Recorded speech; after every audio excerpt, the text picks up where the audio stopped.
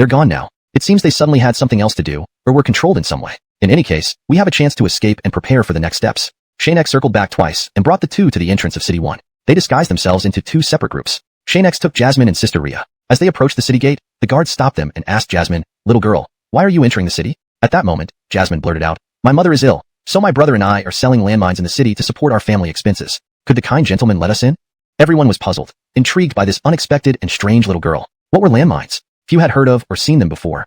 Nobody knew what they were. "Captain, this little girl is selling landmines. Are they dangerous?" They stared at Xianxia, and someone approached him, opening the basket to find only sweet potatoes, not a dangerous item. A misunderstanding cleared up. Hashtag chapter 457. All sword practitioners. Few, it's just a sweet potato. No worries, it's not dangerous. You can let them through. As they stepped aside, someone from behind added, "Citizens entering the city should be aware that there may be rebel infiltrators in the near future. Be cautious after entering the city and avoid doing anything unless we give you orders. It's very dangerous." Clearly, this was specifically targeted at them, and anyone with eyes could see it. However, even if Xianxia stood right before them, they wouldn't recognize him, and they had to let them into the city. Soon, the father-daughter duo and the ragged young girl were allowed inside by the city guards. But their movements were synchronized. As soon as they entered the city without being followed by any guards or strangers, they turned into narrow, less crowded alleys, finding a suitable spot to stop and remove their disguises. Xianxia shared Camelody's confusion but quickly asked, "Callista, what did you say just now?" Jasmine shook her head, mirroring the puzzled expression. "I said it subconsciously. I don't remember what I said. He. Xianxia didn't ask further as he was already thinking of other matters. After observing the surroundings, he immediately came up with a plan. The previous method won't work anymore. We need to change tactics. But, Xianxia looked at them, knowing that adding one more person would only complicate things. There was nothing more convenient than acting alone. It was Camelody who quickly thought of a solution to ease his concerns. "How about this? We'll disguise ourselves as ordinary people. I'll take Callista shopping, which will help you complete your mission smoothly, Xianxia. That's the only way." Jasmine was very obedient, remaining silent in agreement. After all, the gap in strength was hard to bridge. Moreover, Xianxia was not an ordinary person or a typical genius, so despite their nearly equivalent power levels, they couldn't match him or the Earl. "Don't worry, Xianxia. I'll be on my best behavior." "Alright, but you both need to alter your appearances a bit. The Earl taught me how to change appearances. Please bear with me." Xianxia felt genuinely apologetic. If it weren't for manpower shortages, he wouldn't have done this. He also knew that while Camelody would seize the opportunity to gather information in the city, he had to go to the Lord Xianxia's residence. Camelody smiled and waved her hand. "It's fine, beauty isn't everything. If necessary, I'd prefer to improve my strength." Looking at Jasmine and Camelody, Xianxia said happily, "Don't worry, once this is over, it's time for us to boost our combat prowess together. I promise." The technique taught by the Earl required consuming a certain amount of spirit energy to change one's appearance using special means. Fortunately, I learned this technique thoroughly earlier, or it might not have been possible to do this quickly. Fortunately, I remember every detail. He had only spent a short while learning from the Earl, but the process wasn't brief because once he started, he grasped it instantly. This wasn't something that could be achieved merely through exceptional talent. After working non-stop for over an hour, Xianxia observed the two girls who had been disguised and felt that it was pretty decent, at least not too bad. Even if it wasn't perfect, it served its purpose. "You two better not look in the mirror yet. I'm afraid seeing yourselves might anger you, and that's something I can't handle."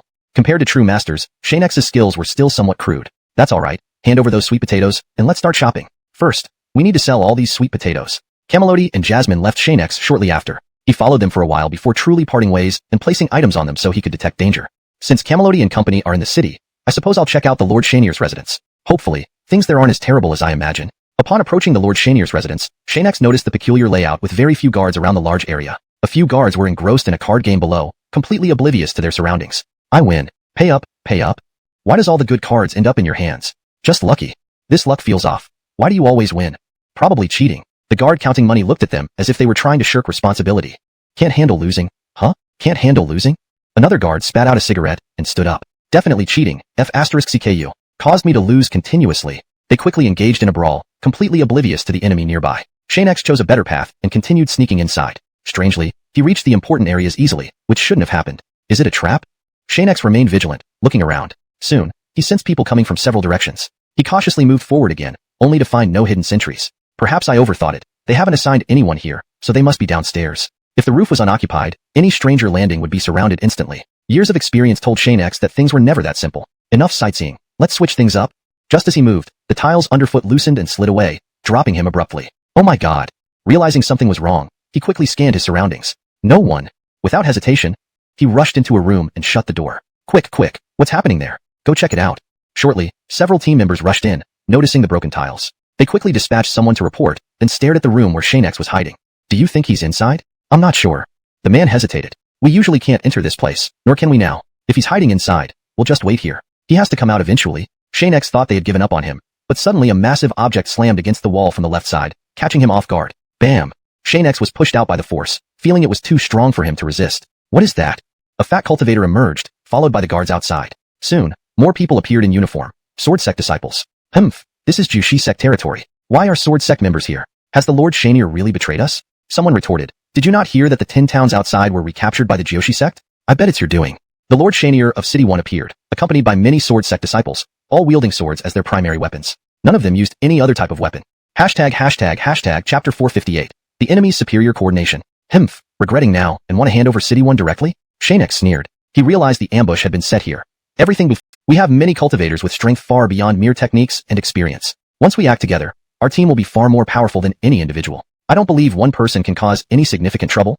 Since the Blake's strength wasn't high enough, he left the scene under the protection of guards before the battle began. Kyushu Sect hadn't dispatched any powerful figures to suppress the situation, for various reasons. Regardless of the reason, it was planned this way. Of course, before becoming city lords, they were ordinary people without strength but with cunning minds. Xianxia people had passed through their ranks, changing their natures along the way. You must kill him. If news from here spreads, Kyushu Sect will take stronger measures. We must prevent that. Though he wasn't qualified to join the battlefield, his emotional fervor rivaled, and even surpassed, that of the Sword Sect disciples. Suddenly, the Hansong Beast halberd appeared. They showed no intention of retreating, their expressions initially stunned but quickly recovering. They then shifted to another state, releasing their suppression powers, elevating their strength by 1 or 2 levels. Since you are Taoist friend Xianxia, we need not hold back. Being wanted by our sect and still daring to venture out, you won't escape easily this time. Everyone, show what you're made of. Senior brother will surely reward us members. He had no fear of injury. Conversely, if it weren't for their sect's elite powerhouses, Xianxia could handle them. As he thought this, he suddenly felt a tear in his clothes. What's happening? Everyone, work together. We'll continue like this and next time, we'll take his life. Kill him. Startled, Xianxia noticed their coordinated teamwork. That attack wasn't a fluke. He had assumed the Sword Sect sent inexperienced fighters despite their strength. If that were true, he could easily eliminate them. Now, he sensed a slight sting on his skin, the result of the tear in his clothes. Using the Skyhand technique, Xianxia flew away. He needed to leave the city. With no others appearing, he hoped they wouldn't pursue him. Frustrating. Have the Sword Sect become so clever? They weren't like this last time. In previous encounters, Xianxia had never seen them win. They had always been suppressed. Now, with the sect's elite handling things, they seemed exceptionally smart. Looking at the pursuers, Xianxia felt he couldn't shake them off in the short term. Even with long-range attacks, their tactics were different, and he had been hit several times already. Their attacks are too fast. I don't have time to react before being hit. They've become too clever. Because of the pursuit, Xianxia hadn't left the boundaries of City 1. Slowing down would indirectly decide his fate. Ha ha ha.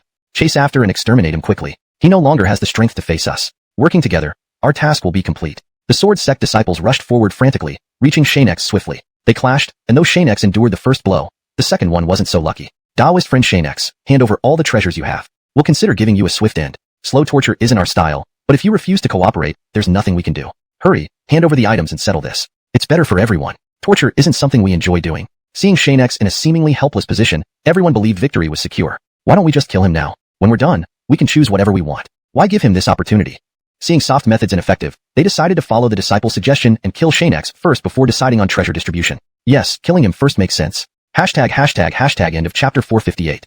Chapter 459. Doesn't it consume spirit chi? Unbeknownst to these disciples of the Sword Sect, Xianxia had already prepared the second form of the Frost Beast Spear technique and the Blazing Dragon Decree. As they were deciding to attack together, he chose to release his skills at close range, no longer caring about the consequences. Blazing Dragon Decree. For large fire dragons quickly flew in all directions, soon causing intense explosions. The Sword Sect disciples suffered heavy casualties. However, as the smoke cleared, Xianxia's figure had vanished, nowhere to be seen. Damn, this guy still has spirit chi to unleash such a terrifying martial skill. He didn't consume any less than we did. How is this possible?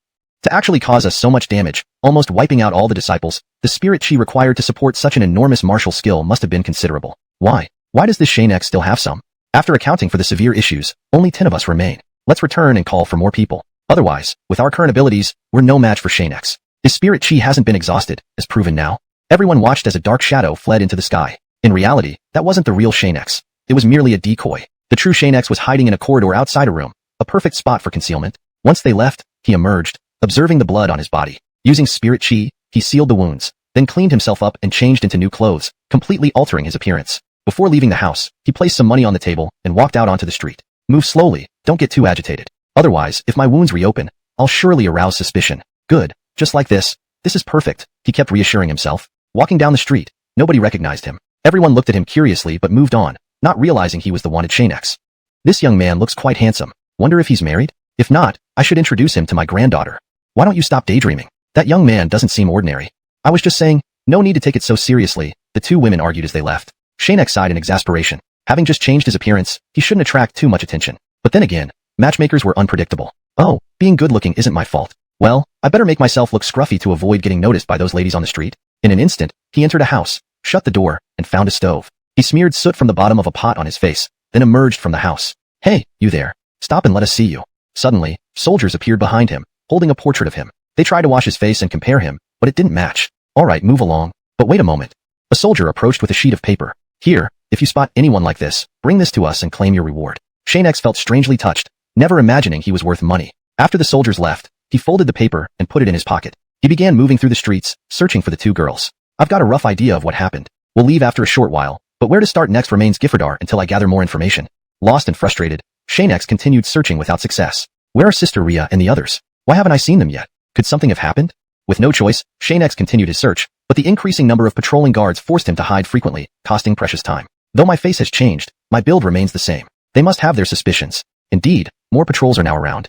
Finally, after hours of searching, he spotted them at a small market stall selling sweet potatoes, sitting in front of the stand, introducing the produce to passers-by. These sweet potatoes are homegrown, just rinse and eat. They're very sweet. Before long, her bag had swelled, indicating she'd made decent sales. Elira, I'll buy all your sweet potatoes. Please wrap them up for me. Sure, please wait a moment. Jasmine, noticing Kieran's intentions, stared him down. Little girl, what's your name?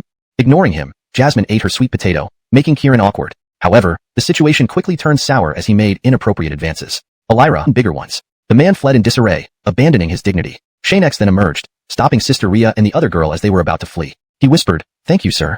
Approaching Xianxia said, "Don't hide. It's me, Xianxia. I just got rid of those people. We need to leave here." Recognizing his voice, Sister Ria returned, "Are you alright?" Xianxia shook his head, ensuring they were unharmed. He instructed Sister Ria to find a secluded spot. They needed to stay there temporarily while he recovered from his injuries. Watching him, someone remarked, "Doesn't it consume spirit chi?"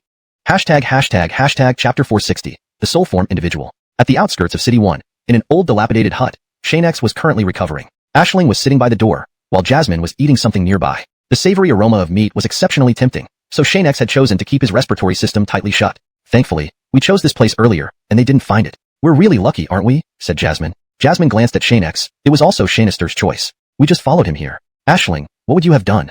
"I would have made the same choice," Aisling replied haughtily, though deep down she believed she would indeed have picked a place that looked unremarkable. The young Jasmine trusted her words, but found them hard to believe. For two people to make exactly the same choice sounded far-fetched. She stopped talking and continued eating. Today, she had been waiting for hours to sell sweet potatoes, and only after finally selling all of them did she end up eating here. Shanister had changed plans too quickly. She hadn't had time to react. Unbeknownst to them, Kieran in the black hood who had appeared earlier reappeared atop a house near where Xianxia and the others were meditating. He descended silently without making a sound. "I wonder if he'll agree. And besides, this person is from the Kyushu sect. If things go wrong, it could cause trouble. Best to be cautious and not let too many people know." He could easily sense Aisling and Jasmine's presence. However, he wouldn't do anything foolish. To protect his secret, he needed to remain undetected. Even if he appeared in person, he would still give some respect to the Kyushu sect. Besides, he existed only in soul form. If he recklessly approached Xianxia and the Kyushu sect's backing acted against him, he wouldn't gain any advantage. It's strange. I watched him fight earlier, yet his spiritual energy doesn't seem to deplete. Could he possess an extremely rare constitution? The soul form individual continued. But if I stand here now, will he notice? He soon shook his head. No. He's still so young and has much more to learn. It's impossible for him to quickly discover my presence. What he didn't realize was that Xianxia had been staring at him since he first appeared. As soon as Xianxia noticed the other party's attention, he knew he might be the target. Therefore, he couldn't help but pay close attention, as any sign of weakness could invite an attack. He has been standing there for quite a while. If he wanted to act, he would have done so already. Perhaps, Xianxia had recovered enough and didn't need to fully return to peak condition, as the rejuvenation spirit pill would assist him. Ending his recovery mode, he stopped absorbing spiritual energy, stood up, and walked over to Aisling and Jasmine. "Stay here and don't move. Everything will be fine. What are you going to do?" "Shanister. Don't worry. Nothing will happen," Xianxia reassured, patting Jasmine's little head. "Don't be nervous. It's just a simple meeting." Having explained, Xianxia flashed beside the soul form individual and said, "Friend Taoist, what's your intention? Are you here to kill me?" As he turned to look, he nearly lost his composure.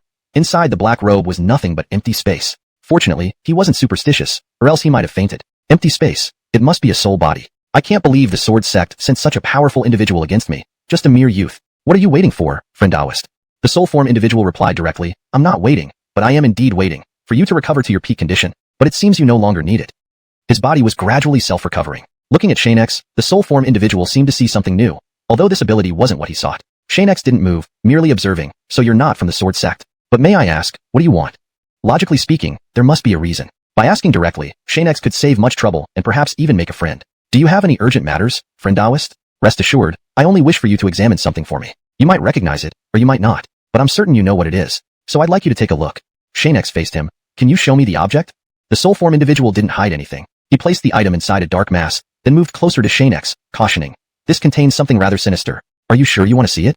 Xianxia inspected the box and prepared himself. We can start by getting very close. If anything happens, I'll handle it. Perhaps, or hopefully, it will be manageable. Despite seeming unprepared, Xianxia had taken extensive precautions. Though the aura within the box was peculiar, he had ways to deal with it. He aimed to appear as if he had merely gotten lucky. Then open it. I've warned you, but you didn't listen further. Xianxia smiled and opened the box. A strong burst of evil energy erupted, but fortunately, he was well prepared, so it didn't affect him. After consulting with the soul form individual, Xianxia absorbed the unnecessary black evil aura back into the box. Of course, he could choose to release it. Seeing this, he took out a box, removed some pills normally, and placed them inside. It's done. This box is useless now. He handed the box back to the soul form individual. That will do for now, the soul form individual said. Let's rest for a moment. I'll come find you later when I need you. Goodbye for now. After the soul form individual disappeared, Xianxia didn't leave immediately. Observing Kieran closely, he recognized that the individual would likely return, reminiscent of his former self. Feeling somewhat helpless, Xianxia gazed at the rundown courtyard below. He dared not stay here. Senior, why don't we head back first? When we get home, we can come looking for you. Is that all right? Regardless of the soul form individual's intentions, remaining here posed significant danger. Xianxia had to leave City 1 and return home. Without a response from the other party implied consent. Upon returning, Xianxia led Aisling and Jasmine away from City 1. As all three were unknown faces, no one suspected anything. This time, Xianxia intended to take an unconventional route. They left from another direction, unnoticed. We should hurry back. Aisling, remember everything you've seen in the city today. Recorded upon our return. It will be useful. Luckily, Jasmine had already purchased what she needed beforehand. Otherwise, they would have had to delay their departure. The disciples of the Sword Sect in City 1 weren't easy to deal with, so they had to leave. He wondered about the other cities. Were the dwarves and Sword Great Sage unharmed? While flying, Xianxia pondered. Meanwhile, the dwarves had already exited cities 2 and 3 with mixed results. Chapter 461.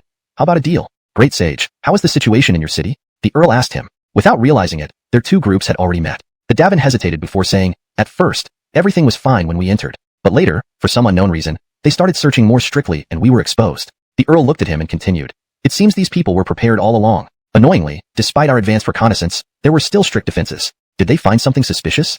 After chatting for a bit, and seeing that none of their team members were hurt, this truly was a good thing. Once the designated time arrived, they quickly found an opportunity to run out and head toward the courtyard. This time, America stood out as she watched her familiar people from afar without daring to acknowledge them. Regardless of which city's lord, they were all with Sword Sect disciples, enough proof on its own. Those people from before are all gone. Turns out I overthought it. They've already changed long ago. She followed closely behind Frederick and the Earl. Neil wanted to talk to her to pass the time, but that proved to be quite awkward. Everyone, speed up. Once we're back in the yard, we'll be fine. Then we can recuperate. Let's go.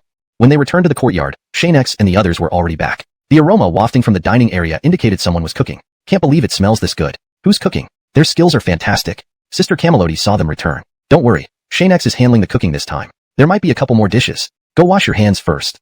Seeing the delicious food laid out on the table, everyone was thoroughly tempted, and they followed the instructions accordingly. After sitting down and seeing those mouth-watering dishes, they all agreed with a thumbs up. Soon, everyone was seated, and Xianxia brought up the last two dishes. During the meal, they didn't talk about work or anything else, just focused on eating well. In Xianxia's courtyard, in the multifunctional discussion room, everyone gathered after finishing their meal, ready to report and record events. Everyone took their seats, and it was time for the serious business of reporting. Through this scouting mission, we discovered many issues. We may need Jushi Sect's assistance this time. Since the Sword Sect disciples have been revealed, there's no need to hold back. Xianxia scanned the room, then turned to Neil. Fellow Taoist Neil, please take charge of resolving this matter. Don't hesitate. Welcome any sect disciples here. Is that all right? Neil nodded. After this meeting, I will contact the sect leader immediately and provide an accurate update. Good. Now, each group will report on their work, then we can rest. Xianxia knew everyone was exhausted, especially the Earl and his team. He didn't want to waste anyone's time. The sooner they finished, the sooner everyone could rest. Of course, the Earl and Davin had to stay behind until they confirmed everything was okay. The reports took several hours. Sister Camelody and America reported and promptly fell asleep, covered by blankets provided by Xianxia. They couldn't leave yet. After more extensive reports, things finally wrapped up. Xianxia stood from his chair and addressed everyone. The reports are done. You can all rest now. Honor, Davin, please stay. Those previously assigned tasks can proceed. The Earl and Davin sat next to Xianxia on either side like trusted aides. You two, share your thoughts. Honor, I think attacking city number 1 would be best. It's far from the other two cities, making it easier to handle. I agree. We should target city number 1 first. Even if reinforcements come, we can finish the battle before they arrive. Davin glanced at his body, though he hadn't felt any injuries yet. Xianxia took medicine from his bag and gave it to him. Remember to protect yourself. Apply the medicine soon. If our level increases, our bodies can also be upgraded. Better not to leave any lingering issues, right? Thank you, young Xianxia. Alright, let's get back on track. When we attack, let's start with cities number 2 and number 3. Since they can anticipate our moves, we'll do the opposite. Puzzled, the two listened as Xianxia continued. Rest assured, I don't want the other two cities to interfere when we attack city number 1. So, we can? Following Xianxia's plan, they chose either city number 2 or number 3 first. Once one side was engaged in a heated battle, they'd send troops to capture the other city swiftly. Both agreed. Alright, go rest. Tomorrow we wait for the Joshi sect army. The day after tomorrow, we counterattack. Exiting the room, the three returned to their respective rooms. Xianxia put away the organized materials and walked outside. Everything was quiet. Everyone, including the children, was resting peacefully. Slowly walking out of the courtyard gate and closing it, he flew to a nearby hill. I'm here. A soul form quickly appeared before him, looking much more energetic than before. It seems your aid has helped restore me. He felt no side effects within his body. Thank you, young Xianxia. Since we seem fated, how about a deal? Initially uninterested, Xianxia reconsidered given his current circumstances and gestured for the soul form to speak. I found a perfect treasure sanctuary, but it's guarded by sect members who specialize in soul combat. If you can. Seeing Xianxia turning to leave, the soul form quickly added, don't worry, it's not Joshi sect. It's Xuanyao sect. The origins of the treasures are Giffardar. We should rob them. Xianxia almost lost it. Senior, the top-ranked sect protecting items interest you? Have you lived too long? The soul form drifted closer. There's something I need inside. Trust me, it can help everyone around you advance in power. What do you say? Seeing his lack of reaction, the soul form made a bold offer. If you help me get the treasures, I will obey your commands completely. Deal? Deal, he answered tearfully, determined to restore his soul. To acquire the means to restore my soul, I'll do whatever it takes. Alright, senior, follow me starting now. In the battle the day after tomorrow, please don't abandon us halfway. I'd be heartbroken. Absolutely not. Just trust me. We're agreed. Xianxia nodded. Fine. Chapter 462. Attack, 3 cities at once. Senior, how should I address you? My surname is Hansen. Xianxia nodded. Dash, please come back with me. The courtyard there is quite large, and it won't be an issue to accommodate another person. So senior. Dash waved his hand and said, no need. This old man has a place to go, but I will stay at your place for now. Rest assured, I don't require much space. Any corner will do. Senior, you jest? Young as I am, I'll follow your arrangements entirely, Xianxia said. He didn't immediately guess that Dash actually had a miniature world where he usually resided. As they returned to the courtyard, night had already fallen. The Earl and Bodhi felt some confusion when Xianxia and the black-robed soul entity entered, but they soon realized that these must be new enforcers the Yuan brought back from outside. Dash, these two are my capable disciples, Honor and Bodhi, and I also have a younger sister and brother, though they aren't here. I'll introduce them to you later. Dash looked at the Honor. Impressive, especially this Bodhi who's only a puppet body. You really surround yourself with remarkable people. All three felt a wave of hostility from him. Could this guy see through something? Xianxia observed them. Please help arrange accommodation for Dash. Honor, come with me. Bodhi quickly understood what was happening, but still escorted Dash into an empty room before bowing goodbye and coming out. Xianxia, did that old man sense something? I don't think so. After all, he didn't say anything or react strongly. He probably hasn't figured it out, Xianxia considered before saying to Honor. To prevent accidents, we need to mask your aura. What do you think? That man outside made me uneasy. As soon as he came in, I rapidly set up an isolation formation. If anyone's consciousness approaches, we'll know immediately. Meanwhile, Xianxia was masking his aura while saying, weren't tasks arranged yesterday? How did Neil manage? The task for the sect to send reinforcements? Xianxia nodded, yes, attacking the cities will require more manpower. We can't rely on just a few of us. Their sword sect has many students, so we need a comprehensive plan. Honor responded, he handled it well. Upon mentioning it yesterday, Fireburn sect Xianxia dispatched a commander immediately, enough to handle the forces from 3 cities. They should arrive shortly. 3 cities. If Xianxia hadn't guessed wrong, it would involve many people. I suddenly feel like going all out. Maybe we can swiftly capture all 3 cities. Then we can strategize further. A moment later, as they finished talking, they heard noises outside. It was Neil and their group. When they walked out, everyone saw the officers, but not the main army. Rest assured, Xianxia, besides us dozen, more members remain at our base camp, all under your command. This is the sect Xianxia's directive. Xianxia reviewed it, confirmed everything was fine, then directed them to rest. Plans weren't fully set yet, so they needed to determine everything first. Apart from dealing with Dash, everything else had been arranged by Xianxia. The current issue was handling the additional troops. Arrangements couldn't be haphazard and required careful thought. For now, please take a break. Once I finalize the plans, we will discuss them together. Bodhi, arrange accommodations. Honor, gather everyone and explain the specifics. After speaking, Xianxia returned to his room and instructed Honor that no one should disturb him for any reason. He needed absolute silence. If we attack all 3 cities simultaneously, we need to escalate the intensity, ensuring they feel real danger and pressure right from the start. Xianxia decided to check again, perhaps after seeing how many men the sect Xianxia sent. In principle, a few squads should suffice. The general plan remains unchanged, only slight modifications. The specific attacks will start from city number 2, situated between cities 1 and 3. We need sufficient numbers to surprise them. The newly arrived general entered the room and Xianxia told him, please conceal all troops, making sure no irrelevant person discovered, especially in front of Transmigration Amato. Anyone capable of threatening Xianxia or preventing his safe escape would likely be the sect master or elder. With weapons made from ordinary stones or 5-element stones, they could easily capture him, especially given his limited allies. Additionally, Honor couldn't advance further. If discovered by a powerful foe, it could create even bigger problems. Don't worry, senior. If we can't win, we'll retreat and try again later. Our goal isn't futile sacrifice. We attack when necessary and retreat as needed. Upon hearing this, Dash was surprised. I thought you'd worry about being wiped out by sect powers. From your words, it seems encountering such power isn't a problem. With this old man around, while we might not win, survival is assured. Xianxia bowed respectfully. If senior can help me complete this mission, next time we can work together. Don't worry, I won't ask for too much, Dash replied. With just us, as long as we're not caught, the enemy won't suspect anything has been stolen. No need to worry. Chapter 463. The Anomaly with Number 1 City. Of course, Xianxia was not worried about this. What troubled him was the possibility of being targeted by Ellis. If he found out that Xianxia was the same person from before, his life would be in grave danger. I'm fine. After separating, everyone rested except for the scouts. Suki arranged to monitor the 3 cities. There had been no news yet, so Hansen predecessor came to Xianxia's room to rest, ready to return to the small world at any moment. Xianxia knew this, but it could only happen under an oath. As long as the secret was not revealed, the vow would not harm him greatly. Here, these are items I've collected over the years. You can choose one, or anything here, really. This is my way of thanking you for sharing those things with me earlier. Take your pick. Xianxia walked over without hesitation. Since it was an equal exchange, there was no need to refuse. Predecessor, remember? You said I can choose anything. Don't regret it, hee. If I dare bring them out, I can't afford to give. Take your time, no rush. Because of Hansen predecessor's presence, Neil, who originally wanted to come in to find Xianxia, turned around several times at the door and left. That old predecessor is not someone to provoke easily. Even though we're now a team, if we upset him, the outcome will be terrible. Downstairs, they entered their own rooms. Even Wallace couldn't see Xianxia due to Hansen predecessor's presence. As expected, outstanding geniuses never lack powerful allies. Even without corresponding strength, like Xianxia, the strong desire to be close to him is irresistible. Wallace lay on the roof for a while before returning to his room,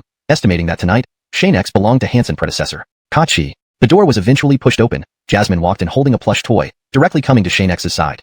Xianxia, I want to go with you into battle later. Don't worry, I'll be very well behaved. Initially, during the discussion, she was supposed to go with Suki and others to a safer place, but this little girl insisted on going with Xianxia. After dodging her earlier, she unexpectedly came over late at night. Xianxia put down what he was doing and hugged her affectionately. The place I'm going is dangerous. Why don't you? I must go. Jasmine didn't give him much chance to speak, hugging him even tighter. Helpless, Xianxia could only agree. All right, you can follow me, but you must listen, okay? Go back and rest first. No. Jasmine whined. I want to stay here tonight. When we set off, I'll go. I have to be in Xianxia's group. Okay. Xianxia had no choice but to let her stay. However, he hadn't finished reviewing the items Hansen predecessor gave him, so he handed her over. What's this? Please take care of her.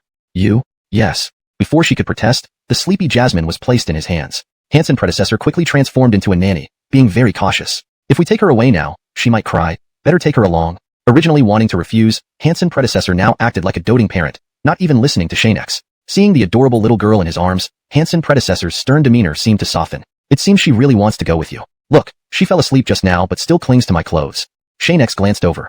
If anyone tried to separate her now, her big eyes would open immediately. Sorry to trouble you, predecessor. This time, we can only let her come. Tomorrow, call Sister Ria to help look after her. No problem. A few hours before dawn, Suki rushed in. The commotion quickly attracted everyone. They all came out as fast as they could. Frederick was still drowsy. Suki looked at Xianxia. This is the best time for an attack. We need to leave now. Xianxia said seriously, follow the plan. Everyone must wait. No one should act rashly. Understood?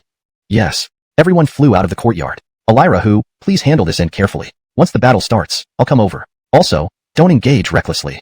Leave it to me. Everyone left together. When they arrived at number 2 city, the sect disciples had also reached there. The timing was perfect, or maybe they had already approached earlier. Jushi sect scout said, young Xianxia, number 2 Blake is quite lax. Most people have gone to sleep, and those at the city gate look half asleep too. Thank you. Seeing Jasmine still with Hansen predecessor, fortunately, she was awake now. Jasmine will come with me. Please lead the others, Earl. Rush in and occupy this place as quickly as possible. Send reinforcements to other cities as soon as possible. Understood? Don't worry, young Xianxia. We're ready for a major assault. Hansen predecessor looked at Jasmine. Little sister, see you later.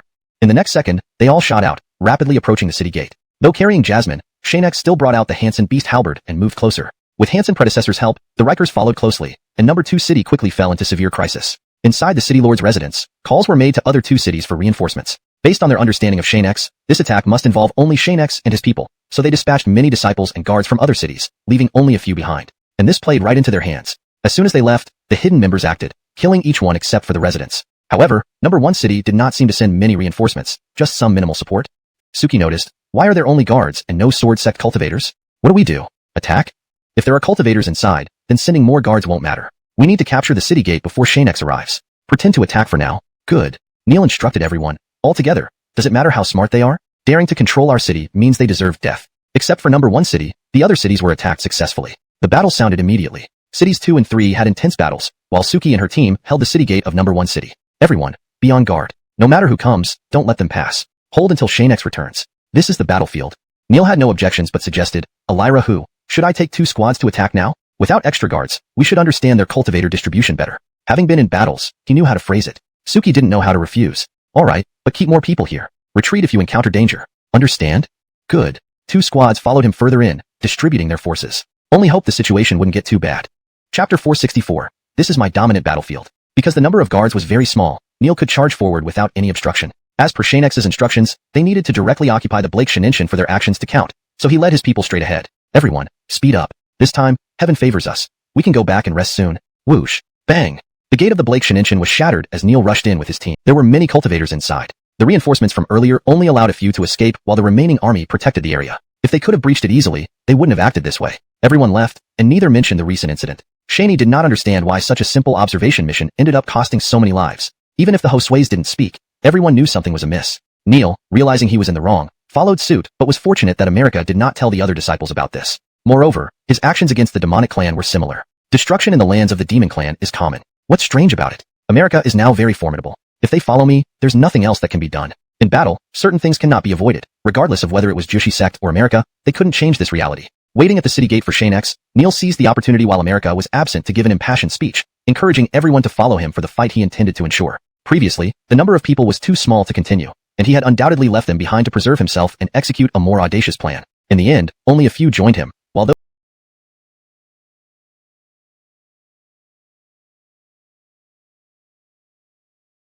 those who suspected or understood his methods refused to follow. Is that it?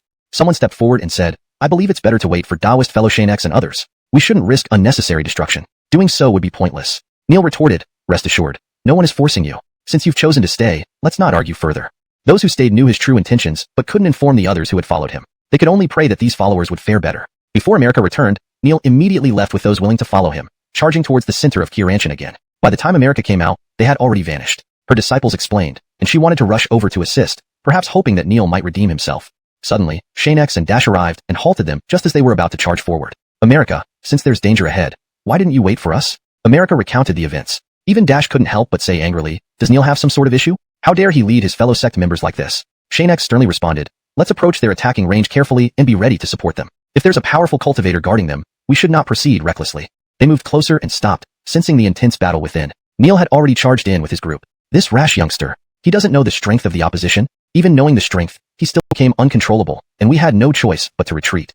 America listened intently, reflecting on the presence of powerful entities, which Xianxia had long known. Though not entirely convinced, she acknowledged that things had unfolded this way, and it wasn't fair to blame them. Only Neil had gone terribly wrong, obsessed with battle to the point of madness. Soon, the doors of the Xianxia opened, revealing Neil and a few surviving disciples. Immediately, Xianxia ordered everyone to attack and provide cover. The fate of the pursuing sword sect disciples was clear. They were all killed. Quickly, everyone, head outside the city, hurry. Seeing Xianxia, Neil lacked the courage to face him. His impulsive actions led to this disastrous outcome. Failing twice, he felt helpless and enraged. Why couldn't he succeed? Please feel free to ask for any specific parts you'd like to review or adjust.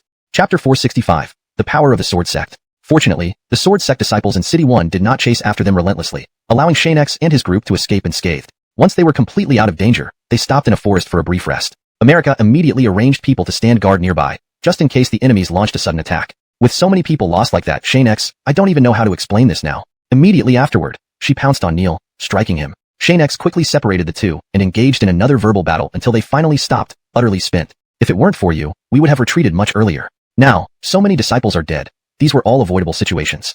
Do you think I wanted this?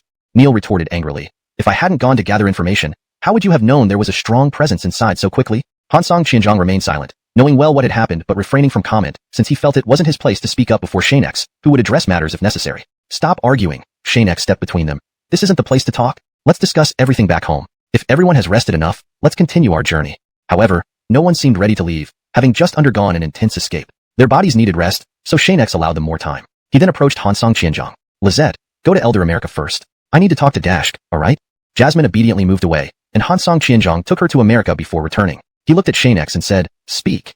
Xianxia glanced around. I'm unsure about the dwarves right now. With my current situation, it's difficult for me to go check on them, so could you please assist me?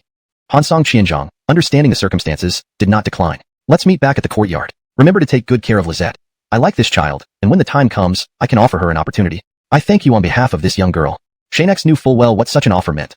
If someone offered help willingly, it usually indicated their intentions. Shanking you spend resources? Hansong Qianzhang interrupted. Just do your best to assist me in securing what needs to be secured. Besides, offering her an opportunity is something I want to do, unrelated to our deal, so don't get too emotional. It seems I overthought it. Once Hansong Qianzhang left, Jasmine approached. After America's anger subsided, Jasmine dared not get close for fear. This was now an internal matter for the Jushi sect. How America intended to handle it was unknown, but she wondered if Xianxia would resolve it for her. They stared awkwardly at each other, neither speaking until America got up, sat beside him, and whispered, "How do you see this? I thought you might want to resolve it yourself?" Xianxia asked with a hint of hurt, his mind racing with doubts. Neil had truly acted recklessly, whether intentional or not. The result was the same. America looked at Xianxia. "You solve it. This kind of problem isn't my forte. Just inform me of the outcome later." "Oh," and Lizette was frightened. "Comfort her." She didn't intend to leave until everyone was on their feet, heading back to the courtyard. Xianxia was the first to return, allowing the Joshi sect disciples to settle temporarily in the courtyard. When the dwarves and their Josue returned, everyone would be reassigned to cities 2 and 3 as needed. It was a convenient arrangement since the cities were reclaimed and required guarding against potential attacks by the sword sect. "Everyone rest for a bit. They will return soon, and we can make arrangements. Thank you for your understanding." Since America spoke, everyone complied. Upon their return, the dwarves recounted encountering trouble, being ambushed by bandits, resulting in some deaths and losses. By the time Hansong Qianzhang arrived, the battle was over, and most Jushi sect members were stationed in cities 2 and 3, hence the audacity of the bandits. Once everyone regathered in the discussion room, only key members entered due to space constraints. As discussed from the beginning, disobedience leads to either death or departure. Since Neil is not from our side, I have decided to send him back. He scanned the room. Any objections? All remained silent, signifying agreement. Fine. According to protocol, he must meet Lord Roberto before leaving. Take him away. Neil, realizing the severity, didn't resist. Next came the dwarves. We encountered bandits on our way back, losing several disciples before meeting Dash. We couldn't handle it all at once.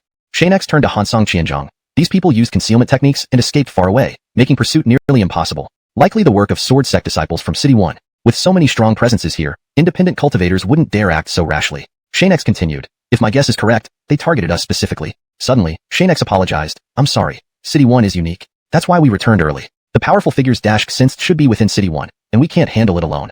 Damn those sword sect bastards again."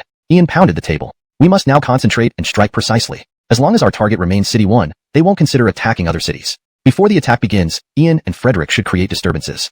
Young master, rest assured, we'll keep them off balance. Xianxia, my fighting spirit is ignited. Well, that's all for today. Everyone rest. Ian, you depart in 2 hours, don't forget." As Xianxia walked into his room, the dwarves, Hansong Qianzhang, Connor, and others approached. Connor was Giffardar why he came. Planning to leave early?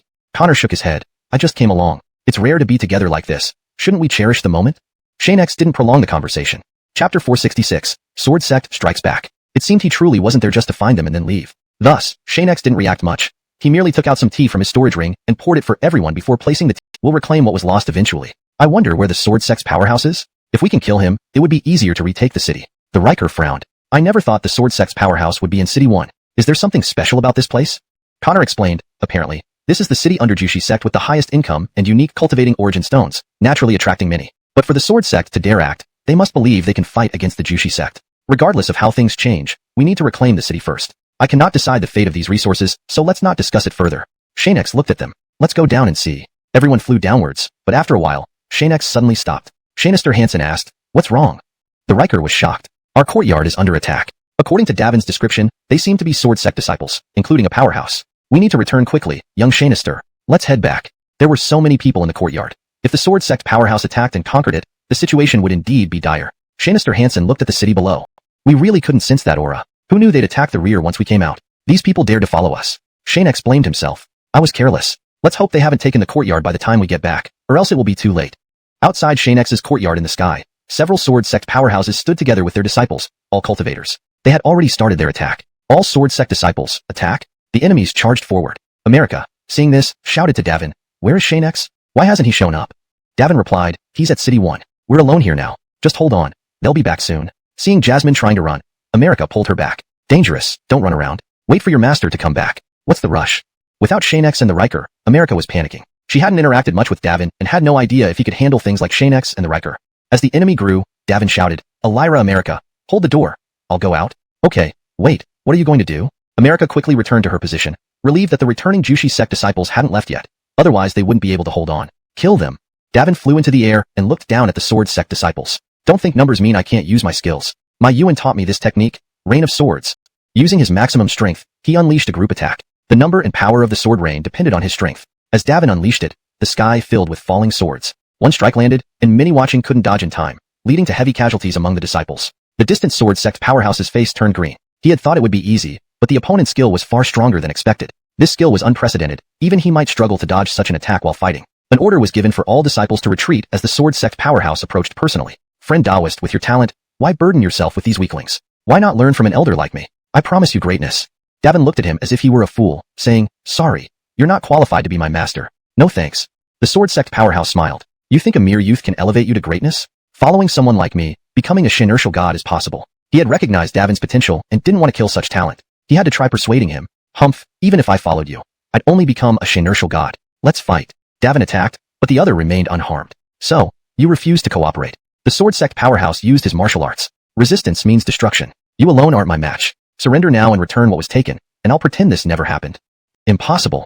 Davin sought advantageous angles in the air, but the other reacted as if he could predict every move. Foolish youth, becoming my disciple could save your life. Unfortunately, you've made your choice. With a burst of power, the sword sect powerhouse disrupted Davin's skill and sent him flying several rotations. Their strength overwhelms me. If they don't return soon, I'll fall here. Davin smiled. Living this long, who doesn't have a trick up their sleeve? If you want to die, I won't hold back. Just as he prepared to unleash his ultimate skill, the Riker's voice echoed, don't do it. We're almost there. Hold on. Only use this when you're truly cornered. Quickly stall for time. We'll be there soon. Hearing this, Davin stopped his desperate move. This wasn't the end. Chapter 467. This is a loving heart bullet. Humph. The Anthony quickly understood something and withdrew the desperate martial arts technique. If there was any way out, he'd much rather stay alive. Is your attack power this week? Did you not eat today? If so, why don't you come inside and sit for a while? I can make you some noodles. The sword sect expert paused, scrutinizing him from head to toe, muttering to himself, did he get stunned by that shock? How could it be? I remember not exerting myself too much, even though I wanted to kill. I did give this genius a chance to choose his fate. But now, he didn't continue thinking but changed his expression instead. Since you're dazed, then let me kill you. Sawyer, this is your own doing, no one else to blame. Die. As he spoke, he rushed over. The Anthony didn't dodge but boldly advanced, and when their weapons clashed, it was obvious who won. The Anthony flew back and rolled several times before stopping. Even at full strength, you would never be my match, young man. It's time for you to die. Just as another attack was about to hit, the Riker's spear flew towards the sword sect expert. He had no choice but to dodge, deflecting the attack off course. The Anthony heaved a sigh of relief, thoroughly relaxing. Meanwhile, Xianxia and two others arrived. Dash looked at the enemy and said, a mere Xianxia king, why seek death? You seemed impressive earlier, but now it's clear that wasn't you. That's one of our sect elders, and you'll never get away with recognizing him. With him guarding City 1, you have no hope of retaking it. The sword sect expert knew who Dash referred to. If not him, then no one else. Xianxia remarked, sword sect, this is on you. Remember what you've said today. No explanation will be needed in the future. The expert stared at Xianxia, feeling both familiar and puzzled, then suddenly recalled, you're Xianxia, the fool we've been searching for. To willingly show up, huh? I'll accept you graciously. Hee. Dash didn't wait for more words, launching a barrage of attacks that left Kieran dazed. Did they start immediately? Self-mockingly saying this, more attacks came, prompting Kieran to flee without hesitation. Others, except for some disciples who were slow to react, joined forces desperately to surround Dash. Your master has run away. Working hard for him isn't the smart choice. Stand down. Xianxia didn't step forward to help. Anyone who tried to assist him would be scolded. Kill this old man. Dash cast a black mist, enveloping everyone, leaving them lifeless as they plummeted downwards. Standing before the remaining sword sect disciples, Xianxia shouted, your Josue is dead. Choose to leave or stay. I'm giving you a chance. He wasn't one to kill unnecessarily and preferred leniency if possible. As the sword sect disciples hesitated, Dash appeared, saying, still haven't run? Coupled with his imposing presence, they quickly fled. Thus, the battle ended. Back in the room. It was the Anthony's. This time we were careless. Fortunately, we returned in time. Otherwise, who knows what would have happened. Xianxia stood up. The Riker must stay. Dash and I will check on the city. As for fellow Taoist John, please stay and help against the invaders. Rest assured, we will complete the task. Dash, let's go. Just as they were about to leave, Xianxia paused. Since we're heading to the city, your arrangements are cancelled. Rest well. As Xianxia flew away, America burst in, looking at the Riker. Where is Xianxia? Xianxia went to the city. Don't worry, I'm staying, and nothing will go wrong. America breathed a sigh of relief and led her companions to her room. They had important matters to attend to and couldn't linger with these men. Thanks to America, things might have fallen apart here. I can't hold off an attack alone for long. How frustrating. John added, I'll head back. Call if anything happens. Goodbye. The Riker watched him. You're not bothered by pain, yet you push yourself to the limit. If wounds don't heal soon, you need rest. This body is Xianxia's work and will evolve later. Ilya's senior brother, rest assured, I won't let you down. I will respect Xianxia's wishes and become his disciple. The Anthony answered earnestly, making the Riker chuckle. Jasmine is your senior sister. If not for Xianxia's whim last time, she'd be the first disciple. The Anthony paused. Senior sister Jasmine, all right. With Xianxia's guidance, her future achievements will be limitless. I won't look again. What fate? How did you come back? Dash joked. To find sword sect disciples. Didn't expect a weakling like you. Why not reveal who sent you? Everyone here will be caught anyway. The elder won't act easily. Surrender. Maybe we'll spare you. Xianxia coldly replied, no need. Chapter 468. The Jerome. After speaking, the two acted together. Xianxia rushed forward first, and the others had no choice but to engage Dash. It was almost a one-sided massacre. Even so, under the pressure of the sect elders, no one dared to leave. They had to fight despite risking death, even though it seemed futile. It seems you're not much either. Should we call out your sect's elder quickly? Otherwise, it might be too late to save you. I, Xianxia, will claim your life. Holding the Hansen beast halberd, Xianxia's attacks were deviously precise. Even as a Xianxia king, he was at Xianxia's mercy, struggling to gain any advantage. Don't be too confident. My true strength hasn't been revealed yet. How can you be sure I'll lose? You're too self-assured. The disciple then unleashed martial skills, sending a large sword toward Xianxia. He barely managed to cast a shield in time, which exploded upon impact. Under my relentless martial skill attacks, no one can survive. Your power level isn't higher than mine, Xianxia. Let's see how you'll win this. He casually stepped through the air for leverage, charging with his sword toward Xianxia. Explosions filled the air, soon turning into a fierce aerial battle. Two streams of light collided repeatedly, as if trying to tear apart space itself. That's all the attack you've got? Xianxia looked at him disdainfully. Without you, even the sword sect elders couldn't guarantee taking my life. You're still not good enough. Seeing the sword sect disciple frequently falling behind, the hidden sword sect elder had no choice but to appear, applying pressure directly on Xianxia. Young one, from your tone, it sounds like you don't take our sect seriously. Very well, then let's end this. An attack swiftly descended as Xianxia found himself unable to move, his body immobilized by an overwhelming force. At that moment, Dash swiftly finished off several opponents and came to his aid. Sawyer, have you gone mad? This person is formidable. Even I dare not provoke him so easily. Of course, this is just a minor matter. Xianxia relaxed, looking at the opponent. Senior, please handle this one. I'll resolve the other quickly and come to assist you. Dash smiled and said, don't worry. I'll be fine for now, and besides, he can't do much to me. Just focus on what you need to do. The sword sect elder watched them angrily. To treat me as if I don't exist. Even if you try to escape, it's impossible. Eileen's, everyone. Attack together and kill them. Dash, who is this person? Jerome. I haven't figured it out yet, but perhaps the fighting will reveal something. Rest assured, I'll tell you when I know more. Xianxia nodded, his eyes fixed on the Xianxia king before him, filled with confidence as he prepared to strike. The Jerome glanced at Xianxia and then at his own disciple, deciding against commenting on their disparity. Eileen, this person has unusual combat techniques and footwork. Don't underestimate him. As for me, this soul form practitioner may just be a wandering cultivator without proper martial arts, giving us a significant advantage. The Xianxia king retorted, don't worry, Xianxia. That was merely a test of his abilities. There's no need to hold back now. Killing Xianxia would bring many benefits. Good, I trust you. Let's push back or eliminate them together. The four resumed intense combat. Despite only moments passing, Xianxia's side was clearly at a disadvantage due to previous energy expenditures. While Xianxia had fared better, Dash wasn't as fortunate. The revitalizing spirit pill can only affect oneself. Only by keeping it secret can I avoid becoming a target for powerful cultivators. Otherwise, I wouldn't have survived countless times. After a brief respite, the sword sect Xianxia king showed noticeable improvement, possibly because Xianxia's identity had been exposed. Xianxia, this time you won't escape. Dying at my hands is inevitable. You won't live long. With the revitalizing spirit pill, my energy replenishes constantly. It's you who should be worried about dying. Xianxia kept this thought to himself, safeguarding the secret of the revitalizing spirit pill, never to be revealed even in death. Soon, Dash relayed that the sword sect elder's name was Jerome, a renowned master with unique sword techniques, holding high status within the sect. Legend had it that the sect Josue's power significantly increased after learning his sword art, achieving remarkable success in missions. Listening to this, Xianxia suspected Kirin must possess life-saving or powerful martial arts, capable of turning the tide with a single move. And he specializes in swordplay. Xianxia legendary skills have emerged from this field. I need to reconsider his capabilities. If Azander were here, they might have ways to counter him. Unfortunately, Dash fights barehanded, making it difficult. Daring to split attention during our battle shows disrespect for my Xianxia king prowess. Xianxia, I must kill you. Honestly, since deploying Hansenjin ghost steps, hitting Xianxia had become nearly impossible. Xianxia toyed with him, leaving him helpless. With your technique and speed, surviving my attack is unlikely. Who gave you the nerve to switch identities? Xianxia launched a hand of the firmament, and Kirin could only laugh. At this critical moment, Justice rushed over to block the attack and said, one is already dead. Do you still think you can lord it over us? Xianxia was now hiding behind Justice but did not dare to withdraw all his spirit energy, instead becoming more vigilant. Come on, you are unreasonable. Even if we are enemies, I didn't want to kill him but only to cripple him. Who would have thought you'd be such a master? If that's how it is, come at us. If you can hit us, then you're powerful. Xianxia stood next to Justice, no longer hiding. His Hansenshu-ji was ready, bracing for a burst of spirit energy and the activation of martial skills. Now he was waiting. Note, Lin Soji, Lin Shouji, seems to be a unique weapon name which I have transliterated as Hansenshu-ji. If there is an established English name for this weapon, please use that instead. I don't care what he did. Since you dared to cripple him, repay me with your life or don't even think about leaving here. He tossed spirit light points into the air. The next second, the City 1 array activated, surrounding them.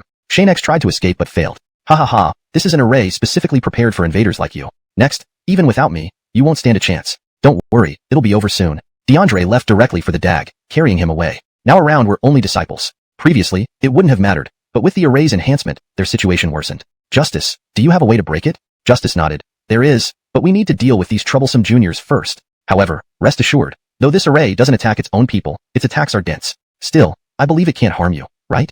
Xianxia laughed awkwardly. I'm fine alone. That works. They vanished as an explosion occurred where they had just been. Invisible attacks demanded serious attention. This wasn't child's play. With his spear on his back, Xianxia shouted, Hand of Canopy. This black martial skill could withstand those attacks briefly, even if sword sect disciples tried to hide behind them. Xianxia could still attack. The shield activates automatically when danger is sensed. We just need to solve these disciples inside to have a chance to leave. Oh, did I forget why I came here?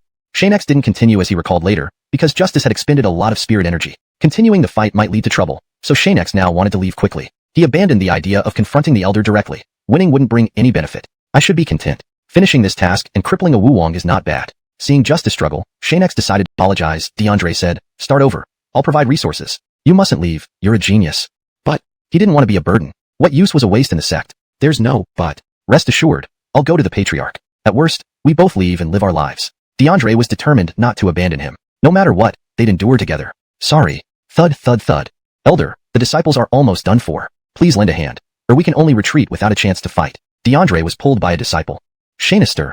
Rest assured, disciple. I will avenge you. Trust me, he won't be arrogant for long. The dag remembered Xianxia sparing him, merely crippling him. Was this man not the demon they feared? But now, he seemed merciful. Xianxia, next time, I won't be so polite. I'll wait for you. As Xianxia fought, DeAndre flew over, targeting Sting Sr. behind him, interrupting his efforts to disrupt the array. Xianxia couldn't leave. Soon, Justice had to stop to counterattack. DeAndre, he's back? He stared at Xianxia. Of course I am. You harmed my disciple. You must repay me with your life. This time, none of you will escape. Prepare to die. Justice replied, Your disciple can't even fight, yet you think you can? Looks like you're confident. I love crushing confidence. Die. The array's attacks grew denser, like a deluge descending. This advanced array, immune to friendly Dash, it all depends on you. Dash smiled. Rest easy, kid. This guy may seem formidable, but he's nothing much. I'll naturally deal with him. Just take care of yourself. In fact, if Xianxia really couldn't handle it, Dash would have to intervene. Jasmine couldn't be left without her master. After all, she truly relied on him. However, he was surprised to find out that Xianxia could resolve the situation even without his help. This Xianxia isn't ordinary. Trying to deceive him might get noticed right away. Bert, your attack doesn't work. Let's see my capabilities. Dash unleashed terrifying martial skills. Under absolute power in darkness, you can't resist. All you can do is die. Don't celebrate too soon. The sword sex array has just begun. Bert responded defiantly, intensifying the array attacks. Meanwhile, Xianxia had already shifted his focus to the surrounding arrays. Shanib, I can try to solve this problem. If Bert's only support disappears, his strength will surely diminish. Dash, please give me some time. I'll see if I can destroy it. Thanks. Don't worry, as long as I'm here, Bert won't make it past. Bert felt genuinely anxious. Looking at Xianxia's serious expression, he frowned. Can this kid also break the array? He didn't have time to think much. Clearing the immediate trouble was paramount. Without Xianxia's shield now, Dash demonstrated martial arts. Now, I'm not someone you can defeat without those sect disciples. Let's see what tricks you have left. Soul form practitioner, indeed a formidable one. Who would have thought I'd be disadvantaged by you? Rest assured, I won't die easily. Watch the gap between us. Bert continuously performed high-level martial skills, rapidly depleting his spirit energy. If this continues, you'll die from spirit exhaustion before I even act. How foolish. Not if I drag you down with me. Bert laughed maniacally, drawing a strange force from his sword, seemingly absorbed during Dash's special dark power demonstration. How did he absorb my power? Impossible. Taste your own martial skills power. I'm determined to claim the power of a soul form practitioner. Dash remained unperturbed. Seeing the opponent slowly succumbing to madness, he had a counter-strategy. Bert couldn't win. When the attack came, Dash didn't dodge. Instead, he rushed forward, absorbing the power upon contact and using it to deliver a powerful punch towards Bert. What? This power became mine, yet you reabsorbed it effortlessly. How did you do it? Dash replied.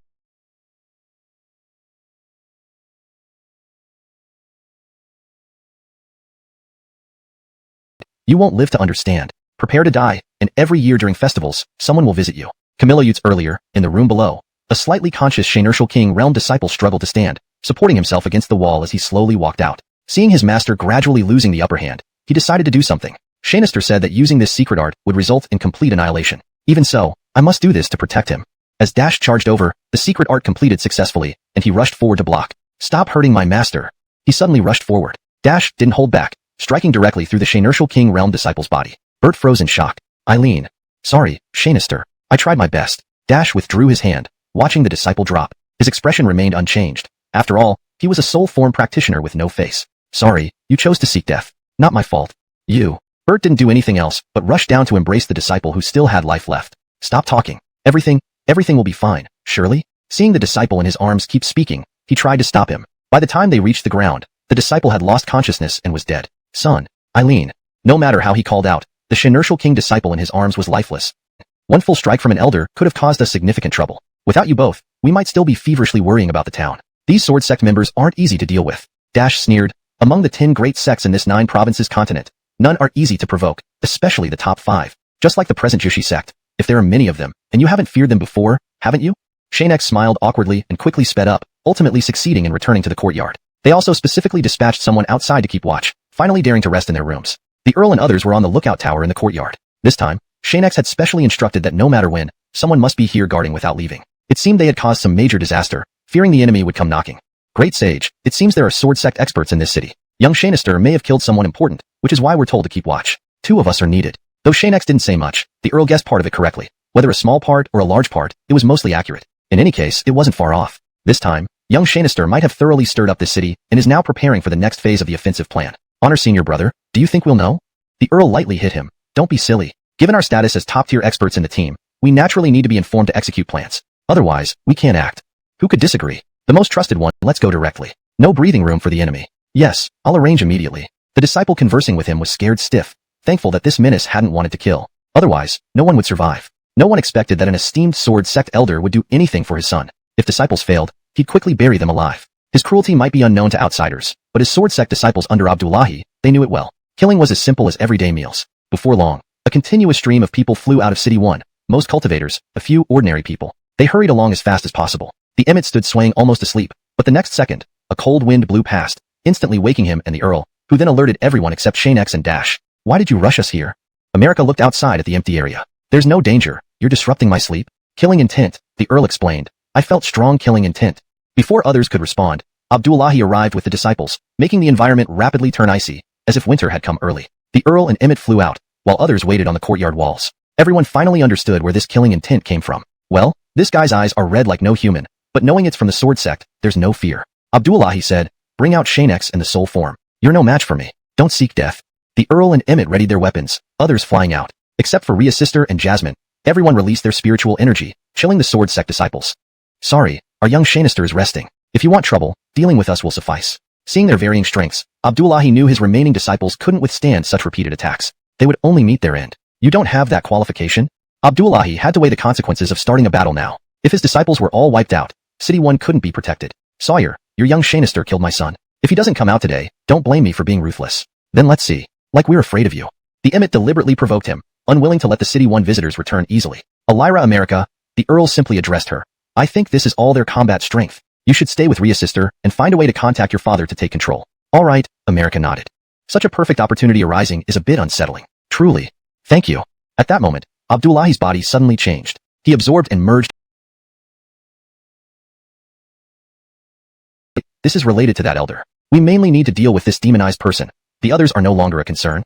With all the essence blood drained, if not for a significant drop in power, the Riker and the rest wouldn't believe it. Some defended while the rest combined their forces, aiming to first eliminate this demonized individual before it became a major problem. Our Yuan has yet to wake up, so let's attack and destroy him first. Ha ha ha. The DeAndre threw back his head and laughed, releasing all the demonic aura and controlling the surrounding disciples. If Xianxia and the soul form creature don't die today, you will. Trying to stop me. You're too inexperienced. Under his special control, the disciples' strength increased by more than double within a short time, meaning they were not only not weakened but even stronger. What? They've all improved? Senior brother Ilias? The Riker looked at Connor. There's no time for explanations now. You go assist America. This demonized one is our responsibility. Don't worry, nothing bad will happen. Connor knew that without facing a formidable enemy, real battles couldn't be experienced. However, given the situation, the Riker's arrangement made sense. If true genius could be measured, he ranked third between the Riker and the Anthony. Don't worry, as long as they dare come, they'll face certain death. I'm heading down. What exactly is their background? America's explanation intrigued Connor further. With the Riker acting this way, Xianxia's strength was beyond imagination. Strength wasn't everything. Outstanding thinking and knowledge often determine true power. I think if they wish to reveal themselves, even the strongest on the continent would be no match for Xianxia. Though Connor didn't say this out loud, he knew its implications. Despite his thoughts being mere conjecture without proof, it persisted in his mind. Youngster, if you follow me, I guarantee a bright future and eventual ascent to the rank of Xianxia deity. How does that sound? For a young talent aspiring to reach greater heights, relying on effort, talent, and luck, every element was crucial. Faced with a more powerful and experienced predecessor, Few could resist the allure of becoming a Xianxia deity, the lifelong dream of many. The DeAndre, confident, believed if he could cultivate a Xianxia deity disciple, he could do it himself, by any means necessary, even body snatching. I refuse. Good. Follow me in cultivation, and the realm of Xianxia deity isn't a dream. He had a ready speech, convinced the Riker wouldn't refuse. Unexpectedly, he faced rejection quickly. You refused my invitation? The DeAndre nearly fainted with rage. Youngster, remember, I am an elder of the sword sect. Countless wish to be my disciple, yet I accept none. Now, giving you this rare chance, you don't cherish it. You won't get another. Humph, the Riker sneered. You think dreaming can make it so? Old man, you're wrong. I will kill you. Do it if you can. The Riker implied that reaching the Xianxia deity realm was merely a step, and under Xianx's guidance, his achievements would far exceed this. How is that possible? You're just young talents, how can you defy fate like this? The Riker remained silent as the tyrant Thorn flew towards them. The DeAndre, expecting to crush them through demonic transformation, now regretted his choice deeply. By channeling spiritual energy into weapons, the impact of demonic chi was diminished or nullified. Living so long and meeting his end at the hands of a few youths filled him with frustration. Old man, did you really think we'd value serving you? The Anthony looked at him as if he were a fool. Your methods, sacrificing your disciples for demonization, disqualify you as a teacher. Following you spells doom. Do you think we don't know? Don't waste words. Send him on his way. The Riker spoke, adding martial techniques to their weapons. Hashtag chapter 473. Receiving the due punishment. Watch this. Zoltan directly unleashed his burst of demonic energy, forcefully deflecting their attacks back at them. Of course, it only took a moment before the Earl triggered an explosion, causing the skill to detonate before it could even get close. You two are indeed formidable, but it's unfortunate that you've chosen the wrong person. Following such a young man is truly regrettable. At this moment, he actually hoped that the Earl's attacks would be more intense and powerful. Just as Dax was about to attack again, the Earl stopped him. If we continue to fight like we did before, he'll just send our attacks back. Let's see what happens first. Dax was utterly confused by the Earl's words. How could attacks be deflected back? Was it impossible to attack anymore? The explosion from that force had been right in front of them. Perhaps they were overthinking it? Though he thought this internally, Dax still listened. Usually, only Xianxia Yates and the Earl gave commands, and whatever they said was always correct. Don't worry. I'll change my approach. Honor senior brother. Give me a chance. The Earl considered for a moment before looking at him. All right, I'll give you one chance. Make sure to trigger the skill when it returns. Don't wait for it to fly back. That old man isn't simple. Go on. By now, Zoltan had already charged toward them. Dax immediately followed the command and rushed over, while the Earl shifted his position, still trying to figure out how to deal with Zoltan. Damn, before becoming a god, I never had the chance to encounter demons. I know so little about them. The Earl thought for a long time without any solution. Indeed, though the world was similar back then, we rarely saw demons. Seeing that they couldn't counter him, Zoltan grew increasingly arrogant. Fighting Dax was challenging, but within the area enveloped by demonic energy, he was invincible. You youngsters, watch closely this time. Refusing an elder like me will have dire consequences. Soon, you'll regret it. The Earl told Dax, infuse your weapon with spirit energy, and I'll assist from outside. You've already experienced his power, so be cautious. Don't worry, senior brother Honor. I know what to do. Dax quickly closed the distance, while the Earl didn't move. Both infused their weapons with spirit energy and moved towards Zoltan. For now, everything on their side was under control. On Suki's side, they also followed the Earl's advice and found themselves handling the demonized disciples more adeptly. For the moment, there were no unexpected issues. Ebony, Frederick, stick close to Sister Rhea. Since Yates isn't here, you must act like the true men, understood? Frederick had no objections. No matter which direction the demonized disciples attacked from, he could handle it. If he couldn't kill them, at least they wouldn't get close. These demonized fellows look hideous. I want to blow them up. Frederick was quite excited, feeling inexplicably agitated by the sight of the demonized figures. Perhaps it was because of his ancient imperial lineage. Just then, everyone thought everything was fine, especially on Suki's side. But unexpectedly, the other side where sect disciples were guarding broke through. Elira Suki, we can't hold them back anymore. Those demonized disciples are rushing in. Frederick and Sister Rhea rushed over to help, but with so many opponents, it wasn't enough. Frederick felt like crying. His skills seemed useless against them. What's going wrong? Inside Yates's room, Dash had woken up. Seeing Yates still asleep, he decided to step in. Sleep well. Leave the troubles outside to me. There'll still be a place for you to act later. While I don't understand certain advantages, I never hesitate when it comes to helping. As the demonized disciples approached the room, Dash suddenly appeared on the second floor balcony. Still daring to come and turn demonic? Seems like even the so-called righteous factions aren't much. With a wave of his hand, all nearby demonized disciples were immobilized. Daring to cause trouble before me? I guess that's all you can do. Want to destroy here? Let's see if you have the strength. With a snap of his fingers, the demonized sword sect disciples turned to ash instantly. He then went to Ebony's side. Little girl, are you okay? Ebony shook her head obediently. Senior, please help senior brother Honor deal with that person outside. He's really bad. Dash was warmed by her concern. Don't worry, I'll take care of it for you. He instructed them to wait there and immediately entered the battle arena. As Honor and others approached, they stared at him. Helping Senior Xia? To thank you. I owe it to your little junior sister who made me fond of you. Alright, just stay on the sidelines and prevent him from escaping. The rest is up to me. Honor and the others quickly positioned themselves to guard the possible escape routes of Zoltan. Is this someone Xianxia Yates knows? Yes, later we need to join him in helping, but don't worry. Xianxia asked Yates for assistance, so it's fine. Honor said expressionlessly, as if this was commonplace. While Dax was powerful, his abilities hadn't advanced much beyond the Luoyang Mountains. Even gaining a body only slightly enhanced him. I never imagined Xianxia Yates would be so capable. Strong people are willing to ask for his help. It seems I haven't chosen the wrong person. Here you are again. Did you really think you could escape like last time? Zoltan, you're truly senile. If you were righteous, I might reconsider. But now that you've turned demonic, it's much easier. Leaving no trace behind. Chapter 474. Reward from the Third Sect. It died without a struggle. Life is truly fragile. Fine. I won't annihilate your soul.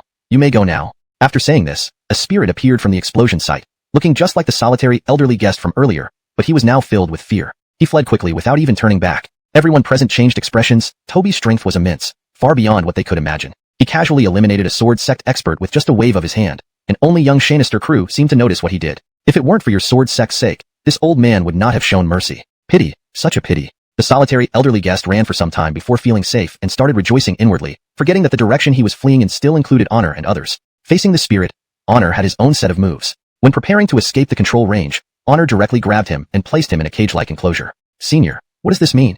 Toby replied in a formal manner, apologies. I forgot to tell you that while I chose to let you go, Honor and his group might not. They are under crew's command. If you want to live, you'll need to. Honor carried the spirit of the solitary elderly guest past Toby. We'll take him to see young Xianxia first. Toby smelled delicious. After eating, the pair stayed for a bit before leaving the room. Watching the nearly fainting solitary elderly guest in the cage, crew ceased the flames. What ordinary people couldn't endure for long certainly applied to the elderly spirit. While physical development and cultivation are essential, practitioners who can counteract spiritual entities often hold the upper hand. This shouldn't be surprising based on the displayed energy. Let's pause and check on him. He won't escape anyway. This trapping method is specifically designed for confining spirits, so he can't break free in a short time. Crew turned to pour tea, drinking leisurely. In the cage, the solitary elderly guest gradually regained consciousness, thinking of ways to break the array while crew wasn't paying attention. Young men, always so overconfident. Once I'm free, I'll teach you a lesson. Sensing no nearby presence of Toby, the solitary elderly guest exclaimed, Heaven is helping me.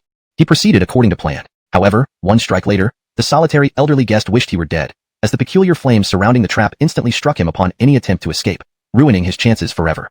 Whoosh! The solitary elderly guest lay helplessly, not even knowing what happened. Events unfolded too quickly, but crew remained unaffected. Damn it! He lay there. My soul feels heavily damaged. Even using basic spirit energy is impossible now. His confidence came from being able to use spirit energy as a spirit, but after that strike, he could neither summon nor absorb spirit energy. Don't worry, I can guess your intentions. I said I'd send you to Kyushu sect and Handlord Stephen, so rest assured, you'll be delivered. Crew turned, watching the caged solitary elderly guest, shaking his head helplessly. If only you hadn't pushed so hard earlier, perhaps there'd have been hope. But now, everything is too late. I'd rather die than betray my sect. You think you'll get anything from me? Crew, haha, you're under our watch, death is inevitable. I await your destruction alongside me.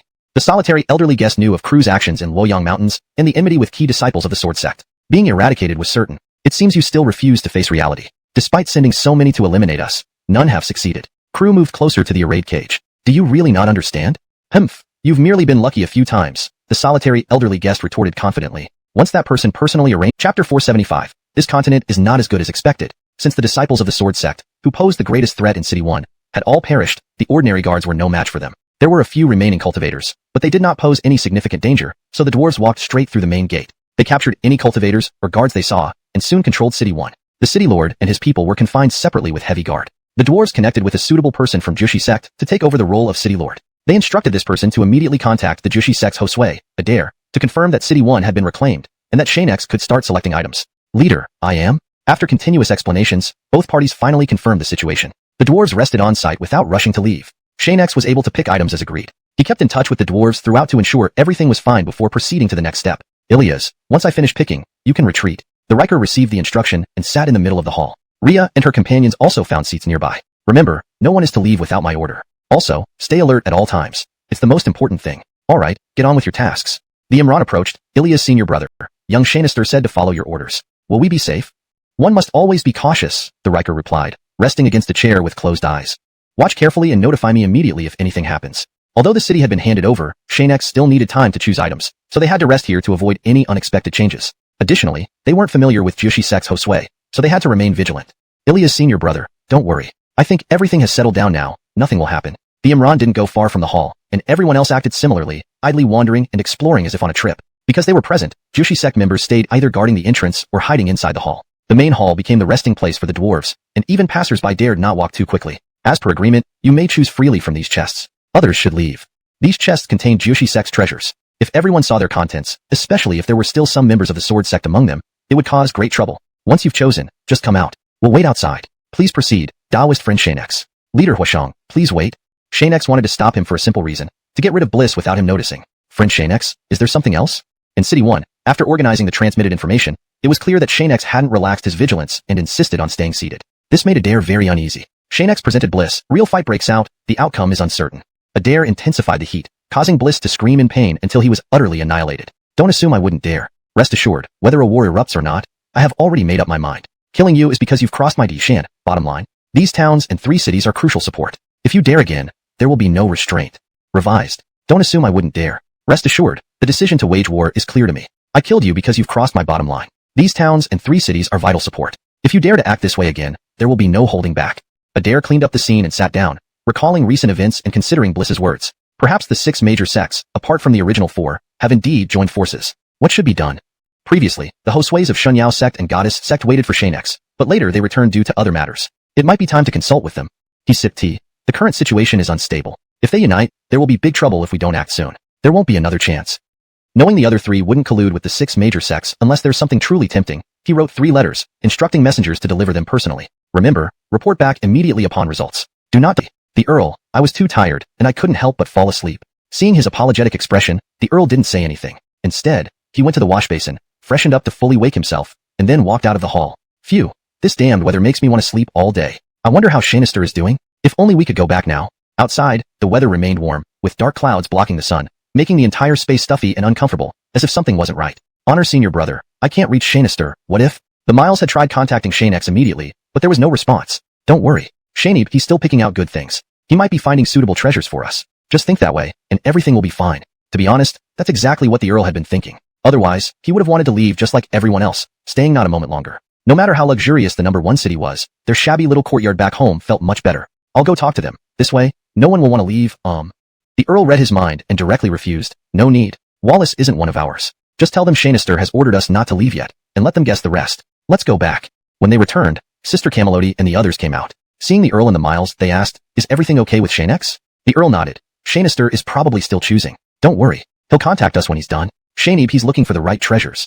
Seeing his misunderstanding, Sister Camelody explained, not really. I just wanted to go shopping. Does anyone have time to take us out for a walk? Hee hee hee.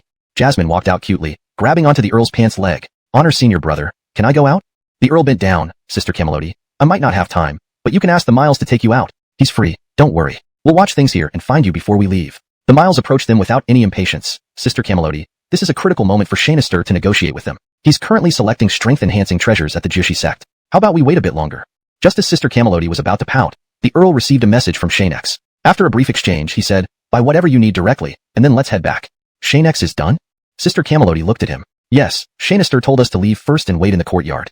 Everyone quickly left the hall, bought what they needed, and then left the number 1 city, heading back to Xianxia's courtyard. On the other side, Xianxia had already finished and walked out, facing Adair. If here at the Jushi sect today, and would like to meet you. What do you think? Adair said a lot, but Xianxia didn't agree, rejecting the request outright. Sorry, sect leader Hua, I can't comply. Someone is waiting for me at home. Let's not establish contact now. Giving America one last glance, Xianxia left directly, walking towards the sect gate. Adair walked to his daughter's side. Daughter, can you bring him back? We'll discuss the details later. Rest assured, father would never harm him. There were no other options left. They'd deal with any demands if he came back. Junior, I think he's still wary of us. This isn't the best time. America wanted to leave, but was pulled back by her father. You wanted to see him, didn't you? Please help us persuade him. To confront the sword sect, we need assistance from the other 4 major sections. The only one who can attract them is Xianxia. Junior hopes you can convince him to come back. After hearing this, America felt the situation was serious. Although she wanted to leave, she was worried and had to pretend to agree. I'll go now. America ran off. Don't worry, father. I'll do my best. Adair felt helpless. He wanted more than her effort. He needed her to persuade Xianxia. Yet, she seemed indifferent. If we fail, we might have to face the 6 major sects alone. Even expending all of Jushi's cements, perhaps Adelita couldn't have entered. After ascending the stairs, she directly went to Xianxia's room, finding a good spot by the door and knocking. Subconsciously, she felt he might not open the door for her. Come in. Xianxia didn't regard her oddly, but Adelita had heard from several people near her father about what transpired while choosing treasures. Okay, Adelita said meekly, entering and sitting down. This place had become like a second home to her. What brings you here this time? Speak directly, Xianxia remarked, sensing unfamiliarity between them. Her father's demeanor seemed rather off-putting. Xianxia wondered, here, try the tea I prepared myself. It has quite a good taste. After finishing his work, Xianxia sat opposite her, not next to her. A detail that didn't necessarily imply dislike. Quite nice, Adelita commented. Xianxia, I'm here on my father's orders, hoping you could visit Jushi sect and meet the other 3 patriarchs. After all, Sword sect isn't the only sect. Xianxia poured more tea and responded, I don't want to involve myself deeply in mainland affairs, let alone sect matters. You might unite well without my intervention, so I'm not needed. Among the 10 great sects existed Ellis. If he discovered Xianxia's true identity, his thoughts would be dire, either elimination or endless troubles. Hence, Xianxia knew he'd probably, it's fine. I won't pressure you. With that, Adelita stood and left, fearing Xianxia's rejection. Xianxia had already planned his next steps, but now it was unnecessary. Why are you doing this, Adelita? Xianxia pondered. If I guessed right, your father intends to use you, knowing I would.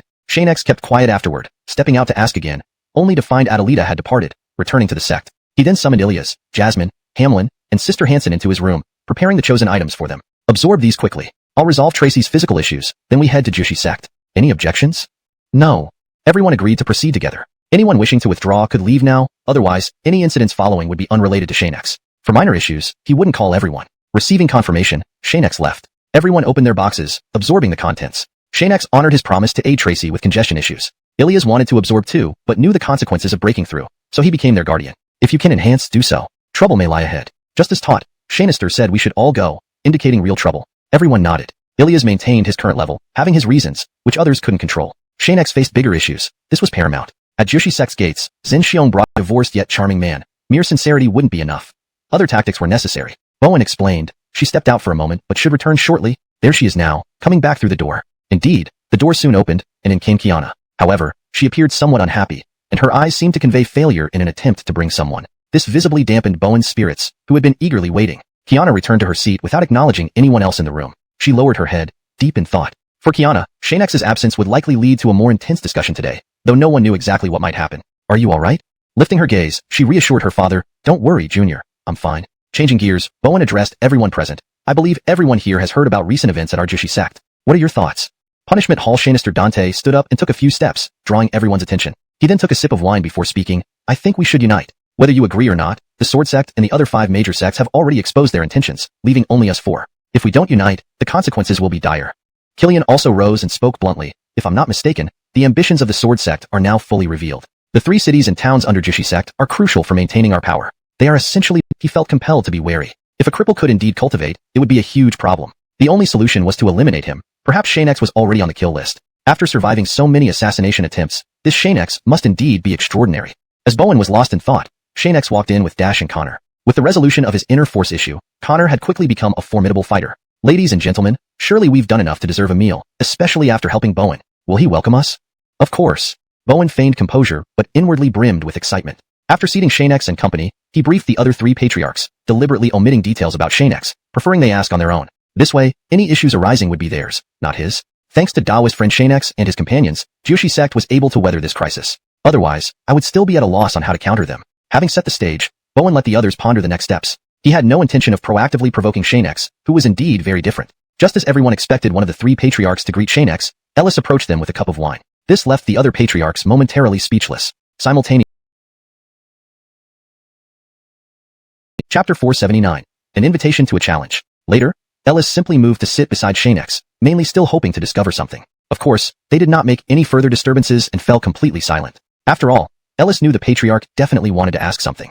Xianxia was not at all anxious. He had already hidden his former aura, and he had truly changed a lot recently. This way, it would be difficult for others to discover anything unless they were intentional and powerful enough. Dash and Connor sat behind Xianxia, ready to act if anything unexpected happened. So even with Ellis sitting beside him, Xianxia felt no fear. Ha ha ha, it seems that Ellis has a broad mind. I can't believe he's become such close friends with fellow Daoist Xianxia so quickly. Congratulations. Xianxia first praised, then decided on the true purpose of his visit. I've heard that fellow Daoist Xianxia has great talent in artifact refinement. Could you perhaps give some guidance to our Xinyao sect's refiners? Xianxia ate a piece of meat, pondering slowly as he finished it. Who is this? Xianxia, the patriarch of my sect. Xianxia asked again. Your sect is? The Xinyao sect. Oh, it turns out it's the first-rank Xinyao sect on the continent. Your alchemy resources must be quite impressive. I feel it might not be appropriate for me to provide guidance. Xianxia took another bite of meat and stepped forward with a wine cup, bowing to Patriarch Xianxia. Patriarch Zen, if I haven't heard wrong, your sect ranks highest on the continent, and your alchemy skills are formidable. Why do you want me to provide guidance? To be honest, I would like to learn about your sect's alchemy methods, but I've been too busy dealing with pursuers and have never had the time. Xianxia smiled faintly, fellow Daoist Xianxia jests. In fact, our sect isn't as impressive as rumored. It's just the reputation given by people. Facing an outstanding alchemist, only showing sufficient humility would make the other party consider returning to see the sect. Otherwise, trying to figure out their strength could only lead to grudges, which would be a bad deal. Patriarch Xianxia could not know this. He quickly explained, if fellow Taoist Xianxia is interested, you can visit our sect's alchemy hall. There are items and excellent artifacts there. What do you think? Xianxia shook his head and said, no need. I've never liked traveling far. If Patriarch Xin doesn't mind, I could provide more guidance here, but I also have conditions. As long as fellow Taoist Xianxia agrees, any condition is acceptable. But what do you mean by not wanting to travel far? Xianxia didn't understand. How could he go to the Xuanyao sect if he couldn't travel far? What I mean is, I'll stay here at Jushi sect. If Patriarch Xin wants guidance, let them come here. After all, this is where my home is. Upon hearing this, America blushed, but she realized Xianxia didn't mean it the way she thought. He was referring to the yard he had just built nearby Jushi sect, far from the three cities. He really treats me as one of his own. While America was daydreaming, Xianxia added, I've just planted some vegetables in the yard. Someone needs to take care of them. Come directly here, it's more convenient. If you think it compromises your dignity, you don't have to come. I dislike imposing. Then he faced the other three patriarchs. What I said earlier stands. If you're interested, you can send people over. If not, no need to come. I won't impose. After saying that, he walked back to his seat, finished eating, and prepared to leave. Eating here was already challenging. Staying longer would likely bring no good results. Connor, let's go. The dwarves were waiting outside. They should be returning soon after finishing their meal. As soon as they stepped out, America excused herself and followed closely. Then Ellis also left, along with disciples from various sections. There wasn't much else for them to know. Dax, where are the dwarves? Xianxia noticed only him outside and hurriedly asked. Quentin, Sister Ilias went to play, leaving me to wait. Sister Ria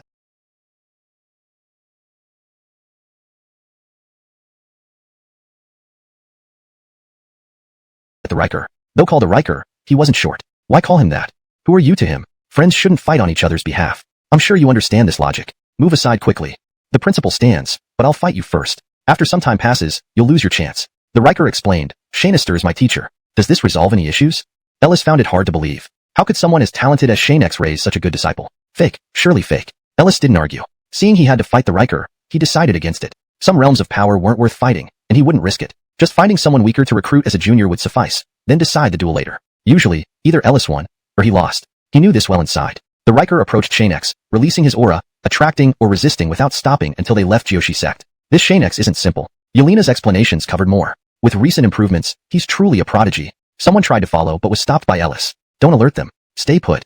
Chapter 480. Much more than expected. Chasing away the people around him, Ellis came to an uninhabited area. With his spirit power activated, he soared into the air and flew out of the Joshi sect. Based on the aura I released, sometimes people misunderstood Dash, thinking he was exceptionally powerful, coming and going freely without any hindrance, which he himself admitted was what he wanted. Mysterious and formidable. Connor, I've solved the hidden force issue in your body. If you wish to leave, you can go anytime, or simply let us know first. It's up to you, Xianxia asked, concerned about potential problems if Connor wasn't truly committed. Sister Lu, I've enjoyed the time spent with everyone. I hope to continue following you because, if I leave, I'd just be living a solitary life, endlessly bored. At this moment, Connor feared Xianxia might ask him to leave. Having found such interesting company, he did not want to return to a solitary existence. Alright, you can stay for now. But if any issues arise, like betrayal, I won't hesitate. This statement aimed to test Connor's sincerity. If he showed any hesitation, it would indicate he wasn't fully prepared to join. To Xianxia, it was crucial that everyone eventually attained divinity together when he became a deity. Otherwise, they'd remain mere acquaintances. Sister Lu, rest assured, if I betray you and refuse to repent, you have my permission to eliminate me without complaint. If there are other concerns, I'll answer them. Xianxia smiled. I won't ask too many questions. He turned to the other five, excluding himself, Dash, and Connor. I think he's genuine. Without the hidden force influence, if he truly wants to stay and follow us, Connor can surely be useful against future foes. Honor continued. He saved me multiple times during the city recapture. I believe we can trust him. As a friend, he's fine. With everyone agreeing, Connor could stay. Xianxia wouldn't control him. Even Honor didn't need it, though not yet. The Dax was a special case, requiring control seals until after becoming a deity. Good behavior might expedite this process.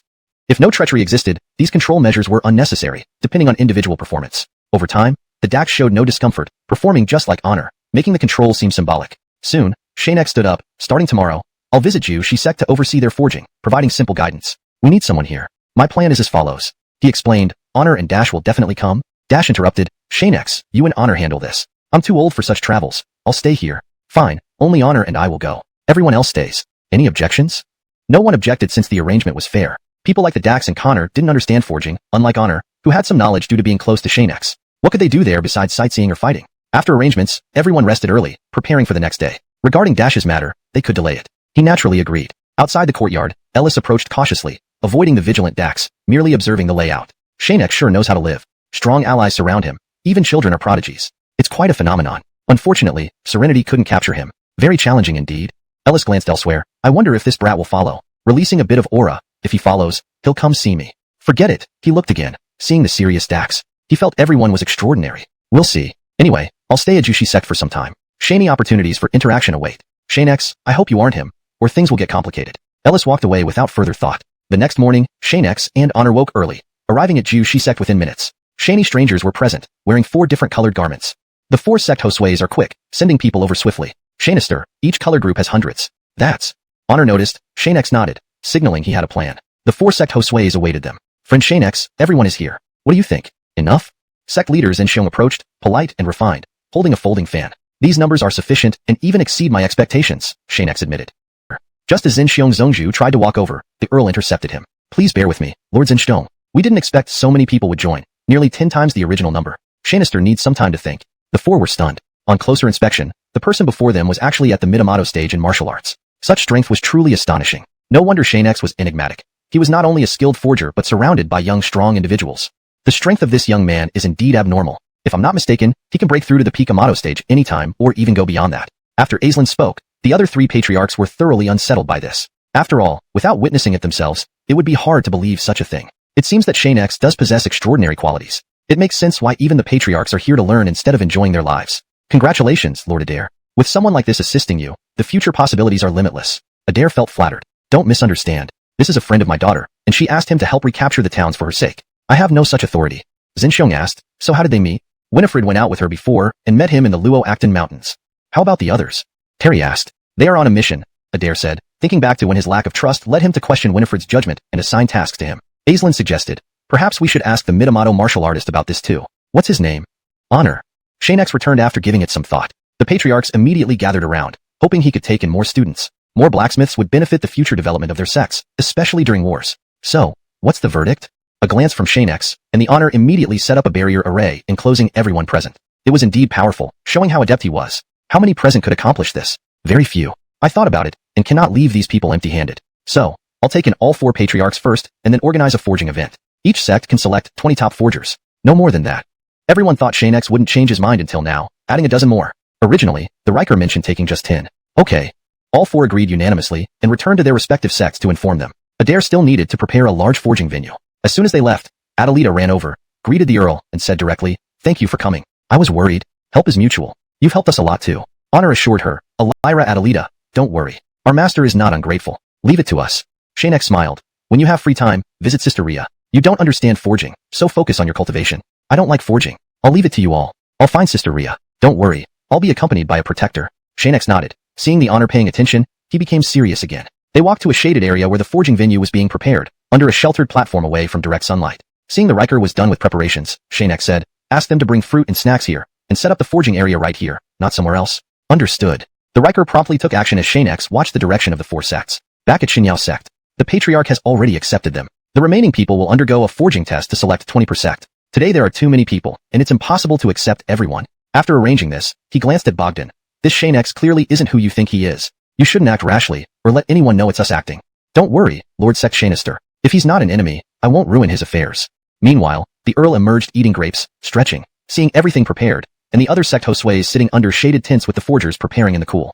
True to their word, the major sects move fast. All materials are gathered. After confirming everything, the Riker announced loudly at the crafting station, the forging will start soon. My master says forging is serious work. Everyone will perform under the sun. Those who can't endure or try to escape the heat can leave now. If you persevere and pass the weapon's quality check, then you may seek shade. If you leave and lose your place, we won't care. Understood? Everyone affirmed and moved into position. Fortunately, occasional clouds covered the sky, providing relief. The initial challenge was harsh but effective. Xianxia intended to give them a welcome challenge. Soon, the Earl brought out the 4 elders, politely asking them to stand 2 at the front and 2 at the back. If necessary, sun umbrellas could be provided. Which is better? Without umbrellas is better. Fascinating. An old man like me is still vigorous. A bit of sun won't hurt. They lined up without complaint, while the Riker removed obstacles blocking Xianxia's view. With the elders present, the lower-ranked individuals had no complaints. Someone asked, what are we crafting? The Riker casually flipped open a sword Xianxia had given him, displaying it on the stand. Take a look before starting. No rush. This was the simplest type of weapon. This translation preserves the structure and tone of the original Chinese text while ensuring fluency and accuracy in English. ####Chapter 482. A scene of extraordinary talent. Among common long swords, the more frequently seen types include straight swords, curved swords, and crescent moon swords. The one Xianxia provided was a straight sword. This type of sword was widely used by ancient armies. Initially, Xianxia didn't want to specify what to forge. Generally speaking, without a designated item, artisans could freely showcase their full potential and skills. However, since they had made a request, he would naturally comply and find an appropriate task. Competitions like this often set up challenges that were neither too difficult nor too easy. Truly capable weapon makers could excel even with ordinary materials, so the bar wouldn't be set too high but certainly not too low either. After everyone had finished examining the items to be forged, the Earl gave the order for all participants to begin. The clouds hadn't moved in just yet, so Xianxia had already instructed the Earl to arrange for personnel to assist anyone who fainted unless they could sustain their spirit energy protection indefinitely. However, such intense consumption might lead to spiritual energy depletion. At this moment, the head of Reed's sect approached, intending to inquire about having the sect's elders stand outside in the sun. The Earl replied directly, "If Lord Reed feels this is inappropriate, you can take your enforcement hall elder away. I was actually worried about having too many people." No. Reed immediately declined. "I just came to ask. I don't intend to take anyone away. If that's the case, I won't disturb you further." Soon after, the other three sect lords also approached for a brief chat. Their intentions were straightforward. They wanted to advocate for their talented and excellent alchemists, hoping to secure them at the last minute to gain guidance and improve their capabilities. However, Xianxia gave them the same response each time. "According to the rules set, only those who succeed will have the opportunity to be chosen. I will treat everyone equally and won't show favoritism." The reason the sect lords trusted Xianxia so much traced back to his outstanding performance at Baihuang Alchemy Sect. Reliable sources mentioned that the weapons he crafted from 5-element strange stones were top-notch, surpassing even those produced by Baihuang Alchemy Sect. Once word spread, apart from the current 4 major sects, the other 5 major sects besides Baihuang Alchemy Sect also wanted to recruit him. Unfortunately, since Xianxia's area involved the leading 4 of the top 10 sects, they dared not act recklessly. Moreover, capturing Xianxia wouldn't be easy even without direct involvement from the sects, given the formidable figures around him. Therefore, when Xianxia spoke, they had no objections. Xianxia glanced up, noting that the tea he had poured earlier was still scalding hot. He decided to wait a bit before drinking it. Seeing Xianxia rise and walk out, the Earl quickly followed, and others soon became restless and emerged to check. "Everyone, please don't be nervous. I'm just coming over to take a look." Xianxia told the Earl, "Prepare paper and pen. Write down everything I say later. Don't worry, I'll communicate via telepathy. Just make sure to record everything." Seeing the Earl retrieve paper and pen, they grew even more anxious. It seems Xianxia wants to record something in advance, but it shouldn't be related to forging. Let's see if anyone excels or for other reasons, they thought. Aislinn wondered, could these be early selection lists? Who will be chosen? Adair wasn't sure either. Xianxia prayed, "I hope more of our sect's blacksmiths are selected. With proper guidance, they will become our strongest assets, and our strength will significantly increase." Xianxia strolled among the crowd of blacksmiths, neither hurrying nor dawdling. Seeing the urgency on the sect lord's face, the blacksmiths eagerly displayed their best techniques, each seemingly energized. Record the coordinates of this position. Of course, if you know their names, inquire to get more accurate information. Among the blacksmiths he passed, there were various types, but Xianxia always found suitable and skilled ones, giving each sect a chance to be chosen. Truly, I'm a bit worried now. I fear some blacksmiths might not meet his standards. Reed, as the head of the enforcement hall, didn't understand forging himself but knew the abilities of his sect's blacksmiths well. Aislinn hoped, "Let's hope he doesn't go overboard. Selecting a few from each sect will give us a chance later." Xianxia retorted, "Stop worrying so much here. It's pointless. If we need to select more, it will definitely be challenging. Rest assured, we will teach everyone once we choose enough. We're united now." Adair reassured, "Don't worry. From my observation, Xianxia won't do that. Everything will be fair." Although he chose all the excellent ones now, according to his understanding, Xianxia wasn't one to bypass the established rules. Each sect would select 20 members without exception. "Daughter, may you not have misjudged him. Otherwise, father's face would be greatly tarnished." Xianxia soon gathered detailed information, having inspected every location. The content on the records kept increasing. "Xianxia, aren't we doing something improper here? Why do you think so?" Xianxia looked at him. The Earl thought for a moment and whispered, "This way, people's emotions will be complicated, and there will be predetermined choices. I'm worried." "There's no need to worry. Let's leave it as is," Xianxia said indifferently. "I've only picked a few who genuinely stand out. If things get chaotic, we can all go home and sleep." Watching him enter the rest area, the Earl glanced at the running out sect lords, smiled, and followed in. The Earl folded the paper once and placed it under the stationary teacup. "Xianxia, I felt the talents appearing this time were pretty good. Are there indeed quite a few?" "Are you referring to the entire field?" Seeing the Earl nod, Xianxia explained, saying there are quite a few means there are about 10. Unless regarding cultivation, there are indeed many competent ones who fit what you know. The Earl initially intended to mention blacksmiths. Even after filtering 80 people, only about 10 excellent blacksmiths received praise from Xianxia. It really lacked numbers. "I thought we had extraordinary talent already. Unexpectedly, not even Xianxia's requirements are met. Seems I am lacking too." Recalling the past, she indeed hadn't performed well. Xianxia laughed and said, "Actually, you did poorly, but you are considered excellent. If you keep learning humbly, you'll soon surpass them. There's no need to worry. I won't accept apprentices unless they pursue the path of a blacksmith." He clearly stated his thoughts. If someone chose another path, even if they were competent in other areas, it would lose the purpose of accepting apprentices. The core meaning of taking apprentices is inheritance, passing down knowledge. Otherwise, the essence of apprenticeship changes. Even sects aim to pass down unique cultivation methods, becoming illustrious sects known by more people, walking their own paths. They usually seek the pinnacle of martial arts, aspiring to reach the divine realm. Xianxia aimed to cultivate warriors capable of reaching the upper realms to fight alongside him, requiring each to have the ability to stand alone. This was his true intention. ###Chapter 483. Encouragement from the Patriarchs. "Everyone, I see more and more people fainting. If your sects do not have at least 20 participants remaining, I will have to select the rest from other sections. After all, the rules are set and cannot be changed. After a long period of refining, many who lacked sufficient spiritual energy and physical endurance had already failed by fainting. Thus, Xianxia had no choice but to proceed with additional evaluations. If I were to choose from those who have fainted, even if I guided them, they wouldn't improve much. It's better to. At that moment, the four patriarchs' faces darkened. Xianxia was right.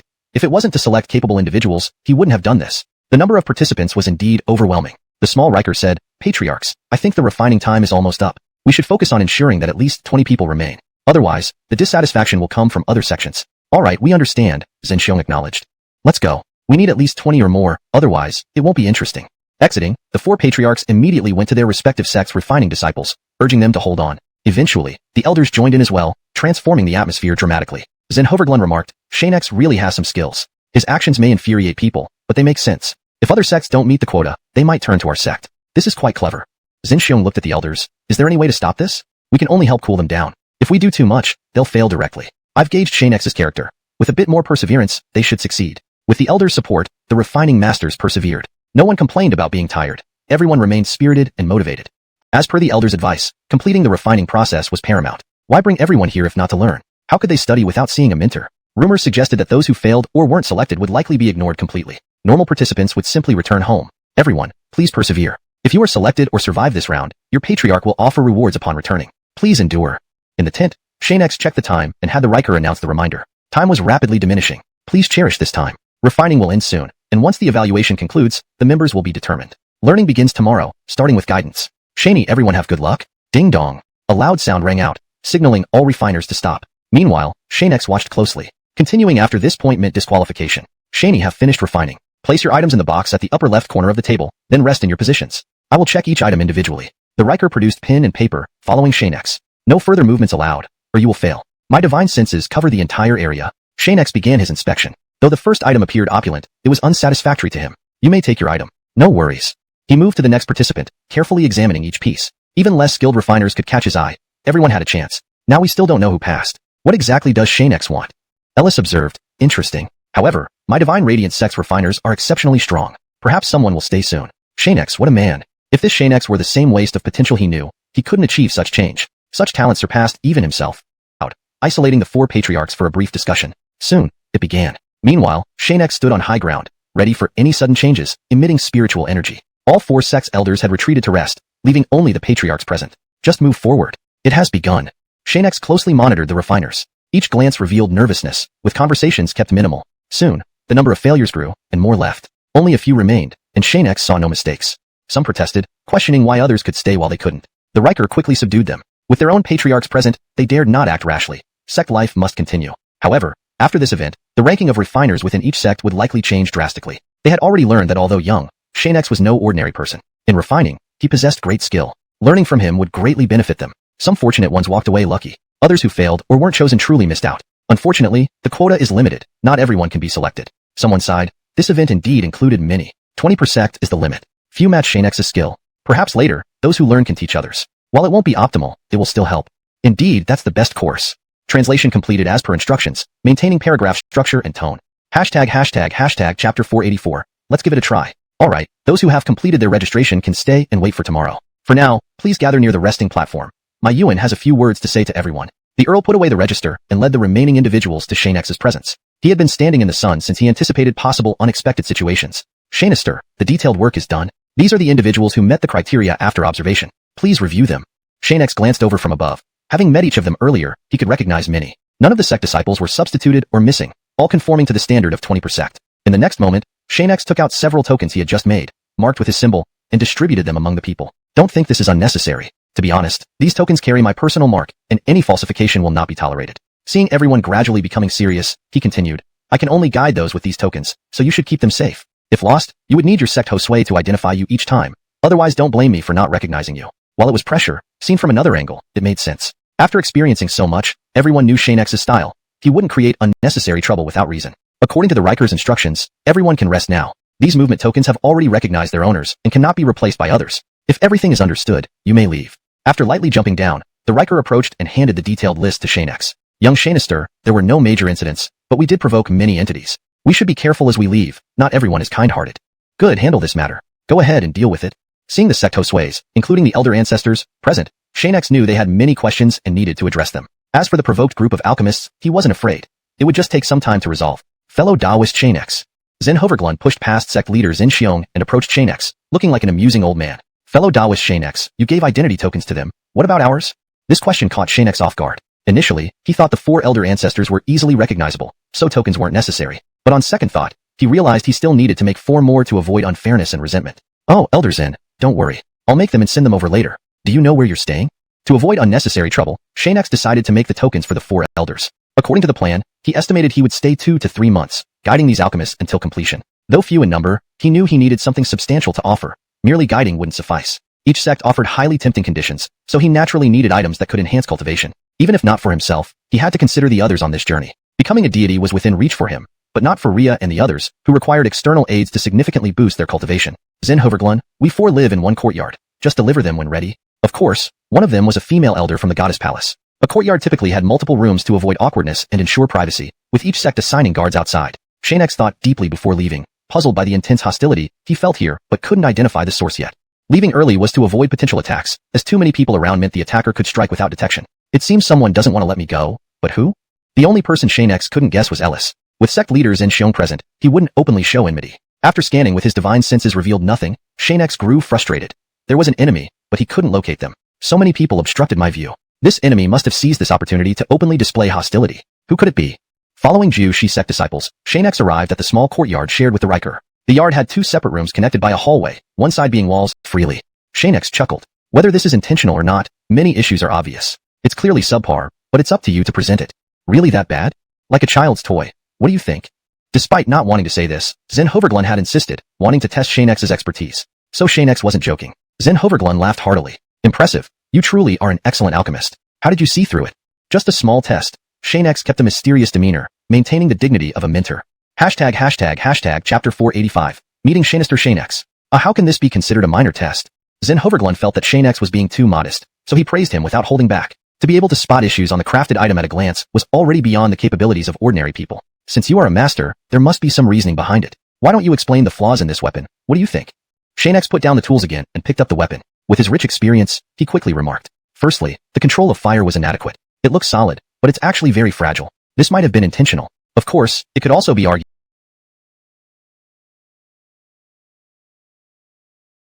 that all the processes were deliberately done this way. Secondly, the craftsmanship has clearly lagged behind. Even the shaping is problematic. I wonder if Senior noticed that this small dagger is bent. Ordinary people wouldn't notice such minor imperfections, as a slight bend wasn't significant. So, only when Xianxia held it did he immediately feel the issue. After all, he was a godlike craftsman. Zen Hoverglun laughed heartily.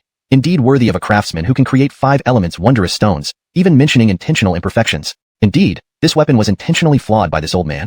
However, Zen Hoverglun knew deep down that if he showed this weapon to others like Zen Xiong, they would only praise it, seeing no issues at all. Only someone like Xianxia dared to speak frankly. Naturally, if one feared ancestor Zen Hoverglun, they wouldn't be so direct. Now, it seemed that any remaining problems in his craftsmanship could be resolved and improved upon by Xianxia. In fact, Junior can see these things. Don't worry, Senior. If needed later, I will do my best to assist. Perhaps some adjustments will resolve the issues.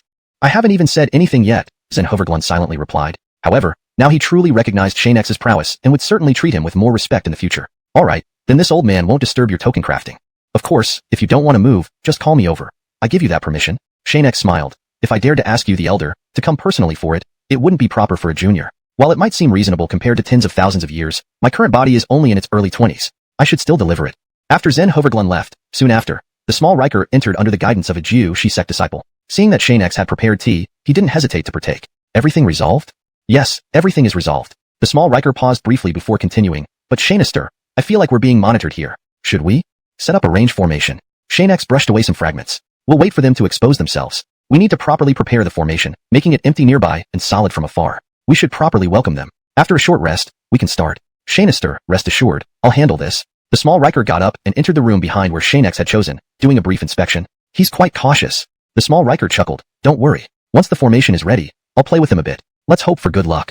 After preparing everything, with Xianxia's approval, the small Riker went outside, setting himself as bait while being the hunter. Xianxia hadn't left yet, preparing to leave. They watched if only he was the target, or if it included others. Xianxia, this feeling hasn't dissipated. Who could it be?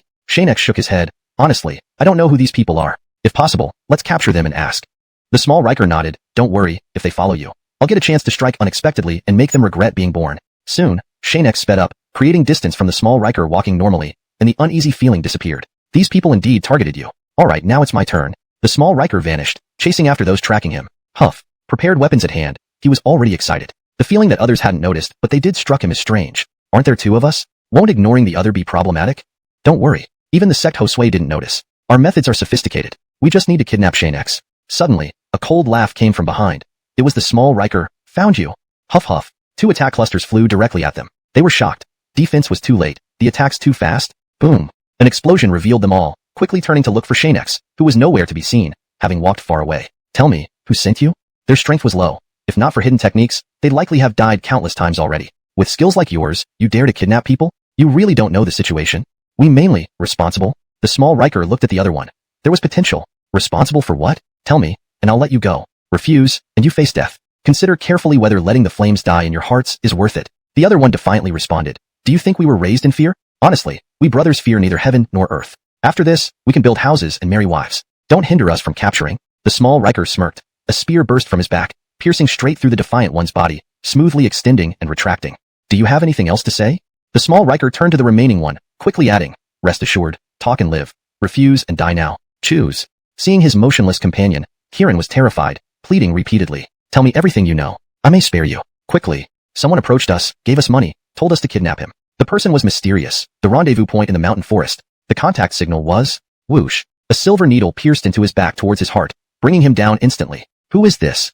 A mysterious figure appeared on the wall, having attacked but remained silent, turning and leaving. You killed someone and try to run? Stop right there.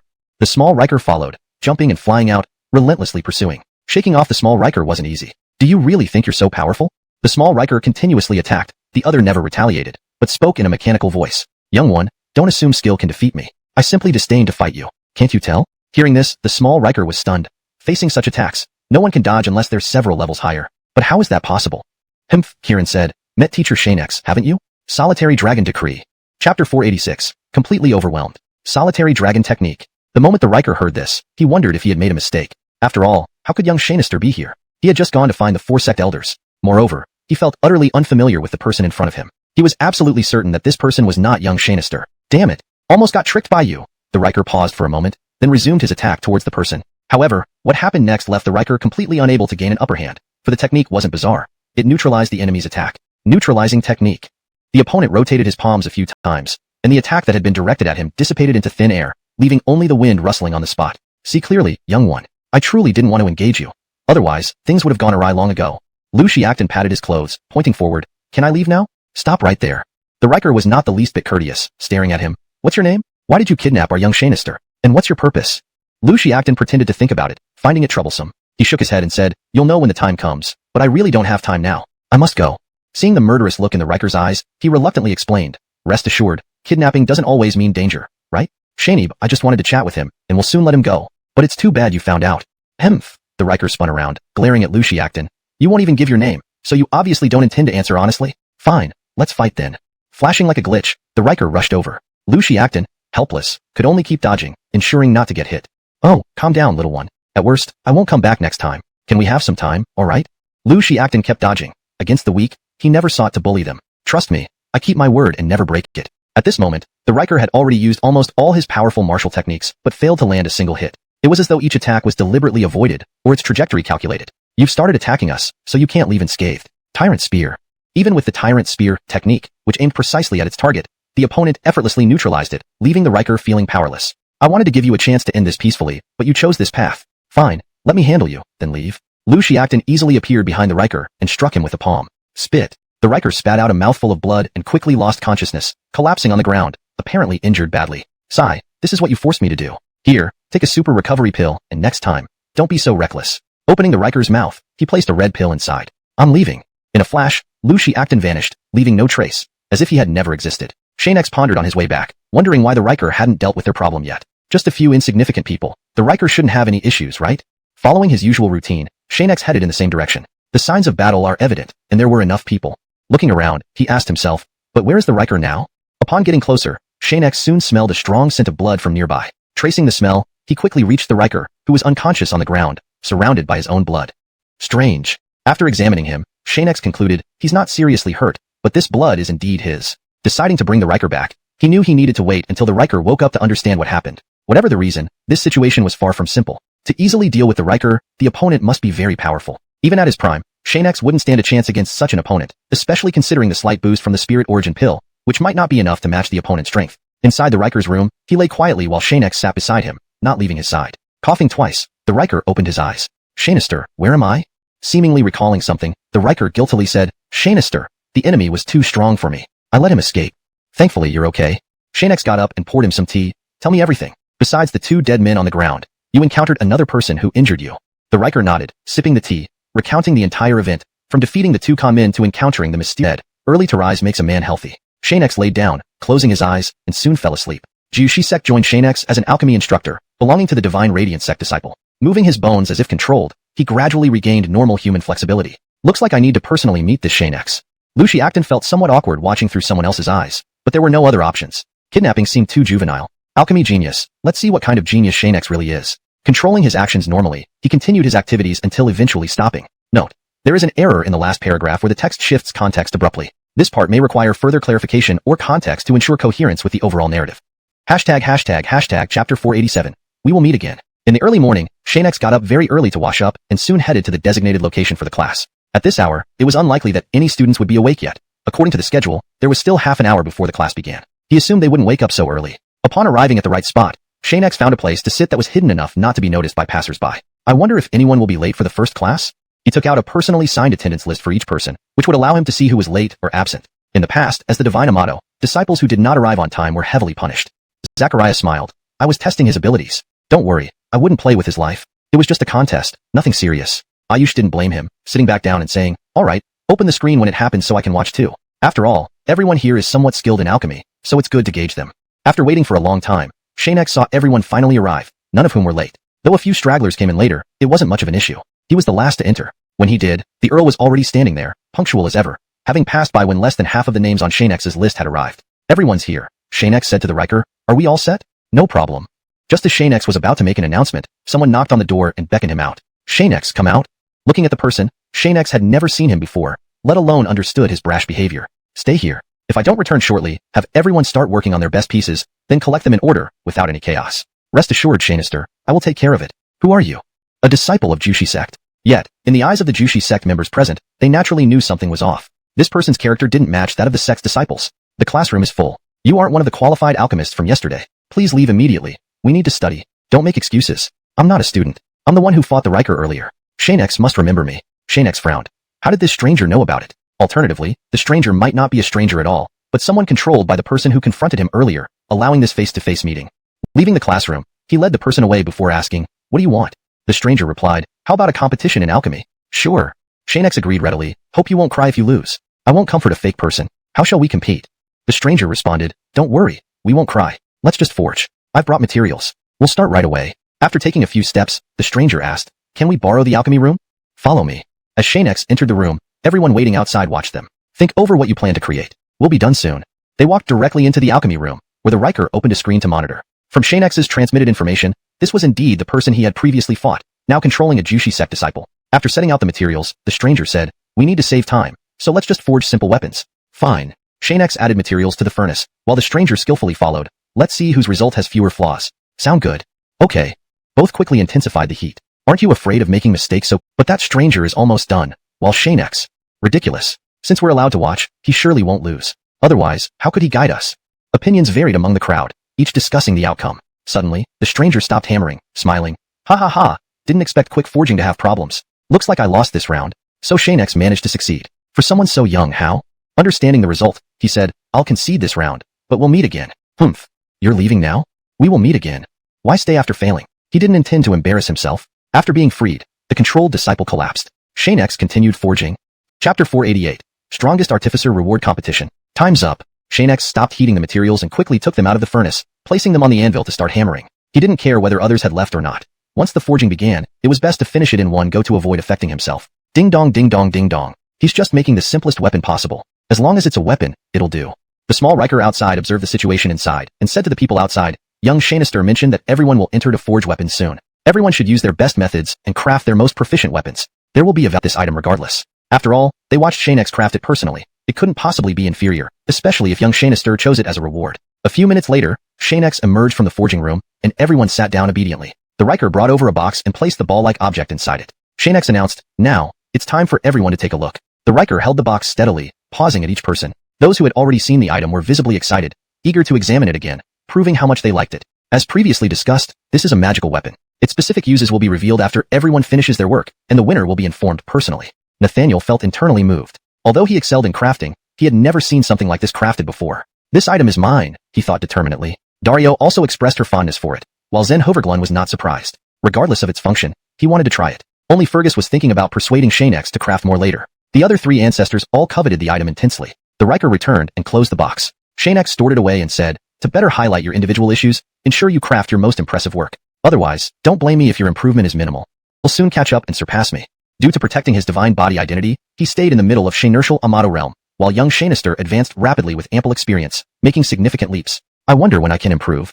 Xianxia had warned that exposing his body would attract powerful adversaries, so he needed protection. At some point, Xianxia woke up and patted him on the shoulder, saying, "Don't worry, that day won't be far. When it comes, even if they know about your divine body, they can't seize it. I'm here for you."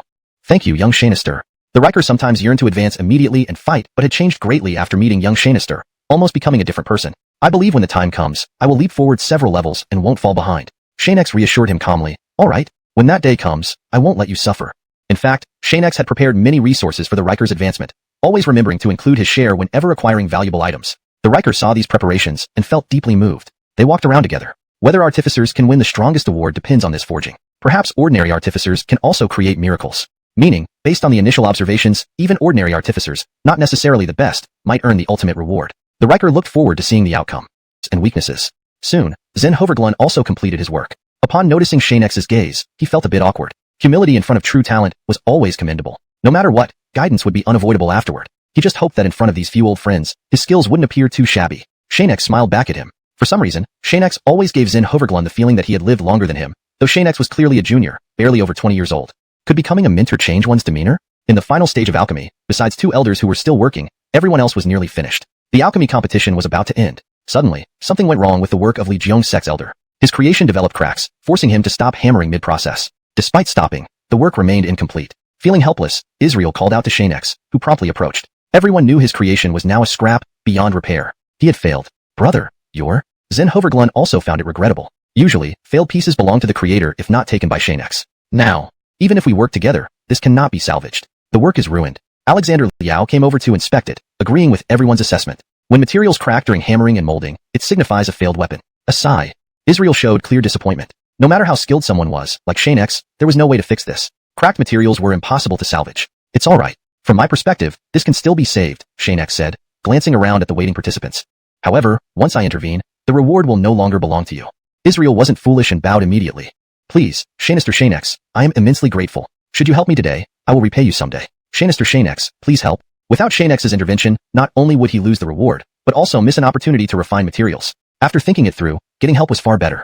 Xianxia explained simply, "Remember, I'm only demonstrating. How much you understand depends on you." Agreed. Why did he do this? The reason was straightforward. Outside the specific scope of guidance, Xianxia wouldn't reveal too much, especially given his lack of close relationships with these people. If someone later used the knowledge against him, it would be counterproductive. Therefore, whether guiding or assisting, Xianxia would use only the simplest methods. They could learn what they wanted, but deeply understanding advanced techniques was impossible. His past kindness had taught him a bitter lesson, and he wouldn't repeat that mistake in this life. "I apologize, but I don't want to repeat the same mistakes." Quickly taking the hammer, Xianxia tossed the stone onto a heating iron plate. Experienced in this process, simultaneous heating and hammering reduced the risk of cracking and failure. This method equated to reworking the material, ensuring success under Xianxia's hands. Alchemy returned to normal swiftly, and within moments, the item reached the same final stage as Israel's original attempt. Without asking further, Xianxia finished the work. Alarayan accomplished. Handing the item to Israel, the matter was settled. After a quick cleanup, those who required Xianxia's assistance lost their chances. In the end, Shinenvi Palace's friend received the weapon as arranged by Xianxia. Clifford Jiayin was thrilled. Despite different identities, they were close like sisters. "Per our promise, let me explain the basics of this weapon, how to use it, etc. Are you ready? Go ahead." This top-grade explosive stone is a large area destructive weapon. Only one use per stone, fully charged with internal spirit energy, yielding tremendous power. Xianxia opened the box to confirm, then secretly explained the emergency deactivation method to prevent misuse. "I think this is pretty cool. A large area destructive weapon. Love it." Others listened enviously, recognizing such a powerful tool as critical in turning tides of battle. They expressed regret, knowing another top-grade explosive stone couldn't be fabricated. Seeing Xianxia whispering earlier, everyone knew he wouldn't frivolously create such weapons, especially top-grade ones. Watching the elder receive the item from Xianxia, he felt reassured, confident in his judgment. Don't be discouraged. Next is the guidance phase. Let's talk about the final event next time. Who knows, it might not be like this again. Everyone still has a chance. Even elders aren't guaranteed success, so everyone definitely has a shot. Chapter 490. Significant improvement, guidance time. Alright, everyone please settle down. We'll be silent, and no one should talk anymore.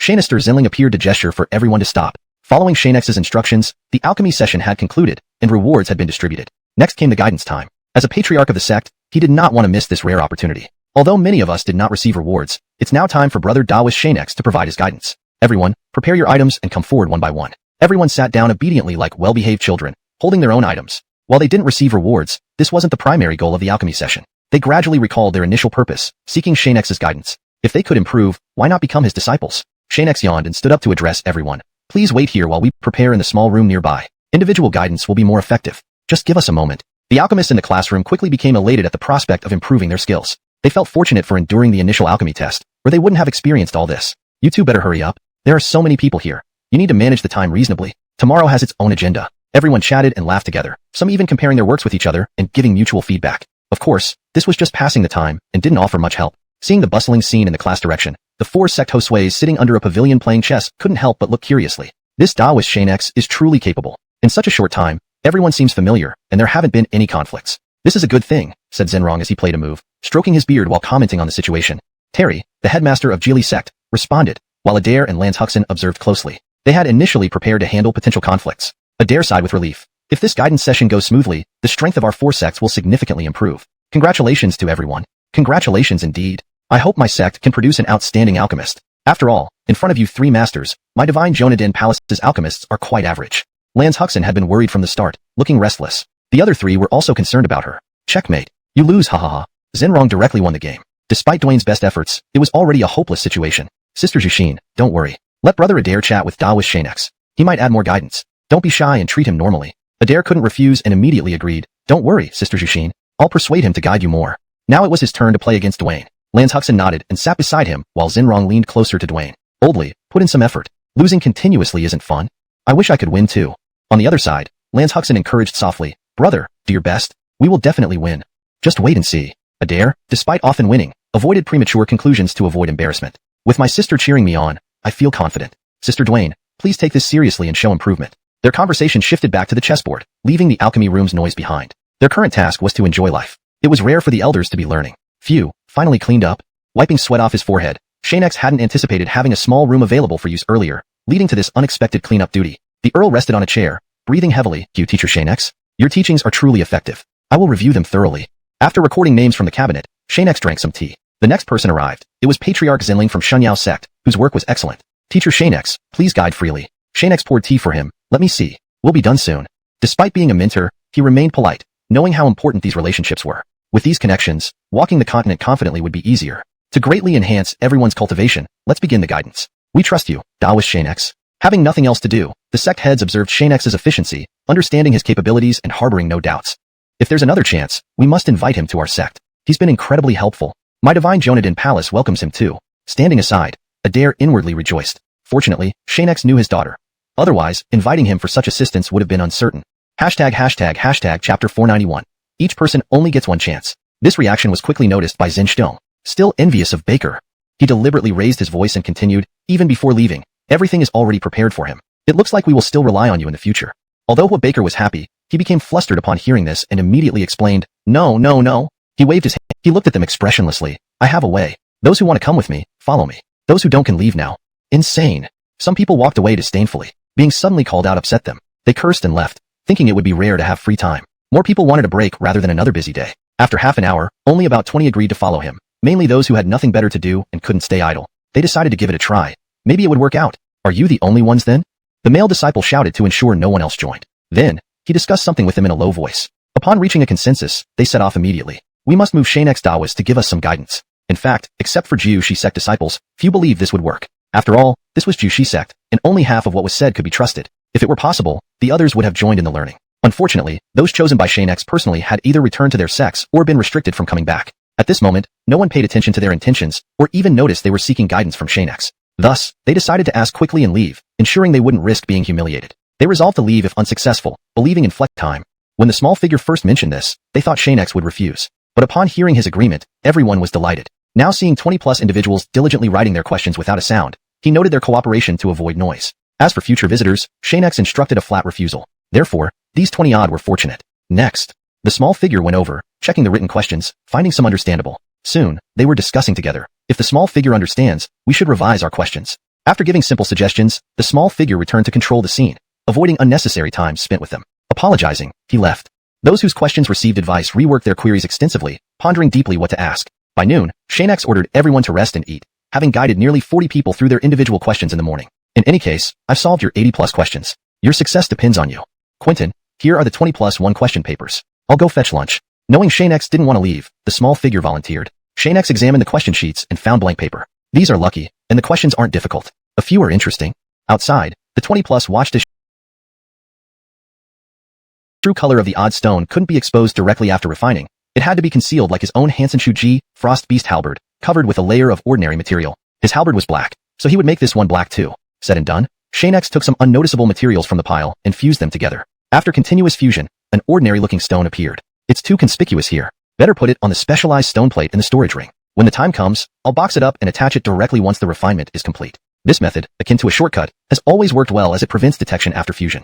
When using the Frost Beast halberd, it was hard to detect, and no one had truly discovered and taken it. Enemies assumed it was just an ordinary weapon, nothing worth paying attention to. Avoiding so many troubles has been thanks to this simple manufacturing process, requiring low-quality materials. Might as well continue doing it this way.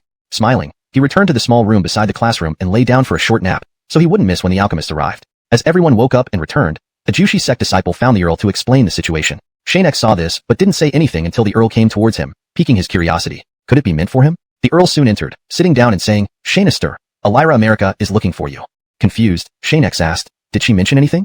The Earl shook his head. They only told me this much. Nothing more. She's currently outside. Someone has been watching us for the past 2 days. Every time we leave the array-covered area, we feel differently. Xianxia asked, where are Dash and Reba? Dash and Reba are in seclusion. Xianxia, should we do something about this? Without answering, Xianxia went to the viewing platform, making Rhea step down. Any discoveries? Standing up, America calmly said, not yet. Why call me back? America looked at him. Of course to think of a solution. Being watched isn't safe. Seeing the courtyard's strict entry and exit, he thought it should be secure. At the entrance, Jian Daodashi will handle it. I don't care. America, upset, said, before Dash and Reba recover, you must stay. Otherwise, something might happen. Xianxia didn't respond, descended from the platform, and entered the room area. Reba's room was on the ground floor. He checked. It indeed showed signs of breakthrough. Returning to his room, Dash hadn't returned to the small world and didn't comment much on his arrival. Don't worry, she missed you and called you back. Though in seclusion, I'm different from Reba. If something happens, I can deal with it. You actually returned. Xianxia helplessly sat down. Couldn't help it. It's not easy at Jushi sect either, so I seized this opportunity to come back. Looking at Dash, Xianxia hesitated to speak. Speak your mind. I don't like hearing you beat around the bush. Don't regret speaking later when it's useless. After Reba's seclusion ends, sketch the map of XuanHuan. Met XuanHuan members recently, thinking of preparing ahead. Pouring tea, Xianxia feared Dash might have visited this place countless times already. Fine, we'll do it. Sensing Xianxia didn't leave, Dash added, rest well and return early. I'll ensure Jian Daodashi keeps watch here. Choose items first when opening XuanHuan. Dash's calm demeanor suggested deep calculation. Since Xianxia interacted with XuanHuan now, things might get easier. So he wasn't against waiting, feeling more relaxed now. Thank you, senior. Later, he sought Rhea and America, talked briefly, and prepared to return. On the way, wanting to see who was outside, but didn't get the chance. They merely observed, taking no excessive actions, leaving him puzzled. These people can't be fools. Forget it. Let Dash handle things here. Hashtag end of chapter 492. Hashtag chapter 493. We've been under surveillance all along. After returning from the courtyard and quickly guiding the remaining members through their issues, the schedule for the next few days remained unchanged. First, looks like we've been under surveillance all along, the Earl pondered. I had noticed some subtle signs earlier, but they were so faint that I thought their target wasn't us, but rather. He stopped, realizing he hadn't fully considered it then, and with Xianxia coming to the sect, they hadn't prepared adequately. Rest assured, we can talk to sect leader Adair about this tomorrow, and ask him to send some people over to check. Xianxia placed the fruits and food he brought back on the table and sat down. The Earl entered, closed the courtyard gate tightly. With no intention of going out that evening, both men soon went to sleep according to Xianxia's plan, avoiding unnecessary activities. Inside a mysterious spatial realm within Xianxia's courtyard, many unidentified figures gathered around a campfire, unseen from outside except for the smell of burning wood. Suddenly, 3 fully covered cultivators approached, their faces obscured and voices disguised. Most people usually change their appearance while traveling to avoid recognition. They bowed to a man sitting idly by the fire and reported, Quentin, as you predicted, Xianxia has indeed returned. Everyone will recognize him this time. The seated man tossed a burning stick into the fire, signaling for them to sit and speak. After surveilling for so long, We already know everything worth knowing. He pointed at the trio. Look for an opportunity to cause trouble. The Great Lord has ordered that we capture him if possible and deliver him to the Sword Sect. Everyone knew that the Seeker of Help was an elite from the Sword Sect, offering very tempting conditions that they couldn't refuse. The elite allowed them to act according to their own judgment without rushing the capture. Continuing surveillance was actually about finding the right moment. Now that Xianxia had gone to the Jushi sect as a mentor, watching the sect directly would be suicidal. So they had come to the courtyard to lie in wait, patiently waiting for the perfect timing.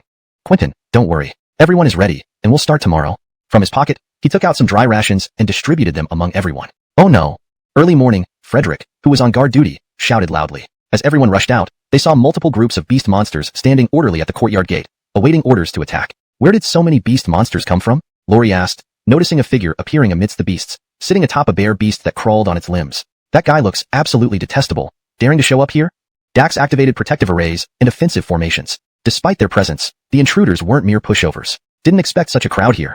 I wonder if you can withstand this wave of beasts. Well, I'm only acting on someone's request. Let me entertain you properly. Attack. The bear beast roared, and a torrent of beasts surged toward the courtyard, led by Dax and others defending at the gate. Don't panic. Deal with them first. The ones in the air are your responsibility. Looking at Jamie, he nodded, unleashing area of effect skills against the flying beasts, felling a large group swiftly. The controller then dispatched more aerial forces. Frederick and Jasmine guarded the entrance, striking unexpectedly and repeatedly succeeding. While Jasmine couldn't kill the beasts outright, she managed to push them back, causing some to flee. Dax looked at the two girls beside him and finally placed his hopes on Jamie in the air, as only he had a chance. However, things were tough on Jamie's side as well. If the attacking beasts disengaged and attacked the formation, the situation would worsen. Time dragged on, and Dash hadn't emerged from his room, causing everyone anxiety. Sector Hansen might be sleeping and won't have the chance to come out. Dax seemed to understand something, hurriedly stopping Lori from attacking. Shanib Dash was observing the battle from inside, so they shouldn't offend him. Everyone, hold on. These beasts won't last long. Once they're dealt with, everything will be fine. Dax reassured everyone, and Jamie, who had grasped the situation, had nothing more to say. Currently, they could handle the enemy without Dash's intervention. They had to solve it themselves. Lori reacted slow, rushed out only to find the scene was eerily similar to yesterday, as if nothing had changed. The land-dwelling demonic beasts were the same. The sky-dwelling ones too.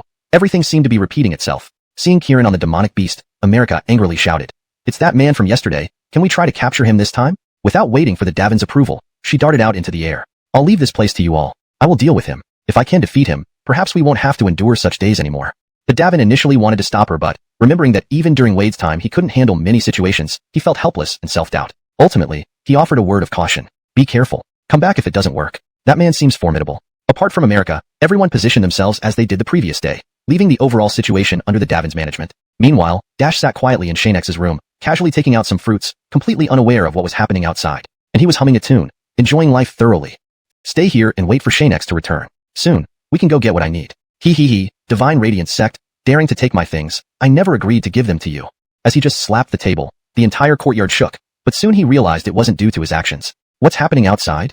Polite as ever, despite being able to pass through walls, he still chose to open the door like a normal person. Seeing the demonic beasts scattered on the ground made his eyes gleam. Looking further, he discovered a Beastmaster. Oh my, these are all nourishing items, especially the Beastmaster, whom I usually love the most. Who would have thought they'd come automatically? This must be fate. However, he didn't immediately interfere but observed everyone trying their best around him. Finding a chair to sit and watch, slowly absorbing the strength of the already dead demonic beasts. This stuff tastes better than tea. Ordinary tea water naturally couldn't compare, but Xianxia's tea was different. Previously, just one sip made him feel significantly rejuvenated. Unfortunately, Xianxia was currently at Jushi sect and couldn't return yet. Dash pondered, since I'm bored anyway, might as well lend a hand. Xianxia efforts will depend on him. Few people could truly gauge Xianxia's strength, and he believed himself to be among that rare few. This America is indeed capable, but she's facing a Beastmaster now, and by the look of that person's attire, he's probably not an ordinary cultivator. She's bound to lose. Just as he spoke, America gradually began to lose the advantage, yet she didn't forest, somewhere unknown. Senior, I've done what you asked, can I go now? You still want to leave? Dash instantly appeared beside him and struck again with great force. Relax, you absolutely can't leave until I agree. Oh right, where are the others? This time, the Beastmaster remained stubborn, continually replying, I don't know. Dash grew weary of questioning and directly killed the other party, absorbing the power that induced longing, a smile finally appearing on his face. Forgot to tell you, talking too much without knowing means losing your chance to live. As he landed with America, the Davin immediately treated her, who knew this girl, despite not having outstanding strength, was as stubborn as a mule and barely listened to advice. Gale, remember to inform me next time someone like this comes. Now we can have fun. The array protecting the courtyard had taken damage, and if Xianxia or Xiaoran weren't around, nobody could repair or recreate it. Frederick and Gale ran to the kitchen and brought out items for Sister Hansen. No matter what, they needed to bandage America, who was injured severely this time due to her recklessness. Back in his room, Dash extracted the Beastmaster's soul and placed it in a small shield that controlled inseparability. Upon waking, he realized he wasn't dead. Senior, how about you let me go? We owe you a favor, and in the future, we will. Quiet. Dash ignited flames within the shield. It's always more enjoyable to savor the prey slowly. You're lucky to be the first, and I will cherish this opportunity, absorbing your essence bit by bit. Don't mind, because it won't change anything. Old man, if you're so capable, give us a swift end. After his curses, Dash remained unmoved, solely focused on his own task. I just don't want to kill you instantly. Hee, it's just for fun. What can you do? Teasingly, Dash added, relax, wanting to die is easy, but not dying is hard. As a mere soul, just surrender and become my nourishment. Zelfil your last roll. As the flames burned in the shield, the soul's strength was continuously absorbed by the spellcaster. Since these people sought trouble, Dash saw no harm in punishing them. After all, dealing with evildoers wouldn't bring significant repercussions, and the strange existences would remain unaffected. In this way, he wouldn't worry about being captured while traveling on the continent. Hashtag Chapter 495. The two are already engaged in combat. The isolating force field was activated, allowing the two parties to see each other but not hear anything. They couldn't hear what others were saying, nor could they understand what was being said. More importantly, Dash directly used a martial skill to prevent the Beastmaster from seeing the outside situation while observing him from the outside. This kid really loses his temper and doesn't hold back when he's mad. Just hearing those words earlier, it seems like they got more insulting afterward. Truly, his strength is lacking but his mouth is quite sharp. After having a simple dinner, Dash chatted with the kids for a while before returning to his room. With the protection of Davin, Adelita had mostly recovered. Tonight she didn't come out to eat.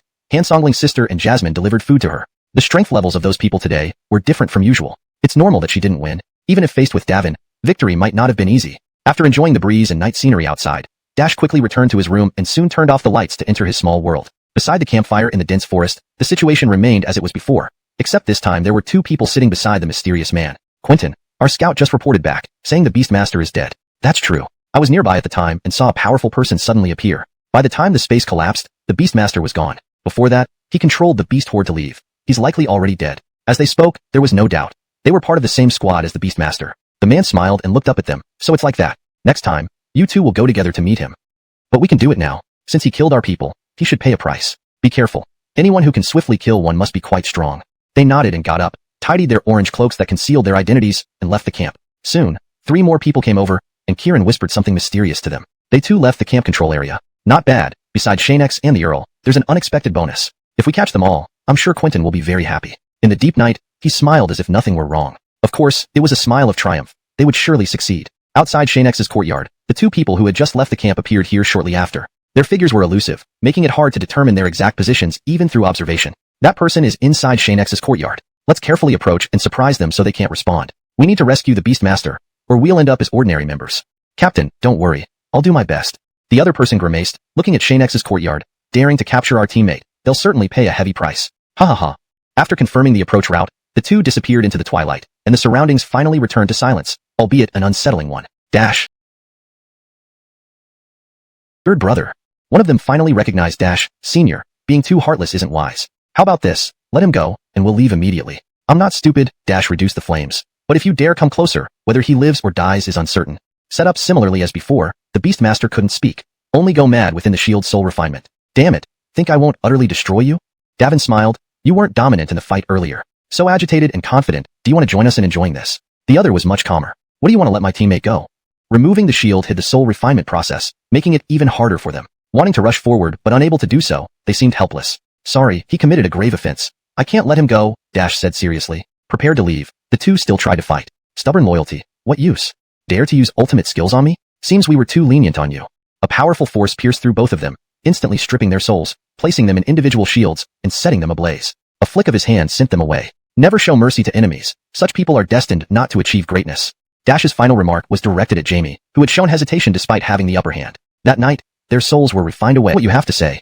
After all, these 4 were waiting for him, and he still needed to check in on the classroom in the afternoon. Though not urgent, the Earls had learned to manage on their own, so Xianxia didn't need to arrive too early. Without any ceremony, he picked up a piece of meat, dipped it in chili sauce, and started eating heartily. Rice was an essential part of every meal in the 9 continents, complementing the dishes perfectly. Zane, the sect Josue, was the first to raise his cup after Xianxia finished speaking. Thank you, Taoist brother Xianxia, for your efforts recently. Those who passed our assessments and attended your lectures have all told me that your teaching has been very effective. Everyone has improved greatly, which is most important. On behalf of everyone, I thank you.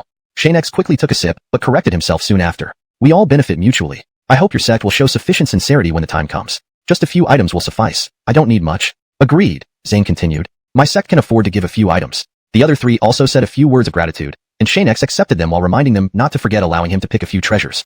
Although class would start soon, today was a refining day, so Xianxia didn't need to rush there. Since he had the whole day, even though the earls were overseeing the refining room, the 4 elders could help, speeding things up. Everyone must refine well from today onward. My master has instructed that if anyone keeps making the same mistakes, they'll keep refining until they produce something without basic errors. Only then will Xianxia provide further guidance. The earl stood in the doorway, observing everyone as they refined, moving slowly past them. You know very well whether you choose to continue learning or waste time. He then returned to his chair and released his mental power. Even if the elders knew, it wouldn't matter because they would have no choice but to supervise closely, or the earl would certainly find out. The purpose was not to waste more time. Xianxia was willing to teach various methods, but if they couldn't even address basic issues, it might be better to quit. Moreover, he didn't want to waste time repeating the same steps. What they learned ultimately depended on the refiners themselves. This was something Xianxia had already made clear. Upon hearing this, no one dared to be careless. Before, they weren't too serious since Xianxia always provided guidance. Unexpectedly, after this statement, everyone became serious. Xianxia could tell from their work whether they were truly focused, and thus felt responsible to ensure improvement. All the refiners understood this clearly. Zhenren Luan, the elder, nodded. This Taoist brother Xianxia is interesting. He can tell if they're slacking off yet doesn't directly point it out. This gives some people a chance to change. Tallulah suddenly realized, looking at her 3 senior brothers. That's the intention? I thought Xianxia was deliberately making things difficult for us, not knowing that someone was slacking off. Wait until I see how I'll deal with them. Janine, I only realized that now. Fergus sighed. From now on, it seems Xianxia is indeed capable. The future of the continent might change because of him. They all understood Alan's implication.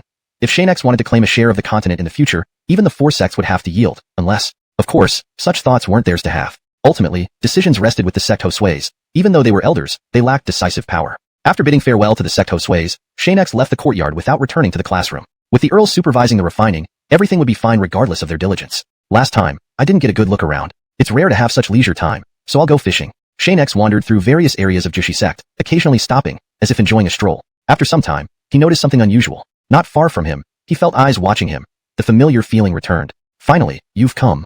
Xianxia sped up towards a crowded area, as fishing required some distance. Before reaching the crowded street, 2 people approached him. You've waited long enough. To handle capable individuals could lead to their growing power. Zhenren wanted to say something, but Xianxia was already walking away. He thought to visit later tonight, hoping Xianxia was smart enough not to refuse. I'll leave now. Need to rest before heading back to the sect tomorrow. Goodbye, everyone. Chapter 497. Wow, Ancestor invites for dinner. Why would senior brother Xianxia suddenly return to the sect like this? Headmaster XuanHuan couldn't figure it out. If I'm not mistaken, those people indeed came for Taoist Xianxia. Shouldn't Taoist Xianxia be worried? Mia also pondered. Perhaps there's genuinely something going on at his sect? Well, don't overthink it. Senior brother Adair, let's take a walk together. She had her little secret thoughts, and XuanHuan understood clearly. He casually found an excuse to push away her intention and quickly left the 2 of them, heading towards the lecture hall to keep an eye on things. Adair looked at Mia.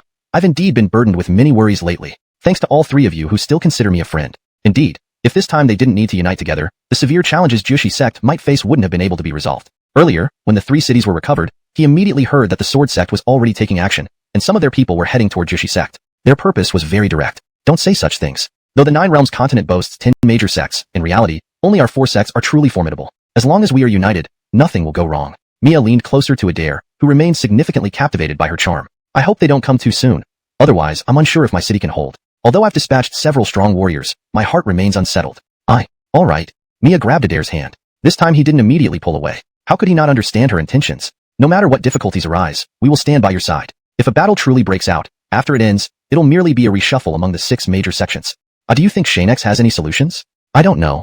Their relationship deepened. Mia no longer had any other desires. She just wanted things to remain this way. Adair was simply too good, always attracting her. Since the decision had been made, they planned to find Xianxia next and see if they could chat and get any leads. Even though it sounded unreliable, there weren't any better options. What about our situation? Mia suddenly asked. You should ask Jemima regarding that. See what she thinks. After all these years, it's time for me to move on and embrace a new life. Honestly, I haven't thought much about that aspect. What Adair was mainly concerned about now was Jemima. He feared his daughter might not have. She guessed correctly, these were specifically sent to deal with Xianxia, although it wasn't clear if they were from the previous group. They're likely from the bounty organization. They watched outside the courtyard for a while before capturing them. Xianxia smiled. Just then, movement appeared at the doorway, and the Riker maid checked. Xianxia, it's Headmaster Xianxia. Just go enjoy some tea first. Shortly after, Xianxia emerged, leaving the door slightly ajar. He glanced at the Riker maid and instructed. Go back and guard them. If they wake up, knock them out again. It's better if they stay unconscious. Yes, fellow Taoist Xianxia. I'd like to inspect their belongings. Perhaps. Don't misunderstand. I just want to check if something is still there. If possible, I'd like to copy it to see if XuanHuan can be used, Xianxia explained hastily. Xianxia paid no mind, directly producing 4 books. I've already inspected them. If you wish, you can proceed here. Eventually, 3 books were quickly returned, and 1 bookless item handed to Xianxia. This object seemed less critical, only for simple collection. Headmaster Xianxia, take your time. Xianxia hesitated. Aren't you asking why I chose this one? Xianxia calmly replied, not really. Seated, Xianxia grew more puzzled about Xianx's demeanor. However, he didn't dwell on it long and began copying XuanHuan. This sort of technique usually only belongs to such organizations. I never expected to get lucky this time. Must thank Taoist Xianxia later.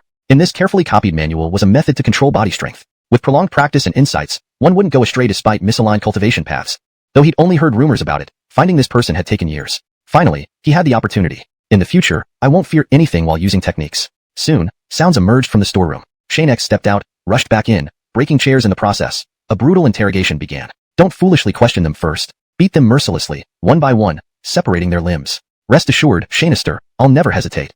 Unknown how long passed, the two captured men flew out with their chairs, landing heavily on the ground. It was the first time Xianxia saw such an intense interrogation. Curiosity got the better of him. Pin paused, watching with interest. Interesting. Sealed with spiritual energy, they were as helpless as ordinary people. Watching them drag chairs inside again, panic took over. Their fates were grim. Stop. A man bleeding from the corner of his mouth pleaded. Can't you stop beating us? Aren't there questions you need to ask? We can discuss these matters peacefully without fighting. They settled into chairs in front of them, then the door opened. Perhaps we should emulate this approach. This is how to deal with those who don't listen, Zenhoverglund said, savoring the tea. Everything provided by Xianxia was top-notch. The taste was truly different after drinking it. Lizzie responded, Ancestor Zen, young people have their ways. They may not be willing to use this method. After all, everyone is different. To get everyone to do the same thing is quite difficult. The four chatted idly for a while. After another bout of noise from Xianxia's side, he slowly walked out, wiped his hands and said, Rest assured, esteemed ancestors. I believe everyone supports my plan. Some people have been slacking off recently, but they've started taking things seriously now. The four nodded in agreement. Ancestor Dario looked at him and said, But fellow Taoist Xianxia, I still hope you will show mercy. They are people who can change the future, and weapons should never be taken lightly. Don't worry, Ancestor Lon. As long as they aren't slacking off, I will provide thorough guidance, helping everyone improve their craftsmanship. Just as Xianxia finished speaking, the Earl emerged, brushing off dust, glanced at the ancestors, and sat beside Xianxia. How shall we arrange dinner today? Rest assured, the ancestors are already preparing it. We don't need to cook separately. Xianxia looked at him. If you're tired, go rest. I'll call you later. Esteemed ancestors, I will retire to my room now. The Earl got up politely. Young Xianxia, please call me if you need anything. As he left, he used his mind to close the storage room door. The four ancestors were still puzzled about the true strength of Xianxia and the Earl. Meanwhile, outside the Jushi sect, a childlike figure appeared among the disciples, completely unfamiliar to everyone. Yet, seeing him helpfully asking around, no one thought anything of it since he hadn't done anything suspicious. Who knew the Jushi sect is so large? After wandering for half a day, those two didn't even think to leave a message or contact details. Now, finding them is so hard. He casually bought some snacks from the street and sat on a stone bench, eating as he observed passers-by, none of whom were his targets. Having just arrived, won't I be caught right away? Thinking otherwise, if he couldn't find his people, he could try to locate Xianxia instead. But where is this Xianxia? Suddenly, he overheard someone discussing Xianxia and mentioning the general location of his classroom. This gave him a clear direction. No one has noticed anything unusual yet. My disguise must be very successful. The small man moved through the crowd, entering an area mostly deserted, and quickly disappeared, moving toward Xianxia. No one knew what method he intended to use. Night fell quietly. The chefs brought by the ancestors had prepared the meal early and delivered it. Meanwhile, the two in the storage room could only settle for simple fare. When they smelled the delicious aroma outside, they grew hungrier by the minute but couldn't complain, knowing they were enemies. This damn Xianxia, we should be eating well too. He enjoys lavish meals while our food isn't even cooked properly. It'd be better if he just killed us. One person was already eating obediently. When Kieran looked over, the other commented, Something is better than nothing. If you want to eat over there, I wouldn't object. With good information, even Cole Jr. would agree. After venting for a bit, Kieran resigned himself to eating, not wanting to starve out of stubbornness. To you, fellow Taoist Xianxia, I offer you a toast. Xianxia politely drank bowl after bowl, while the Earl merely went through the motions, as he still needed to handle two problems. Therefore, one person had to be vigilant. This responsibility fell on the Earl. The ancestors didn't mind much, as long as Xianxia drank. The time is almost over. Honestly, the ancestors have done well, and the alchemists below are also excellent. Shani of them are quite promising. Hearing this, the ancestors felt touched. This was why they came here to study under Xianxia, calling him master. That night, they chatted extensively. Eventually, the ancestors departed, and Xianxia and the Earl tidied up before resting. Although the Earl slept, he wasn't as deep asleep as Xianxia. The difference between drinking and not drinking was obvious. Xianxia, rest assured, I'll handle everything tonight. Xianxia entered his room, and soon the lights went out. After ensuring his master was asleep, the Earl checked the storage room again before going back to bed. The night was peaceful. Hours passed. A shadow suddenly appeared on the wall outside the courtyard fence. It looked like a child, small and short-statured, casting a long shadow in the night. It's not easy to wait until all of you rest. This isn't a simple task. Tap, tap, tap. He easily climbed down the wall, hearing the Earl's recent actions. Knowing that the two had been captured, he needed to rescue them immediately. Seems it's not that difficult. This task was completed easily. He casually fiddled with the lock, surprising himself when he saw two stunned faces in the dim light. You useless fools. How did you get captured while supposed to be capturing others? They shook their heads frantically, signaling him not to come closer. But the small man misunderstood, continuing, Quiet. I'm rescuing you now. Let's leave and... He froze as two scared men stopped speaking. A cold spear tip pressed against his back, and various arrays previously set up activated, leaving him no escape route. Don't move, the Earl said. If you resist, go ahead. But if you can bear the consequences alone, feel free to try. You think you can save people? Too ambitious. Wow, Xianxia's voice echoed from outside. Hadn't he drunk heavily and fallen into a deep sleep? How? The small man considered fighting, but was quickly suppressed by the four silent ancestors appearing before him. Chapter 499. Anything but fighting. You were supposed to be drunk and resting. How could you possibly be here? And didn't you really leave? The Hurley was confused. Having been in the hiding business for many years, he believed he had done nothing that would lead to his discovery. He did not expect the backlash to come so quickly. Moreover, Xianxia, who had been drinking the most, now only showed signs of poor mental state but no indication of being drunk. The Hurley had been deceived. Knowing you would come visiting, I should indeed have a drink, but to welcome faraway guests, I can't really get drunk, right? After approaching him and tapping him a few times, he sealed Kieran's internal spiritual energy. Soon, the Hurley realized he couldn't use his spiritual energy. The four elder ancestors who had initially come to settle the scene were also greatly surprised, having never seen such a technique in their long lives. Damn. In the 9 provinces continent, I've never heard of anyone who can seal another person's spiritual energy. Hold on. The two guys in front of him also showed no resistance when they entered, indicating they had been similarly other methods. During my divine ascension, I learned a lot. We have plenty of options. Just fear him revealing everything too quickly, which would spoil the fun. Xianxia was undeniably experienced in this regard. So it doesn't matter if I talk or not, I'll get beaten either way? The Hurley was speechless. He had never been at a loss for words in his entire life. Being caught was fine, but instead of asking questions or allowing him to speak, they just started beating him mercilessly. He kept these thoughts to himself, realizing it would be better to cooperate for his own sake. However, none of the elders held back, each one nearly killing the Hurley. I'm bleeding profusely internally. Are you not going to stop and talk yet? Hearing this, the elders finally backed off. The storage room was small, barely able to accommodate everyone. Xianxia and the Earl had been standing by the door. Xianxia, once the elders are done, it's our turn to perform. Xianxia took out a wooden chair that could self-repair from his storage ring and approached the Hurley menacingly. He pressed him to the ground and said with malice, just endure a bit more. There's still us two to deal with. Don't worry, we'll be quick. At most, you'll be a little worse off than those two behind you. The Hurley glanced seriously at the two behind him, who were already battered beyond recognition. Even a little worse might be severe. Can you stop beating me? The Earl squatted down and said, I apologize. Honestly, we haven't decided what to do with you yet. But since you're causing trouble, it's fitting to practice on you. In the next second, Xianxia suddenly picked up the chair and smashed it against him. With a loud crash, the entire chair shattered. Heavens, weren't we supposed to go easy? The Earl chuckled, not using spiritual energy, and hoisted him up again. The Hurley was utterly bewildered by this crazed behavior. Continuing with different actions like this, he wouldn't last long. Wait. Xianxia put the chair down and sat on it, which repaired itself automatically. Alright, let's see if you have any value that doesn't involve getting beaten. Speak your mind, and if we don't agree, the fight continues. The Earl also fetched a chair identical to Xianxia's, likely capable of self-repair as well. After only 10 seconds, the Hurley still hadn't spoken a word. Xianxia picked up the chair and lunged at him. I'll tell you everything. Please stop beating me. Ignoring the Hurley's plea, Xianxia interrupted him. We are disciples of the Sword Sect sent by a bounty organization. Our main goal was to capture you for credit. We have 6 or 7 others in your courtyard. We mainly came to deceive you and then capture you. My. Suddenly, the Hurley started convulsing, foaming at the mouth, and after a struggle, rolled his eyes and stiffened, dead. Xianxia knelt down to examine him and soon said, this is a control method. If someone dares to reveal secrets, it destroys their entire body, leading to convulsions, foaming at the mouth, and death. A very malicious technique.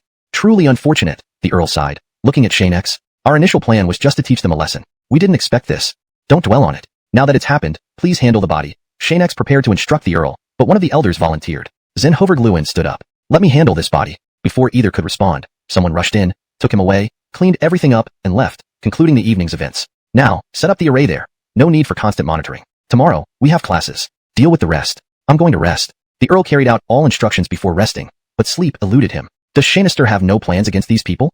Having learned they were staying in the courtyard, the Earl worried that Dax alone couldn't handle it. Eventually, unable to keep his eyes open, he drifted into sleep. This night was far from peaceful. Xianxia also struggled with sleep. After resting briefly, he woke up. He took out the items acquired earlier to inventory them, unsure if anything valuable or useful was among them. Opening them up and then directly to the classroom, seeing that young Xianxia Lu was already prepared. Xianxia, let me know if you need anything. No worries, go ahead. I'll join you shortly. Xianxia waved him off, then forcibly fed the two men some laxative-inducing food. While he wasn't killing anyone, certain methods still needed to be used. Shortly after, he arrived at the classroom, observing the alchemists below, whose demeanor was noticeably better than before. No one looked disinterested or indifferent. Learning was no longer treated as something idle. Since I've refined these items, any problems must be solved by you, Xianxia. Thus, many people kept repeating the same mistakes, challenging his authority. Now things had changed. Xianxia had clearly communicated his stance, and with the support of the patriarchs, no one dared to slack off or think they could get away with producing defective weapons continuously. They were wrong. Xianxia didn't rush to speak, but began pacing around the classroom. Everyone else, except the patriarchs, felt anxious, not knowing what he intended. Finally, he casually said, "Follow the previous order. If I call your name, come forward. If you repeat the same mistake, I won't call you again." Regardless, it was important to say this beforehand. Whether they were seriously refining or not, for Xianxia, this was a clear warning. If they made the same mistake again, the sect Josue would take injections. James hastily clarified, "Taoist Xianxia, you misunderstood. My visit is for another matter." This took Xianxia by surprise. What matter? After a sip of wine, James blurted out, "Cinny encountered danger there, so I've dispatched reinforcements. If they show up again, they will face severe consequences."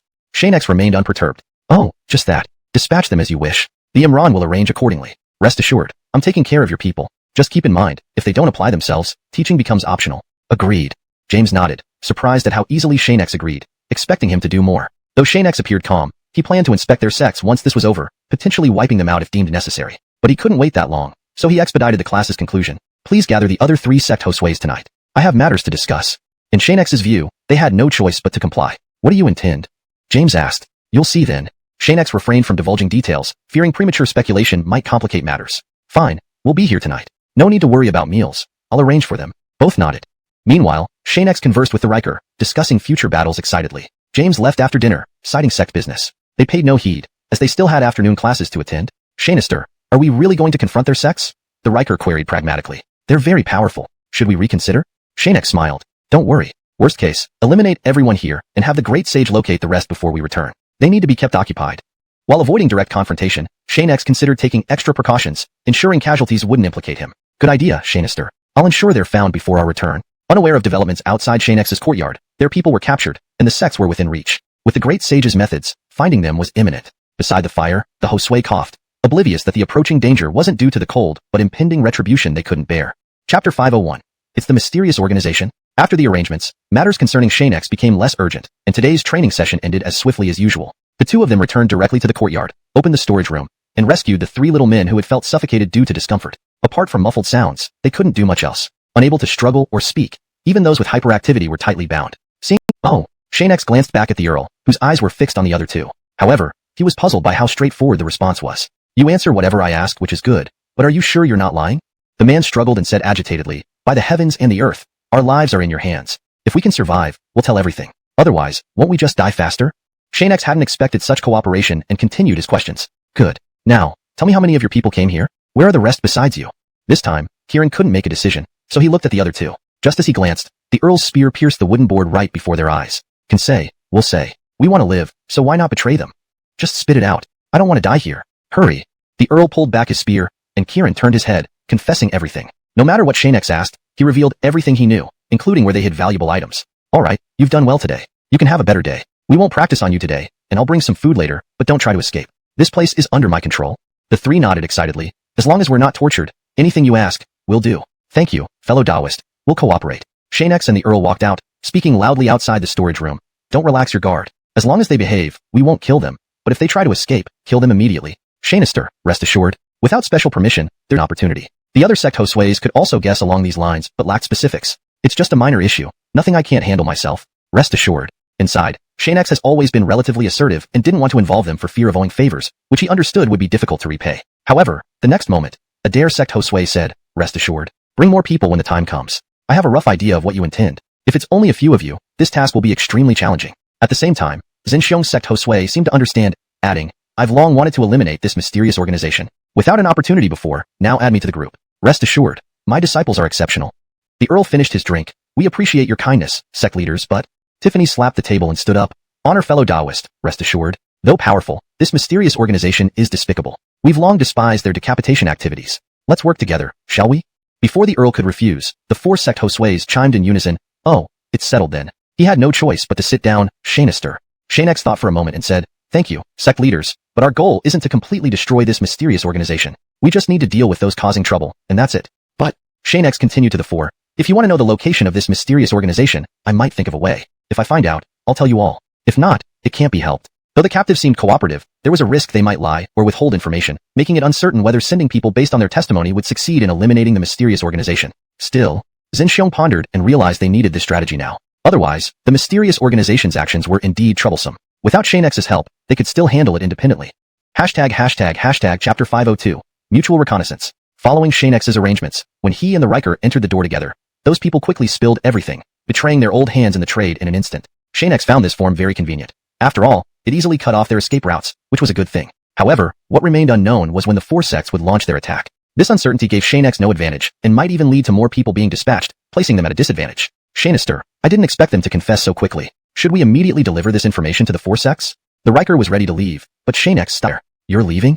Xianxia nodded. I need to return to handle some matters, so I must leave early. Rest assured, Elira America will be fine with me around. He smiled. I'm not overly worried about that. Still, I appreciate your help providing our weapon artisans the best support. You can rest assured, we won't forget what you've done. Feel free to come collect your reward whenever. Xianxia nodded. Although he hadn't planned to claim the reward after leaving early, Roberto's words touched him. Since it was still available, he would find time to come back eventually. Choosing rewards required careful selection rather than hasty grabs. Very well, I'll remember your kindness. Xianxia looked at Sect Leader Hua, feeling a deeper understanding of him, since such genuine people were rare nowadays. Sect Leader Hua, please thank you on behalf of my master. No need for formalities, Sect Leader Hua responded frankly. If you ever run into trouble, feel free to come to Jushi Sect. I can't promise much protection, but basic safety is assured. As Xianxia was about to leave, he remembered something and asked Sect Leader Hua, what do you think about your daughter joining us on this adventure? Roberto replied calmly, it's her choice. I'll continue managing the sect until she returns. Everything will be fine. Seeing his relaxed demeanor, Xianxia decided not to press further. Persuading her to stay wasn't an option. He could only hope she would grow like Sister Ria did. Xianxia smiled and handed the note to Sect Leader Hua before leaving Jushi Sect with the Riker and the 3 prisoners from the mysterious organization. They headed swiftly towards the courtyard.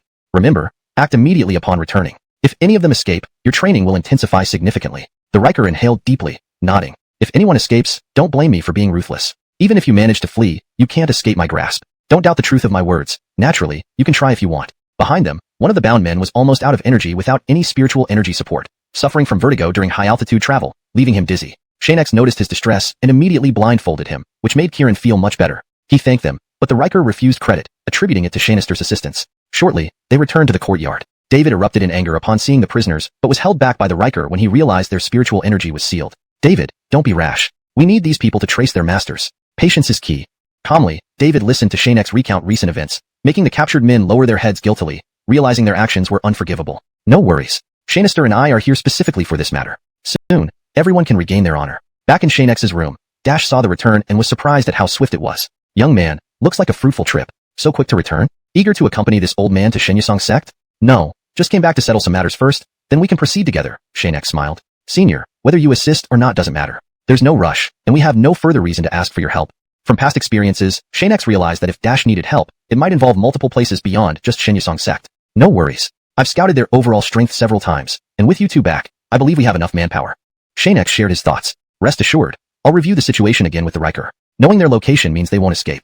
##### Chapter 503. Surrender or perish, choose. The sky was gradually darkening as Honor and Xianxia headed out together, accompanied by the Davin, Elder Hansen, and others. Although it was supposed to be a mere observation mission, they ended up going as an entire team, all of whom were capable fighters. Everyone, don't you think this is too conspicuous? Asked the Davin, slowing down slightly. Perhaps he was hesitant, perhaps he was fearful. Nobody knew for sure. After all, this was a critical moment. Since Xianxia's group didn't slow down, the Davin followed suit. Davin, you've seemed preoccupied lately. Have you not been sleeping well? This time, Xianxia didn't bring Gale and the others along to avoid any unforeseen incidents. This mission was solely for observing enemy movements, and only if circumstances were favorable would they engage in battle.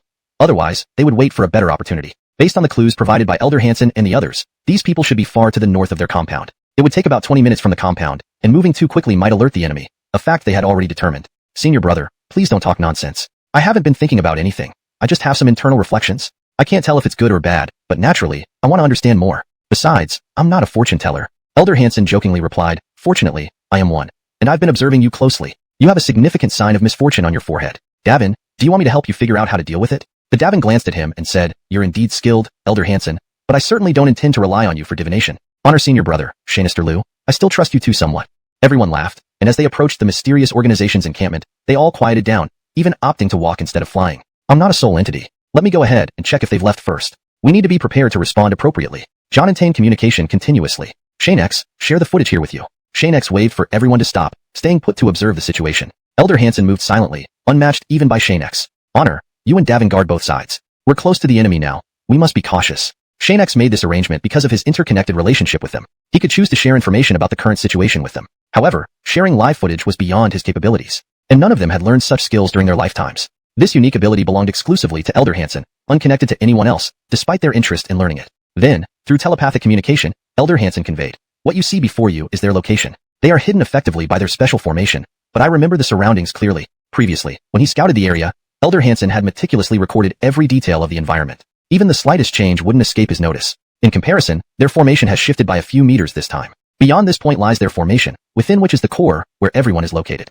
After observing further and finding no one around, Elder Hansen suggested to Xianxia, "How about we attack now? Once they are eliminated, our task here will be over." But Xianxia stared intently at the scene, seemingly making a new discovery. He remained silent for a long time, ignoring Elder Hansen's suggestion. Xianxia. Connor repeatedly called out, and Xianxia finally reacted, noticing Connor's readiness to act. Subconsciously, he stepped back. What are you doing?" Connor jumped in surprise, but quickly recovered. "Don't overthink it. I'm fine."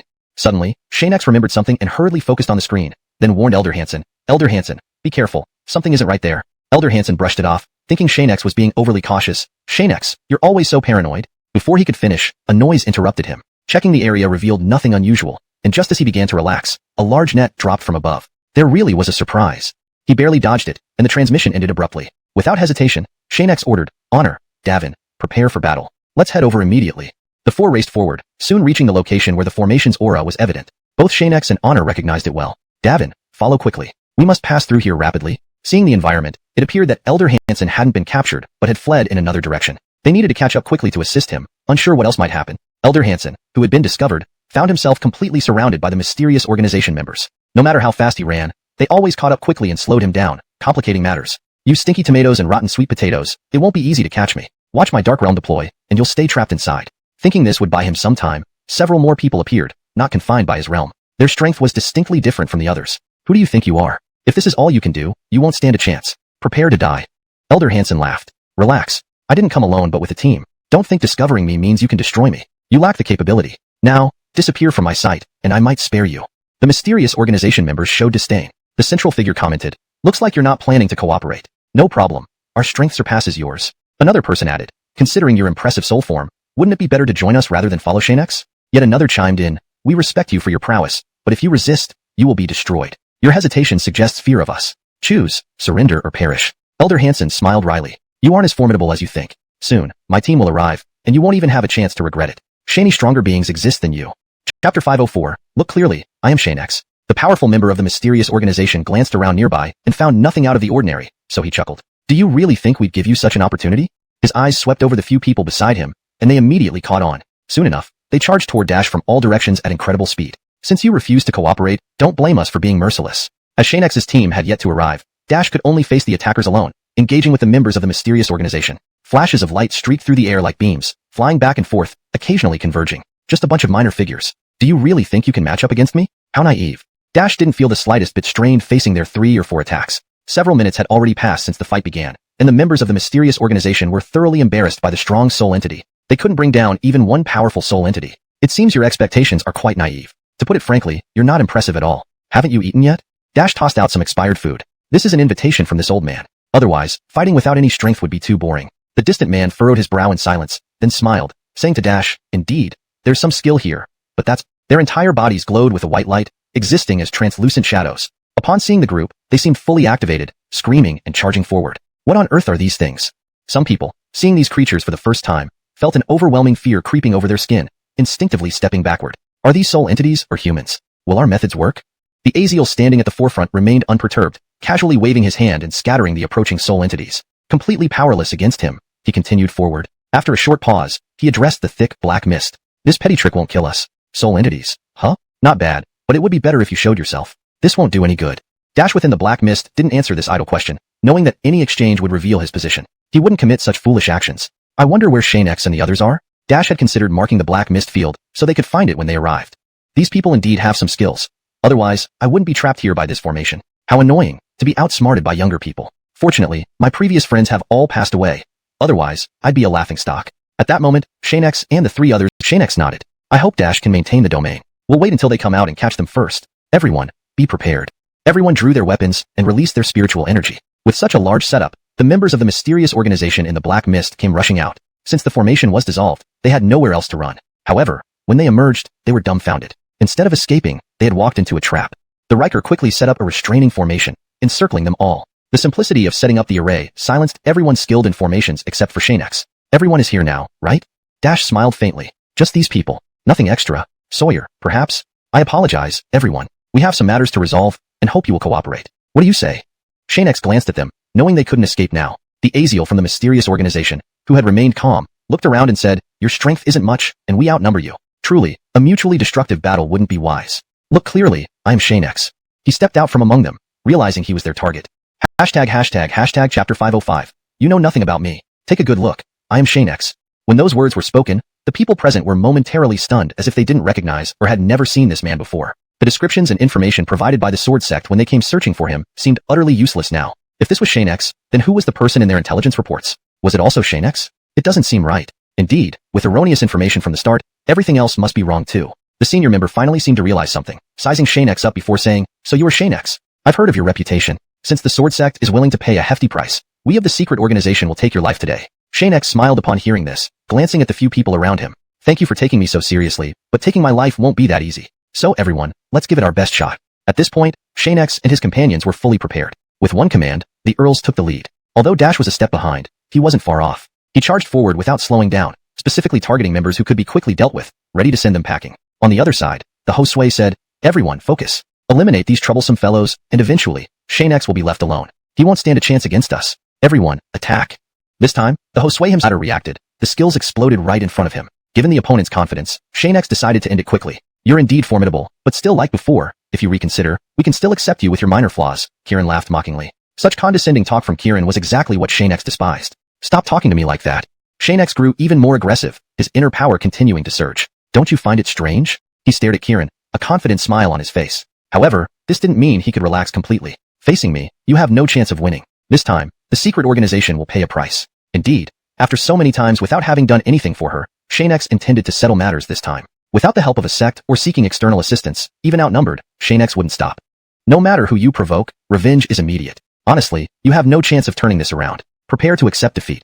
You're indeed different from ordinary people. To be honest, our main goal is this." The man revealed openly, "To be able to restore spiritual energy continuously. It looks like you've encountered a great opportunity, but soon, all this will belong to us." Now it was Xianxia's turn to be shocked. He had assumed they only cared about wealth, but never imagined they were after his ability to regenerate spiritual energy. Indeed, using it for so long, it was bound to be discovered. But to protect this secret, you won't leave here. Over time, the consumption of spiritual energy is significant. The man waved his finger, saying with a smirk, "Since we know about this opportunity, we're fully prepared. Xianxia, you might as well hand it over willingly. At least that way, you might live." Xianxia spat on the ground, defiantly responding, "Results aren't determined yet, and you're bragging already? How could I possibly hand over such a gift?" The man chuckled. "No choice then. We'll capture and interrogate you until you talk. Though it's beneath us, if it works, nothing is impossible." Without further ado, Xianxia continued his relentless attacks, trying every technique to break through the opponent's defenses. Despite his efforts, the opponent remained unaffected, with no sign of his spiritual energy waning. The perceptive Xianxia quickly noticed the anomaly. No matter what, the opponent's behavior couldn't compare to the rebirth spirit pill, which was Xianxia's true reliance. The opponent couldn't possibly have it, unless they were also a reborn individual. "Your talk is impressive, but I wonder who taught you such remarkable skills, leading you to become a slave. What a life." Or else they would face the same predicament as now, the endless pursuit due to an inexhaustible supply of spiritual energy. The adult didn't continue speaking but drained the spiritual energy from those nearby, making it easy for the small Riker and others. They quickly subdued them all. According to Yuan's instructions, don't kill those whose spiritual energy has suddenly dried up, the small Riker called out, his voice sincere, for he noticed someone was about to make a kill. It served as a warning, as such actions could affect one's path and cultivation forever. Speaking of Jamie, his nature was always like that, but the Davin wasn't so fortunate. For some reason, he had wanted to kill earlier. Of course, the small Riker wouldn't slander anyone. He felt that intense killing intent truly and thus had to remind him, "Davin, I hope you're fine." At the same moment, the Davin noticed the small Riker watching him and gave an awkward yet polite smile. Not realizing his own mistake when he approached, he just stayed quiet. Since he hadn't mentioned it, the small Riker wouldn't dwell on it either. After all, there were seniors like Dash and Jamie present, and it would be better to discuss it with the Yuan later. "You fought well just now. Keep it up in the future. As for young Xianxia's side, stay still unless instructed otherwise, and ensure that person doesn't escape." But the next instant, he froze. Xianxia's attacks were rapid and relentless, allowing multiple uses of the Hansong Beast Spear technique, leaving Kirin helpless. He had learned to use shields wisely. "This form is indeed impressive. If I had it, I'd be even more formidable. Xianxia, our organization won't give up. Prepare to die."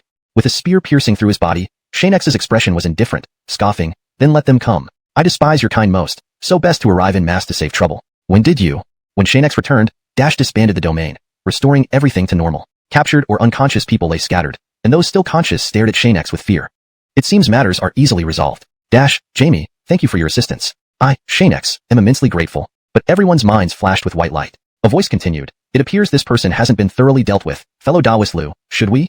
Xianxia, not feeling anything unusual, said, "Seniors, no need for further intervention. Small Ilias, go play with him. Eliminate him if possible. In Xianxia's view, the small Ilias and others craved battle more than he did. The Davin needed more opportunities for practice. Anyway, I'm like a Josue who needs rest and must provide them more chances. I shouldn't steal the spotlight anymore or risk revealing myself further. The man rose from below, stopping beside Xianxia, now completely stripped of his clothes. Truly believe you can kill me like this? How naive. What power do you possess, and what do I possess? Think an ant can shake an elephant? Looking at the self-healing wound on Kirin, Xianxia remarked, your ability to heal automatically is intriguing, but it's of no consequence. Now, play with him. Once I find his weakness, there'll be no second chance. Without much thought, the small Ilias lunged forward, both using martial skills before closing in rapidly. True to form, the small Ilias wounded him right away? Somehow interesting, but alas, I have no intention of perishing. Let's see if your luck holds. The small Ilias paused. You can try again. This was just a test. The real battle begins now. The three observing couldn't join, but paid close attention to the fight. I sense you and the small Ilias belong together. Both have unique fighting styles that are hard to resolve. Sometimes, a higher rank isn't decisive, which you both compensate. Xianxia smiled. Dash flatters us. We've had our share of fortune and destiny, shaping us into what we are today, but it's also due to our relentless effort and perseverance.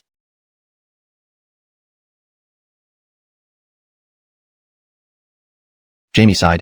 I feel you are a special group, mature beyond your years, lacking childish behavior. I believe seeking your help was the right decision, Dash remarked, relieved. Without outside help, places like the Divine Radiant sect would be tough to penetrate soul-wise. Now, with these young ones' assistance, there might be a real chance to obtain what he desired. Can I join you?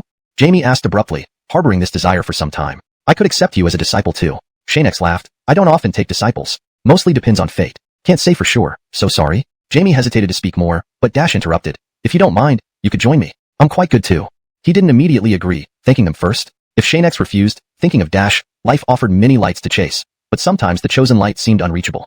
Chapter 507. Must be eliminated. This outcome was not bad for Connor. Since he could not become a god, following an elder predecessor would be the next best thing. If by chance he reached the Xianxia god realm, it would be a huge bonus. Xianxia did not find anything wrong with this arrangement. Everyone's fate was different, so there was no need to take everyone in out of kindness. He had already suffered a major loss once because of this and did not want to repeat it. If he had not been overly kind before, he would not have ended up in such a predicament now. Now, if he could refuse, he would, and he would not regret a huge loss as he had in his previous life. I also think Dash is excellent. Unfortunately, our goals, senior. I saw the enemy use tactics against you earlier. If necessary, ask the Riker to assist. Don't push yourself too hard. Don't worry. I know what I'm doing. Being a soul has its advantages and disadvantages. I'll be fine.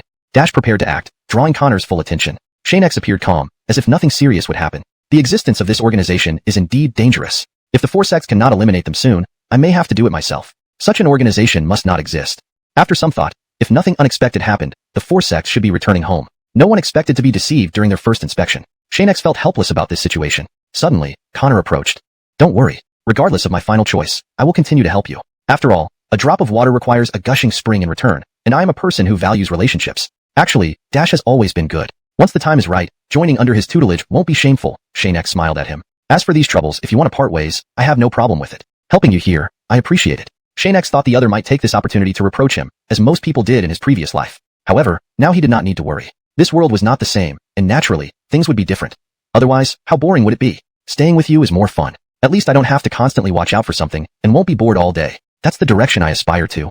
Xianxia joked. You can convince Dash, and then we can proceed together. I guarantee the journey won't be lonely.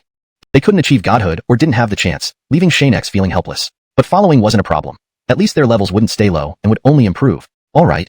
The two chatted, and with Dash's addition, they quickly defeated Kirin, who absorbed their powers again. This time, Xianxia observed carefully. So, that's how it is. I'll have to act soon. Showing some effort will ensure his complete destruction. His constitution is special. Can you observe anything unusual now, kid? Dash shouted loudly as Xianxia moved closer. I've come up with a plan. I'll join the assault shortly. This person must be eliminated. The rest of us will support you. It's almost time. All right, let's all attack together. Completely eradicate him, and then we'll deal with the remaining ones. I'm not someone to be trifled with.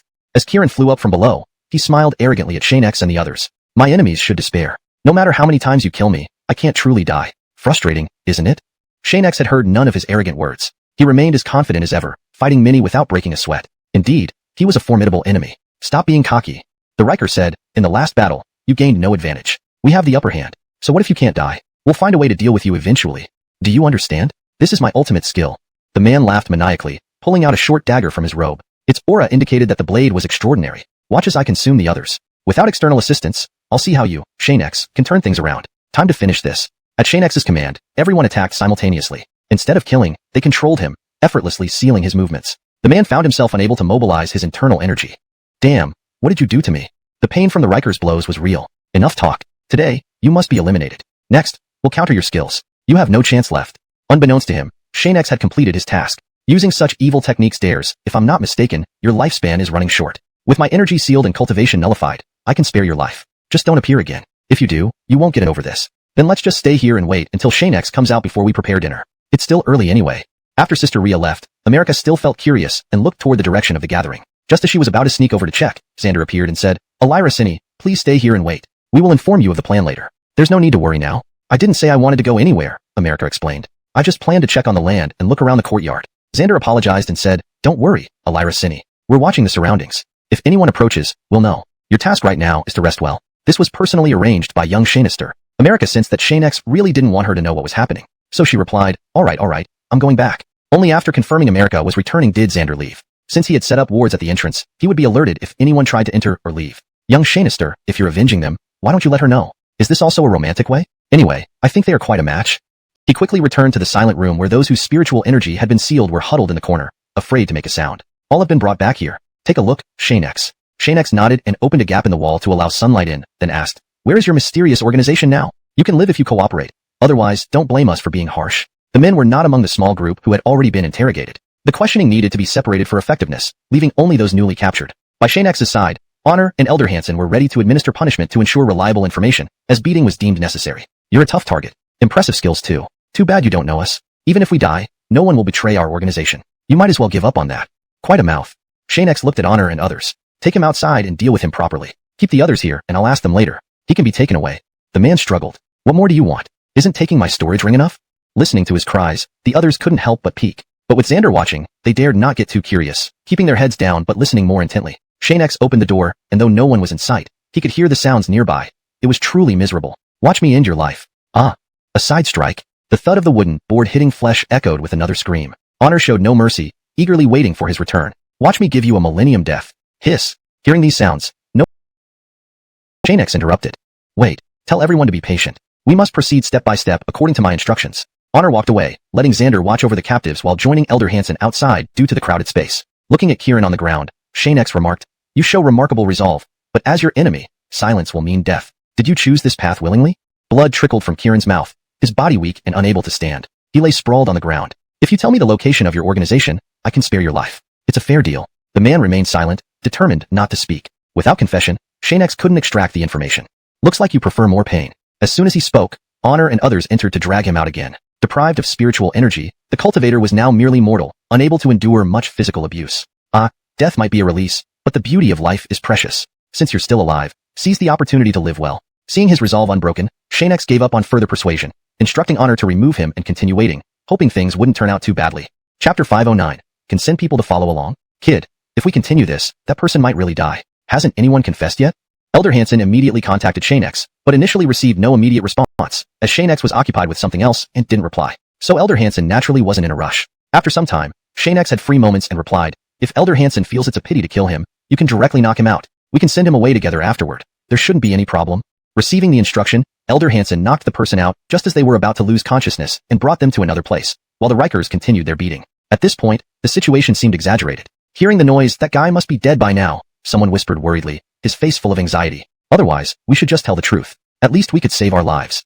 This remark elicited mixed reactions. Some supported it, while others opposed it. Despite the dire circumstances, some still refused to betray their comrades, but more were willing to tell the truth. I think everyone should spill everything. As long as we live, who cares about other constraints? When Xianxia asks us, we'll say, Damn it, what a bunch of cowards. If we survive this, I won't let you off. How have you all forgotten what the organization did for you? Soon, someone rebutted. Cultivated? It's nothing but exploitation. Some of you went on missions together, and none of you returned. They sacrificed themselves so you could survive. This time, we need to live for ourselves. Something was wrong as he was dragged out. After a loud scream, he was brought back. Meanwhile, Xianxia contacted Elder Hansen, preparing for his intervention. Don't worry, Elder. We still have a few left. We can exchange them for benefits with the four sects. As for their lives, it's not up to me. Elder Hansen understood this world's workings. Since Xianxia hadn't intended to kill, there was nothing to say. I know. Take them all away. Spare those few. Just send them to the four sects. Do I get a share of the exchange? Xianxia nodded. Rest assured, Elder. I'll choose something suitable for you. Though they used each other, they treated each other like friends. Any ulterior motive would ruin things. I think if we can reach Xianxia sect, perhaps what I need can be carried out by you. That alone is enough. Xianxia didn't respond immediately, then after a pause, Elder, I'll do my best. Let's see how Lord Xianxia arranges things. If we really go to XuanHuan, maybe we can all go together. Elder Hansen smiled. Reba doesn't need to come. I'll bring him out directly. I already know what he needs. It'll surely fit his heart. Xianxia returned to find XuanHuan likely precarious. Even now, he wouldn't hope too much. Sometimes, it was enough if they were willing to provide anything. Meanwhile, the beaten captive was brought back. This time, only the Riker came inside while the rest sat outside drinking tea. You watch here. I'm going out for fresh air. Xianxia walked out, finding a fence and wooden furniture added around the small house. He sat down, drank some tea, and observed. They will likely confess soon, Elder. It's in your hands. No need to be polite, kid. This isn't simple. Share your thoughts. We'll solve it together. Elder Hansen saw through Xianxia's concerns effortlessly. Without Xianxia mentioning anything, he already knew. I'm just worried you might disagree. Though it seems trivial, it's troublesome. Humph, Elder Hansen interrupted. Don't worry. I agree if it's not too difficult. Just follow your heart. Xianxia was touched. We'll visit the 4 sect Josues together, hoping for good luck. If not, we might have to sneak in. I need to think. There shouldn't be much trouble. Give it some thought. Maybe we'll find an answer. Good. Xianxia finished his tea and went back. It will be resolved soon. No need to be busy. He asked Elder Hansen to rest, but they stayed seated, waiting for everyone. When Xianxia entered, the Riker was arguing with others, even hitting some. For some reason, Xianxia felt those two were unlike the others. He wondered if it was an illusion or not. Remember, you are prisoners. Don't assume you have bargaining power. We won't release you unless you cooperate. Xianxia approached. What happened? Ilias, some of them said we're faking and aren't strong enough for their organization. They also boasted about its members' strength, claiming 10 Xianxias couldn't match. Separate them and ensure they don't escape. Have people watch over them. I have plans for them. Chapter 510. Reunion with the 4 sect leaders. After the several Davins led away those causing trouble, all that remained were those prepared to reveal their secrets in exchange for their lives. They were willing to talk. The man who had been beaten earlier was particularly cooperative, looking at Xianxia as if he were a respected elder, waiting to be questioned so he could leave after providing his answers. Although there was a small interruption, it's fine. My previous promise still stands. As long as the information is accurate, I will let you all go according to our agreement. Hearing this, everyone's hearts finally settled. Since they all knew similar things, it would be easy to say what they knew and then leave. The beaten man felt most fortunate. After all, he would be the first one released after being questioned, making his earlier beating worth it, especially since Xianxia and his group had good intentions. In the next part, I hope you answer each of my questions sincerely. I am a man of my word. Those who tell the truth will live safely in the end. He squatted before Kieran, straightening his clothes and brushing off dust, treating him with apparent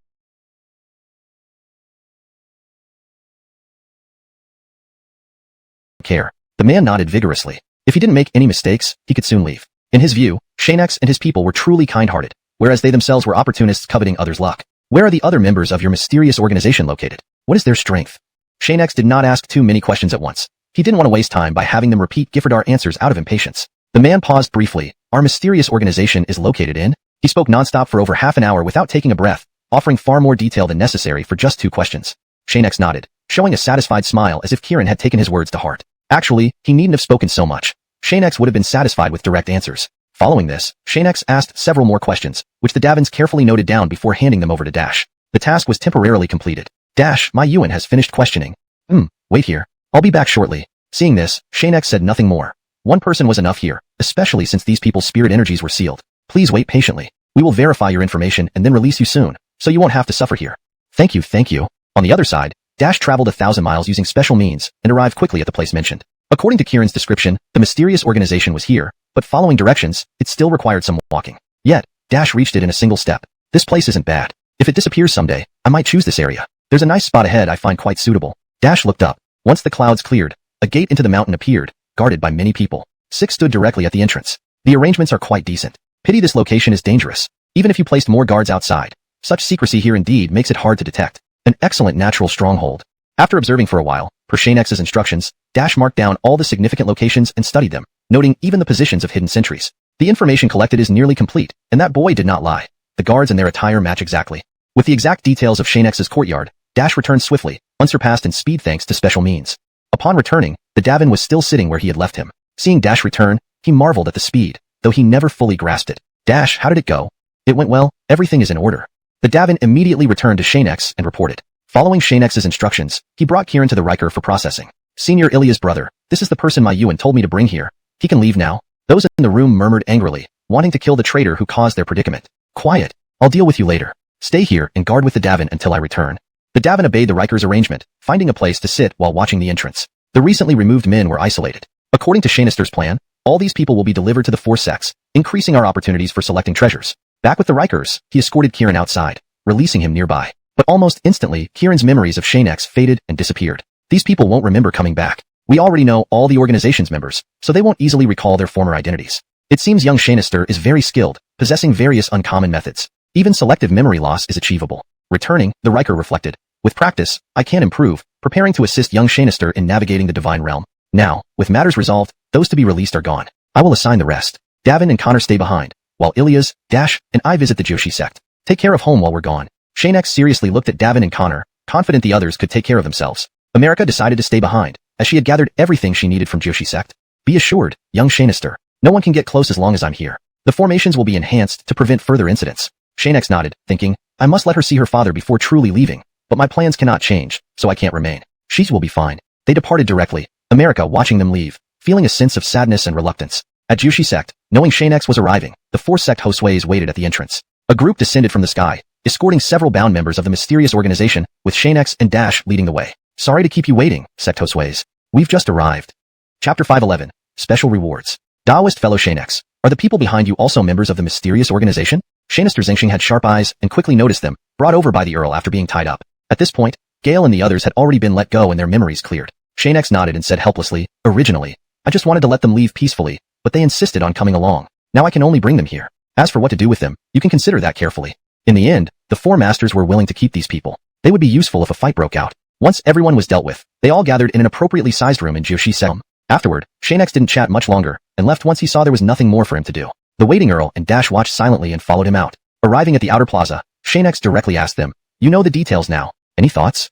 I think it should be fine, the Earl briefly analyzed. I didn't sense any danger from their words. We might as well join since we haven't received the items yet. If we don't give them face, I'm afraid. Dash thought deeply about whether their promised items would eventually fall into their hands. Xianxia didn't think much, finding a clean spot to sit and reflect seriously, as this matter wasn't simple. It's okay. Let's first go back and ask everyone for their opinions. If necessary, I can give up those items. Standing up, he casually pulled a Joshi sect disciple and asked him to pass a message. That person didn't refuse, knowing Xianxia was their master alchemist teacher. Well, let's leave here first. Go back and discuss. Also, we should start packing up our things. Once we get the items, we might leave this place. Looking at Dash, he added, when we go to Hanshan to choose the items, I'll pay attention to your needs. Once we obtain them, we'll leave for the secret place and eliminate the entire mysterious organization. Alright, let's go back. At the outskirts of Xianxia sect, an area not under its jurisdiction, convenient for contact with outsiders or conducting secret activities. Such places weren't just one. Clay stood before Ellis. After taking a bite of something, elder brother Changtian asked, how did it go with the task I gave you? Lowering her posture, Clay respectfully replied, elder brother Changtian, that Xianxia indeed comes from your hometown. From our investigation, Xianxia's location is very close to the Liu clan. Moreover, within a vast surrounding area, only he bears that name. Ellis crushed the cup in his hand. It seems my good brother is quite the actor, even deceiving me. Standing up, he surveyed the surroundings and thought, immediately arrange for someone to deal with him. Regardless, if he continues cultivating, he will become a significant threat. This person cannot be allowed to live. Clay dared not say anything extra. I will recall all our brothers and fully surround and hunt down Xianxia. His days are numbered. Facing Ellis thoughtfully said, remember, report any plan updates to me at any time. I need the latest information. Understood? Quentin, rest assured, I know what to do. After a long pause, Ellis sat back down and told Clay, don't stop searching for ancient fierce beasts. Report any news immediately. To truly become powerful, we must seek them. I come to apologize for failing to discover Xianxia's true identity sooner. This time, it's not necessary. Ellis said, I've prepared a grand gift for him. Stay at Devil Valley from now on to enhance your cultivation. Remember to come out alive. Yelena didn't resist. For how long? A month. Okay. End of translation. Hashtag chapter 512, Demon Valley of the Divine Radiance sect. In the Demon Valley of the Divine Radiance sect. After leaving Ellis, Yelena was escorted by everyone to a place from which no one had ever returned. A highly dangerous location known as the Demon Valley. Even someone like her, who frequently accompanied Ellis on perilous missions, probably wouldn't have faced a situation as serious as this one. If her suspicions were correct, then this mission was indeed real. Ellis was an exceptionally stern person. He would give orders and expect them to be followed without question. Failure meant certain death, and he wouldn't feel any remorse. So for this mission, Yelena knew that she must return alive from the Demon Valley if she wanted to earn his approval. And even that wasn't the worst possible outcome. Senior sister, does senior brother Ellis really not know the dangers here? Why would he make you take such a risk? If something happens, Shani knew that once Yelena entered the valley, she might never come back. Very few people survived in this place, perhaps none at all out of 10 who entered. It was evident that everyone felt extract. Senior brother sent me here to protect me. With Xianxia's appearance affecting us directly, that person had to be eliminated. Knowing about Xianxia's activities, Yelena felt that this decision was justified, but Ellis saw things differently. He believed that useless people had no place by his side, and it was purely pragmatic. I've heard the danger level here is very high, yet I've walked for a while and haven't encountered anything. What's going on? Despite her confusion, Yelena remained vigilant. She thought this calmness could be another form of danger, so she couldn't let her guard down. The surroundings were eerily quiet, with no demonic beasts or even ordinary birds, some of which were renowned for their speed. Yet none were present, searching for food as they normally would. A suitable place for habitation should be ahead. According to others, anyone who survived and stayed here for a few years must have left, proving how dangerous this valley is. Well, regardless, I should check it out first and see if there's anything useful to exploit. Starting from scratch later would be pointless. Since there were no immediate dangers, Yelena sped up her pace. Strangely, there were still no signs of movement nearby. If this continued, living here indefinitely might be manageable. There it is. After several minutes of walking, Yelena arrived at an old wooden house. The structure seemed barely functional and would need repairs. This isn't the time to gather resources. First, I need to find a secure spot to avoid threats from demonic beasts. She marked the area and explored the vicinity. Her main question was why the house wasn't built on higher ground, which would have been safer. Eventually, she found a suitable spot. But upon climbing up, she was startled to see a large demonic beast territory nearby. She quietly retreated. These are all demonic beast lairs. Staying here means certain death. Now I understand why the house is built on flat ground.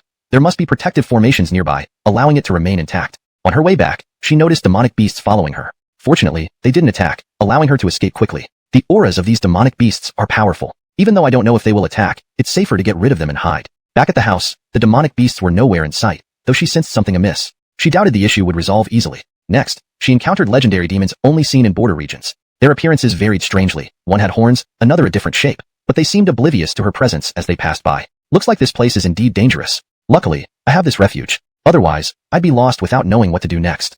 After tidying up inside the house, Yelena observed increasing numbers of demons and demonic beasts. They were incredibly dangerous, and a single misstep could mean death. Spending some effort, I finally settled here.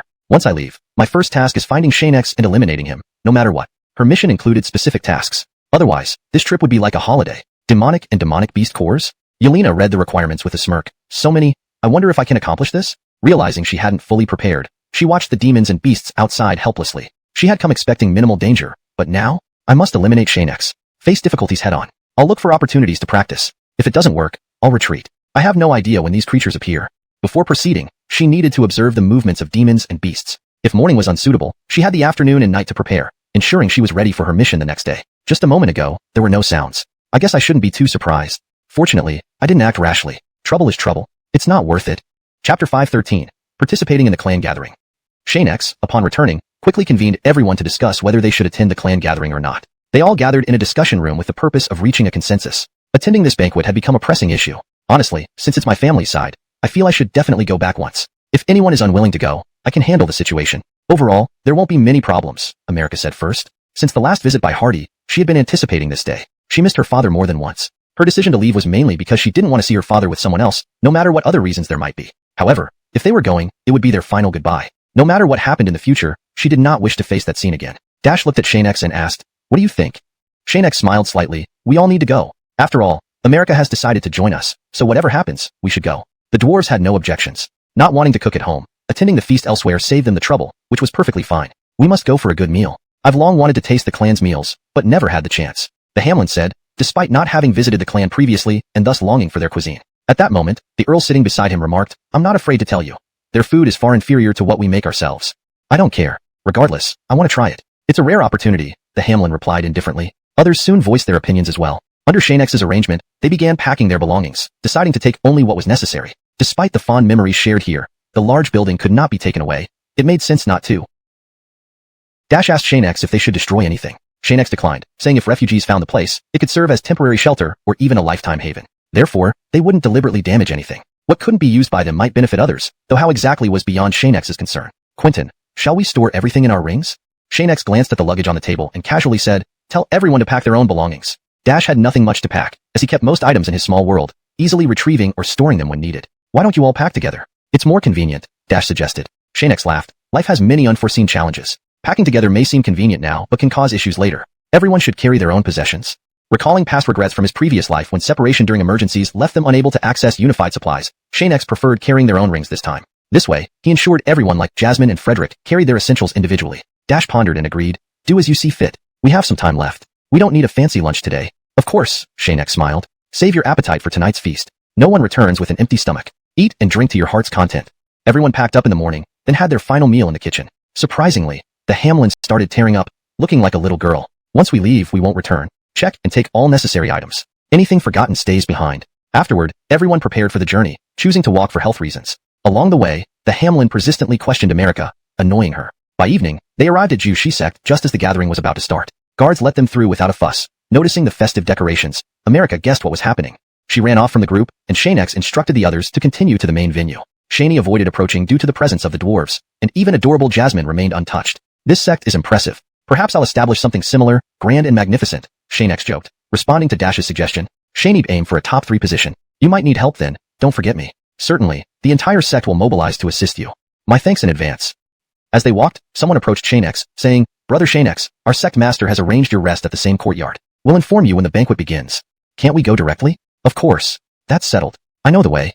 Just as the disciple left, they encountered Ellis's party. The world is small. Who would have thought we'd meet again, Brother Ellis? Good to see you. With this, others drew closer, and Xianxia noticed Clay, frowning instantly. He actually followed along. Has Ellis recognized me? Though I have changed, my awareness remains unchanged. I didn't expect it either. With both sect hosts celebrating together, we must join in. Brother Xianxia, good to see you too. We'll head over. Please proceed. Ellis sneered, reminding Xianxia this was not his call. Quentin. Ellis stopped Clay. We're here for the banquet. Let's avoid unnecessary trouble. Yes, understood. Facing Ellis, Clay seemed childlike, though he rarely showed his strength. Many ways existed to deal with insolence. This evening's feast will be lively. Let's eat and drink without neglecting ourselves. Nearby, the dwarves checked in on Xianxia. Are you alright, sir? I'm fine, Xianxia turned, watching Ellis leave, feeling he might have overreacted but sensing his secret might be exposed. Chapter 514. Poison in the Wine. After wandering around for a while, the two groups met up. Strangely enough, there were 3 rows of seats here from front to back. Ellis sat directly in front of Xianxia without hesitation, nodding politely. Friend Taoist Xianxia, please don't be formal. Sit down and have a drink with us. Xianxia complied, sitting down smoothly. Behind him were Honor and Dax. On the next row sat the 2 children and Sister Ria, with America in front, the 2 kids in the middle. Jamie and the others occupied the other row entirely to keep others away from Sister Ria. To prevent anyone from getting close to Sister Ria casually, Jamie moved the table aside. Later on, when others came to sit, they didn't mind much, but Dax kept an eye on Sister Ria all the time, as did Jamie. Quite a crowd today. I wonder what kind of banquet this is. Xianxia suddenly asked, sipping his tea slightly. The feast hadn't officially started yet, so everyone was just sitting around, drinking tea or wine they brought, mainly to socialize and make friends. Ellis asked for a cup of tea and then said, I'm not sure either, but it looks like a happy event. Hey, Elira America is right next to you. Why don't you ask her? Upon hearing this, Xianxia wasn't embarrassed but handed over a teapot with a smile. Pretty nice, take it. Thank you. Before the banquet started, everyone who should be here had arrived. Those who shouldn't be here hadn't shown up. The current situation on the 9 provinces continent was tense, and conflict could break out anytime. Xianxia needed to prepare. We must leave immediately before things start. Once the war begins, it'll be harder to leave. What are you thinking, friend Taoist Xianxia? Ellis asked, noticing Xianxia's distracted look. Xianxia calmly replied, nothing much, just reminiscing about some things. Ah, just trivial matters, not worth mentioning. Ellis didn't press further, and soon turned to chat with someone opposite him, walking off together. Xianxia didn't react much, knowing his companions would return soon. Xianxia directly said, protect Sister Ria. Her situation is indeed dangerous. If anyone wants trouble, don't hesitate. Go ahead and kill them. Remember, we aren't here to be saints. If they didn't provoke others, they shouldn't come after them either. Otherwise, the consequences would be dire, and some people simply needed to be eliminated to avoid future troubles. Don't worry, Dax is keeping an eye on things. We'll notice any issues right away. When it happens. Meanwhile, a fat man entered, followed by several people, adorned with gold and silver, as if afraid others wouldn't know he was rich. However, this person didn't approach their group but sat down, looking for someone. Soon, his gaze locked onto Sister Ria, making her feel uncomfortable. She got up and sat next to Xianxia. Relax, everything's fine. America also noticed something. This wealthy Yuan dared to have designs on Sister Ria, which was surprising. As the host, I can't interfere.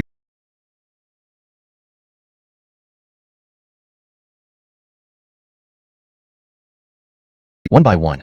Everyone understood the gravity of the situation, knowing that being overly aggressive might cost their lives. Both followed the disciple to the sect master's room, which was modestly decorated, but not very different from other areas. Roberto had changed into proper attire, not wedding clothes. Once everyone left, Roberto invited them to sit down. I'm glad you came. Thank you. Xianxia smiled, a rare joyous occasion well deserved. Although aware that America struggled with this outcome, they couldn't let Roberto remain alone forever. Since he found someone, it was better to help him. Daughter, America turned her head away. You have your reasons. No need to explain. Indeed, the result was as expected. Luckily, he hadn't called Xianxia to prevent an awkward scene. Xianxia shifted the topic. Can I explore a bit? Sure, go ahead. Roberto agreed, then looking at America. I understand. No need to say more. America reluctantly accepted her father's decision without protest. I'll visit Portia myself, and wish you well in your new life. Whatever happens has nothing to do with me. I'm leaving soon. He took out a box and opened it, revealing a beautiful storage ring. This belonged to your mother. Take good care of it. America accepted it without hesitation, tucking it away unopened, cherishing her mother's belongings. In hiding, Isaiah Lashizu shed tears. Honestly, he had another love in his life, but didn't have the chance. Xianxia has been reliable during our time together. Rest assured, he'll take care of you, ensuring your future. But America didn't grasp her father's meaning. Feeling unable to accept his decision, she chose to leave to avoid facing her new reality. Xianxia sensed a heavy sense of responsibility, nearly bumping into the wine glass on the table, noticing something was wrong. Roberto looked at him. Are you alright? This wine can't be drunk. Why? America asked, puzzled. There's poison in the wine. Both were startled and confused. Hashtag chapter 515. Invisible movements. Didn't I have someone specially prepare this? Could Taoist Yates be mistaken? In Roberto's eyes, this was a task given to someone he trusted. If even the wine prepared by such a person could be poisoned, he wouldn't know who to trust anymore. Even America walked over to take a look and said, "It doesn't seem like it." Yates nodded seriously and confidently replied, "Don't worry. I'm sure this is poison. Or you can find any animal. If it survives after drinking it, it's on me." As a result, Roberto called in someone from outside, who didn't appear to be a member of the Jushi sect, but Yates didn't need their help anyway. It wasn't his other matters to attend to outside, he said, preparing to leave. But just as they reached the outside, Yates didn't rush back immediately. Sensing America's thoughts, he directly responded, "If we can find the person who poisoned the wine, you wouldn't ignore it. Your identity as a sect disciple will still be useful. Don't doubt that." America asked directly, "Where is this person now?" "Take me to where you store the wine. They might not have left yet. Once we catch them, you'll be a hero." On the way, Yates started explaining how to handle the situation when they caught the culprit, ensuring everything went smoothly. "Didn't think you knew so much," she remarked. "Of course," he replied. "Sometimes I really want to understand you better." "There'll be a chance later," he assured her. "Why does my father always feel like letting me go is a good thing?" Yates paused. "I don't know why either. And I don't have the time to figure it out. Anyway, the choice is yours, not mine." This time, America thought carefully before replying, "Rest assured, my decision won't change. Since he wants me to leave, then I'll leave." Knowing her father was doing this for her own good, she had to comply. Otherwise, who knew what might happen if she returned? Letting her go is indeed a solution. Even this old man hopes she leaves. There's no avoiding it. Ancestor. The moment Ashton emerged, sect leader Roberto acted like a child. Meanwhile, Yates and America had arrived at the hidden location. Except for a few guards, no one else was around. "Who's there?" "It's me. Greetings, Elira Cine." America addressed them. "Have any strangers or suspicious individuals joined recently?" "No. Is everything inside normal?" "Everything is fine. Nothing unusual." "Open the door. We're going in." The guards had no doubts. As the sect Josue's daughter, her orders were second only to the sect Josue's. "Yates, do you think the poisoner is still here?" "We'll see." Yates led the way, his spiritual energy activated, allowing him to see without needing a light. America followed cautiously behind, ready to alert others if anything uncontrollable happened. He continued walking, unsure how long they had been, feeling the atmosphere was off but unable to locate anyone. Reluctantly, Yates kept moving. Suddenly, a faint sound reached his ears. He quickly silenced America and approached cautiously. Someone was opening a lid and pouring something into the wine. Yates knew this was the poison. The distance from the entrance and the large size of the wine cellar meant the person hadn't noticed Yates's stealthy approach. Suddenly, his cultivator's sixth sense made him uneasy. He stopped and looked around, and Yates hid instantly, though his divine senses locked onto the person. What an idle fool, singing tunes in a place like this. Doesn't know whether he's alive or dead. Something's off. He stopped his actions, carefully putting away the item without leaving traces, removing any waste. "I still feel like someone's nearby. Although these actions are covert, I keep sensing someone around. Come out, I see you." Just a short distance ahead, the array beneath his feet suddenly activated, trapping him. In the short term, there was no escape. "Damn, someone is really here, but you haven't started drinking yet. How is this possible?" Hashtag chapter 516. An old acquaintance, Alfonso. "You don't need alcohol to notice your presence. Don't worry, you don't have to say anything now. Once we get to the Jushi sect's dungeon, there will be plenty of time for that." Due to the darkness, Xianxia hadn't seen much clearly until he reached America's side and saw the light she carried. "Why did you knock him out?" Xianxia smiled and said, "I was just afraid he wouldn't cooperate and cause trouble for us. Besides, he's not dead." Cut down on the sarcasm. America suddenly became defiant. "I'm not being stubborn. You're the one who's always like that. And now you're blaming me?" Seeing the exit right before them, Xianxia didn't want to argue anymore. Fine, it's my fault." The few people outside watched the two suspiciously. They hadn't asked any questions yet, so why were they acting so strangely? "Leader, do you know what they're talking about?" The Josue smacked him in response. "You ask me? Who should I ask then? We've been together this whole time. Do you think I would know?" "Shanib, probably. Get lost." When Xianxia and America returned from the wine storage, many people had already gathered. Seeing them enter with a knocked-out man in tow, everyone quickly understood the situation. After all, Roberto had already explained the situation while they were in the room. The banquet's beverages had been ordered to be replaced, which would naturally take some time. "Is this the poisoner?" Xianxia nodded and dragged Kieran to the center where disciples stood by, ready to handle any emergencies. This was a basic instinct in every sect. Even if Xianxia had been replaced by Roberto, they would have done the same. They positioned themselves on the side. "Tell everyone to step back. I don't know if this guy is awake or not. Things might get uncomfortable later. Have all the children leave," Xianxia instructed. America immediately complied since these were Xianxia's orders, and obedience started from now. Once the room was nearly empty, Xianxia struck the mysterious man again, ensuring he remained unconscious. He had calculated the timing before. Either Kieran hadn't woken up, or he was faking it. The man on the ground groaned, his weapon falling to the floor. America swiftly picked it up and moved it to a safe spot. Though she didn't know who this person was, Xianxia clapped his hands and sipped some tea. If Lord Hua is happy, that's enough. Afterward, America chatted with everyone for a while. Xianxia disliked crowded places and stepped out to admire the banana moon just above the horizon, finding it quite pleasant. "From what I recall, my parents died one after another before I crossed over. So, there are no living relatives left for me. What a tragedy." Drinking tea like it was wine. Only Xianxia could do such a thing in front of so many people. No one restrained him now. He waited for America to finish her matters, then prepared to leave. As for possessions, Xianxia didn't care much anymore after the prolonged delay. Before leaving my parents, adapting was tough, especially for them. Let father and daughter have their final farewell. She is different from others. Soon, other thoughts came to mind, such as Alfonso's appearance. No matter what, his current state was worse than Xianxia's, without strong allies around. What hadn't he endured? To make a Duanjue peak elder end up like this, the opponent must be formidable. Yet soon, Xianxia thought of other matters. Almost killing so many people at Jushi sect deserves punishment. The rest is up to fate. Xianxia wasn't sure of the specific methods the sect would use, but he believed they would handle it properly, imprisoning him quietly until death. Despite its cruelty, Xianxia didn't want to leave any lingering troubles behind. After Xianxia left, Ellis stayed seated in the square, protecting the Rikers whenever anyone tried to approach. He truly helped maintain security. Later, Xianxia secretly projected his consciousness into the dungeon to check on Alfonso. Just outside the door, he overheard Alfonso planning how to kill him, showing no regard for human life. Xianxia decided not to save him. You stay here and take care of yourself. As for me, you really don't need to worry, Alfonso. Sorry. Xianxia returned to reality just as everyone was coming out of Lord Roberto's room, exchanging brief pleasantries before leaving. America still seemed to have a lot more to say to Lord Hua, who gave her some items. This is what it feels like to have family. It's been a long time since I felt this way. America, sometimes I envy you. Inside the room, Cinny, this is the item promised to Xianxia by the Four Songs. Due to special circumstances, he couldn't come personally. Don't worry, everything is suitable for him. Roberto looked at her daughter, grateful that she didn't cry after leaving. As long as she lived well in the future, it was all that mattered. On his end, things weren't concerning. I'll keep it for him. Take care of yourself and drink less. Stay healthy. Lan Jumu. She couldn't call her mother in front of strangers. Please tell Xianxia if he knows anything. I see. At this moment, Xianxia suddenly noticed someone staring at him. It was Nixon from Ellis's side. He must have been watching for some time, but it hadn't been long. Without knowing why, Ellis glanced at him and said to Xianxia, sorry, my subordinate has never seen such a handsome lad before, so he stared a bit longer. Please, fellow Daoist Xianxia, do not take offense. Xianxia smiled in response but had already thought something through. His identity had indeed been exposed, as he'd recently become too close to Ellis. Pouring a bowl of newly brought wine, he sniffed it and said, it's fine now. Except for Jasmine and Frederick who can't drink alcohol, everyone else may drink as they wish. Though Frederick was also an alcoholic under her master, she shouldn't mislead Jasmine. The latter had probably never drunk a single cup and might get drunk easily. So, she couldn't let her drink. Ellis also smelled the wine and nodded at the people around him. If there was any anomaly, he could detect it immediately, so he wasn't worried about anyone being poisoned during the feast. Senior brother, this Xianxia isn't ordinary. I believe he knows the wine is poisoned. This person absolutely cannot be left alive. Ellis replied, I said no need to rush. I don't want any incidents during this banquet. So, you'd best behave. Otherwise, I won't. He finished his glass after carefully checking the wine beforehand, though quickly, making it unnoticeable to ordinary people. However, Xianxia noticed. The four sects are now wearing the same pants. But concerning the mentioned disaster, I should learn more when free. First, I'll ask Dash to see if he knows any news.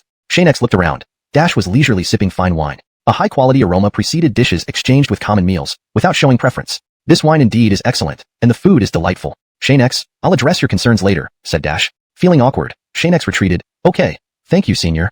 Despite unknown exact age, Dash, as a sole entity, lived for centuries, evident by his ancient attire. The rest of the banquet proceeded smoothly, undisturbed. Everyone enjoyed this time, and even Roberto drank occasionally. To prevent being detained, America discussed with Xianxia about leaving early. After drinking, her father might say something, making direct departure sensible. Xianxia communicated, everyone, we'll leave early. If there's no problem, let's decide on this. Usually, Xianxia wouldn't do this, but mentioning it indicated certain reasons. Nobody stayed for local specialties. Everyone planned to leave together, including Xander, who remained silent. Later, Roberto wanted to see something. Please sit down. Xianxia responded, all right, everyone, please sit. Chapter 5:18. The Dangers of the Mysterious Place. I've brought America to you. If you have anything to say, just say it. We'll be leaving soon. As Xianxia and the others spoke, they were completely at ease. Several young women were attending to them in Isaiah's courtyard. If there was no wine or any other need, they would promptly take care of it. Isaiah shook his head and said, it's true that I want to see America, but I mainly wanted to meet you, fellow Daoist Xianxia. You used to be my mentor. Xianxia felt a bit awkward. That was all in the past. You can just call me XuanHuan. But why does Elder Isaiah want to meet me? Before Isaiah could respond, someone had already brought another table of delicious food and placed it further away. Everything was the same, except for only 2 cups for drinking. Let them eat here first. Should we go over there? Xianxia glanced at America, nodded, and followed him over. Just as they sat down, Isaiah couldn't wait to say, fellow Daoist Xianxia, please don't feel constrained. Treat this place like home. Looking at the group on the other side, Xianxia took a bite of fish. Elder Isaiah, if you have something to say, just say it. Let's not beat around the bush. All right.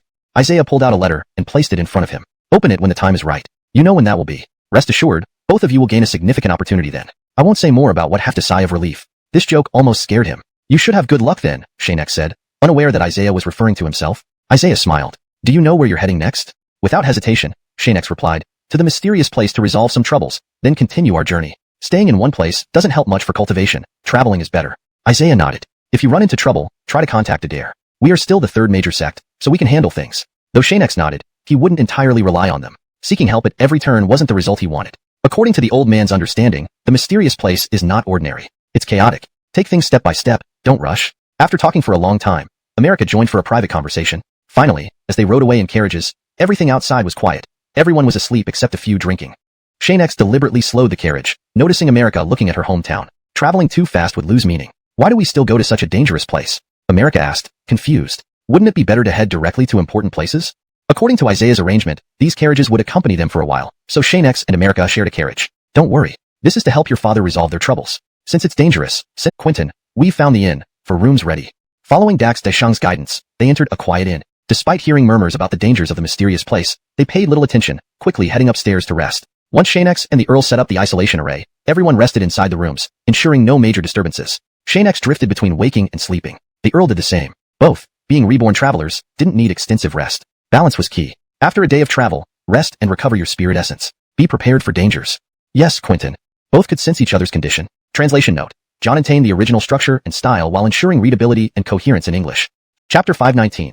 Infiltrating the mysterious organization. The mysterious small town is located in a relatively southern area, so its environment and climate are quite mild and cool. The best feeling is during the day, but standing under the sun can still make one feel warm. Therefore, many girls here carry oil paper umbrellas when they go out to protect their skin, which works very well. People in the nearby rooms were mostly resting, except for Dash's room, where Dash had already woken up and was recovering his spirit energy. As for Xianxia, he and the Earl were constantly alert. They were now sitting together, discussing the dangers of this mysterious place. Although Dash had explored before, he didn't mention any danger. Perhaps even Dash doesn't know the specific dangers here. Young Xianxia, I suggest we first go to the town to gather some information and make preparations, said the Earl. Xianxia nodded. However, I think this town isn't simple, so we should be cautious. The members of the mysterious organization might be mixed in with the locals. When they passed by Dash's room, they paused briefly before moving on. Inside, Dash suddenly opened his eyes, glanced at the environment outside the window, and casually remarked, we can go eat after a bit more rest. I wonder if Callista and the others have woken up yet? Not long after Xianxia and the Earl left, everyone else gradually woke up as well. From Davin onwards, everyone slowly rose, with Connor getting up a bit later because no tasks had been assigned yet. When he woke up, Dash was already cultivating, restoring his spirit energy. It had been about an hour since Xianxia and the Earl left, but there was still no sign of them returning. Everyone stayed in their rooms, deciding not to leave unless necessary. Earlier, Davin and another person had gone to buy supplies but didn't encounter Xianxia or the Earl.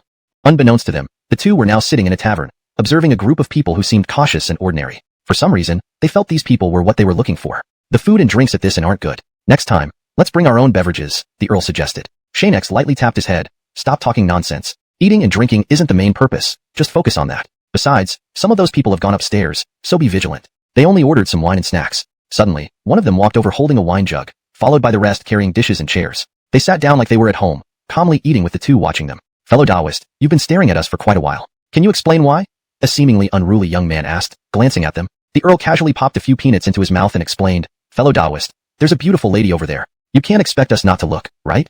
They turned back and saw a fairly attractive Savannah dining with a few men, dressed provocatively. It seems we misunderstood, Kieran said but didn't leave. Instead, he continued, you both look unfamiliar. Where do you come from, and where are you headed? North, the Earl replied. We're here to find work. He thought for a moment, then explained. With the seasons changing, it's warmer here in the south. We plan to develop here since other places don't appeal much to us. You should ask everyone else to leave. The others immediately stood up, forcing all the guests out and giving the innkeeper some silver coins, ensuring no one was around when they talked. Haha, don't be nervous. What I'm about to say is important. Regardless, you have strength, and we can offer anything. Set your conditions and join us. The Earl blinked. Why should we join you so easily? Hey, we're not that casual. A small place won't interest us. If it's barren, we won't suffer there. The man replied, don't rush. Let me introduce our organization first. We never force anyone. Once everyone stood aside, he became wary, noticing Xianxia and the Earl's puzzled gazes. The man was still dreaming of bringing more recruits for rewards. The Earl looked at him, confused. Tell us more. If it's something great, we don't want to miss out. But your introduction needs to be convincing. Encouraged by this response, Kieran shooed the others away and whispered, you just arrived and don't know this place. It's near a vast mysterious area, and this town is merely the outskirts. He sounded very secretive but continued, but you can be assured, once you join our mysterious organization, no one will bully you anymore, and you won't worry about seasonal changes. The Earl asked, is it really that magical? The man insisted, absolutely. Nothing is impossible. Isn't that impressive? The two nodded thoughtfully. Hearing this description of the mysterious place, Xianxia devised a plan to infiltrate them. Do you have any ideas? Xianxia asked directly. We can go in with you, but we need to prepare some valuables first. There should be a chance, right? The man nodded. No problem. We can set off together tomorrow. After listening to him talk until nightfall, they left, indeed noticing someone following them. So they didn't hurry back but searched for targets, entering someone's house as a cover. Once inside, nothing unusual happened. After the tracker left, Xianxia and the Earl returned to the inn. Upon returning to their room, they called everyone in to discuss the plan. Tomorrow, I'll infiltrate the organization with the Earl. The rest of you should be ready to assist and handle any emergencies. If trouble arises, we must fight our way through. Davin glanced at everyone. Everyone's strength has improved. Prepare tonight. We won't be idle. Hansongling interrupted. Knowing what Xianxia would say, we can help too. We've been preparing and improving. Don't leave us behind. All right, everyone comes, Xianxia agreed. Dash added, next time, remember to bring Connor. He needs training. This time, let's see. Xianxia smiled. If you're not worried, he can join us. Dash chuckled in agreement, and Connor also nodded in readiness.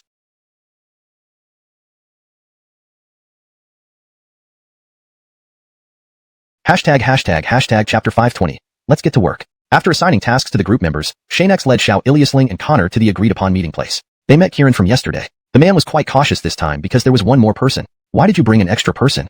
Xianxia smiled and said, well, my brother here also wants to join us, so he came along. One more or one less shouldn't be a problem, right? The man sized up Connor, finding him to be not bad. He had a good eye for people. Not bad at all. He sat back down and poured tea for the three of them. Let's eat a proper meal before we set out. We can't go hungry once we get there. Since we're friends now, it's no problem. Having come early in the morning without eating, the trio happily accepted the meal. Without much formality, they quickly devoured all the food on the table. The man paid the bill and, upon returning, saw their satisfied faces, which made him feel delighted. He walked over to Xiao Iliasling and asked, you're all done eating, right? Xiao Iliasling nodded, looking puzzled. Are we leaving now? No, not yet. Kieran waved his hand hastily. After eating, we can't immediately engage in strenuous activity. So, take some rest here for now. Rest assured, I will inform you when it's time. Xianxia glanced at Kieran and calmly stated, remember, if anything happens here, we won't intervene. No matter when or where, you have to handle it yourself. No problem, don't worry about it. Good to hear that.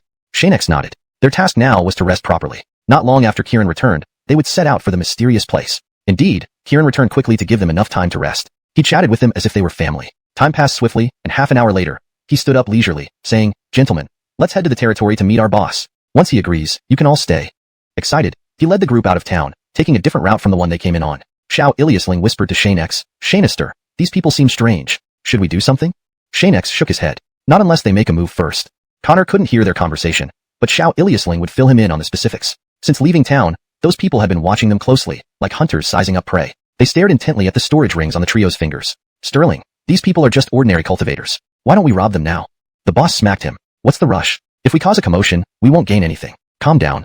Though they could lead the trio to the mysterious organization, they wanted to loot these outsiders before entering. Inside, there would be no second chances. The group moved slowly. Hey, Sterling, how far is it to the mysterious organization? Upon hearing Xiao Iliasling's question, the boss quickly put on a smiling face. Not far at all. It's just ahead. Let's hurry a bit more. Meanwhile, Xianxia had contacted the Xander and his team. They followed the trio, moving at the same slow pace. Everything all right? Xander, don't worry, Xianxia. Everything is normal. Due to the slow pace, it took nearly an hour to reach the entrance of the secret organization. The area was heavily guarded. Xianxia signaled the Xander to stop at a safe distance. Unexpectedly, the guards didn't attack. These gentlemen are new arrivals. We need to go in. He slipped something into the guard's hand with a motherly smile, as if this was routine. This guy wasn't bad. You're pretty considerate. Go on in then. Thank you. Once inside, the paths diverged. Instead of leading Xianxia and company to the boss directly, they were brought into a stone chamber. Connor asked curiously, weren't we supposed to meet the boss? Why are we being taken here? The door was quietly shut, and weapons were drawn as everyone surrounded them. The seemingly friendly Josue revealed his true intentions. Xiao Iliasling asked, what's going on? The Josue said, everyone's been short on cash lately. We'd like to take some of your belongings since we introduced you. It's only fair. His words sounded reasonable, but his intentions were clearly robbed. Xiao Iliasling looked at him. Lead us to him. Eat these pills first. If you disobey, you die. These were unfinished pills given by Xianxia. While causing mild side effects, they wouldn't be fatal. Connor was unaware of this detail. After all, he wasn't part of Xianxia's group and might eventually part ways. There was no need for him to know everything. Chapter 521. A collective stomach bug. Now, the situation had completely reversed. No one expected that their attempt at robbery would result in them being robbed and controlled by others. With no other choice, they could only follow the instructions to stay alive, which was more important than anything else. After all preparations were done, Xianxia and his companions ordered them to bring out 3 people. Regardless of the circumstances, these 3 still appeared compliant, and those around them had lost any further thoughts of rebellion. The group continued walking for a few moments, and more people started to appear. Most were similar to the men they had encountered, but there were also members of the mysterious organization active here. Didn't expect you'd be back so soon. Weren't you just here a couple of days ago? How did you find more people? I'm just bringing over a few friends. Don't laugh. Where's the boss? Just turn right up ahead. They continued walking until they reached an area with more people. Besides Xianxia's trio and their guide, a total of 4 people arrived at the final room at the end of the passage. Gentlemen, please inform him that I've brought some people over and would like to see him. Recognizing them as old acquaintances, the guard didn't say much and directly went inside while another stayed outside. The remaining guard looked at Xianxia and his companions with disdain and said, "You brought over some worthless ones last time. Worse than yourselves? Surely you haven't come with another bunch of nuisances troubling our boss again." The man appeared somewhat embarrassed but replied, "Quentin, please don't jest. These brothers this time are exceptional. They truly possess remarkable skills. Otherwise, I wouldn't have brought them here." The guard scoffed, "That's what you said last time, but they turned out to be useless. This time I think." The door opened, and a person stepped out, wearing a robe that exuded authority. Compared to this person, the so-called big shots really amounted to nothing. This figure then spoke, "These people you've brought are quite good. You may rest now. My people will assign you new tasks, and of course, rewards won't be forgotten." "Thank you, sir." Xianxia and his companions were led into the room and seated on stone chairs. The man poured them tea, saying, "Fellow Taoists, your strength is impressive. Welcome. It seems you aren't the one in charge here.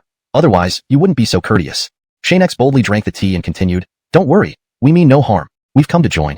Relieved, Kieran's worries vanished quickly. He awkwardly responded, "It's an honor for our mysterious organization to welcome esteemed Taoists. Rest assured, you won't need to work. We'll provide clothes shortly." Xianxia nodded.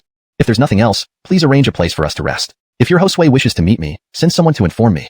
"Of course." He clapped his hands, and a voluptuous savannah walked in. The man instructed her, "Take good care of our VIP guests. I'll report this matter to the Josue. Please rest here for now." Xianxia and his companions nodded and walked out. Outside, they felt that despite being newcomers, their status seemed higher than many others. They couldn't tell who these people were yet. As they passed by a stream, Xianxia took out a packet of laxatives, opened it entirely, and threw it into the water. He kept the wrapper and casually placed it on an unfamiliar person, smiling calmly before walking away. The laxatives spread through the waterways, affecting various areas where people bathed, brewed tea, or cooked food. No one realized there was a problem with the water. After resting, their stomachs gradually began to react. At first, it wasn't noticeable, but over time, it became obvious.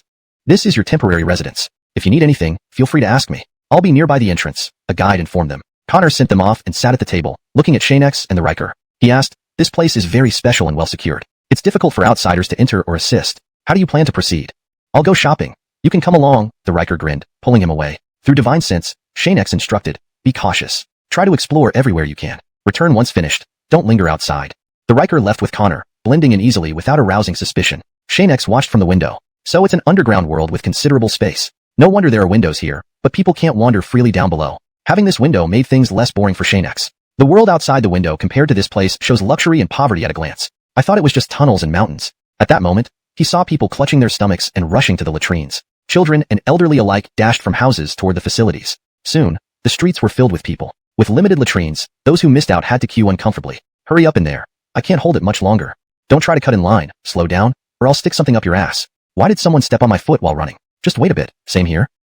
In XuanHuan's residence, such commotion was unheard of. He pulled someone aside and asked, "Is it the new year already?" The servant replied, "No, sir. ####Chapter 522.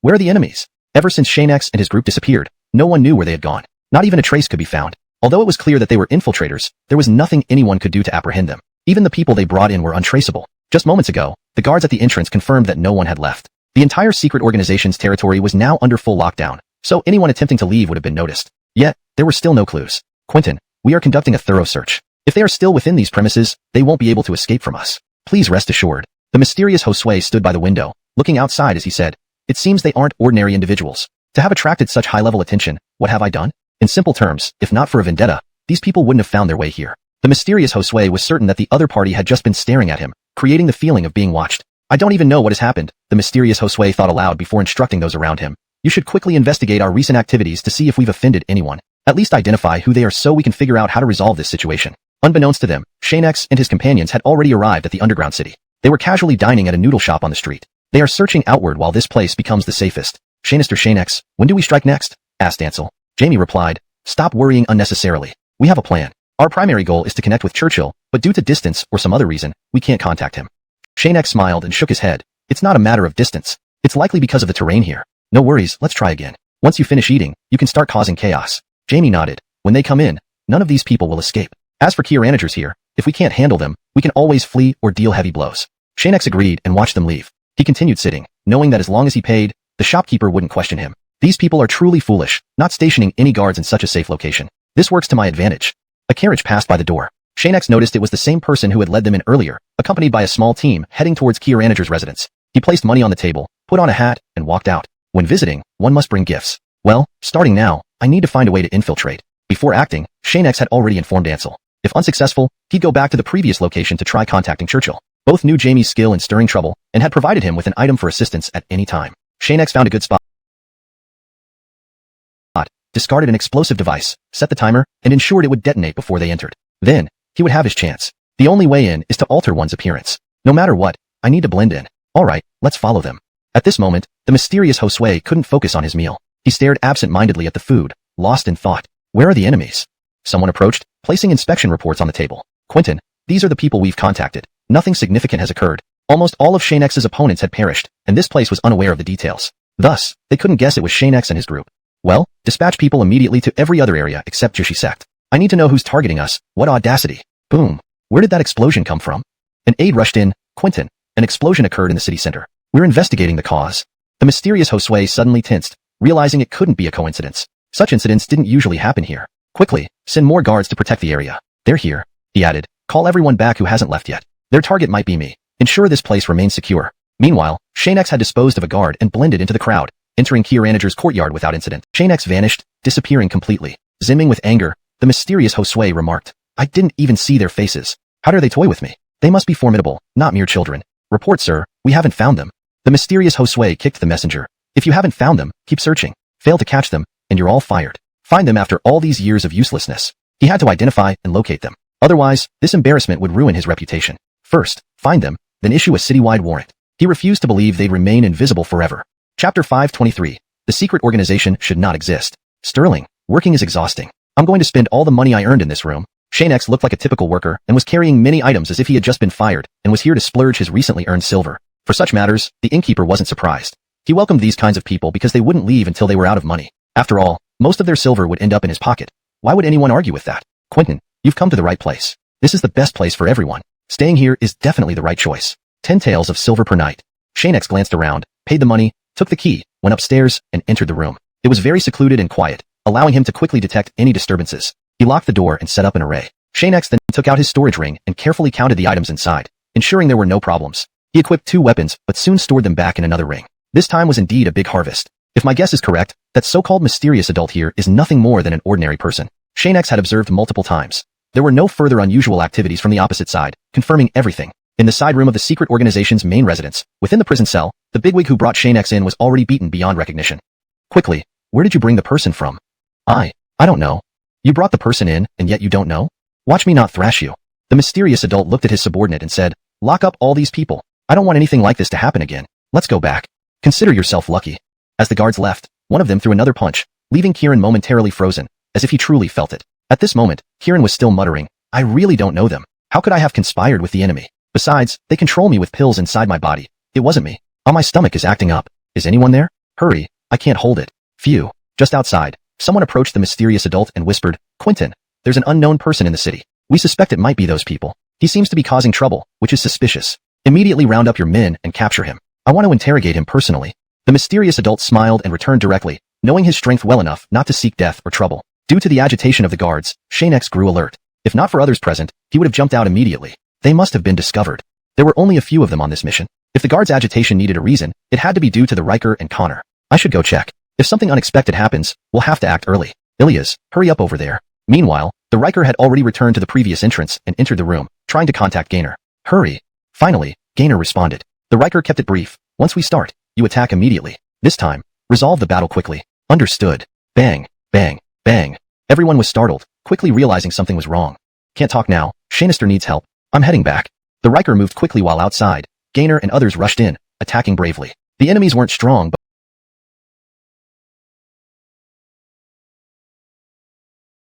but were numerous. Let's charge together, resolve the fight quickly and break through. Xianxia hadn't revealed himself yet, but Connor had already started fighting. Being among mostly cultivators, Connor was powerful, confident that Xianxia and the Riker wouldn't abandon him. You guys are finally noticing me. Not too impressive. If I didn't eat earlier, I could grab a bite now. I'll wait. With Connor's overwhelming strength and intense combat techniques, the opponents couldn't keep up, retreating step by step until they were almost unable to stand. This person is too formidable. Quickly inform the mysterious adults to send reinforcements. At this rate, we can't capture him. Someone tried to escape, but Xianxia, masked, appeared and eliminated them. Now leaving wasn't an option, and staying might not lead to victory. Leaving isn't easy. Your adult is just a shell. I bet the real powerhouses are already deployed elsewhere. This was Xianxia's guess. The people appearing lately were average in strength, similar to the few before. Fighting them took considerable effort without guaranteed victory. Yet, after so much time, none of those strong individuals showed up, leading to the conclusion that they were out on missions. But these people's audacity is alarming. They're joking with our entire territory, or waiting for something. Considering this, Xianxia continued, If they're waiting, it's for the Riker and us three altogether.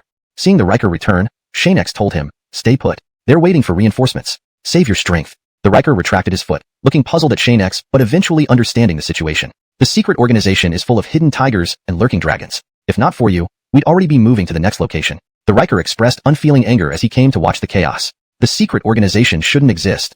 Observing the intensifying aerial battle, with the expected reinforcements not showing, Xianxia told him not to rush. They might appear when the cultivators were nearly wiped out. Patience was crucial. Perhaps the secret organization couldn't wait either. Several powerful auras erupted, startling the three. Though most had left, it turned out many remained. These auras belonged to at least 10 people. If true, we won't get out easily. Xianxia, maybe we should run? Xianxia pondered and said, wait a bit more. He doubted so many remained. Otherwise, their entry would have been tougher. Soon, two powerful figures appeared, matching the earlier auras. Seeing only two, Xianxia relaxed. If there were 10, they'd need to retreat. Listening to the commotion, he heard, it seems you brought quite a crowd. Who are you? Connor returned to Xianxia's side, who spoke fearlessly, this place shouldn't harbor a secret organization. If you're wise, I'll spare you. The other party laughed. With just the two of you? Hashtag chapter 524, bluff, deceived. Yes, just the two of us. Xianxia said seriously, seizing the opportunity to allow Connor behind him to recover. Regardless, they needed to regain some strength for security. After all, two opponents had already emerged. But this was not too much of a problem for Xianxia. As long as it was only two people, they could still handle it. If the rest were just decoys, it would be simpler. Xianxia, can we really deal with these people? Connor asked from behind, somewhat worried. These were after all strong figures from a mysterious organization, and he had previously encountered powerful individuals as well. Just like those they faced when dealing with the mysterious organization earlier, their strength was formidable, and naturally, one should not be overly confident. Connor had once been overly confident before, and the results were predictable. Don't worry so much. As long as it's not all those dozen people together, there won't be much trouble. Xianxia's confidence came mainly from the XuanHuan divine pill within his body and the power of the Earl. As for Connor, he just needed to hold up and not fall apart completely. Two people emerged from the opposite side. A young, skinny man and an old man with white hair. Their strength was about equal, but their personalities were vastly different. The young man was temperamental while the old man seemed very composed, evident in their outward demeanor. The younger man said, little guy, don't be too confident. So what if you're a genius? Let me tell you, I'm not afraid of geniuses, and I've even slain them. You two better think about how to survive under my hands. Then he turned to look at the old man beside him. Senior, just observe for now. If I can handle it, you won't need to move. Dom stroked his beard. If it's that good, this old man will certainly take advantage of it. Don't worry, I'll lend a hand when you can't continue. That's enough. The young man floated forward a bit and said, which one of you wants to go first? Connor, who had just recovered a little, stepped forward. I'm the vanguard anyway. Let me try first. If these guys are not as strong as rumored, I won't be scared anymore. Xianxia nodded. Hansen Sr. had mentioned that Connor still needed training. He knew that Connor could never become an ultimate powerhouse, so the best they could do was strive for Connor to become a Xianxia saint through experience. Rest assured, I'm not afraid of you. With weapons drawn, he rushed over immediately. The young man did not draw his weapon, but channeled his spiritual energy directly. From the start, Connor was clearly at a disadvantage. Although it wasn't obvious yet, it would soon become apparent. Young man, you're not up to it. Let that hooded guy over there come over. I think he might stand a chance against me. This way, I can't get into a serious fight, the young man remarked sarcastically. Connor shouted loudly, don't gloat. It's too early to call the outcome. You're probably just worried about losing yourself. Humph, truly a stubborn fool. The young man became more serious. Let me show you exactly how big the gap between you and a true powerhouse is. Your methods are merely foolish. While Connor was seriously fighting, the old man turned his head and scrutinized Xianxia like a child, behaving rather amusingly. Xianxia glanced over, puzzled. What? Do we have to fight as well? Dom straightened up and said formally, anyway, that boy is bound to lose. I'll eventually have to face you. The outcome is clear. Why don't we do this? Dom seemed to have thought of something and continued. Reveal your identities and serve me for 10 years, then you may live. When that's done, I'll send you off with an opportunity and let you leave. How does that sound? Xianxia pondered carefully for a moment before saying, I don't think I need that. Given my status, no one would dare ask me to serve them, and certainly not you. In the divine realm, many forces wanted people to join their ranks to serve him, for hundreds or thousands of years. Yet he always refused. There was simply no need. Dom's expression grew stern. Youngster, don't think I'm afraid of you. No matter how strong you are, your partner can't match up. In a 2-on-1 fight, intended to push further. Young man, it seems you have some ability, but we have two people on our side, and your companion will soon be defeated. Xianxia didn't answer but countered, do you have more people on your side? What? Dom was momentarily puzzled, looking around. Most are here already. What do you mean? Too many? He didn't fall for the bait. Xianxia laughed bitterly. Nothing. For my companion's sake, you guys need to lose. That's all. Once anyone dies, everything will be over. Xianxia switched to a different weapon, drawing out the Hansen beast halberd. The overwhelming aura quickly alarmed the old man. While he could destroy souls, he'd have to defeat or kill his opponent first. Now, whether he could win remained uncertain. Conley frowned. Is this weapon made from rare stone materials? Xianxia smiled. You guess? Conley clearly disliked this response and considered. Who is your master? Or which sect do you belong to?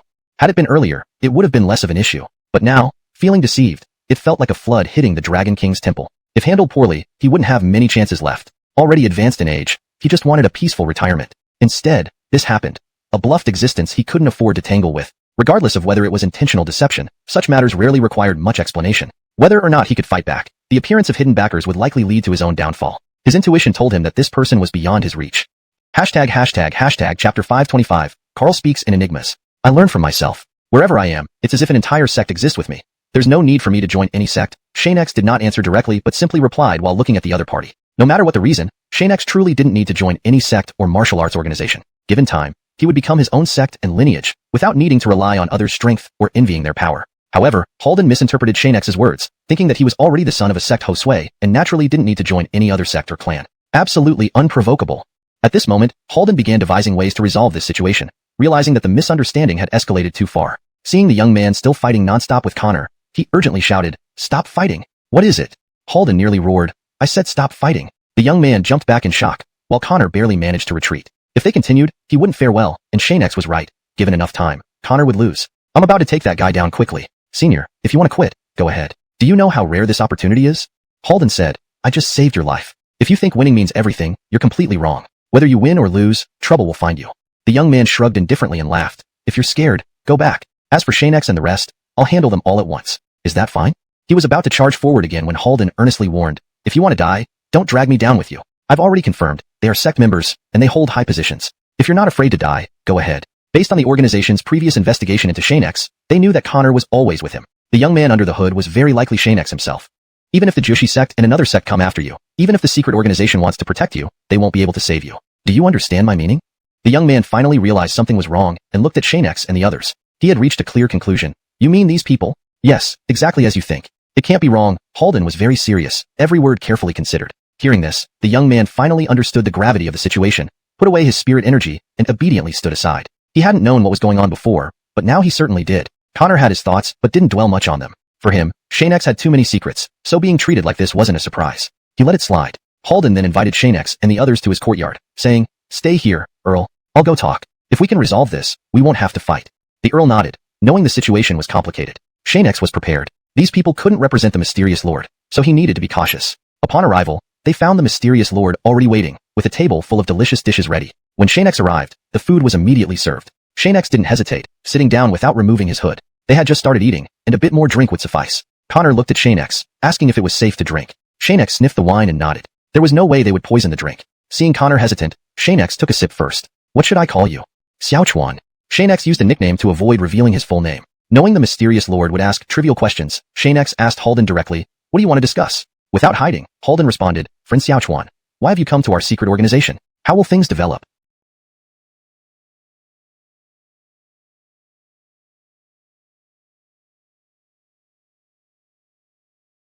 The whispering ceased, and the strange sensation disappeared. Not sure if that was his limit, but it should be close, Xianxia thought as he checked on Connor and called him to wake up. Really can't handle a few drinks, huh?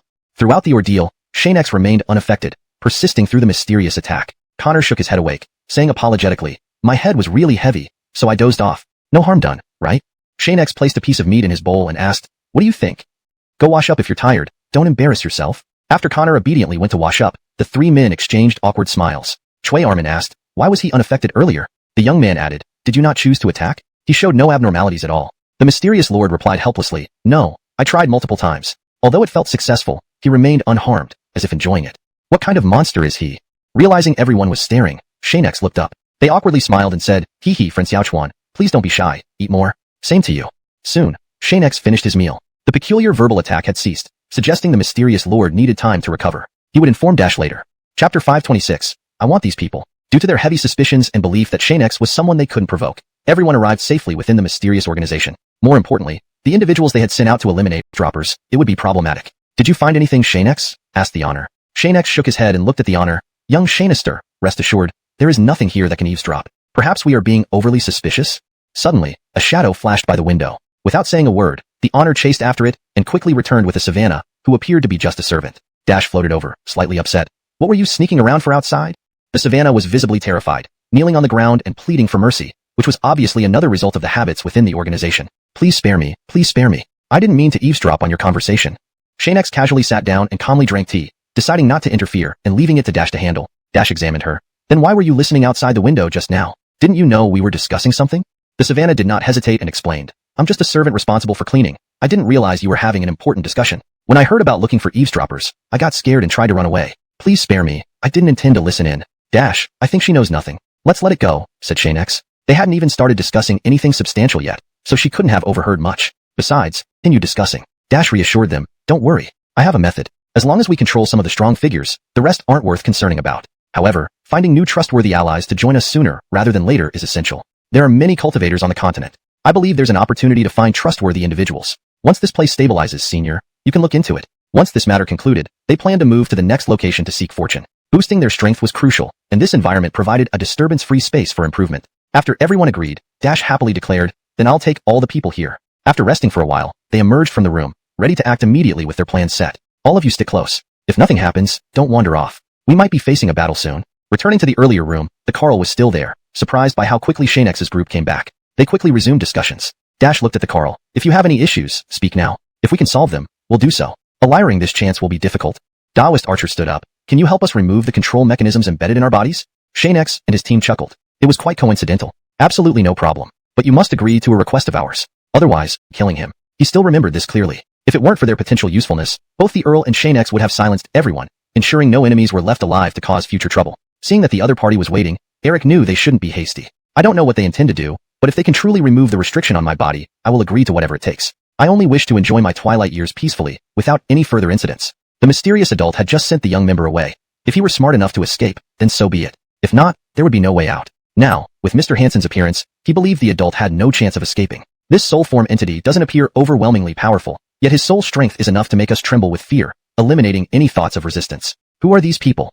Just as the mysterious adult was wondering, Mr. Hansen opened his eyes and awoke. Xianxia and the Earl didn't want to handle things themselves, choosing instead to observe from the sidelines. Eric and others became more attentive, watching Mr. Hansen wake up and showing him great respect. Greetings, my surname is Hansen. Thanks to their assistance, I've decided to establish a sect here. For your safety, you can either submit or perish. You all should be well aware of the consequences, correct?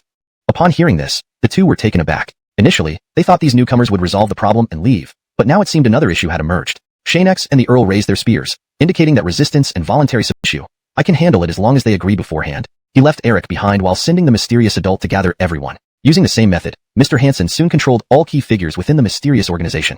He explained everything multiple times, clarifying each point. Some tried to resist but were subdued by Xianxia and the Earl. Once they agreed, Mr. Hansen could control them. Now everyone is gathered here except those who haven't returned yet. But worry not, Mr. Hansen.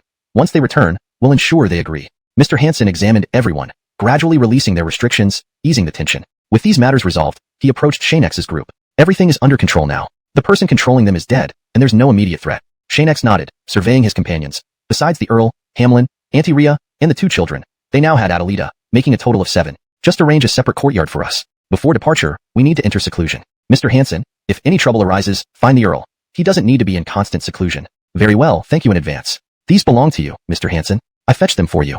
Xianxia handed over a black box. Wonderful, exactly what I need. He also handed over Tracy's share, then headed towards the court, allowing you to return whenever needed. Xianxia smiled. We were never companions, and the future is uncertain. We won't leave too soon. Let's see how things play out. Agreed. Mr. Hansen valued loyalty and righteousness. Though his words were true, Xianxia suspected this might be their final farewell. Arriving here to become a god, with no parents left, he had nothing to linger for. Soon, after ascending, he would not repeat past mistakes. Mr. Hansen, what's the name of the sect? Mr. Hansen laughed. It shall be called the Gamey Sect. Hashtag chapter 528. Expansion of influence with broad scope. That sounds pretty good. I should take the chance to explore outside and might discover something different. Recruitment can start from now. Xianxia said this as he prepared to step outside. Dash immediately followed him. Xianxia could handle minor tasks himself, while Dash accompanied him out. Since there's still time, we should recruit more solitary cultivators. If we miss this opportunity, who knows what might happen. Dash, if possible, we should arrange it now before it's too late. Don't worry, I've already tasked Jamie with executing this. Shall we go check things out outside now?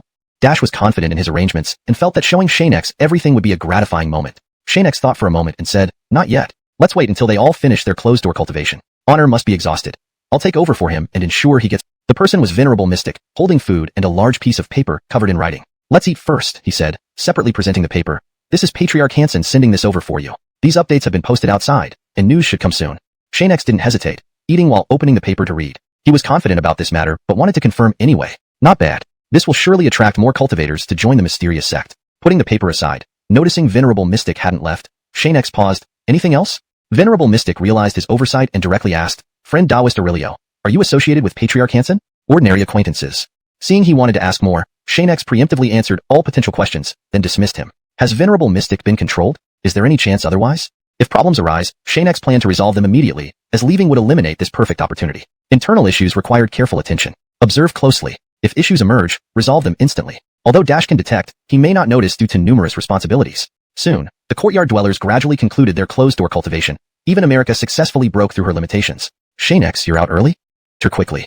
Initially unsuspecting, they became wary upon spotting Jamie and prepared to flee. Xianxia noticed all these actions. Be cautious, Dash. They've noticed something amiss. I'll handle them. Don't worry. Sure enough, upon seeing Dash with Venerable Mystic, some tried to escape but were ensnared by a hidden formation underfoot. You'd better cooperate, or things could get unpredictable. Venerable Mystic, please keep them quiet.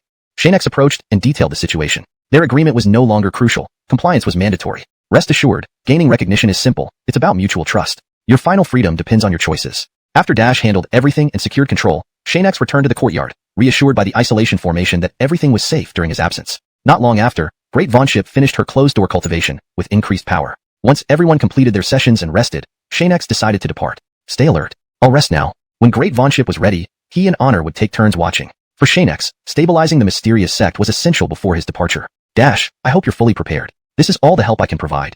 Cultivators, they've already arrived. At that moment, Dash turned his head and froze. This time, many independent cultivators came, more than he had expected. After all, with so many established sects around, he hadn't expected much. Having a few was enough. So many people? He walked over to Xianxia in surprise, now incredibly excited inside. I thought only a few would come, but I didn't expect this many? Hansen Zhongzhu hadn't fully understood before, so he hadn't anticipated so many arrivals. After all, with so many established sects, a newly founded sect wouldn't attract many. But the outcome far exceeded expectations. Not only did many people come, but some were incredibly powerful, making Dash extremely elated. Little Xianxia, I didn't think your method would work so well. So many people have really come. If they all join our sect, that would be fantastic. Praised, Xianxia felt happy. Looking at the gathered independent cultivators, he said to Dash, first, settle them individually, then test them one by one. Sect Xianxia Hansen has quite a lot on his plate now. Understanding what Xianxia meant, Hansen Zhongzhu quickly memorized this plan and immediately arranged for his aides to implement it. Soon, all the independent cultivators were invited away individually, under his name. Little Xianxia, you come help too. To prevent you from suddenly leaving, we'll go together now. Without caring if Xianxia agreed or not, Dash pulled him along. Once in the room, surrounded by so many people, it would be harder for him to leave. Hold on, yes? Of course. Xianxia looked at the group of independent cultivators. How many of you are coming this time? The elders scanned the gathered group and hesitantly replied, Quentin, there are bandits causing trouble in our area, leaving us with no choice. There are few strong among us, and many weak. We plan to relocate, and saw the recruitment call from Mystical Sect. We wish to try joining. All of us can join and assist the sect. Seeing Xianxia hesitate, the elder hastily added, how about this, Quentin? If you allow our young men to join, that would suffice. We merely seek a place to settle. Agreed. Sect Xianxia Hansen, how do you see this? Xianxia didn't refuse but couldn't make the decision alone. Ultimately, the decision fell to Hansen Zhongzhu. Hansen Zhongzhu examined the group. Trusting them entirely was difficult, but with so many, he didn't want to miss the opportunity. Yes, but you will need to vet these individuals, Hansen Zhongzhu decided, though unsure if there might be unruly elements among them, choosing to trust Xianxia. Agreed. Xianxia accepted immediately, then arranged the necessary preparations. He waited as other seniors joined to assist. Here. Just register your name and birth details. Indeed, life could change a person profoundly.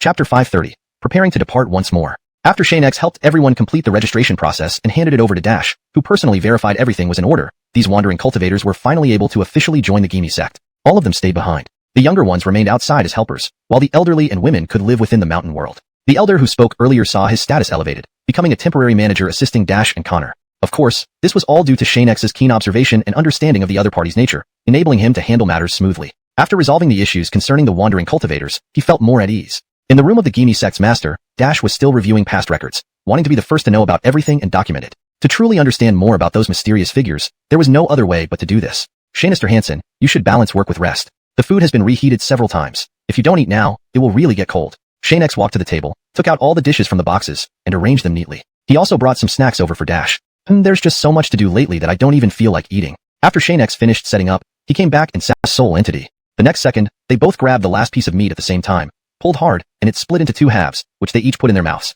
Do you respect the elders or not? To tell the truth, I've only been in this world for 1 year. Anyway, respecting the elderly comes first. Over the following days, many more wandering cultivators joined the Gimi sect. Xianxia helped resolve some troubles, and soon the day of departure arrived. This was their last gathering. Apart from themselves, no one else seemed to be around. Jasmine's strength had rapidly advanced thanks to Dash's selfless guidance. She was now almost as strong as Sister Tairang, both at the innate martial artist realm.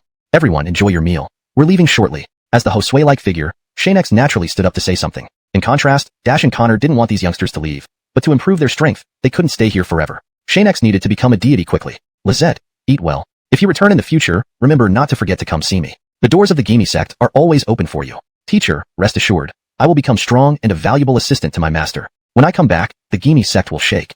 Ha ha ha ha. Actually, there wasn't much for Xianxia and the others to pack since everything was already stored in their spatial rings, so they didn't have to worry about losing anything. They mainly needed to pay attention to items already taken out, or that would be needed during the journey. Dash, don't worry. Once I craft the body, I'll send it over immediately. Just wait patiently. Dash nodded, watching Jasmine and the others come out. He directly said, quickly check if you forgot anything before we leave. Hurry up. Xianxia looked at the earls. You all go together, checking each room. I'll wait outside the sect. Once they all returned, Xianxia and Dash headed towards the entrance of the sect. Now, looking at the Gimi sect, it already had its basic shape. It was enough for now, especially with the increase in members. Let's stop here. Brother Connor has excellent potential and character. With proper cultivation, he might become a hegemon one day. As for our things, let's leave them here. Dash understood his meaning. Who knew how long it would be until they met again, or if they ever would, given the passage of time in the divine realm. Alright, send someone for the body, or come yourself. If I see Lizette again, I might not let her go with you. Xianxia smiled and nodded. If there's any trouble, remember to find Xianxia Adair. They have already been notified and will welcome you.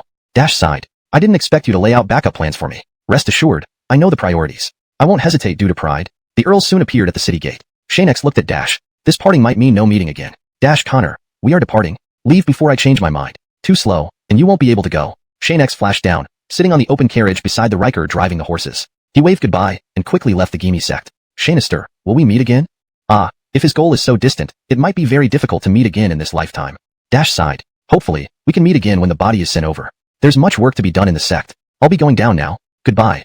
The only regret was Connor, unable to follow Xianxia in pursuit of the pinnacle of power. He realized he might never reach that threshold, which was why Xianxia had refused. Staying with Dash isn't bad either. At least there's a home, and a sect to manage. The days ahead won't be solitary anymore, which is good. This kid. Watching Xianxia leave, now out of sight, Dash added. Whatever the future holds, I'll try to become a deity. Xianxia, don't forget who I am. My surname is Hansen, Dash. Ha ha ha. Please let me know if you need any modifications or additional details. Chapter 531. The next destination. Xianxia, do we have a set destination for our next move? The earl sitting beside him, mainly responsible for driving the carriage, suddenly asked. For 2 days now, they had been traveling aimlessly without Xianxia specifying where they were headed. At least we have this awning, otherwise our skin would be sunburnt, America said to Camelody with a smile. The further we go, the hotter it gets. I wonder where we are now. Camelody touched her small cheeks and said, your skin is so good. Don't feel sorry for yourself. I am the one affected most.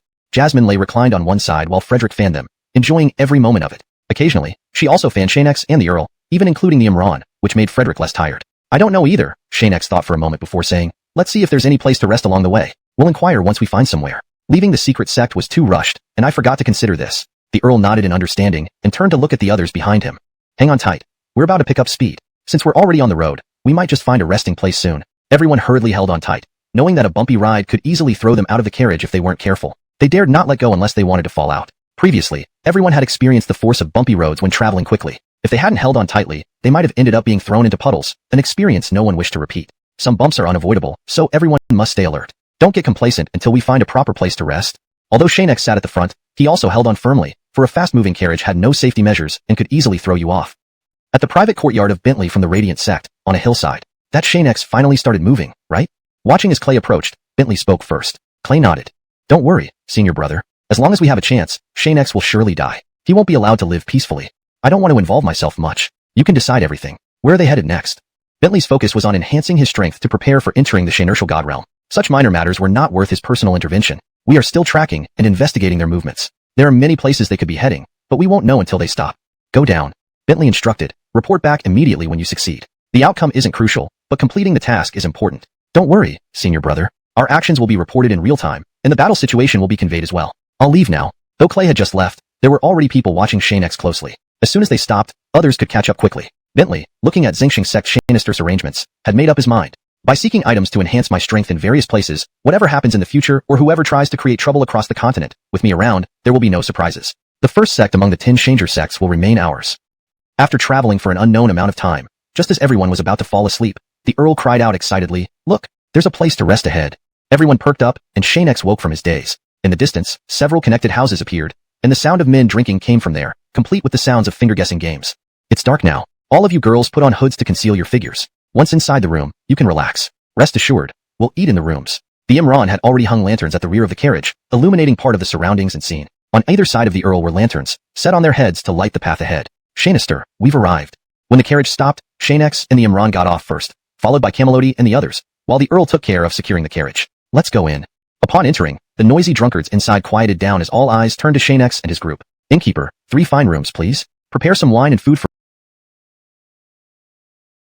us as quickly as possible. Seeing Xianxia's generosity, everyone's attention shifted back again, though it was Giffardar if they suspected anything. Opening 3 rooms was clear enough. 4 men squeezed together wouldn't be comfortable. Welcome upstairs. A waiter, hanging a towel over his shoulder, led Xianxia and his group upstairs. Even after leaving, quite a few pairs of eyes lingered, causing Xianxia's frustration. His intention was never to attract trouble, and he had paid discreetly. When the Earl entered, a cold glance from him caused everyone to resume normal behavior. Without a word, he headed upstairs. These kids seem rich. Anyone interested in joining forces? Quickly, several tables downstairs began plotting to rob them. In such chaotic times, revealing wealth could cost lives, but Xianxia's group wasn't afraid. Even when the owner tried to intervene, he was ignored, told only not to damage anything or face compensation. Everyone, let's enjoy the meal. The Earl and I will discuss our next move. Noticing people sneaking closer, Xianxia, the Earl, and the Imran stood up, with Frederick readying weapons for a fight. Eat well and wait for us to return.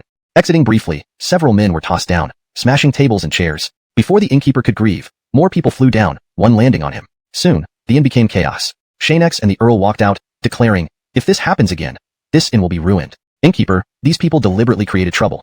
You can claim damages from them, okay? The innkeeper nodded, rising. Rest assured, friends, this is not your concern. I'll handle the compensation. I apologize for the disruption. Having spoken, Xianxia turned to 2 others. Bring a few more dishes upstairs. It's on the innkeeper. Don't hesitate. The innkeeper hastily agreed. Of course, I'll arrange it right away. The Earl and the Imran sat on the stairs, eating fresh food taken from the tables below. Do you know any nearby places suitable for seeking opportunities? The injured men on the ground silently shook their heads. They knew nothing beyond their local bandit camps, far less the wider areas. But Xianxia had already decided on the next destination. Chapter 532. The Frenzied Pursuit of Clay. Young Xianxia, here are the 4 plates of meat. The Earl called out as he pushed the door open and walked in. He and Hyatt were each carrying 2 full plates of meat, while everyone else hadn't touched their food, waiting for them to return. We've been waiting for you forever. Hurry up and sit down to eat. If it takes this long to stir-fry the meat, it better be delicious or we'll find out why from the innkeeper. Tonight, they could finally rest properly. After dinner, they lay down immediately, not caring if any trouble would arise because Xianxia had already set up an isolation array with the Earl. Anyone who approached intentionally would be detected immediately. However, just past midnight, a group of people barged into the inn. The drowsy innkeeper opened his eyes and found that the place was filled with people, taking up all the seats in his inn. And that wasn't all. Some were even sitting outside on carriages. The innkeeper quickly regained his senses and walked over to the tables with one of the waiters. What can I get for you, honored guests? Clay glanced at him. Bring everything you have. These coins are yours. The innkeeper opened the pouch of coins, and his eyes lit up at the sight of so much money. He immediately instructed everyone to start moving, even hiring extra hands in the kitchen. They brought out all kinds of complimentary food, treating these guests like royalty. Quentin, we need to discuss some matters. Please ask everyone to step aside. Certainly, certainly, the innkeeper replied, immediately leaving with the waiters to stand by the entrance, ready to resolve any issues that arose. Clay looked at Kieran beside him. Are you sure Xianxia is staying here? Did anyone enter this place earlier? The man answered, I'm certain. We passed by the carriage area behind, and the decrepit carriage there belongs to Xianxia. They haven't left yet.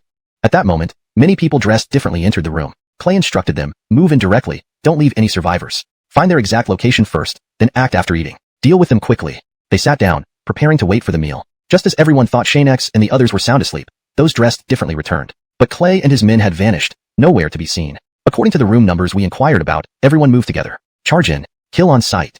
About 20 men rushed upstairs, bursting into the rooms without waiting for the doors to open. The owner didn't care since this was common in his establishment. Having received payment, he considered it none of his business. Where did they go? Someone near the bed said, the beds are still warm. They must have just left. Follow them. Peering out the window, the Earl saw no one below. He charged in, while Xianxia, who had been hiding behind the door, closed it and quickly threw everyone who entered out the window. Young Xianxia, we have time. If we hurry, we might still catch them. There's no one by the carriages. As the Earl jumped out the window and saw no one below, he thought this was the best time to retake the carriage. But Xianxia had different thoughts. Go down and take back the carriage. We're coming down. Everyone wake up. Xianxia pounded on each door, pushing through the chaos once they opened. Adelita joined in immediately, while Camelody and her companions woke up Hyatt and the others. Once the doors opened, Hyatt had already dispatched several men who had climbed in through the windows. Frederick, follow Camelody and the others. I'm going down to help Earl Senior Brother. Hyatt jumped down, landing on someone about to attack the Earl. With a kick, many were knocked to the ground. Hold on tight. Pulling the reins, they dashed forward, scattering the pursuers. These were war horses, well protected, making them hard to stop. Arriving at the inn entrance, Xianxia also emerged, waiting for everyone to board before shouting to the Earl, everyone's here. Xianxia watched as more people rushed towards them, turning to flee. He hopped onto the carriage as they sped away. The pursuers did not give up, mounting their horses and giving chase. Their attire was plain, offering no clue to their identity. Little Riker, Don't worry about direction, just escape. Don't let them catch us. Something's not right about these people. When the pursuers caught up, Hyatt drove the carriage while Xianxia and the Earl jumped off to seize horses, frightening those following behind. Directly confronting them was suicide. The two were too fierce. Suddenly, the pursuing group stopped. Adelita alerted Xianxia, who instantly felt something was amiss. He shouted, "Hyatt, speed up. Everyone in the carriage. We need to protect the horses." Adelita distributed multiple shields to everyone and crouched behind Hyatt. Arrows rained down from the sky. Xianxia tossed a shield to the Earl, calming the spooked horses as Hyatt tried to steady them. Seeing this wouldn't work, Xianxia and the Earl jumped onto the horses in front of the carriage, driving them onward while protecting themselves and the horses. After 3 waves of arrows, they outran the attack range. Clay, watching from a hillside, angrily exclaimed, "What witchcraft is this? How are they surviving? Chase after them. Don't let them escape." All his men also boarded their carriage. Ride faster. Catch up before they regain their composure. Don't let them get away. After the arrow storm ceased, everyone inspected their shields. Without these, they would have been turned into sieves. Shiny arrows stuck to the shields, densely packed. Is everyone all right? Seeing everyone safe, Xianxia relaxed. Patting Hyatt's back, he said, "Keep running. Don't stop. They're still following. Find shelter quickly. We need to hide. These people are targeting me precisely." Regaining his strength, Xianxia added, "My identity must have been exposed. Now they're after me. So many people, it can't be wrong." The Earl remembered what Xianxia told him back at Kyushu. That night, Deshan was only acting. Now it was real. Even though no one spoke of it, Adelita guessed the same thing. She thought of Deshan but kept it to herself, like the Earl, respecting Xianxia's stage. There's an inconspicuous turn ahead. Take the turn straight into the dense forest. It looks suitable for hiding, the Riker advised. Guided by the Riker, they soon entered the dense forest area, turned several corners, and then fell silent upon hearing movements. They waited until the pursuers moved away, making the place deathly quiet as if no one were there. Even the horses' mouths were sealed using special means to prevent any noise from alerting the pursuers, who weren't ordinary bandits but trained by sex and thus not without skill. Appearances could deceive no one. The first group rushed past, but the one with Clay halted and checked the ground with torches. They even called the others back and reprimanded them on the spot. "Get in the cart. Let's move immediately." Seeing the situation worsen, Xianxia jumped into the cart and started moving. Soon, the others reacted. "They're here. Get on the horses and chase them. Don't let them escape." Clay sat in his carriage, looking at the information about Xianxia given by Glenn. He crumpled it and threw it outside, watching as Xianxia and his group kept running. This is nothing like what the information described. This Xianxia seems completely transformed, requiring a cleverer approach. Inside the carriage, another person said, "Sterling, this information came from Senior Brother. How can this Xianxia be so different from what was rumored?" Clay looked at him. Xianxia has changed drastically. Whether he's a different person or not, we can't judge him by old standards. Another brother explained, "This Xianxia isn't as simple as we thought. If you hadn't stopped us earlier, we might not have known he'd take this route." Truly unbelievable, the newcomer continued. Senior Brother described Xianxia as weak and cowardly, but now he's evading us despite multiple attempts. Should we report this new information to Senior Brother? Clay replied without hesitation, "Not yet. We need to see how powerful Xianxia really is, and why we can't capture him. Reporting directly to Glenn would make them seem useless, which meant losing his favor, and possibly their lives. Chase them full force. Since some from Izzy Valley are here, let them join our pursuit. Revenge cannot rely solely on us. They must contribute as well. I'll arrange it immediately." The Taoist disciple jumped off the carriage onto a horse, slowing down and directing the Izzy Valley members to the front. Though fearful, they saw this as an opportunity. Even hurting Xianxia a little was better than doing nothing. Acting could help, but truly achieving nothing would be unacceptable. Knowing Clay's importance to a major sect, these men aimed to strengthen relations, regardless of casualties, focusing on aligning with Xianxia sect. All speed up. Remember, our families are in their hands. Fight hard to save them. The Izzy Valley Josue reminded everyone that they joined for their families, ready to face death to destroy Xianxia for their loved ones. "Quentin, a group of unfamiliar people is within range. What should we do?" Xianxia was shocked. It returned. Clay said, "Follow behind us. Leave the rest to us. Rest assured, we'll avenge you. Go." The Izzy Valley Josue expected this, sitting as they moved away. Those faking deaths revealed themselves, planning to escape Clay's group and rescue their families, returning to a normal life. Chapter 534. We've rushed to the battlefield. I never thought that Clay would chase us so relentlessly. Up until now, we haven't had a chance to find a place to hide. Xianxia, the horses have had very little rest. If this continues, they will eventually catch up with us. Feeling that those from Izzy Valley had indeed stopped pursuing them, everyone felt relieved, initially believing the earlier attack was in vain. However, it seemed not entirely wasted. Driving the horses all night and continuing into the day, they wouldn't be able to sustain this pace much longer. When the horses eventually slowed down, how fast could they run on just 2 legs? Surely not faster than the horses. Only resort to using spiritual energy if absolutely necessary. For now, we can only keep running and increase our speed. If we encounter chaos, we'll deal with it then. Xianxia glanced back at their pursuers. They are still some distance away. Let's pick up the pace. If we can shake them off, we'll release these horses. Though unsure whether freeing the horses might lead to their use against him, Xianxia figured it was better than having them follow. He planned to abandon the horses and hide in the dense forests, forcing Clay to spend more time searching for them. By then, they'd have enough time to devise an escape plan. The Riker increased the speed again. The carriage flew along the road without slowing down, visibly pulling ahead of the pursuers. Soon, both sides were almost out of each other's sight. This was exactly what Xianxia wanted. "Xianxia, there's a battlefield up ahead. It's quite chaotic. Should we dismount early?" The Riker had been projecting his senses far ahead. Upon inspection, Xianxia also noticed a battle taking place between two groups. Shani were already dead, bodies strewn across the ground with scattered weapons.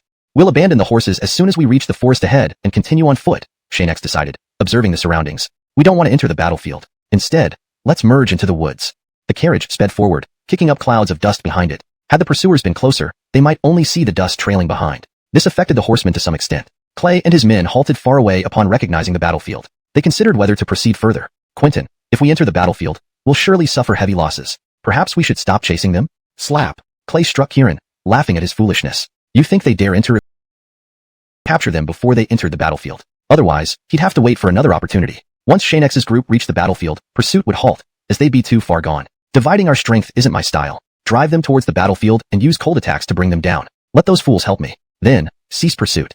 Under Clay's orders, pressure mounted on Xianxia's group. As the area narrowed, they reluctantly headed towards the battlefield, passing near resting troops. With minimal commotion, they intended to slip through. But Clay wouldn't let them go. Attacks flew over, alarming the resting soldiers. Several cultivators appeared, blocking Xianxia's path. What is the meaning of this?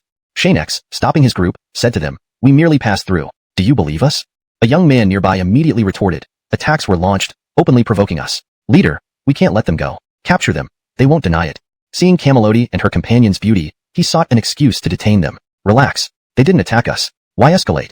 Xianxia interjected. Ignoring advice, the young man fumed. They launched attacks in our camp. They clearly harbor ill intent. The Riker stepped forward, unyielding. If we wanted to fight, you're no match together. You underestimate us. What are you insinuating? Xianxia added, I'll punish you. If you don't want to die, release me now, and perhaps I'll spare your life. The elder who had come with him said nothing. They were just hired companions, not close friends. Since the young man caused the trouble, others stayed back to avoid getting involved. These people were far too strong. Several of them had power levels that were unreadable. Their strength was something they should not know about. Seeing no one was going to intervene, the Riker smiled calmly and said, daring to disrespect our people, you leave only one fate, death.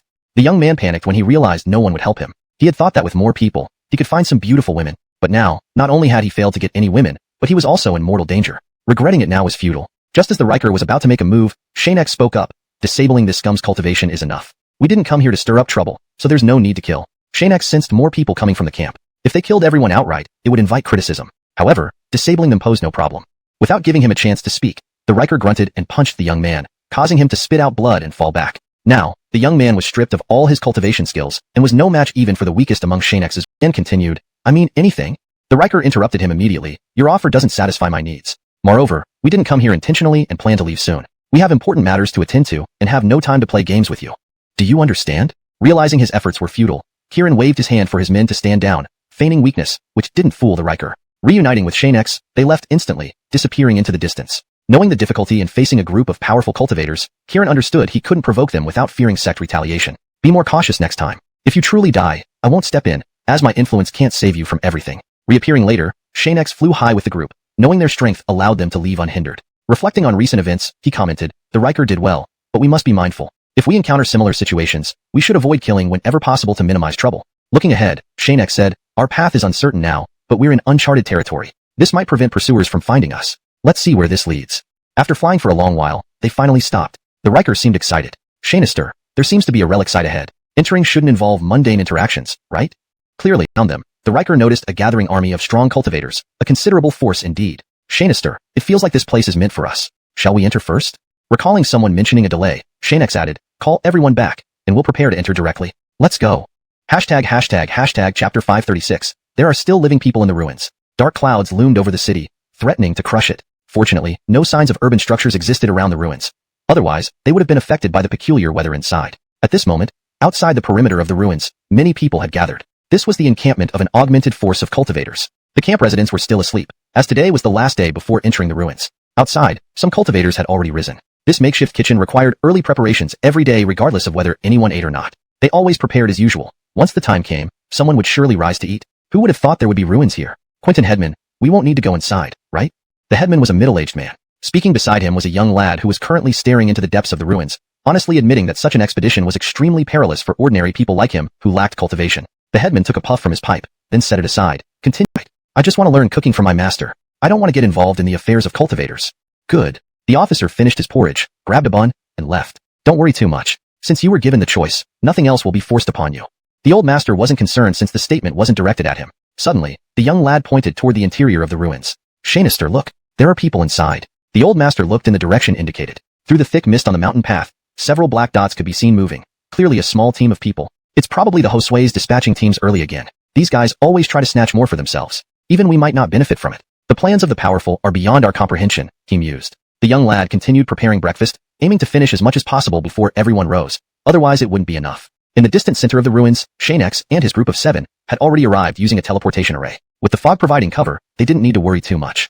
This teleportation array really works wonders. Over such a distance, and we've entered without a trace. Honor brother, you should be able to do it too. Honor replied, yes, but compared to you, young Xianxia, I still fall short.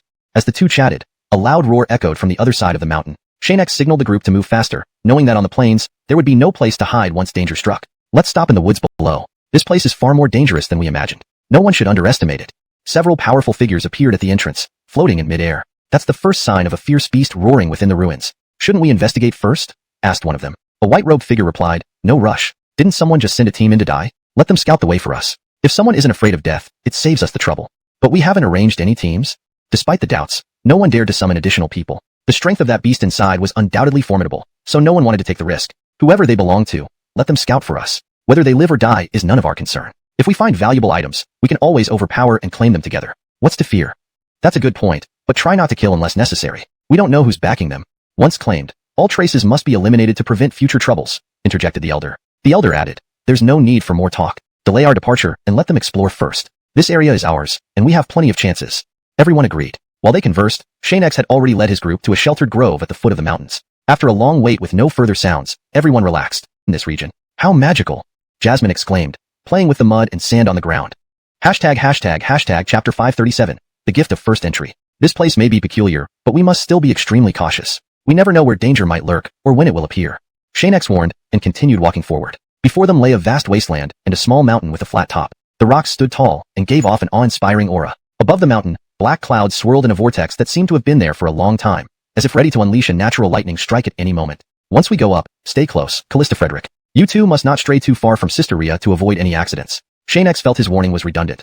After all, these children had experienced quite a bit and should know what to do. Sister Ria and America each held one of the children's hands, ready to carry them if the terrain became too rough. Upon entering the stone forest on the mountaintop, no one had a moment's rest. There was an active volcano before them, seemingly on the brink of eruption. Xianxia and the Earl approached its mouth but found nothing valuable, so they began searching nearby. Stone forest doesn't look very large, but it could expand. America asked, what should we do next? Xianxia glanced around. Let's circle around the volcano first and meet back with the Earl.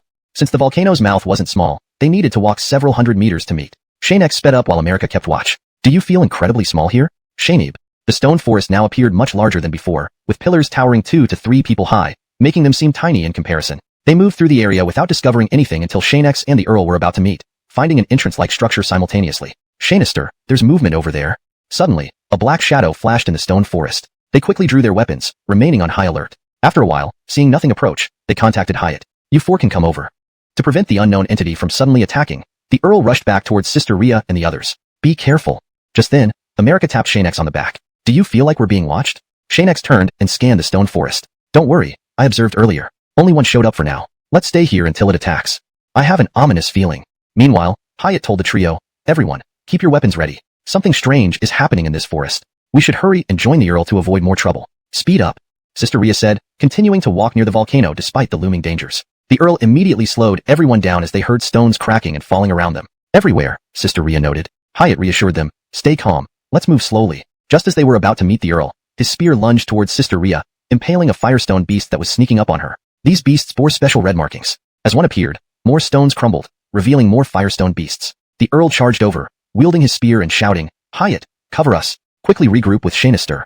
He fought off the approaching firestone beasts, shattering them into mere rocks. Meanwhile, the firestone beasts near Xianxia also awakened and approached. He had already set up a defensive array, which temporarily held them back. Don't waste spirit energy. John maintained the array's function. I'll go assist. America worriedly said, be careful. Phantom step. Heavenly hand. Xianxia quickly deactivated the heavenly hand, saying, this is a volcano. Let's hold off on using major spells. This made the Earl and Hyatt cancel their skill releases, forcing them into pure combat mode. Xianxia then grabbed the children's hands and swiftly led them forward. Seeing him start without issues, they naturally wouldn't just stand idly by. With room to cast their skills, the 7-people situation improved quickly. Xianxia of the firestone beasts fled, with only a few remaining to fight futilely. Lord, you all go first. Leave this place to us too. We will follow once the door opens. Xianxia didn't say anything extra and ran straight towards the entrance. It was a stone wall with peculiar patterns carved into it. Xianxia spent quite some time studying but couldn't figure out what the engravings meant. Seeing the Earl and Dax fighting desperately outside, he knew he couldn't waste any more time. Don't think too much. If nothing works, we break through with brute force. We need to get inside first. Whether there's anything or not, we have to check at least, otherwise, it would be a wasted trip. Without further ado, after pulling back a bit, Xianxia focused his energy and struck the stone door, shattering it instantly. A large hole appeared. Honor, Dax, let's hurry. Once all 7 entered the cave, they noticed the firestone beasts hadn't followed in. Specifically, they didn't cross the area with the peculiar pattern. Everyone could rest now. Xianxia said, rest here first. I'll explore inside a bit. Stay put and don't move around.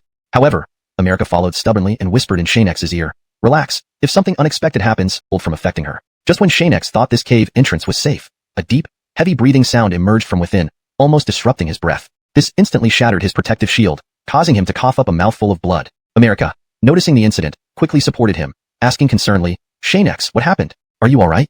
Xianxia, regaining some composure, looked at America, who seemed fine, and asked confusedly, didn't you hear the breathing from inside? She strained her ears but sighed, I didn't hear anything. Perhaps due to different situations, hearing varied among individuals. Not everyone could necessarily hear it. I wonder if Honor and Dax heard this sound? Muttering, Xianxia hastily explained, Xianxia misheard. There's no danger here. Let's head back. However, America knew this was serious. Xianxia had coughed up blood, which couldn't be nothing. Supporting Xianxia's back, the Earl approached and said, my lord, I heard the breathing just now. Luckily, I was far enough away. Otherwise, I might have coughed up blood too. Xianxia wiped the blood from his mouth, nearly died. Everyone gasped. Besides Xianxia and the Earl, no one else had heard the breathing from inside. More importantly, even someone as powerful as Dax hadn't heard it. This made Xianxia and the Earl truly unique, surpassing any prodigy on the continent. No need to worry. I'll recover soon. While Xianxia sat aside recovering quietly, the Earl walked deeper inside. The mysterious breathing only occurred once. Now, everything was eerily quiet. Had I gone closer, I might be in the same state as Lord, perhaps even more severely injured. What exactly is in this place? Dax joined in, Brother Honor, this place is very dangerous. Should we continue? Why not? The Earl looked at Xianxia, since we've come, we should at least take something back. Otherwise, we'd be laughed at. Honor is right, Xianxia agreed. No need to worry. We can avoid the breathing if we're prepared. Not long after, everyone set off again, having no immediate plans to leave. However, this journey took much longer than expected, winding and twisting endlessly. They moved within a mobile formation sustained by Xianxia and the Earl, using spirit energy continuously fueled by rejuvenation divine pills, so they didn't need to worry about running out. Honor, rest well. I'll maintain it for a while. Dax added, I can't take over Brother Honor for a bit, since there's nothing happening now. Whoosh. Suddenly, a gust of freezing wind blew past, carrying ice shard-like objects towards their protective shield. Is it coming again? Xianxia frowned, preparing to do something. A massive rock flew toward the shield. Bang! America's attack shattered the rock. You all rest easy. We can all assist. The sisters, including Rhea, took out their weapons, ready to face any sudden dangers. Hashtag chapter 539, Fire Spirit Refinement. Thud thud thud. Something was approaching rapidly, and Xianxia immediately said, something is coming fast. Everyone, prepare for battle. The defensive array only countered the cold this time. It had no other effects. In any environment, the more functions an array has, the more spiritual energy is consumed to maintain it. Given the seemingly endless dark passage, everyone knew they couldn't afford unnecessary waste. The Earl had just recovered when the frost-covered firestone beasts charged forward without being affected by the local conditions. The Riker guarded everyone between the defensive array and the outside. Fortunately, the threat was only from the front, not behind. These creatures are much stronger than the previous ones. Everyone, be careful. Nathan could not fend off Kearney firestone beasts and got hit. As soon as the beasts rushed in, Xianxia directed his Hansong beast halberd at them. Thanks to the special materials, a single strike killed a firestone beast. Effective. Ilias, use this. The Hansong beast halberd flew over automatically. The Riker swept it across the area, quickly destroying all the firestone beasts, which then retreated but didn't leave immediately. At that moment, a voice emerged, deep and murmuring. To dare enter my territory, how do you wish to die? Feeling the cold dissipate and warmth returning, Xianxia asked calmly, quite unlike others, drawing Kieran's attention. He noted this deviation from typical behavior. I am Daryl, surviving merely as a fragment of consciousness from the ancient war. My name is Xianxia, and these people around me are my friends. I apologize for disturbing your rest. If possible, we'd like to gain some fortune and leave. Daryl laughed loudly. You're refreshingly direct. But at least you're not hypocritical or sycophantic. To claim your fortune, you must prove your worth. The Riker frowned. What should we do? Daryl smiled at him. If you qualify, pass through the firestone beasts to reach inside. You might get what you seek. Xianxia sensed something odd about the way Daryl looked at the Riker. Could he have noticed something? But with no immediate action, Xianxia wouldn't admit anything himself. He probably just saw the Riker's potential, nothing else. I'm confident in my abilities. All right, Xianxia replied smilingly. When do we start? Daryl said before leaving. Now. Instantly, the firestone beasts revived, roaring fiercely towards the floor crumbled beneath them, dropping them into a new realm. Endless lava surrounding them, except for a small platform below emitting cool air, making it bearable. I dislike the previous place. Worthwhile spots like this are rare. Xianxia scanned the lava and asked, can we only take lava from here? Lava was rare but practically useless. Only Adelita might benefit from it among the 7. Others would find it irrelevant due to elemental mismatches, so Daryl wouldn't have brought them for nothing. This place is for cultivation. The lava contains fire spirits to aid in practice. With my guidance, none will be harmed. He noted Adelita's affinity to fire power and reassured Xianxia, don't worry. She'll be treated differently, isolated from other elements. Seeing through Xianxia's concerns, Daryl made his intentions clear, and Xianxia accepted his arrangements. Translation complete. This chapter conveys Xianxia and his party's encounter with Daryl, highlighting their struggles against firestone beasts, and their eventual journey into a realm of lava, guided by Daryl for cultivation using fire spirits. Chapter 540. The Heritage of Emilio. That's it. This is the method I need to teach you for cultivation in the fire spirit pool. Everyone can now start practicing. Emilio directly explained how they should proceed after entering the fire spirit pool. He didn't pull the Riker aside, but watched everyone enter while he remained at the side. Everyone must remember to choose the method best suited for them. When you first embarked on the path of cultivation, your master surely told you how to practice to achieve twice the result with half the effort. So now, enjoy yourselves. Soon, Emilio flew over to Xianxia and observed him enjoying the fire spirit, tempering his body, nodding in approval. To be able to maximize a suitable cultivation method, you're indeed impressive. Not only that, regardless of whom Emilio floated next to, he found each disciple performed similarly, but not quite as well as Xianxia and the Riker. Of course, this wasn't most important. What mattered was their skill in applying methods needed during cultivation far exceeded ordinary people or even outstanding individuals. Xianxia and the Riker are the strongest in this group, but I wonder from which school they hail to be so powerful. Compared to these disciples, if he tried to make them acknowledge him as their master, he truly would not be worthy. Forget it, I won't fuss over this with them. Directly passing down the heritage is fine too. Better for such excellent disciples to inherit it rather than leaving it unappreciated. Deciding on this thought, Emilio returned to his usual residence, a palace at the bottom of the magma. No one could hope to obtain good things unless they reached the palace, or received them personally from Emilio. Still, the elder did leave some insignificant items outside, though whether they were taken or not was unknown. Seeing those who couldn't get anything, Emilio gave hints about a few locations, forbidding anyone from disturbing them before the heritage transfer was complete. These youngsters are dumber than the previous ones. A pity, someone has already come here, no more need for others. The outer exit had been sealed, appearing normal, and fewer firestone beasts patrolled. Meanwhile, those guided by the hints were chased by firestone beasts. Due to their capabilities, most gave up before reaching their destination. These firestone beasts must be protecting something. Let's check when we arrive. The items won't be lying around for us to pick up. Everyone must follow closely to lure away the firestone beasts. Upon successfully reaching where the firestone beasts stopped pursuing, they indeed found items of various kinds. However, obtaining treasure meant defeating the guardian firestone beasts first. Haha, whether you can acquire these depends on your capability. Though worthless to me, they're treasures for you. Enjoy yourselves. Now, Emilio began preparing the heritage transfer, feeling relieved as those being lured away posed no threat anymore. At the fire spirit pool, Xianxia and the Riker talked about Emilio, who had left. Since Elder resided beneath the lava, they couldn't sense if he was nearby. If he metalworking, something he hadn't before. Thanks to his quick learning attitude, he rapidly progressed, which Xianxia admired. That's a good mindset. Cultivate further. Improvement will certainly come, though not easily. Yes, my lord. However, I soon won't be able to absorb more fire spirit. As the Riker rose to leave, he vanished suddenly. Xianxia smiled. Let's see what Emilio intends. It should be good for the Riker, whatever it is. Elder hadn't specified anything, so Xianxia wondered if the Riker's divine body had been detected. When the Riker reappeared calmly, he wasn't flustered, just calmly looking at Emilio. If you have anything to say, speak in front of my lord and the others. We're together, and favoritism isn't wise. Emilio pushed him towards a stone on the table, excitedly saying, this is definitely beneficial. I want you to inherit my legacy. I dare not, the Riker replied. We have masters. How could we casually accept another's legacy? Absolutely not.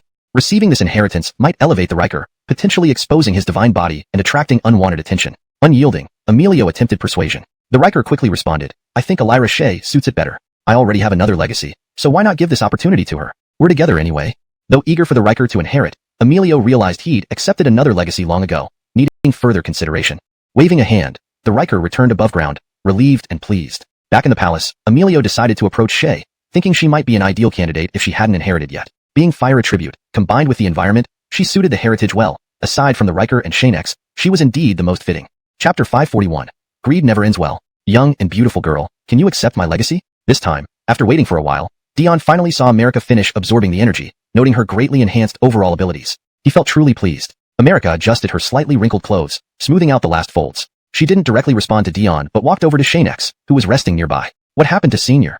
Xianxia smiled as he poured her a cup of tea, looking at the Earl beside him. You know what's going on, so explain it to her. The Earl nodded and stood up to explain. Dion wants someone to inherit his legacy. He initially approached me, but I wasn't suitable, so now he's looking to you to accept this legacy. He took a sip of tea and continued, after all, Elira Sini's cultivation in spiritual energy is fire-based, making her more suitable for this inheritance than me. He couldn't admit that he had exceptional talent, which is why Dion chose him first and only came to her when that didn't work out. Naturally, the Earl wouldn't say that. This opportunity should be accepted. No need to refuse. Even Xianxia and the Earl were confident it suited her. She believed it did. Xianxia, this seems unreliable. Xianxia chuckled.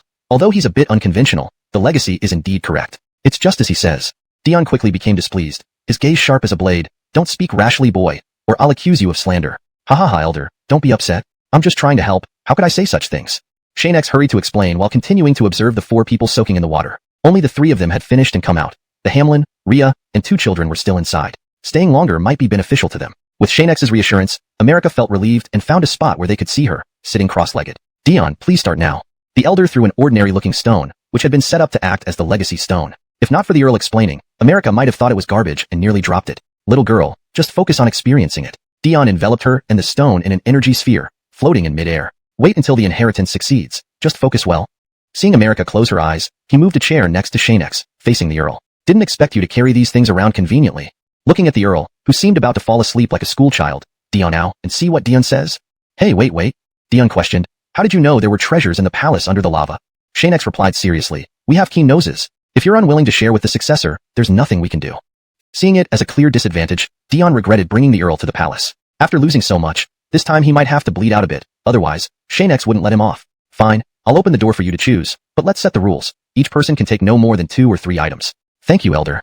Xianxia smiled at the Earl. They'd see when the time comes. Don't you have other plans, boy? Seeing the situation worsening, Xianxia explained quickly. Elder, you misunderstood. I'm genuinely happy for everyone. We have nothing valuable, so naturally, we're interested in what you have. Both Xianxia and the Earl knew that the palace below held enough treasures to fill an entire treasury. Dion just couldn't bear to part with them. Why does he keep them?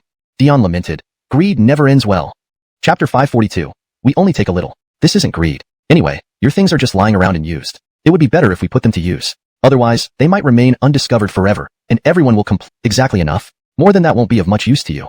But seeing Xianxia's expression, he seemed to realize that Xianxia wasn't typically like this. Despite Xianxia's actions appearing slightly awkward, the elder could tell. Why don't you return to your previous manner? Though pretending like this can be entertaining, being serious is better. Do you understand what I mean?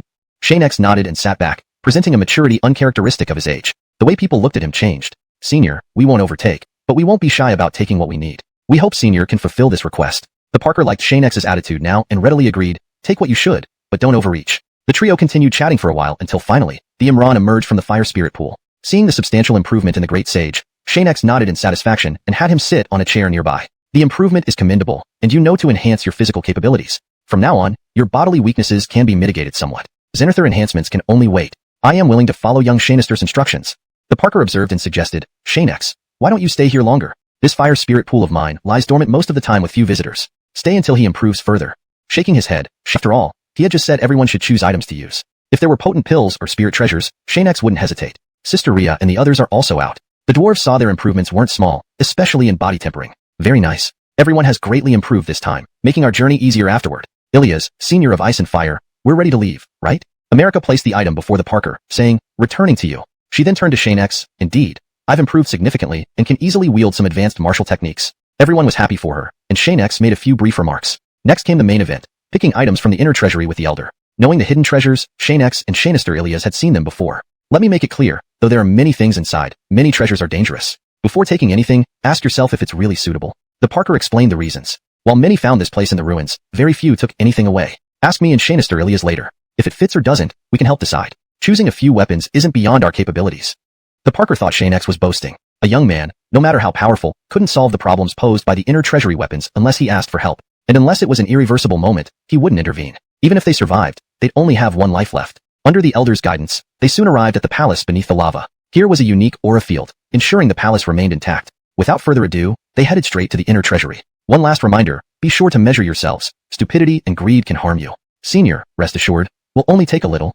The Parker didn't believe this, turning to open the inner treasury door. Various powerful auras emanated, causing slight discomfort which eventually faded. 3 hours total. Hurry up, lads. Ignoring him, Xianxia and the 7 others walked in, starting to take items almost immediately, with clear intentions. The Parker chuckled, closing the door behind them. Don't worry, I'll wait at the entrance. Whoever comes out first can find me. Good luck.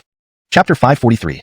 Longevity isn't so great either. Inside the Emilio's inner repository, Xianxia had already gathered everyone together as soon as Emilio closed the door. Everyone remember, if you encounter something you can't handle, come find me or the Riker. A part of these weapons indeed has some level of sentience, as Emilio said. If it doesn't agree, forcing it will only harm you. Remember, don't act rashly. Xianxia saw Jasmine and the others wanted to follow Sister Rhea, and directly said, you two stay with us. He walked with the Riker. After all, following Xianxia ensured no one would miss out on treasures. America and the Emmett chose to explore on their own first day. Lizette, Start channeling the spirit energy as Xianxia taught you earlier, selecting all suitable items to one side. Remember, they must be fitting. Xianxia found plenty for Frederick, though truly suitable ones were few. It was enough to get some good ones. You stay here and help. I'll go check. There might be better items. Xianxia smiled and moved away. Just gathering items wasn't enough. Finding items that could be absorbed instantly or unique treasures was more challenging. Finish choosing early, so we can enhance ourselves before leaving. These pills and spiritual treasures aren't useful to seniorize fire. We should take them. Xianxia swiftly collected many items, leaving once full areas now empty. They were stored in his storage ring. Seeing the imit eyeing unsuitable items, Xianxia stopped immediately. This item is malevolent. If you wish to risk madness, go ahead. Don't be deceived by its appearance. The imit used divine sense and was startled by the internal chaos. The object's aura was similar to demonic chi. I'll pass. Its danger is too great. Xianxia, it's what caused my downfall before. He discarded the item. Xianxia laughed. Ahead is the weapons section. You can find what you need there. Without hesitation, the imit followed Xianxia. The imit needs refining. It's understandable. If not observed carefully, anyone might have chosen that thing without second thought. Don't be so formal. Take what you need. Storing things forever isn't practical. Xianxia sensed something amiss, sending the Riker with others ahead while staying behind. Why the sudden melancholy, senior? If my calculations are correct, it's about time I leave. Would you like my master to create a body for you? Emilio declined. Forget it. Fate has its cycle. Longevity offers little now. If possible, I'd rather enjoy my remaining days pleasantly. Living endlessly holds no meaning. Xianxia respected his decision. Sorry, senior. We must go. No problem. Go ahead.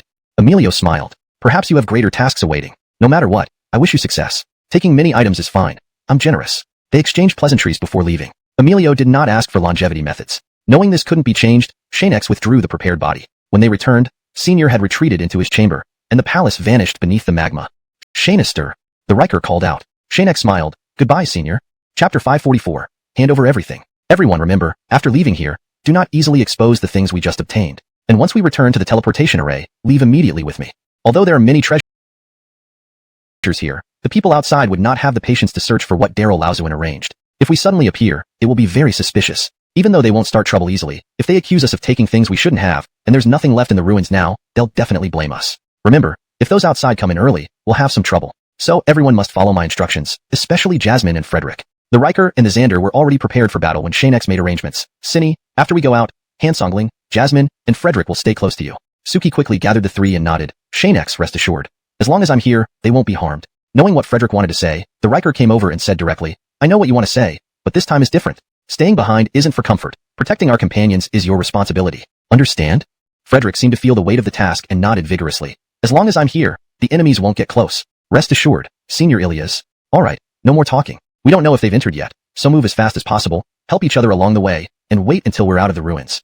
After Xianxia finished his arrangements, everyone hurriedly left, retracing their steps which would take some time. When they reached the exit, they paused. Xianxia glanced at the exit, suspecting it was now invisible, making it hard for others to find. There's no sign of them here, but let's check outside first. Ilias and Xander, stay here. Cinny and I will go check. Be careful, Yuan. Briefly acknowledging, Xianxia and Suki silently flew out, arriving at the concealed location on the mountaintop. No one was around the volcano, and they both checked. Xianxia, maybe we're overthinking. These are just scattered cultivators. They can't be this smart, can they? Xianxia shook his head. You underestimate them. Although entry was controlled, they haven't relaxed their vigilance. If they detect someone inside the ruins, they will enter early. Suddenly, Xianxia sensed several strong presences approaching. He quickly set up an isolation formation and hushed Suki. Someone is coming. Be quiet. Soon, a group led by an elderly man in white stopped near them. They seemed to have detected something and rushed over. A bear-like strong man observed the surroundings and said, White-robed old man, looks like your methods aren't always effective. We've sent people multiple times, and even have guards at the foot of the mountain who notify us immediately. Are you too paranoid? The Mateo glanced at him. What would you understand? Xianxia was mistaken. Let's return. Though he spoke calmly, they had a plan. To lure the intruders out and then capture them. Even if it meant facing death later, they wouldn't change their minds. Once they left, Xianxia motioned for her to stay quiet as they slowly retreated back into the cave. Indeed, missing the chance will mean trouble. Xianxia asked the Riker, are you sure of their positions? Don't worry, Yuan. A single strike will be enough. The Riker silently descended. Xianxia instructed, follow me closely. Feeling no presence of the Mateo, Xianxia dared to lead everyone out. The Riker waited, ready to lead them swiftly. Since the enemy was prepared, they couldn't go through the forest. Another route was needed. Take another direction. Ilias and Xander, remain vigilant. Stop immediately if anything unusual happens. We can't confront them. Just as they thought they could leave safely, hundreds of eyes locked onto the seven. Xianxia shouted, keep moving, ignore it. Himph, hand over everything. Suddenly, countless attacks illuminated around them, overwhelming the area. The density made it impossible for Xianxia to escape using shadow steps. What a nightmare. When did they find us? Hashtag chapter 545. Ultimate adaptation and coordination. They've dispatched a large number of personnel to guard every area. Even if we can come up with a better plan, they still outnumber us. Xianxia gritted his teeth. His mind racing as he faced the overwhelming danger. I'll maintain the shield. The Earl will set up protective arrays immediately. Set up as many as you can, quickly. Although he had only instructed the Earl, no sign of harm, raising doubts. I speculate that you must have obtained some supreme treasure from the ruins. Otherwise, you couldn't have survived such an attack unscathed. Speak up. Are you going to hand over the treasures voluntarily, or should we annihilate you and take them ourselves? Choose one. The Earl laughed loudly, looking at the enemy as if they were fools. In the next instant, a long spear appeared behind him, spinning and emitting a terrifying aura. Want to kill and rob us? Let's see if my weapon agrees with that. And don't think too highly of yourself. After all, you and your companions won't live much longer. Meanwhile, Xianxia instructed those at the rear. Once the battle starts, follow the plan we discussed. America and the others need to keep up as much as possible. We'll control our speed. Xianxia had already devised the strategy before setting out. The great Hamlin would cover the rear while Xianxia and the Earl led the charge, and the rest would stay in the middle to prevent flanking attacks. The burly man looked at the Earl and said, "Don't get cocky, kid. No matter who dies, it won't be us. You've run out of time." The second wave of attacks had already gathered momentum without being noticed and was now upon them. However, Xianxia's group had anticipated this and quickly dodged. Following Xianxia, any small mistake they made provided an opening. They only needed to release a bit of spiritual energy to form shields to protect themselves. Everyone, move away quickly. We're not fighting to the death. The Mateo immediately noticed their escape and dispatched more people, intending to use numerical superiority to intercept the seven. Heavenly hand. A massive hand suddenly flew out, striking all the cultivators before them, creating an open path. Without wasting time, Xianxia led the group forward at full speed. Cultivators from all around rushed toward them. Both the Earl and Xianxia did their best to assist. Despite their efforts, Frederick was still struggling against the pressure. His small frame had already been pushed back several times. The Mateo glanced at his companions. Stop standing there watching and go help. Powerful cultivators naturally wouldn't act recklessly, especially given the number of people present. Mistakes leading to casualties would result in significant losses. No matter which sect these people belonged to, they took everything from the ruins. They won't leave unless they give something back. At this moment, high-level cultivators gathered around the Mateo, waiting for the right moment to strike. Others might fail, but they would succeed since they represented the united forces managing the ruins, the greatest power available. Though we found some items, they were mostly ordinary treasures. I believe all the valuable things are with these seven. Everyone agreed. These seven had spent considerable time in the ruins and likely carried numerous relics. Since they refused to share, they would have to be forced to do so. As long as the outcome was positive, the process didn't matter. As they debated, Xianxia led the Earl and the others through the encirclement, moving smoothly together. Anyone who approached was either knocked down or destroyed. The Mateo and his group followed closely behind, aware of the situation. Hurry. Let those people retreat and continue searching the ruins. Now it's our turn to act. Harris, hurry. The burly man signaled, and the people quickly dispersed, then surrounded them again. Causing such damage, we must punish them by killing a few of them. Even though they knew Xianxia's group might be disciples of a powerful figure, they couldn't afford to appear weak before their sect's followers. A few killings were inevitable. The Mateo had no objections. After all, many of his people had already died. Killing a few more seemed reasonable. Having decided, they sped up to block the path ahead. Stronger cultivators surrounded them, leaving no escape route. You have angered us. If you don't leave something behind today, you must die. The Mateo altered the environment, confining everyone within a limited space, far removed from the real world. Everyone attack!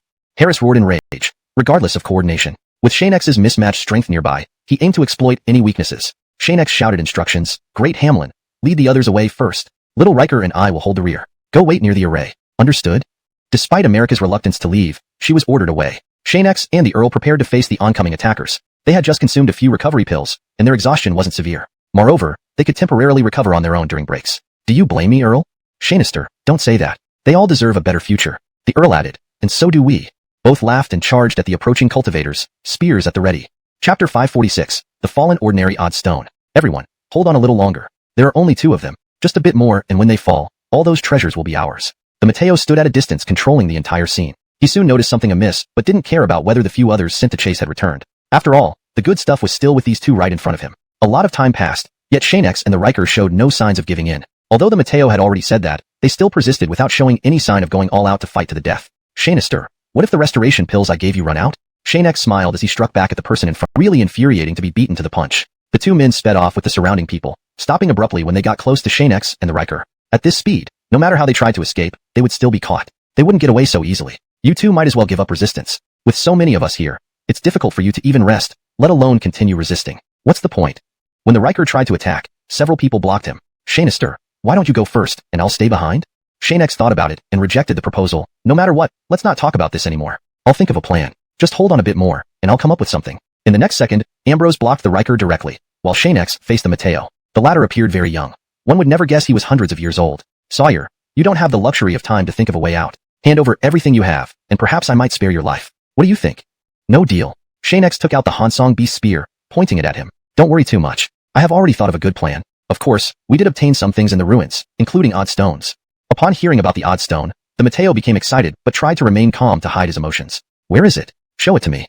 The flight was impeded. To reach the Riker quickly, he needed to use the Shadow Go steps again, but unfortunately, he had to wait after using it multiple times. His speed was no longer as fast as before. Explosions were heard continuously. The Riker instinctively took orders, trying to rush towards Xianxia. However, Ambrose's strength was formidable. One strike sent him flying back. Ambrose turned to look at Xianxia approaching and said with a smile, "You still want to regroup? Your hopes are futile. With me here, you won't join up."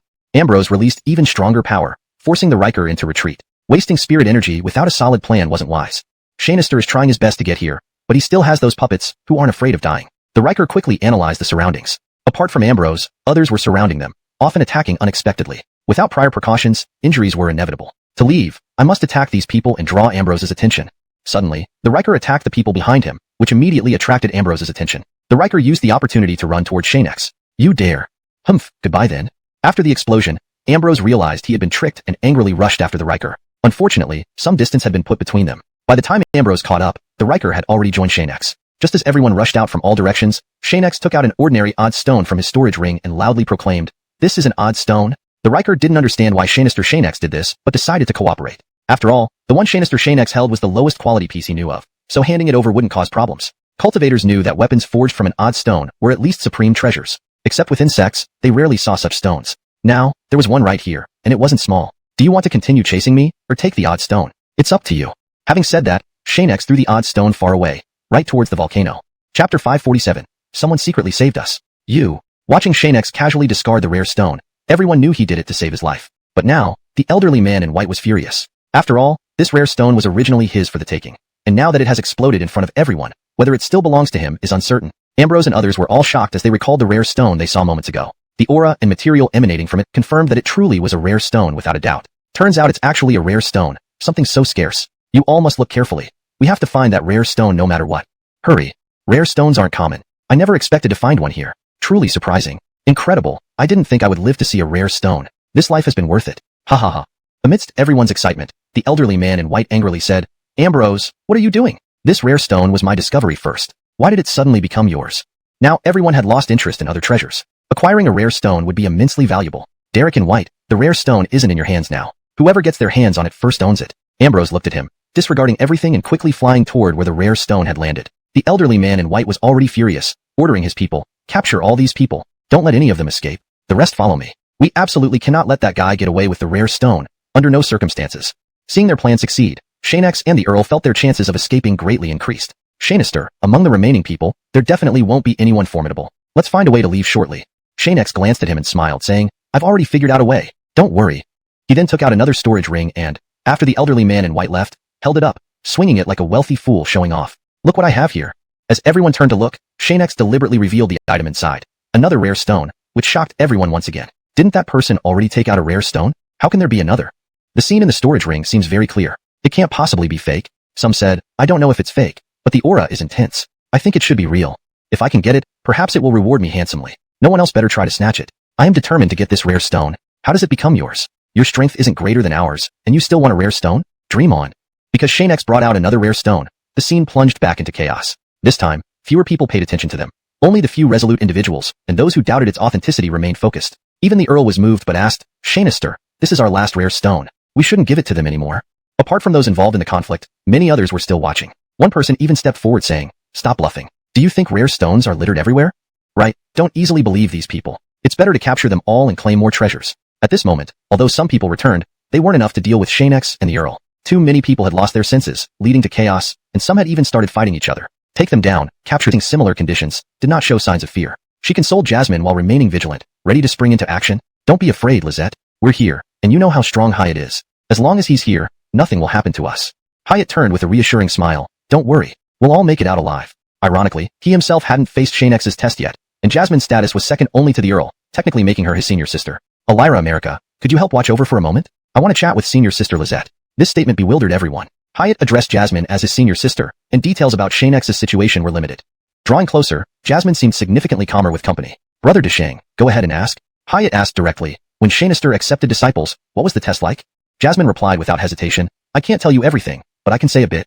Recalling Xianxia's words, she explained, "During the test, we couldn't use spirit energy, living like mortals. It was extremely difficult, and I barely managed to endure it. Ah, Hyatt understood Jasmine wouldn't lie, so even knowing a small part of the secret was helpful. If it's like this, it sounds pretty tough. I wonder what the test content is.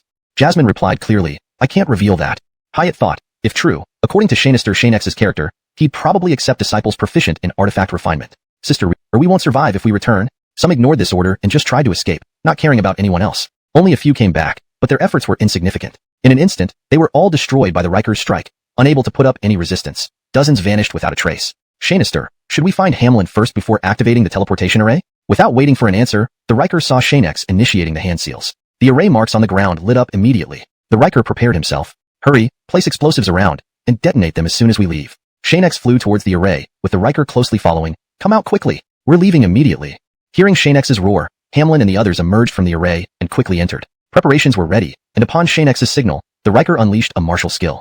As they were teleported away, explosions rang out behind them. The array was destroyed, and the pursuers could only fall to the ground in frustration. Report back to the two lords immediately. The intruders have escaped. Should we continue pursuing them? If not, issue arrest warrants. During the wait, regardless of where the array transported Xianxia and his group, they were already far away by the time anyone tried to catch up. At this moment, the elderly man suggested the Riker. Xianxia smiled slightly. You take care of that. Find civilian clothes for us. We'll wait in an unoccupied courtyard.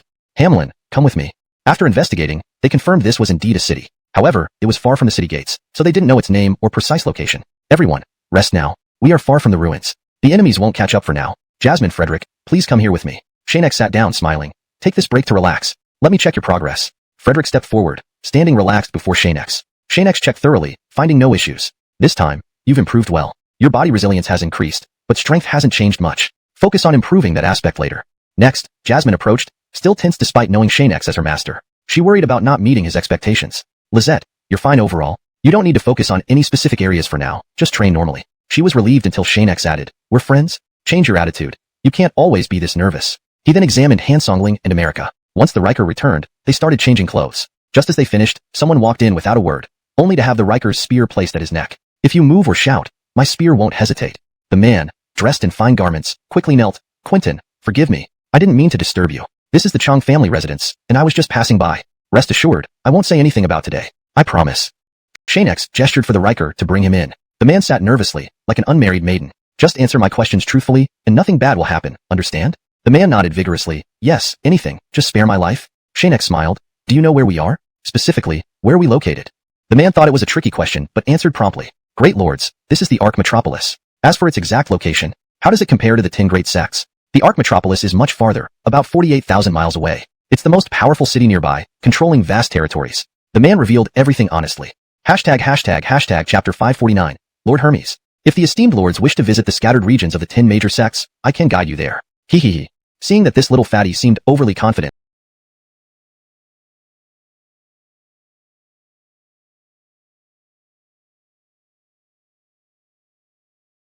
the Riker gave him a fierce glare and said, speak only when asked. Don't think you can do whatever you want just because you're clever. Keep it down, understand? The fatty nodded obediently and stood aside. Xianxia then asked, what's your name? Lord may simply call me Ian. Ian, you may leave now. Come back tonight. Xianxia then took out a small bag of silver from his storage ring and tossed it to him. We'll be staying here. This is your fee. Any problem with that? Ian nodded repeatedly. Of course not. Lords can stay as long as they wish. If you need anything else, I can arrange servants to attend to you, ensuring your satisfaction. That won't be necessary. Xianxia glanced at him. Remember to knock before entering. Otherwise, we'll treat you as an intruder. Your life will hang by a thread then. Lord, rest assured, I'll go now, and I'll make sure no one else comes. Ian backed away, composing himself for a moment before sprinting off. He knew he might die if he didn't follow orders. Junior, hurry, come save me. Xianxia looked at the Riker. Follow him carefully. Find out the situation and report back. After bowing politely, the Riker disappeared in an instant, reappearing behind Ian. At this moment, Rhea and the others emerged from their room, relieved to see him gone. We actually ended up in someone's home. Can you handle all these women? Bullshit. My health is fine. Don't think just because I'm home more often that I don't know what you've been doing. Stop forcing yourself on innocent girls. I still have some dignity. Ian was speechless. That happened years ago. Why bring it up again? Cut the nonsense. What do you want? Ian hesitated. Junior, please don't get angry. Just say it. Ian explained everything that had happened, omitting no detail. Junior, perhaps we should invite cultivators. We aren't strong enough, and I'm not even a cultivator. It could be dangerous. Hermes put on his clothes, appearing entirely different now. His serious expression made it seem he could eat dirt if he claimed he would. They dared to stay in our family shrine? Looks like they don't know who they're dealing with. Hasn't my reputation spread throughout Ark City? They are outsiders and don't know about you, Junior. Find those cultivators now. I need to investigate. Even if not for myself, for the sake of our ancestors, living in the shrine is sheer insolence. This is outrageous. The Riker listened and returned to Xianxia's group. Though Hermes was unknown, he could summon cultivators, indicating he wasn't ordinary. Xianxia, we should leave now. It will be too late once they arrive. The Xander echoed this sentiment. However, the final decision rested with Xianxia. Don't be pessimistic, Xander. Let's hear Xianxia's plan. Xianxia thought for a moment. We'll stay. Everyone else, go back to the rooms. America objected. Let's wear invisibility cloaks. Hiding will cause suspicion. We'll stay and face this together. Xianxia sighed. Then none of you speak. I'll handle it. Just then, there was movement outside. Ian opened the courtyard gate while Xianxia and his group sat eating. Hermes walked in, accompanied by several cultivators, and others stood outside. Seeing this, Xianxia asked Ian, who is this? You haven't introduced us. Ian, though reluctant, stepped forward nervously. Esteemed lords, this is my father, Hermes, one of Ark City's greatest heroes. After the introduction, someone whispered to Hermes, whose expression remained calm despite the impending confrontation. So, what are your abilities? Xianxia's group deliberately hid their true strength. There was no need to reveal everything. It doesn't matter. Hope you can laugh after this. With that, the Riker and Xander stood up, approaching Hermes. Chapter 550. The feeling of being a guest of honor. Ha ha ha. I had no idea you noble guest would grace us with your presence. It's my fault for not having been attentive enough. However, this place is not suitable for residents. How about this? Let me, Hermes, personally arrange for you to stay at a better place. Hermes continued quickly, rest assured. Once you're in Ark City, it'll feel just like home. There's nothing that needs. Seeing no ill intent from the other side, the Riker and the Hamlin sat down quickly but remained alert. Xianxia, GMPF, regardless of what this fellow intends to do, should we leave here? Xianxia briefly pondered, then stood up and took the wealth from Hermes' hands, returning it almost immediately while saying, Your Excellency, you misunderstood. We'll just rest for a while and leave soon. There's no need for any trouble. Don't worry, we have places to go. The cultivators around Hermes, hearing that they were about to leave, worried that the bounty would slip away. They immediately tried to persuade them together, saying, Fellow Taoists, Ark City is different from other places. There are many dangers within. Building a connection with Lord Hermes might turn out to be beneficial. Another added, Yes, it's chaotic outside the city walls. It would be safer to stay with us at the Chang residence. Leaving isn't a wise choice. Ignoring these flattering words, Xianxia remained unmoved, sitting back down without showing any panic. I've already said we won't leave now. We will depart shortly. Don't provoke us, or I can't predict what might happen. It wouldn't make sense to try to detain them despite their desire to leave. What difference would that make compared to bandits? From the start, Xianxia did not intend to tangle with them further. Yet the aggressive approach of these cultivators only irritated him. Not knowing the full reasons, Hermes glanced suspiciously at the cultivators around him. Their attempt to detain them was too obvious, and Xianxia couldn't possibly miss it. If a conflict broke out, Hermes would be the one losing out. Gentlemen, whatever happens, it happens under my jurisdiction. Let's not cause misunderstandings. Seeing the potential conflict escalating, Hermes, as the head of the area, naturally intervened to prevent it. Any incident here would dishonor his ancestors, so he intended to prevent any trouble. Those cultivators had profited from Hermes, so they gave him face. Fine, we'll give you this today. Let it be. After all, it's others who face the danger, not us. All right, everyone, step back. Hermes breathed a sigh of relief. If a brawl broke out over something trivial, it wouldn't be worth it. More importantly, if an incident occurred at the ancestral hall, he would not be able to join his ancestors after death. Thank you very much. When Hermes approached Xianxia, he said, Lord Chang, we've already given the items and prepaid a sum to young Xianxia Timothy. Is there anything else? Hermes thought for a moment and replied, Gentlemen, when will you leave? I wish to offer some hospitality and perhaps part with some gifts as a token of friendship. Xianxia directly declined, No need. We will leave promptly. Rest assured, Lord Chang. Oh, all right. Turning around, he ordered accept these things. Feeling like esteemed guests, they were clearly growing agitated. Now receiving so many gifts, the Riker didn't want to take on too much karma. After getting Xianxia's approval, he spoke up. Great lords then? We've already said no, so stop blabbering. The Hamlin slammed the bowl, startling everyone present. Hermes kneeled down. Great lords, I must give you something, or I'll be in trouble. Please, help me this one time. Xianxia asked, Giving gifts will get you into trouble? That's hard to believe. Why don't you tell us if there are any opportunities nearby that could enhance our strength? The karma from such matters I can bear. Hermes didn't know that Xianxia could avoid this kind of karmic entanglement thanks to special secret methods he'd employed since becoming a deity. Just chatting with him had no real effect. But Hermes thought differently, believing that receiving gifts obligated service. He had earned favor from these 7 individuals, and this trip hadn't been in vain. As for what Xianxia mentioned, Hermes paid no heed. Hashtag chapter 551. Fortunate opportunities on the Ark. Alright, as long as the honorable gentlemen are willing, I have something to say. Hermes was extremely pleased, believing he had already won. Once this matter was over, these people would be compelled to help him. No matter which sect or what level of cultivation, anyone who took his things would have to work for him. There were no free lunches in this world, only endless tricks. These wished to explore it thoroughly. Beside him, Hermes thought for a moment and replied, My lord, boarding this Ark requires an introduction and meeting certain conditions. Of course, I still have some quotas available. If the lords need help, I can assist. Xianxia knew better than to ask for help, but he inquired nonetheless, How many slots does Xianxia Chang have available? Seeing success within reach, Hermes became increasingly excited. With enthusiasm, he said, Don't worry, we have 10 slots in total. Giving 7 to you isn't a problem. Remember, there's no such thing as a free lunch. Seeing his smug face, Xianxia almost lost his temper. Still drinking his tea, he extended his hand and gave him a few copper coins. Thank you. Unfortunately, whether we enter or not is still uncertain. For now, let's leave it at that. Seeing that the red seal on Xianxia Chang's lips hasn't faded yet, why don't you go back? We'll consider it. Considering had two possibilities, acceptance or rejection. Regardless of the choice, it wouldn't create a binding karmic connection. That was the beauty of considering. Now feeling over half successful, Hermes didn't feel the need to continue persuading. Providing the other party with some choices would increase the likelihood of success. Thank you, my lord. I'll return home and wait. Let me know when you've decided. As Hermes left, he left behind some people, but this wasn't a significant issue. If they wanted to leave, neither Hermes nor his companions could stop them. Pack everything up and let's rest in the room. Upon doing so, everyone realized they had entered together. Xianxia said subconsciously, let's discuss this inside. Clean Xianxia Chang's quarters thoroughly for him, as he mentioned. They would believe this. On one side was Hermes, and on the other was the cultivator Xianxia. Offending either would be dangerous. By doing this, Xianxia didn't know anyone. Instead, Hermes owed him a karmic debt without even knowing his name. Xianxia, we must explore that arc. I felt there's something I need inside. Hearing the Riker's words, Xianxia smiled immediately. Rest assured, we will enter. Since it might contain what you seek, we should definitely visit. Jasmine grew excited despite her lingering fear from the last incident, yet she still wanted to go. Oh yay, we're finally going in again. Relics, I love you. Frederick watched quietly, wishing to protect her, even if just being there made him content. Her happiness brought him joy. Xianxia pondered and told the Imran, we cannot leave anyone behind now. All of us.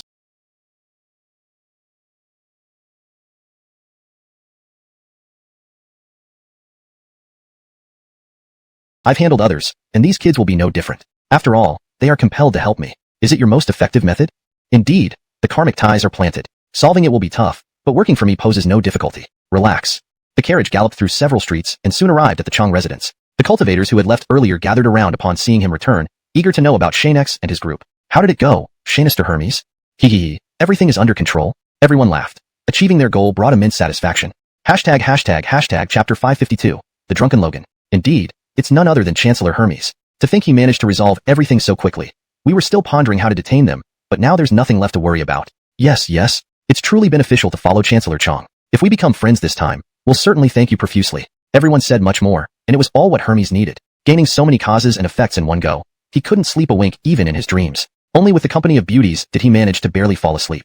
However, in the near future, he would need to adjust his sleeping schedule as he was about to welcome new guests. He had to be more meticulous to ensure that everything else was taken care of properly. Now the cultivators no longer needed to worry about losing track of Xianxia and the others. Some people had already started sequence from the inn's windows. Clang. Suddenly, a commotion sounded from downstairs. Soon after, Xianxia and the others went out, leaving Adelita and the rest in the room, though they eventually came out hidden. Let's go down and see. In the restaurant below the inn, a few young men were beating up someone who dressed well, pinning him down and pummeling him ruthlessly. Typically, wealthy individuals like him should have bodyguards, but not this time. Such situations often involved stubborn offspring of noble families without guards, making it normal for them to get beaten up. After all, these kinds of people easily attracted trouble, sometimes even resulting in death from beatings. Don't think that having some wealth allows you to act however you want. Let me tell you, we settle scores right away and never leave it until the next day. Calling us lowlifes? Seems you haven't experienced enough yet. How dare you speak to us like that? You've really lost your mind. This lesson is for you. Next time if you do it again, expect more beatings. Remember to avoid us or face another beating. After a few moments, the young men stopped and angrily left,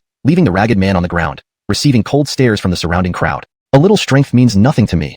In my eyes, you're still a lowlife. If I wanted to, I could guarantee you won't even get a seat at the table. Humph, what's there to be proud about?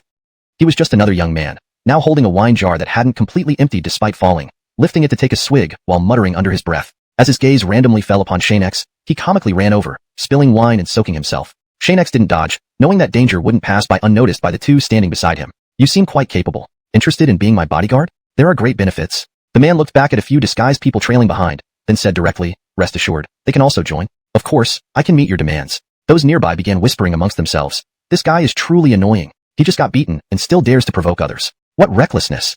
He was offered guards earlier, but he insulted them as lowlifes. Asking for a beating indeed. I bet he'll be thrashed again. Provoking so many people, he might end up dead. With a few more beatings, I think it's possible. People chattered endlessly, portraying him as nothing but a nuisance, almost a living embodiment of trouble. Xianxia gestured for the honor and the Grand Axe to step back, approaching Kieran. I'll think about it. But next time, change your clothes. I don't like this look. Also, is there a limit to the bodyguard term? The man, sensing their seriousness, became earnest.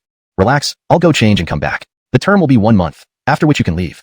Seeing his seriousness and recognizing Xianxia and Camelody as non-ordinary, he seemed not just anyone. Let me make it clear. If we agree, we only protect good people. If we find you, if we catch you mistreating small animals or acting tyrannically, you can leave whenever you want. I promise. And if anything you deem inappropriate occurs, feel free to leave. Without any cultivator bodyguards, this man risked losing his reputation if he couldn't find any this time. Xianxia nodded. We'll wait here for you. Hope to see you in a better state next time. Alright, wait here for me. Just before he left, Xianxia asked, who are you?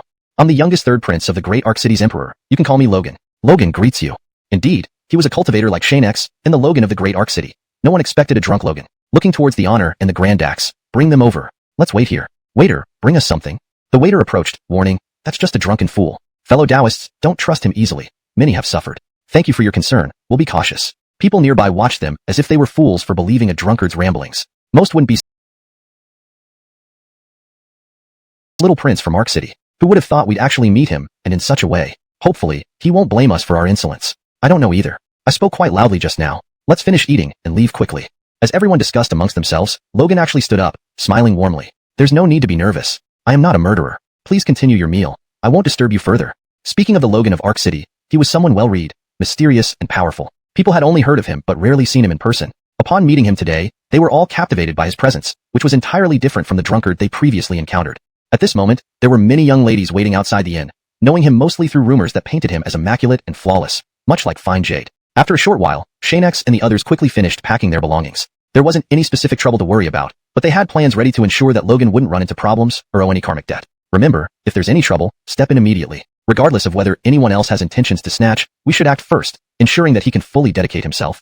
Though Xianxia didn't fear karmic retribution, he preferred making others owe him karma instead. If precautions weren't taken, troubles might come knocking sooner or later. After discussions with Hermes, they knew how to handle situations properly. Such competitive matters in Ark City involved significant karma, but ultimately, it would still circle back to oneself. Better safe than sorry. Now, Xianxia and the Earl were seated in a carriage with Logan. Entering together openly was safer than sneaking in. After all, with Logan around, nothing serious should happen. If there's something minor, just let us handle it, said Logan. Here, being overly formal isn't necessary. Stay close by and intervene when needed. Consider it mutual assistance within the Arkansas. Xianxia smiled. That means we overthought things this time. Thanks for your efforts, Logan. Don't worry. We are using each other. When the time comes, you decide whether to stay or leave. All options are open.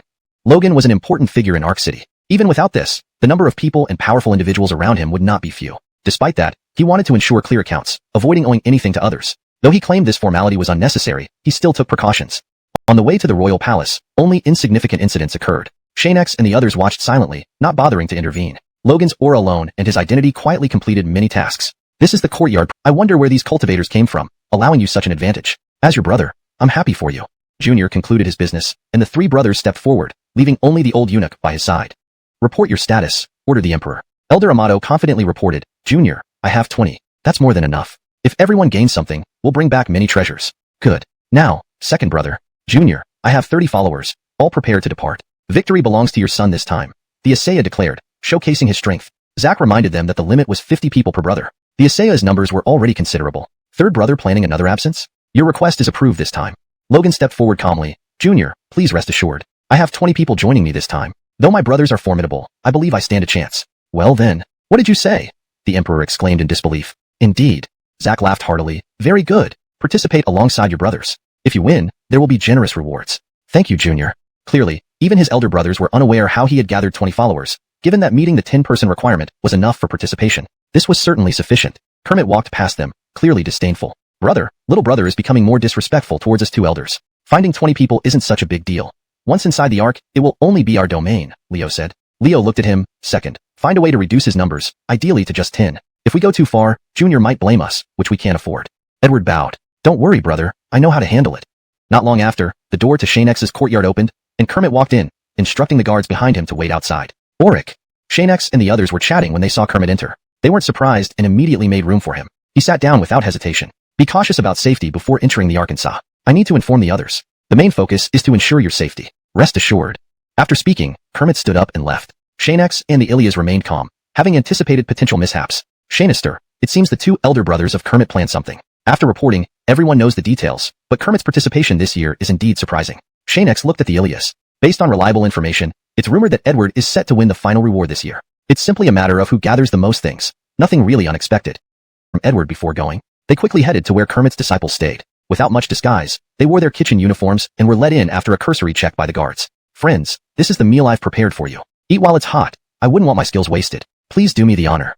The cultivators didn't suspect a thing. They sampled the food, praising its quality since the chefs indeed knew their craft. Soon after, the three left and approached Edward for payment. Whether they could clear their debts depended on what Edward gave them. The items are in the room. Take them there, make sure they get enough, then escort them out of the city. The three happily followed Edward's aid into a room. Inside were just a few chests and people. It was one of the wealthy science storerooms in Fangzhou City. We'll soon be free, haha. Just as one of them turned around, the other two smiled, swords piercing through their hearts. The same sharp pain shot through his chest. He realized he wasn't spared either. Edward walked in. He struggled to speak. You? Edward calmly replied, just a group of desperados. Did you think you were so important? If little brother's disciples show signs of illness, exposing you won't implicate me further. He then turned to the aides. Keep them confined together. No one leaves without my order, or we all die. Their hopes of returning home to farm were shattered. Death awaited them. A man entered and politely informed Edward, Your Highness, the disciples of Kermit are showing clear abnormalities. Some of them won't survive till morning. Our plans succeeded. Edward felt relieved, smiling as he said, Keep watching closely. Strange deaths of so many, little brother. You should realize our methods now. This time, first place in the arc is mine. Mysterious and unexplained deaths. Once events unfolded, they couldn't be stopped. With half of his group dead, Kermit lost the strength to compete for first place. Remember, report any developments promptly. Rest assured, we are merely spectators and won't be involved.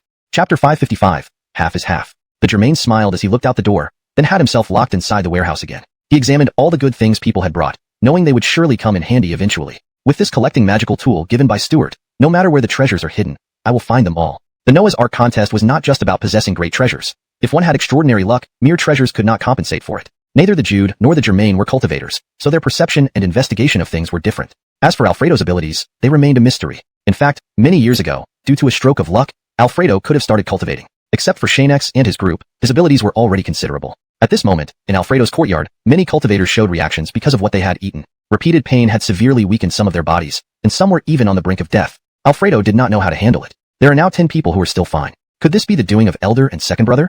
Currently, the only 4 people who knew there were exactly 20 individuals included the Amato, who certainly had no reason to set up such a scheme. That left only the eldest and second brothers. Furthermore, the steward also needed 20 people, so the likelihood was strong. After pondering for a while, Alfredo said to those around him, Find the 3 who poisoned them immediately. I want to know why they did this. Alfredo, rest assured, will depart right away. Of course, there were plenty of cultivators around Alfredo, but aside from these 20 who could meet the requirements to enter the Ark and assist him, the others did not qualify. These last 10 must not encounter any more issues. If we lose one, I'd have to wait until next year. Elder and second brother truly have good means. They actually dared to kill people. He then instructed his trusted aides, take extra care of the remaining 7. Absolutely nothing else can happen. This year, I must participate in the Ark trial, and nothing can go wrong again. Alfredo, rest assured, during this time, we will personally protect them. They will surely make it to the Ark entry time. Meanwhile, Xianxia and his group had already sensed the situation, but Alfredo moved too quickly, leaving them no chance to intervene. Let's see. Xianxia, with such harsh actions, could it be the work of the Jude? Xianxia looked at him and said, Who did it isn't important. After all, there won't be any more danger afterward. Why is that? The Xander asked in confusion. More than 10 people have been harmed in one go. If this continues, the Amato will personally intervene, causing trouble. The Earl finally understood. If it was indeed the first in Germain's doing, dealing with these 10 was enough. After all, it allowed Alfredo to continue participating without attracting much attention from the Amato, a cunning move. At the same time, the Amato received news. However, upon learning that Alfredo still had more than 10 cultivators, he only sent troops to guard them, without interfering further. Arrange for generals to help ensure those 10 don't face any more trouble before entering the Arkansas, understand? The old eunuch politely replied, Amato, rest assured. Your servant knows what to do. The Amato paused his work. Whether you can turn things around depends on your performance this time. Although everyone says you have no talent, when I found cultivators willing to follow you, I knew it wasn't time to give up yet. Whether you're a dragon or a worm will soon become clear. Xianxia and the Earl watched as Alfredo approached the small courtyard, so they waited below early on. Go inside, Xander. Rest normally. Don't come over for now. Yes, Xianxia. The Earl didn't sit down this time, but stood beside Xianxia. Xianxia, they've arrived. Xianxia finished his drink, refilled his cup with tea, and as the gate opened, Alfredo walked in, bringing his own cup. After pouring him a cup, Alfredo looked at Xianxia. This time, there are no problems, right? Xianxia calmly nodded. Nothing unusual on our side. Alfredo, rest assured. Protect those other 3 well, and we'll try our best once inside the Arkansas. Step back. Little Riker. No one else was around, and Alfredo finally became serious. He grabbed Xianxia's hand and said, This situation is special, but rest assured, I will ensure the safety of the remaining 10. All right. Xianxia remained unperturbed. After all, whatever happened, he had solutions. The worst-case scenario was to leave, which wasn't unacceptable. Alfredo felt he hadn't misjudged these few. If anything exceptional came up, he might stand a chance against Elder and Second Brother. Now, he needed to make Xianxia understand more since he was the most influential among the 7-member team. Brother Xianxia, entering the Ark has a bit of my own agenda, but rest assured, we can discover the strongest qualified cultivators he had collected, something he realized from the first meeting. Yes, half is half. Nothing too significant. With Brother Xianxia and the others, I believe we still have a chance. Alfredo spoke confidently. After all, he was Alfredo and shouldn't be easily frightened. Alfredo, prepare well. Inform us before departure. Rest assured, with our help, there's still a chance to win first place. Xianxia was confident. After all, he excelled in such matters. He'd also look for suitable opportunities for Alfredo, potentially compensating for much lost ground. Hashtag chapter 556, Logan's first participation. A few days later, Xianxia and the others emerged one after another. The moment they stepped out of the courtyard, it was as if the maids inside had not noticed their presence at all. Everything inside looked just as old and unchanged as it did before they moved in. Despite having served them for so long, the maids thought they had been serving an uninhabited courtyard. If it weren't for seeing Xianxia and company still close by, they might have thought they were seeing ghosts. At this time, Logan was already waiting outside, accompanied by 3 female cultivators who were to join them on the ark this time. Apart from these 3, everyone else was either poisoned, severely affected physically, or had died. None of them could be in good condition. Brother Xianxia, I'm putting you and the other 6 through a lot this time. Of course, we will also help. Will we be able to proceed together? The 3 female cultivators held and explained, looking outside while observing Bernadette for any reactions. Xianxia said expressionlessly, Logan, don't misunderstand. I am merely observing. I won't have any other intentions. I'll rest for a while, and we'll speak up when we arrive. The carriage circled around Ark City for quite some time, and finally, once everyone on the list was gathered, they entered through the city gate, just as Logan had mentioned, with ceremony intact. Today was a special day, and more citizens were willing to go to the Ark site to see the commotion. After all, most of these were children supported by the city. Seeing someone become strong would be a great honor. Some people had left early in the morning, finding the scene beautifully arranged with guards present. People arrived early primarily to secure a position. Without any special seats reserved, they had to get there early. But even then, many stood or sat on the ground casually, not needing to pay attention to etiquette. Now the convoy has started returning. Who will win first place this year apart from the 3 emperors? In the wealthy district, where several had already taken their seats, discussions began about making preparations for what could come. Who wins first place isn't important. What's important is that Logan is participating this year, something he hasn't done for many years. This trip might change things. Big Amato and Xianxia have momentum, and there's a battle afterward. I think Logan winning is unlikely. I also think Big Amato and Xianxia are more exciting to watch. Logan has nothing noteworthy. Gradually, everyone concluded that Logan's goal was simply to participate. Winning first place seemed too difficult. However, these words didn't affect Logan much. Apart from the 3 who had followed him since childhood, he trusted the abilities of Xianxia and his team. Winning first place was still within reach. It all depended on Xianxia's performance. Little brother, it's the participation that counts. If we gain any benefits, we'll share them with you. It's your first time. It's fine to participate. Little brother, if you want second place, just tell me, and I'll help you. Remember, we're brothers. We should unite. Everyone knew that beyond first place, other rankings meant little to the Father Emperor, who only cared about the top winner. Thank you, brothers. I appreciate your offer. I'll accept it. Just don't blame me if I lose. As he prepared to refuse, Xianxia nudged him and whispered to agree. Now, it was better to follow his lead. If you win, as elder brothers, we will be glad. After all, this is your first time participating. Xianxia deliberately spoke loudly, and almost everyone heard it. The bets decreased instantly. Logan smiled slightly. He ignored it and waited for his father to announce the end, after which the ark gates would open, allowing everyone to enter. Chapter 557. This is a contest of contention. Welcome everyone to the annual ark journey in our great city of the Arkansas. The competition is about to begin, and the ark will soon be activated. Zack stood high above, surveying the crowd. All heads were lifted towards him. As an emperor, it was essential to maintain an air of solemnity. Next, a young man beside him took the microphone, glanced at the crowd, and then bowed respectfully to the seated emperor before addressing everyone. Ladies and gentlemen, once the ark activates, contestants will have 7 days to collect items. When time's up, everyone will be transported out. Days 6 and 7 mark the start of the contention phase. Whether you can protect what you've gathered depends entirely on your own abilities. Sitting down, the emperor spoke. Everyone who should leave, please do so. Contestants may enter now. At that moment, Hermes had just spotted Xianxia and his group, and inwardly fumed with anger. Earlier, he had returned home politely to prepare for something only to find that they had vanished without a trace. When he saw through their illusion in the room, not even a speck of dust remained, leaving him seething. Xianxia, you'll all die. In my eyes, you're already blacklisted. If my men encounter you, they'll relentlessly pursue you, making sure you stay inside the ark forever. Shanking eye contact with participants inside the arena, Hermes felt reassured. He knew how to manipulate cause and effect, ensuring that Xianxia's chances of survival would be slim. Zack announced again, activate the ark.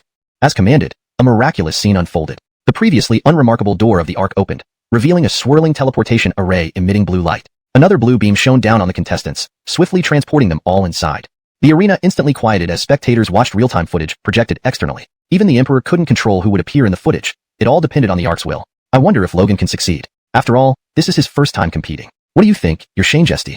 Beside the Emperor, one of his ambers spoke, her voice melodious and captivating. Those serving nearby felt as though they were enjoying a beautiful melody. Zack replied calmly, it would be an achievement for him just to return alive. His 2 older brothers are known for their cunning ways. Whether he can become the 3rd person I care about depends on those around him being trustworthy. I think he can, the amber said with a smile. Just then, at the moment the portal opened, a group of intruders stealthily followed the contestants inside, each possessing formidable strength and at least some level of cultivation. Though the Emperor sensed their presence, he couldn't identify their appearance, rendering his perception useless. He couldn't be happy. Logan was important, but he hoped all his children could return safely, even if they didn't meet his expectations. Meanwhile, unnoticed by others, Hermes left the crowd and quickly returned to his residence. Inside a hidden passage within the room, an extraordinary space existed. Several men dressed in black stood there, one eating while sitting in his designated spot. Everyone else mirrored his posture. Hermes approached with a sly smile, bowing before the eating man and said cheerfully, Quentin, as per your instructions, they've all entered without incident. The task is complete, Quentin. A man standing beside him revealed a box about the size of a book. This is your reward.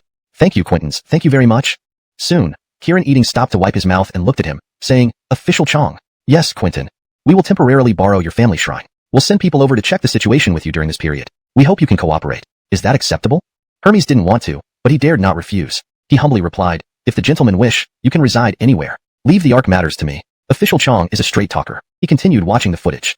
For now, no significant events occurred. The screen showed Elder Amato and second Elder Amato searching for items, invisible until combat began. Sitting next to several elderly women was his best cover. Known for his love of beauty across the Ark City, this placement seemed natural. After all, I frequently change preferences. No one will suspect me. Hee, I'm quite clever. Meanwhile, an old eunuch reported to the Emperor, Your Highness, Hermes returned home briefly but looks quite pleased. He's now seated among elderly women, chatting amiably. Waving him off, the Emperor commented, That's Hermes for you. He probably fetched money to chat with these ladies. Truly typical. The nearby Ambers giggled behind their hands. Talking about Hermes was always entertaining. Famed for his promiscuity in Ark City, whether he had placed anyone in the contest remained Giffardar. After all, this was a battle of contention. Chapter 558. This is the Ark world. Everyone, pay attention to the competition. At the Amato's command, the few people who were whispering beside him immediately quieted down, their eyes glued to the screen displaying images of the Muhammad and Germain. They had been watching these scenes for several years now. At this moment, many people started to feel puzzled. Hadn't Alfredo participated this time? Why hadn't he shown up yet? Even if he was searching for Hermes reassured them, vowing to help if things went south unless it was beyond his control. Earlier, they had agreed that he would only do what he could, leaving other matters alone. I hope these people stay calm over the next 7 days. If they catch the Amato's eye, don't blame me for not warning them beforehand. Then, Hermes looked up again, relaxing once he confirmed the Amato wasn't making any moves. He focused back on the screens. This year, I spent a fortune cultivating those people. It would be worth it if they prove useful. Otherwise, all this investment will go down the drain. The ranking must improve this year. Come on.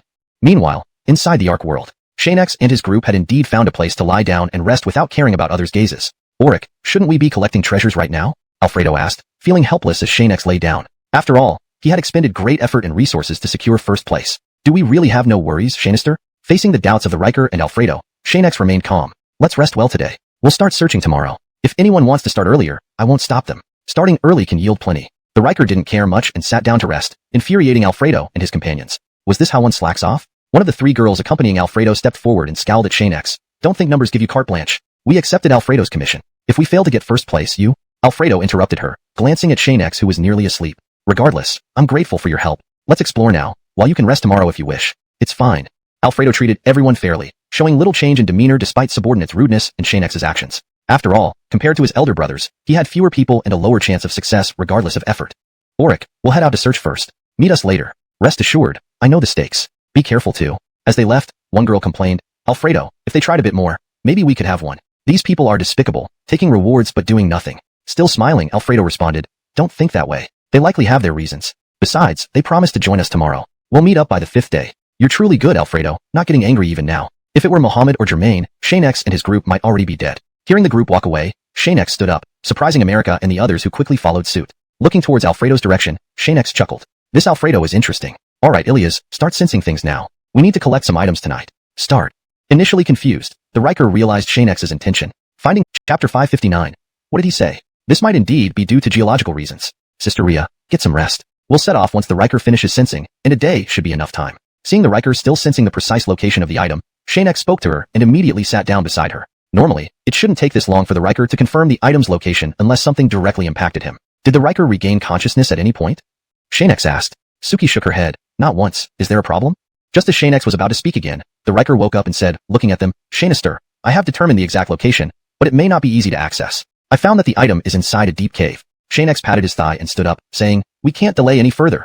Let's go over first. Following the Riker's guidance, everyone soon arrived at a plain area in the Ark world. Looking around, all they saw were endless plains with no buildings, mountains, or forests, just grass and flat land. Suki grew puzzled. If this is where your item is kept, that's going to be troublesome. There's nothing here to hide behind, and we can't dig the ground, right? She joked, noticing Xianxia and the Riker starting to walk forward. Hold it, don't go any further. Xianxia faced the Riker. You sense the specific location is here, right? The signal should be even stronger now, right? The Riker nodded. Indeed it is. Then let's not go any further.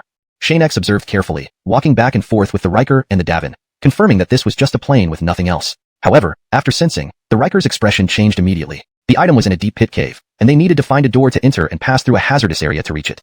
Xianxia, this entrance must be hidden. Let's use some methods to find it quickly and not waste time. Xianxia thought for a moment and shook his head. It won't work. I've already tried. If there was anything discoverable, even if it was underground, I would have found it. But there isn't.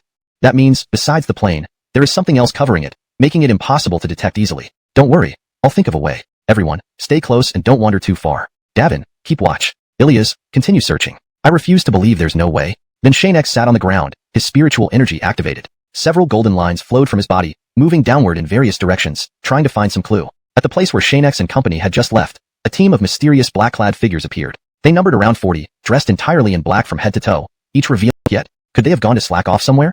If it were that easy, the old Taoist wouldn't have brought so many of us, Kieran replied. Sit and rest for now. We can't rush things.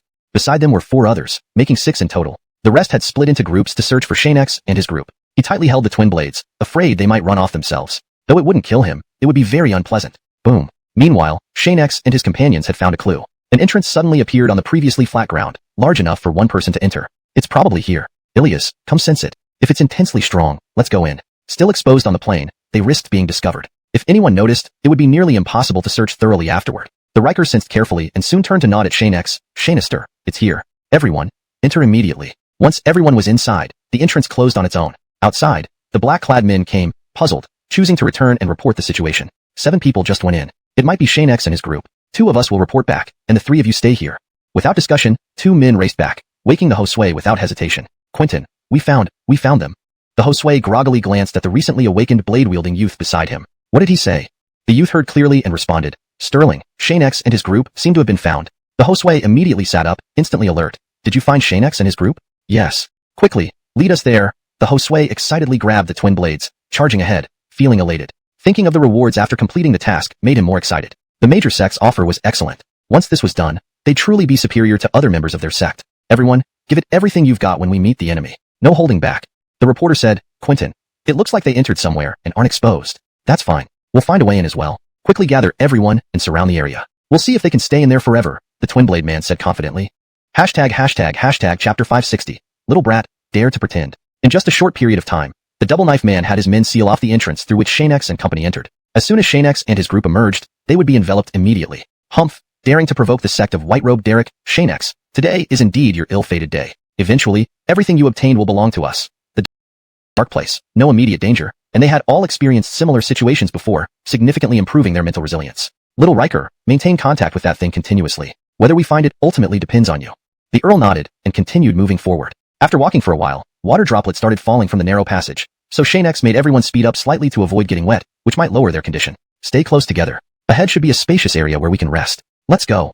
Indeed, after nearly half an hour of walking, the tunnel ahead gradually became wider and brighter, with occasional sunlight seeping in. This confirmed it wasn't a completely enclosed space. Gradually, everyone felt their breathing normalize, not feeling as suffocated as before. Ahead is a spacious area. Let's sit and rest there. Shanique sure to observe the surroundings. Xianxia used his divine sense to check and found nothing unusual, then let everyone sit down and rest. He had prepared chairs beforehand, so they wouldn't have to sit directly on the ground, learning to enjoy life. How's the sensing going? The Earl said, I've established initial contact with the weapon. We just need to keep searching, and perhaps we'll find clues. Xianxia naturally noticed this key point and commented, the deeper we go, the more forked roads there are. We might get lost. We should mark our paths to prevent this. Also, I found something interesting here. The Earl examined it, saying, young Xianxia, this is what Kermit mentioned. It's one of the most collectible items in the Ark world. Could this be the spirit object? Xianxia nodded smilingly. This small thing has a strange shape and contains spiritual energy. It's probably right. They passed it around for everyone to familiarize themselves in case they encountered it later. Suddenly, red eyes flickered in the darkness ahead, quickly joined by many more. They attracted the attention of Xianxia and company immediately. Young Xianxia, look ahead. As the Riker spoke, everyone turned and quickly retrieved their weapons, ready for battle. What's that? Xianxia didn't approach but indicated the Riker and others to move slowly forward. Be cautious. These might just be bats. Avoid alarming them. In this place, they've likely mutated and could attack suddenly. While moving, no sound was heard, but then a female voice echoed through the cave. Boring. Fine. I'll give you a hand. Hee hee hee. Next moment, those bats flew out of the darkness, flapping their wings. Though they were large, mutant bats, their sharp fangs proved they were dangerous and could attack humans. Where did this girl come from? What kind of trick is this? America and the Hamlin immediately blocked behind the group, shooting a ball of fire towards the bats. Some bats were burnt and fell, while others skillfully dodged. They were intelligent, charging when America wasn't attacking and scattering as soon as she did. Elyracini, hold on. I'll set up an array. Hearing the Hamlin, Xianxia smiled and withdrew his hand. If it were him and the Riker, they could set up the array instantly, but the Riker needed gestures. The array might only hold them for a moment. We must find a way to shake off these bats. Ilias, head directly to where the object is. He and Camelody each picked up a child, Xianxia holding Frederick. As soon as the Hamlin completed the array, everyone quickly moved forward. The Riker, sensing the object's location, increased their speed. Camelody was carried by America, greatly increasing their pace. Unknown to them, that mysterious, childlike voice could command the bats behind Xianxia with just her voice. Is this the Arc Guardian? Xianxia mused aloud. Only the Arc Guardian could do this. Others couldn't. She truly was unique in commanding bats without disturbing or driving them away. This girl isn't simple at all. The Earl shouted into the empty space. Little brat, dare to pretend to be a deity? Come out now. Don't think hiding means we can't find you. Xianxia's divine sense had spread, finding nothing unusual, leaving him puzzled. Is this an illusion? But it shouldn't be. We all heard that voice. It can't be fake. Chapter 561. I'm asking you for something. I'm not little. The one with the cute soul is me. You bunch of impolite people barging into my home and cursing. Ursula is going to kick you out. Soon after, a soul resembling that of a child appeared before the Riker. Though it looked small, it was exceptionally mature, speaking in a way completely at odds with its age. Its face was indeed adorable, dressed in a purple robe with white undergarments inside, appearing very pure and noble. And Ursula's hair was very long, even longer when standing upright, left untied and falling behind her head. Upon its appearance, the Riker stopped. They were back in the same narrow passage they entered through, so those behind could only crane their necks to look at her. The Riker sized up the newcomer, then had Xianxia step forward from behind, facing the now visibly angry young girl politely. Young lady, there's been a misunderstanding. Ursula corrected immediately. I'm called Ursula. Oh, my apologies, Elira Ursula. We merely wanted to call you out, without any intention of insults. Xianxia pulled out something. This was given by Luther before entering the Arc world, a token said to be modeled after his own. Except for some differences in aura, everything else was identical. Only the genuine token would emit a unique aura, which this common one wouldn't. We wish to understand certain matters. Would Elira Ursula be willing to help? Why should I? Ursula directly snatched the token, looking astonished but soon sighed. Where did you get this? Only imitations unless you're his great-grandchildren. In the next second, she tossed the fake token back, still questioning, how did you get this? Logically, if not that person's great-grandchildren, they couldn't have the template for this token, thus impossible to make a counterfeit, unless he's already dead.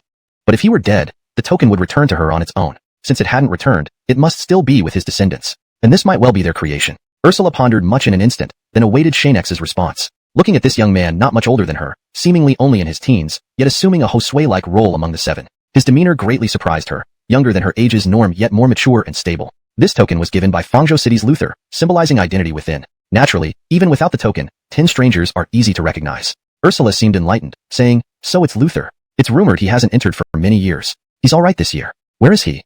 Divided groups. He and 3 others aren't with us. Ursula, as if perceiving something, bluntly said, you probably thought it better for them not to follow. Xianxia laughed awkwardly, too much at stake, afraid he couldn't handle it. No explanations needed. If you didn't want to bring him, just say so. Your group has impressive talent, wanting independent action surely has purpose. So, what do you seek here?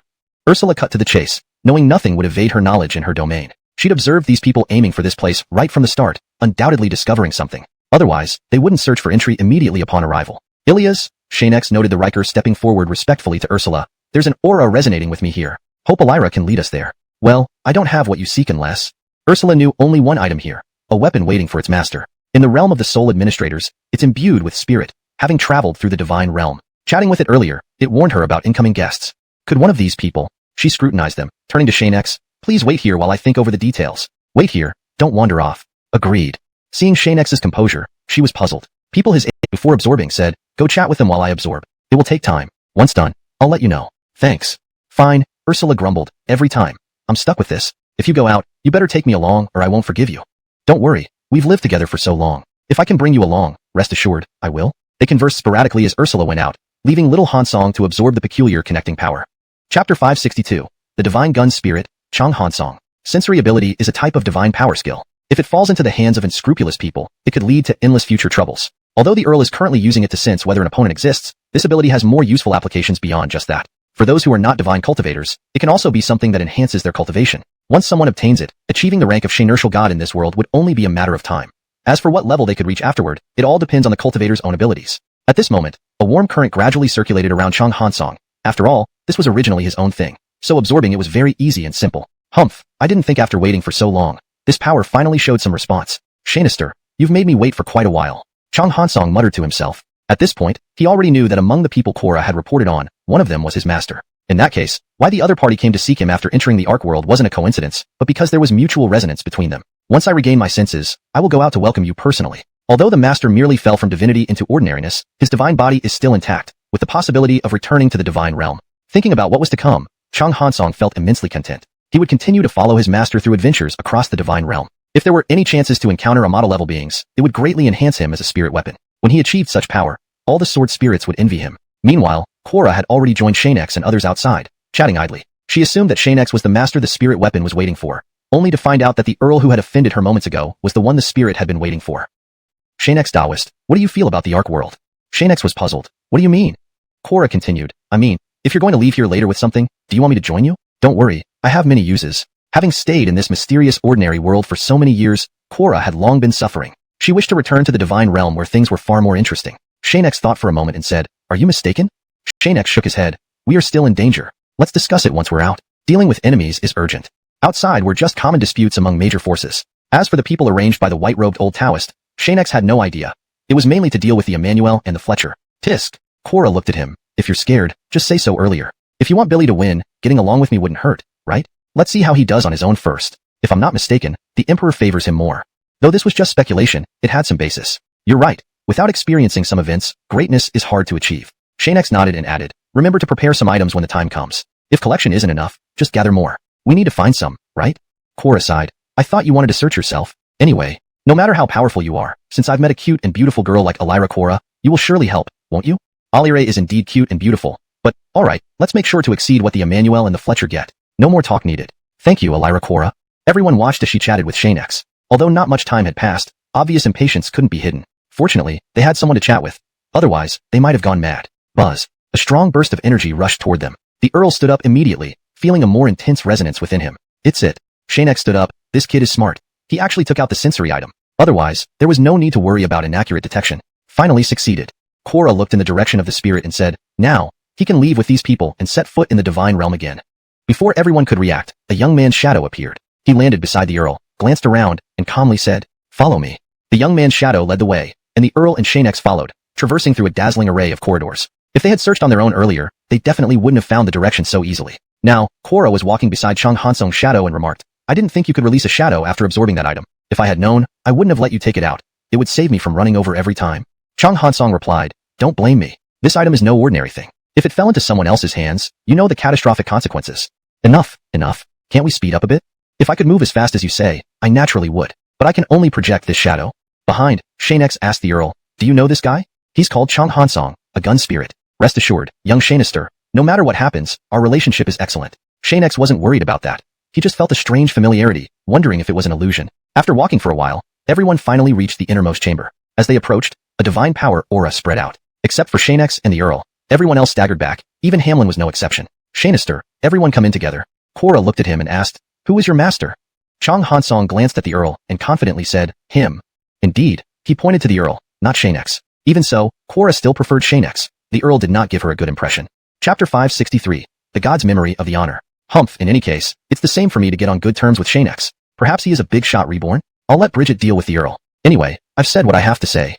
Ursula didn't choose the Earl. She preferred Xianxia. She wouldn't meddle in something that was already discussed, and left it to Devon to explain. Her mind had made up its calculations. XuanHuan, we see our master. Returning to their original forms seemed to improve their state significantly as solid figures always appeared better than shadows. The Earl sighed in relief at the sight of the weapons before him. Rise? Just as he was about to pick Xianxia, my brothers and I were thrown down by a young savannah secretly, hoping we could find you. Before the Earl gave permission, Aaron's name couldn't be revealed. Only the master could decide. Suddenly, the Earl shed his disguise, revealing his true form. Relax, it is indeed me. Since she knows the form I would take after falling, she must have shown herself to you. XuanHuan awkwardly nodded. Xianxia, I can confirm your identity, and other equipment spirits will also be glad to know. Turning to Xianxia, his expression changed, and the Earl began recounting the reason for his fall from the divine realm. Several 10,000s of years ago, somewhere in the divine realm, under a luhua tree, the Earl was sharing intimate moments with a beautiful savannah, chatting and eating as if completing their destiny as soulmates. Little Riker senior brother, you promised me a perfect future. I will wait forever. Of course. A gentle breeze swept through the luhua tree, scattering blossoms that created a romantic ambience. The couple looked deeply in love. However, abruptly, someone ran over and apprehended the Earl, dragging him into a dungeon. The divine prison isolated individuals, sealing away their divine powers to live like mortals, using human timescales. Hard work could extend one's life. Idleness could lead to swift death. Soon, divine beings appeared before him, strangers who declared, you are not worthy of Our Lady. You have two choices, leave her or fall into the mortal realm, living an ordinary life. They left, only to return days later saying, in one day, you will meet our Lord. Shanik your choice, or face dire consequences. Time moved differently here. The Earl looked aged and unkempt, his beard marking middle age. My fate isn't yours to decide. Choosing her feels wrong, but I don't know how to justify it. Days passed. Unlike those born in the divine realm, he wasn't easily defeated by hardship, but the unknown outside troubled him. Even his weapons were taken. Do they want me to die alone and forgotten? He asked the sky, receiving no response. No one visited for days. I just want to see the lady. Can we talk? Or can you let her in? No replies. Gradually, he stopped caring much about anything. One night, a letter drifted down. Recognizing the red seal, he knew immediately who it was from. Teacher Hansong Teru, how are you faring? Reading the letter infuriated him. She planned to rescue him and start a new life together. But the Earl now desperately needed to escape her plan. Success would mean entrapment. Let me out. The narrative reveals a complex web of emotions, loyalty, and betrayal in the divine realm, leading up to the pivotal moment of the Earl's fall. Chapter 564, Memory of the Divine, Part 2. Let me out now. No matter how much the Earl shouted, no one around or at the exit paid him any attention. In this small isolated space, he was the only one inside, and whether he would survive depended largely on himself. I've been shouting so many times, yet no one has come. Do I have to continue working here? If Hansong Taluo's master comes in according to plan, then I truly won't be able to do anything. Time ticked by. Years had passed since his imprisonment. Suddenly, the same people returned, escorting him out. He's about to meet the patriarch, so dress him up nicely. No matter what, appearing unkempt is not what our patriarch wishes to see. The servants groomed the Earl carefully until he looked just as neat as when he first entered, then left. Relax. This is the moment that will decide your fate. Whatever choice you make, don't be foolish. The patriarch wouldn't like it, nor would Elira. The Josue called towards the door, bring him to the patriarch, no matter what happens. This man cannot stay with our miss. Speaking of the divine clan that imprisoned the Earl, their background was quite substantial. Thus, Hansong Taluo's master was also very beautiful. But the Earl had long cut off all affection and loved only one person. Others held no interest for him. In the divine realm, a family patriarch's status far outweighed that of a rogue deity or common deified individual. Even in certain regions, they wielded significant influence. So, one family could decide many lives, let alone for a rogue cultivator like the Earl. He was quickly escorted before the so-called patriarch. In this vast room, only the patriarch sat alone while other guards left after delivering the Earl. With a single thought, the patriarch dismissed his guards without fear of the Earl fleeing. Ilias, we finally meet. Hansong Taluo's father, a divine-level powerhouse from the Hansong Taluo clan, was older with rich life experience and held an absurdly high status. In the eyes of the Earl, such authority was already incredibly high. These people could solve issues considered major troubles by him with mere words, and thus were worthy of respect. Patriarch Hansong Taluo, may I ask why you wish to see me? The usually unsociable Earl did not answer the question posed to him but asked one back, his calm demeanor impressing Patriarch Hansong Taluo. No need to be so formal, sit down. As the ink was prepared, the Earl sat down, choosing silence while waiting for the patriarch to speak. Waiting for Patriarch Hansong Taluo to write several large characters. Possibly half a year had passed in the prison, which made the Earl somewhat regretful. Those vegetables I planted, oh dear. Patriarch Hansong Taluo immediately sensed his concern, smiling warmly, rest assured. Someone has taken care of your garden. Nothing will go wrong. Embarrassed, he laughed awkwardly and sipped the tea beside him to ease the atmosphere. Initially thinking he would be unfairly treated, it seemed not so terrible now, at least for now. Straightening his posture as the patriarch seated himself, the Earl made sure not to upset him. I sincerely apologize, my daughter. Hansong Taluo has caused you trouble. Due to certain family reasons, she cannot be with you. I hope you can understand, friend Ilias. Taking a sip of the newly served tea, Patriarch Hansong Taluo added, while the Earl drank from the offered tea earlier. Standing hurriedly and bowing deeply, the Earl apologized profusely. I'm sorry, Patriarch Hansong Taluo. I didn't know this was your tea. Facing such power, even as a god, different statuses naturally led to varied behaviors. Don't worry, the patriarch interrupted gently. It's just tea. Only if you promise to leave my daughter will these minor issues be irrelevant. Hearing this, even the patriarch said so. The Earl no longer feared, boldly stating, please return and tell her my apologies. Thinking they would leave, the Earl underestimated their resolve. Prepared, they soon displayed all his possessions. Our Elira has no other hobbies. She treasures everything from her loved ones. Friend Ilias, she only wants to meet you. Can you really be this heartless? Noticing watchers still around, assigned by the patriarch, the Earl couldn't refuse. I'm truly sorry, it can't be done. Finally, seeing his resolve, the girls left to report back, unsure of what else to do. Watching them leave, the Earl sighed in relief. Jokingly, he later said, why don't everyone join me in farming again? I eat quite a lot, so we need to grow more. Without waiting for agreement, he distributed tools among them. Chapter 565, The Memory of a God, Part 3. Humph, enough with that. You've already had our help for half a year, and now you want to trick us into doing your work again? Not happening. The jail guardian glanced at the small Riker, tossing all farming tools onto the ground, indifferent to how they landed. These earthly items were insignificant. A deity only needed to wave their hand to cultivate land and grow grain without expending much time or effort on it. The Riker didn't seem offended by this behavior. He collected the tools and placed them in his courtyard. Then, as he worked the fields, asked curiously without even looking up, if I'm not mistaken, the Xianxia only sent you to keep an eye on him, yet they ended up working diligently while he prepared to fight. We didn't come to actually help you, really? Nevertheless, they grabbed their hoes and started farming with surprising expertise, which the Riker admired. Looks like everyone has the strength and posture to do this work well. Thank you. The Riker circled around, encouraging and praising them as though he were an official and they were volunteers. The head guardian watching from behind grew impatient. Enough. Now that someone's tilling your land, let's have a proper match. Are you ready, Riker? Moving away from the others, the Riker looked at him. Despite being in the realm of the jail, where his weapons had been taken away, though expected to return soon, he couldn't overlook the opponent's status. My weapons are still with the Xianxia. If he doesn't return them and we start fighting, I'll be the one eating humble pie. If you think it's honorable to fight an unarmed person, go ahead. You have plenty of excuses. Within seconds, the jail guardian produced the case holding his weapons, urging, pick a weapon you're comfortable with. A duel can't be avoided. Rest assured, I'll handle any issues. The Riker retrieved his long spear, recognizing it immediately. Feeling a brief surge of joy, he chose it. Given all the trouble you've gone through, it would be dishonorable to decline. So you agree? The other frowned. The Riker nodded, and suddenly the environment changed into a vast underground arena suitable for combat. Here, our strength levels will be equalized. True battles depend on one's true abilities. You should know what this means, fellow Taoist.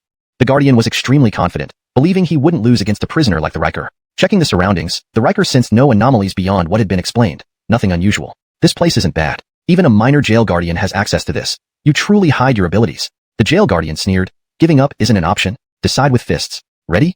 The Riker took the challenge seriously. With his power restored, he dodged effortlessly, summoning hundreds of sword chi around him. Your skill isn't refined enough. If this is all you've got, we can end the duel early. Arrogant. With renewed force, the Guardian lunged forward with even more ferocity. The impact left a massive crater. In this setting, the Riker felt partially restored. Facing the attack, he conjured a translucent shield that seemed fragile but easily absorbed the blows. I believe you'll choose better opponents next time. Initially planning to yield, the Riker realized even under restraint, he could still defend himself effectively. After a few rounds, the Riker used the shield to protect his body, bracing himself to take direct hits. Understand, the Earl nodded politely, finally breathing a sigh of relief when they truly left. However, he was still connected with XuanHuan telepathically. He reassured her, relax, I'm fine. After straightening himself up, the Earl stood tall, saying, with his current strength, he can't seriously injure me. There's still quite a gap between us. Of course, this gap isn't something trivial. It took XuanHuan a while to realize what had happened. She had almost thought the Earl had been genuinely hurt and intended to come out to teach the culprit a severe lesson, so that he wouldn't dare to speak out of turn next time. In the following days, the Earl's life continued as usual. He was busy from morning till night without feeling lonely at all. Thanks to his efforts, the prison cells were gradually improving. At Baylor family residence, after barely winning against the Earl, he couldn't help but prepare to explain to everyone that their prodigy truly had capabilities and wasn't someone others could toy with. Just as he was basking in praise similar to his own from those who didn't really understand the matter, the master of the household and his father walked in.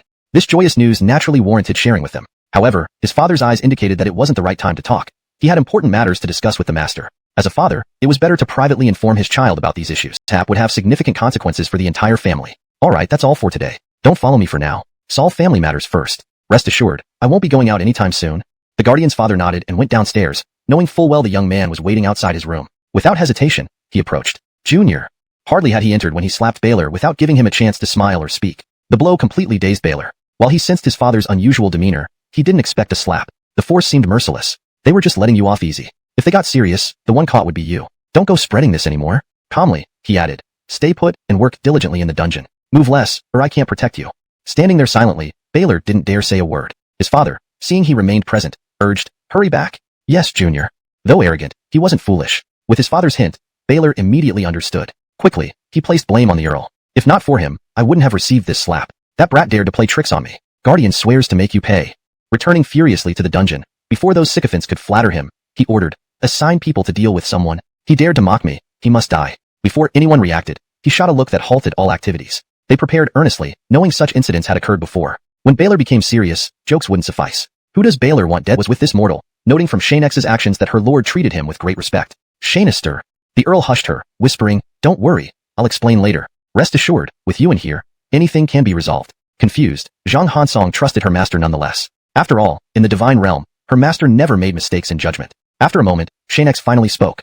Chapter 567. Naturally, I won't forget you. It's just a minor Xianxia family. We never feared them before and neither do we now. Xianxia paused for a moment and continued.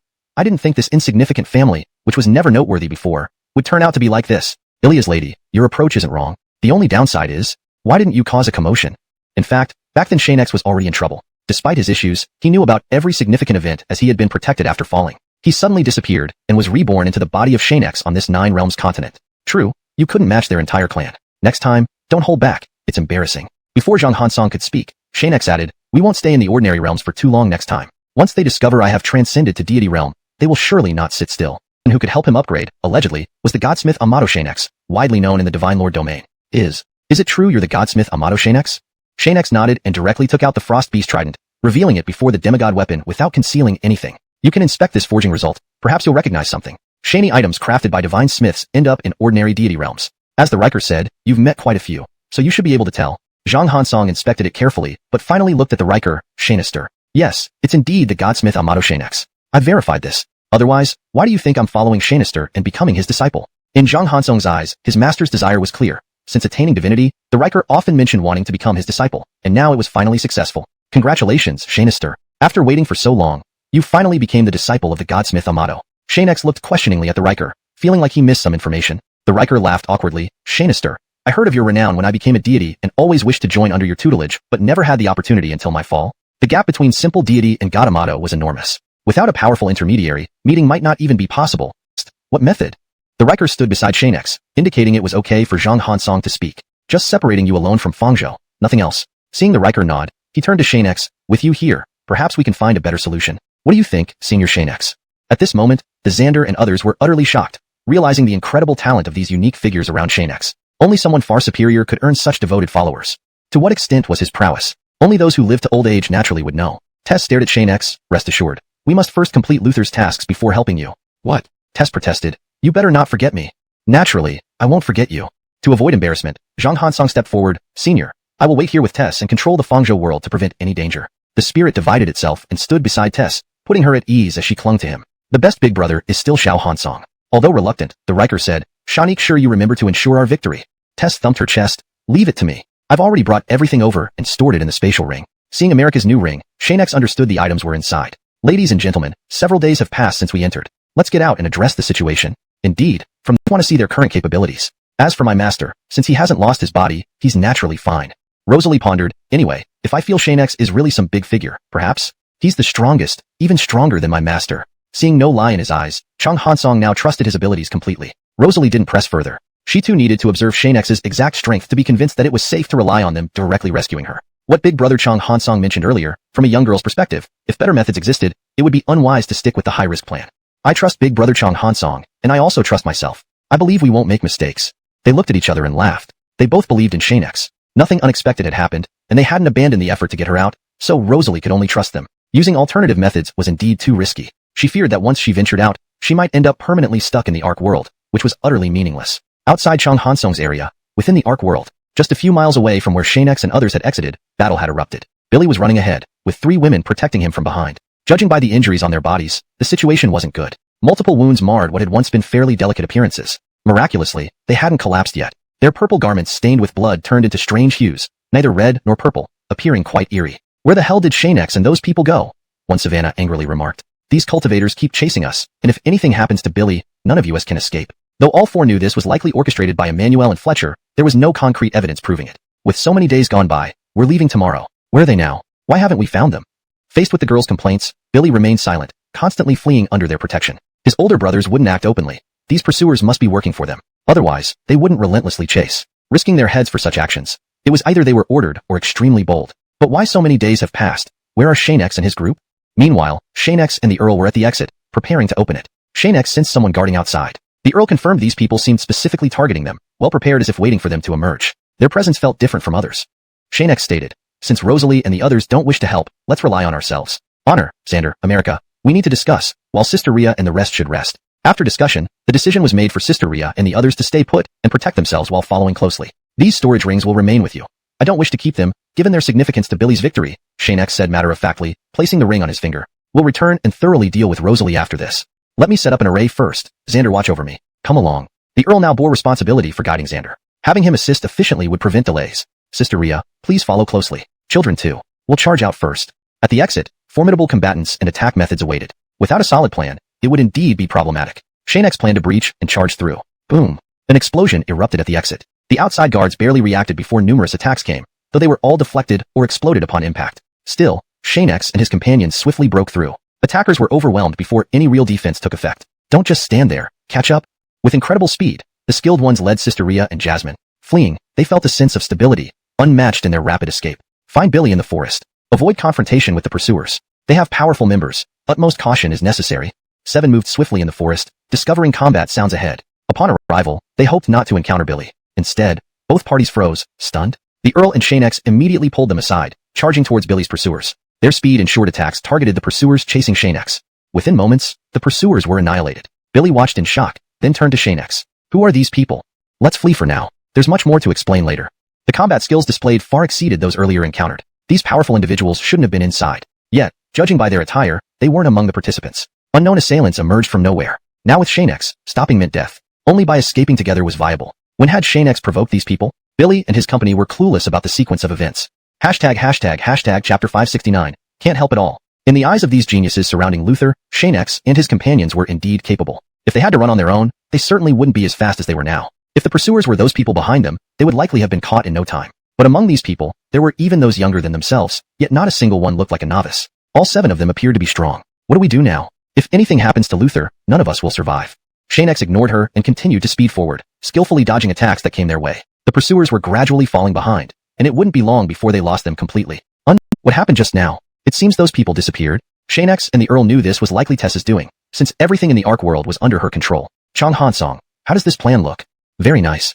The 2 souls chatted happily, eating and watching Xianxia and the others. Compared to Horace and Brantley, Xianxia and his group were far more interesting. This move had removed the excitement, so they could only continue watching them and Luther. The external screen connected to the Ark world showed the same scene, capturing the recent developments. Zack, naturally curious about what had just transpired, thought it could only have been Luther's doing, as it couldn't be outsiders. Horace and Brantley had always worked together, gathering to allocate resources when nearing the end of the trial. With only 2 sons able to enter, the Emperor had always turned a blind eye to their arrangements. Now, with the sudden change, the Emperor's expression turned both relieved and somber, knowing someone would have to suffer or even die whenever such situations arose. Inside the Ark world, Horace and Brantley gathered again, discussing strategies. They exchanged resources while allocating strengths accordingly. Horace found it easy to secure advantages for Brantley. Don't worry, brother. With my help, your chances are minimal. I've heard that Luther's 7 companions have vanished, and they've already been stripped of everything else. They have nothing left, so they can't possibly win against us. Brantley was delighted, thinking no further arrangements were necessary. Luther's defeat was certain now that the others had made their move. Don't worry, I'll prepare a commendation speech.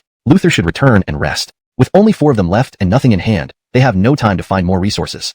They watched everyone secretly pass things around, smiling openly. Brantley was confident he'd be the top contender. At this moment, the 3 women, having rested, began grumbling. Really, after finally gathering so much, it all got taken away. Now we're empty-handed and still being hunted. Yeah, some people benefit without contributing anything. What did they come here for? Just to cause trouble. It seems they think they're on vacation. Another Savannah tried to defend them awkwardly, while Luther stood up. Auric, are you all okay? Xianxia nodded. Don't worry, Luther, everything's fine. That's good. Despite some disappointment, Luther smiled. We owe it to you for rescuing us. Losing the items doesn't matter. 3rd place is fine too. Xianxia felt awkward by Luther's gratitude. After all, those women hadn't been wrong. He sensed the items in his ring and laughed. Don't worry, Luther, we found some. Luther interrupted him kindly. That's not important now. Let's rest well together tonight. Stay together, don't stray. Tomorrow, I'll explain and thank everyone for their efforts. Whatever we've collected, Auric, just hand over. No problem.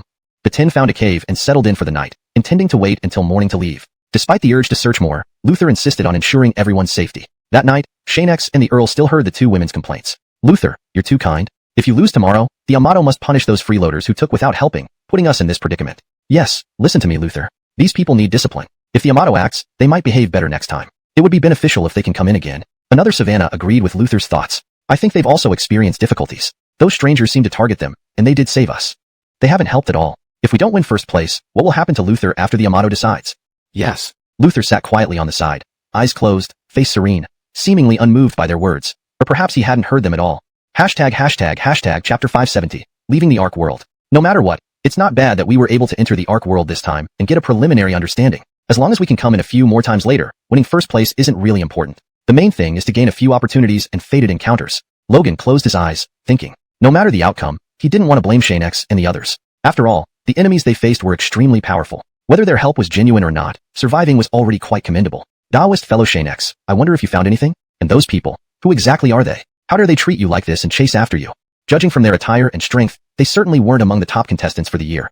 They must have entered through other means. They were all significantly older, appearing middle-aged or older, unlike the young participants. He had observed this carefully earlier. If there truly are opportunities and fated encounters in the Ark world, I will cherish this chance and strive to gain one. The benefits would far surpass winning 1st place. Had it not been for his 2 older brothers who had always pursued the process of searching without any opportunity to obtain anything concrete, they would have remembered what their father once said.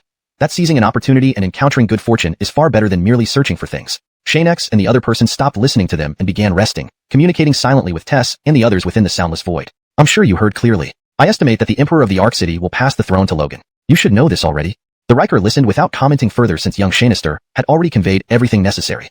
Tess nodded. I do know this, but now there's no time left. The opportunity can only be handed over by you to him, Taoist fellow Xianxia. Is that all right? As expected, Xianxia didn't waste time and directly expressed his thoughts. That's fine, but when the time comes, We'll say that this opportunity and good fortune came from you, not me. In that instant, Xianxia didn't wish to take credit for this. After all, it was someone else's good fortune. While he could bear the karma, he wouldn't take such actions.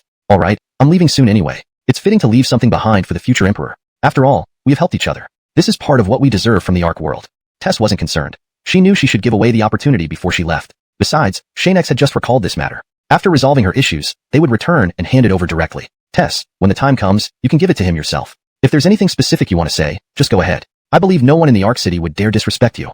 Fine, let's settle it like that.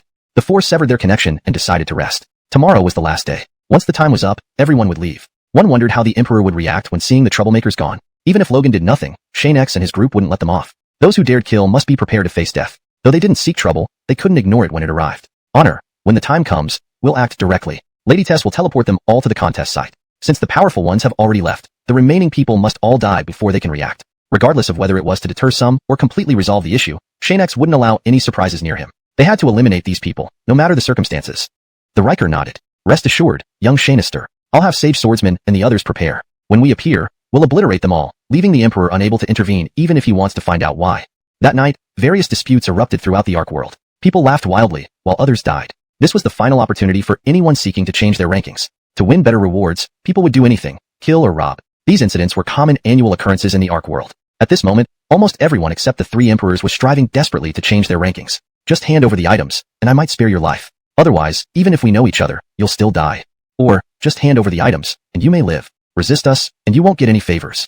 Such events were happening outside, wherever groups of cultivators gathered. Battles continued into the next morning. Even when Logan woke up, they could still hear various noises coming from outside their hiding place. Be careful, Logan. Don't worry, they haven't come in yet. Seeing Xianxia and the others so calm, Chapter 571.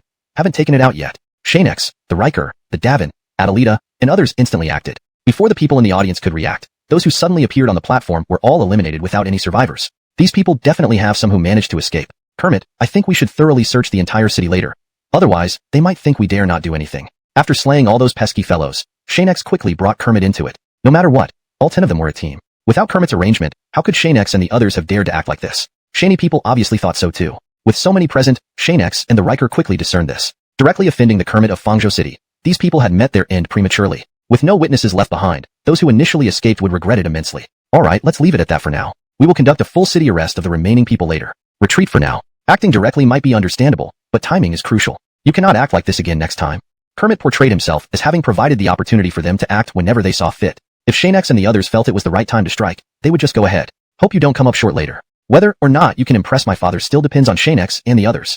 Now that he had nothing left and had just helped Xianxia and the others, he felt the situation had stabilized. If first place was Kermit was worried, choosing second place wasn't bad. After all, elder brother had almost everything given to him, and with Xianxia and the other 6 finding items together, getting second place shouldn't be difficult. Now, we'll reveal the quantities of items obtained by the 3 Tianzi. The highest number comes first, followed by the rest. Everyone, please pay attention and help us see who obtained the most. Following the host command, everyone's gaze shifted to the 3 Tianzi standing on the platform, 30, 20, and 10 members. It was unknown who would win until the announcement was made. Please have the Grand Gatherer of the Reggie hand over all the items. We need time to calculate. Let's get started. She then added, please have the Edward and Kermit's teams hand over their storage rings. We will count and evaluate the items, determining who gathered the most valuable ones. We will announce the results shortly. The 3 stood together in front of the queue, close to each other. Although Edward was annoyed that Kermit seemed to have items, it was the last day after all. How much could they find? Little brother, if we win, you'll get a share of the rewards. Don't worry, we're brothers. It's not easy to find something. Little brother, don't lose heart. Next time, feel free to discuss with us. Relax, it's fine. Kermit remained calm as usual, having little to say about his elder brother's words. At this point, second place didn't matter his words. He was initially skeptical but then saw elder brother's count stopping. Now, it was his and second brother's turn. I didn't expect Xianxia and his group to gather so much. Surpassing elder brother, this is truly a good thing. Kermit mused inwardly. He then comforted elder brother, saying, don't worry, elder brother. If I get a reward, you and second brother won't miss out. I'll do my best to share with you. Seeing little brother so happy, both elder brother and second brother laughed bitterly. Being polite was fine, but seeing him act like that made them hesitate from acting directly. Thank you for thinking of us, little brother. Younger brother, don't worry. We also have grand gifts for you. How about an exchange? They were politely cordial, but deep down, their relationship was irreparably broken. Now, it was a matter of skill and tactics. Kermit's true abilities hadn't even been revealed yet. Hashtag Chapter 572. Billy wins first place. After the total number of items was counted, everyone fell silent, all eyes focusing on the Amato who had not yet appeared. After the competition, all information about the items would be sent to him. Only his first-hand information was considered the most accurate. At this moment, the Amato was already reviewing the information in his hand. Everyone waited, as it was an annual tradition and they had long gotten used to it. Moreover, the rewards would only be distributed after the Yamato announced the results, so waiting wasn't a problem. Meanwhile, Xianxia and the others continued observing the crowd outside. If any of the escaped individuals were hiding among them, another confrontation was inevitable. Honor, Davin, you two go out immediately and check. I believe those people must be on site. If we can handle some of them now, it might reduce our troubles later. Xianxia thought that with the Yamato's help, if nothing unexpected happened, it would be good. But if any issues arose, they wouldn't ignore it. The Honor and the Davin left. America stepped forward, while Xianxia returned to his position, carefully examining the audience. If there was a chance, he could examine everyone. If not, they would act directly. I didn't expect you to come out early. I wonder if you were here now? He walked a bit outside. If the opponent truly saw him, the person would definitely still be on site. Such a major event with so many deaths couldn't just end without consequences. Although they hadn't shown anything yet, Xianxia guessed correctly. He had no choice but to leave the stage and investigate below. After exchanging with America, Xianxia, disguised, went straight into the audience area. As everyone paid attention to what was happening on stage, he quickly observed. If certain people were present, their gazes would be on him. I wonder if these people will expose themselves? Xianxia filtered through everyone's gazes while observing. If you dare to look at me once, I'll know it's you. Now, the other side hasn't exposed themselves. Have they noticed something? Currently, the only one who knew Xianxia and company joined the Billy might be Hermes. Xianxia spotted his location among several elderly women. There was nothing unusual. However, Xianxia still examined the people within range. Everyone seemed focused on the stage, showing no abnormality. It seems the other party has indeed fled. If they left just after we acted, it's normal not to find any clues now. Just as he was about to leave, someone from the Honor's direction had a gaze different from the rest. While others were thinking about the public announcement, he focused intently on the Honor, briefly glancing at the Davin. But Xianxia knew almost everyone in the venue was watching the Yamato, and very few people even glanced at the Honor or the Davin. Honor, pay attention to the person passing by on your right. Someone was staring at you just now. If he tries to leave, follow him. I want to know where the rest of them are. Apart from keeping an eye on that person, there were no other abnormalities. Either they were well hidden, or they had all left, leaving just one behind. But those people have already seen the scene. If they still dare to stay, aren't they preparing for me? Once tracking is successful, then we need to observe whether this person is similar to those who left Ark World earlier. It's uncertain. Approaching close to the target, the Honor also kept watch. Shany people noticed her, but they didn't care much. Knowing anyone accompanying the Billy wouldn't be simple. If anyone dared to have other thoughts, Xianxia would sense it. No one else matched that person's behavior.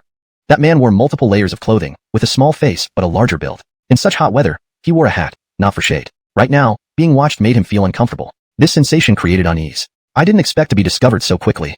Seeing the stopped Honor, he thought, Xianxia ran to my backside just now. It seems he found me. Interesting, this isn't something an ordinary person can do. He kept staring forward, appearing normal like the others, but Xianxia and the Honor wouldn't let it slide. His previous behavior had already revealed something special. If there was no good way to escape, it would be troublesome. After the Yamato announces, I'll welcome you properly. I hope you'll all follow over. Finally, after waiting, the Yamato stood up, instantly becoming the focus of everyone. Even he couldn't easily discern the crowd unless he was extremely powerful. Esteemed fellow Taoists, the Ark World competition has concluded. First, congratulations to those who returned to the competition. It wasn't easy for anyone. Comforting gifts will be provided, so everyone can rest assured. The Yamato glanced at the information on the paper in his hand, continuing, as usual, let's announce the item counts for the 3 heavenly sons. His gaze swept across the 3 heavenly sons. It was the first year for Billy's participation, and seeing his performance, the Yamato was pleased, though none of the 3 knew whom the smile was for. Third place is, the Yamato paused before continuing. Third place goes to the Emmanuel, collecting over 100 items. Not bad. Despite being less than expected, the Yamato didn't mind much now. Fletcher comforted himself, younger brother was just lucky. To win against me requires more ability. I found so many things, first place must be mine. Then, the Yamato began announcing second place, saying, second place goes to our Fletcher, collecting 2088 items. That's an impressive number, firmly securing second place. When the result came out, almost everyone erupted in excitement. Some officials were deeply disappointed, as the investors had unexpectedly lost, and the supposedly guaranteed victory of the Fletcher failed. He himself sat down, unable to believe it. How could his younger brother, facing so many difficulties, still collect over 2,000 items and lose? Even the Billy was surprised. Thus, Xianxia and company collected more than 2,088 items. Taoist brother Xianxia, thank you. I will never forget this favor. Now even the young ladies who previously looked down on Xianxia and the others were stunned, speechless. Hashtag chapter 573. This is your ability? Where did brother Xianxia and the others go? Logan, who was about to turn around to thank them, couldn't find their traces. But he soon realized that Xianxia and the others had already left the arena and gone to the audience seats. Recalling what had just happened, Logan chose not to say anything. These people must have their reasons for acting this way. I should see what new discoveries they've made. Once the award ceremony is over, I'll send someone to follow and assist them. Even though Xianxia and the others were no longer present, he still clasped his hands together in front of America and her companions, sincerely thanking them. Without their help, he would likely have been stuck in third place this time, as he and the other 3 girls hadn't found anything at all. Although they had managed to find some items initially, they were all taken away, leaving him with nothing when he came out, forcing him to give up. Brother Xianxia. Now observing how they dared to challenge such powerful enemies and even slaughtered many on the spot. If this were an ordinary cultivator before the Emperor, they might be charged with causing disturbances. Logan thought his father's character had changed greatly, but it seemed the emperor gave face because of the 2,000+ items. After all, the victor was himself, and achieving such results on his first attempt was commendable. Finally, I declare the champion, the first place, to be Logan, obtaining over 2,200 items, becoming the top ranker this year. Upon finishing his words, while those who bet wrongly looked glum, there were also those who rejoiced for Logan, especially those who didn't participate in the competition. In their eyes, only the victors mattered.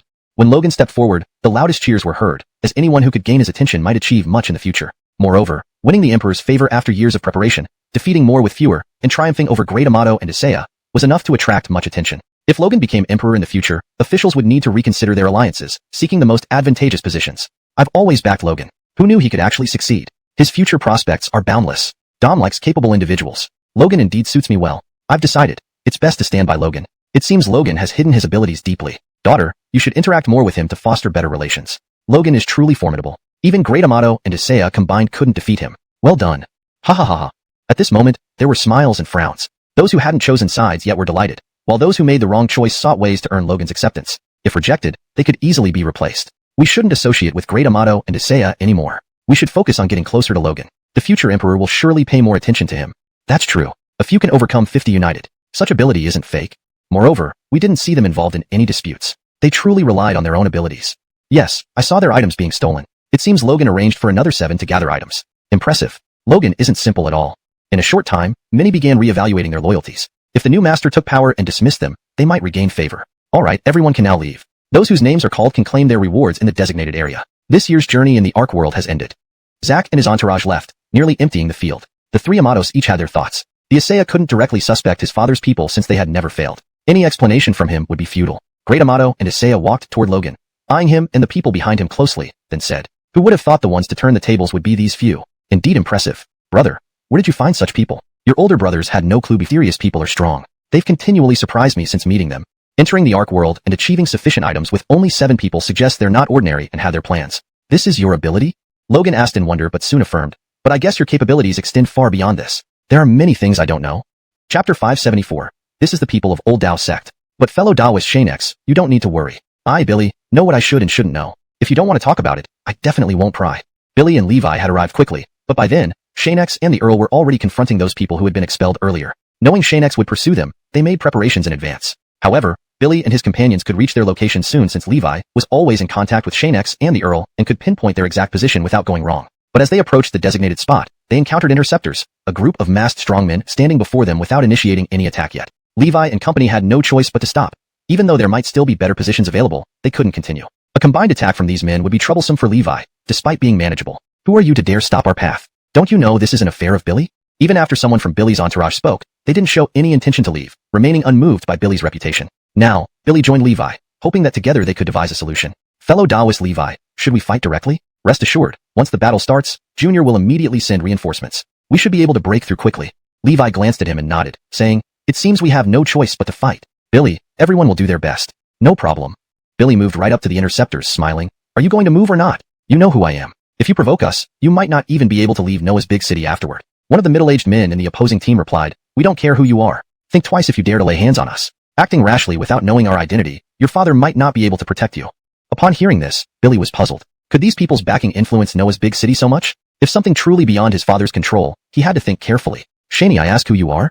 Billy asked cautiously. Dealing with someone even his father couldn't manage would indeed be challenging. The man in black robes chuckled. "Your Noah's big city means nothing to Old Dao sect. If Billy leaves now, we won't say anything. But if we must fight, then there's no point in talking."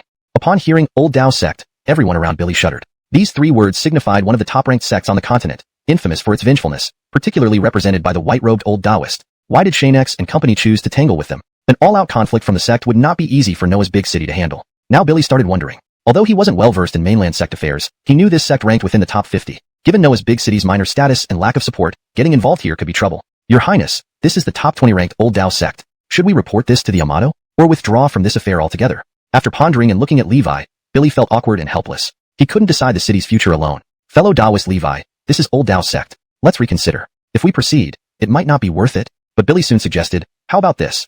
We leave first and come back another time under different pretenses? This issue is too complicated." Levi understood his dilemma and didn't pressure him. "Fellow Billy, if you can't intervene, it's fine. I can handle this alone. You all go back while I deal with it." Levi agreed promptly, not wanting to burden him further. At this moment, Billy thought about facing these people alongside Levi, given they had already provoked them. Everyone stepped back. Leave me here to handle it. Enough talk. Get out of here. His attendants tried to dissuade him, but no amount of the old Dao sect enforcers. Surprised to see Billy still standing firm, they questioned him. Billy, aren't you considering the consequences? After this incident, I'll leave Noah's big city forever, regardless of my title. For reasons unknown, Billy chose to confront Xianxia head-on, forsaking his identity as Billy.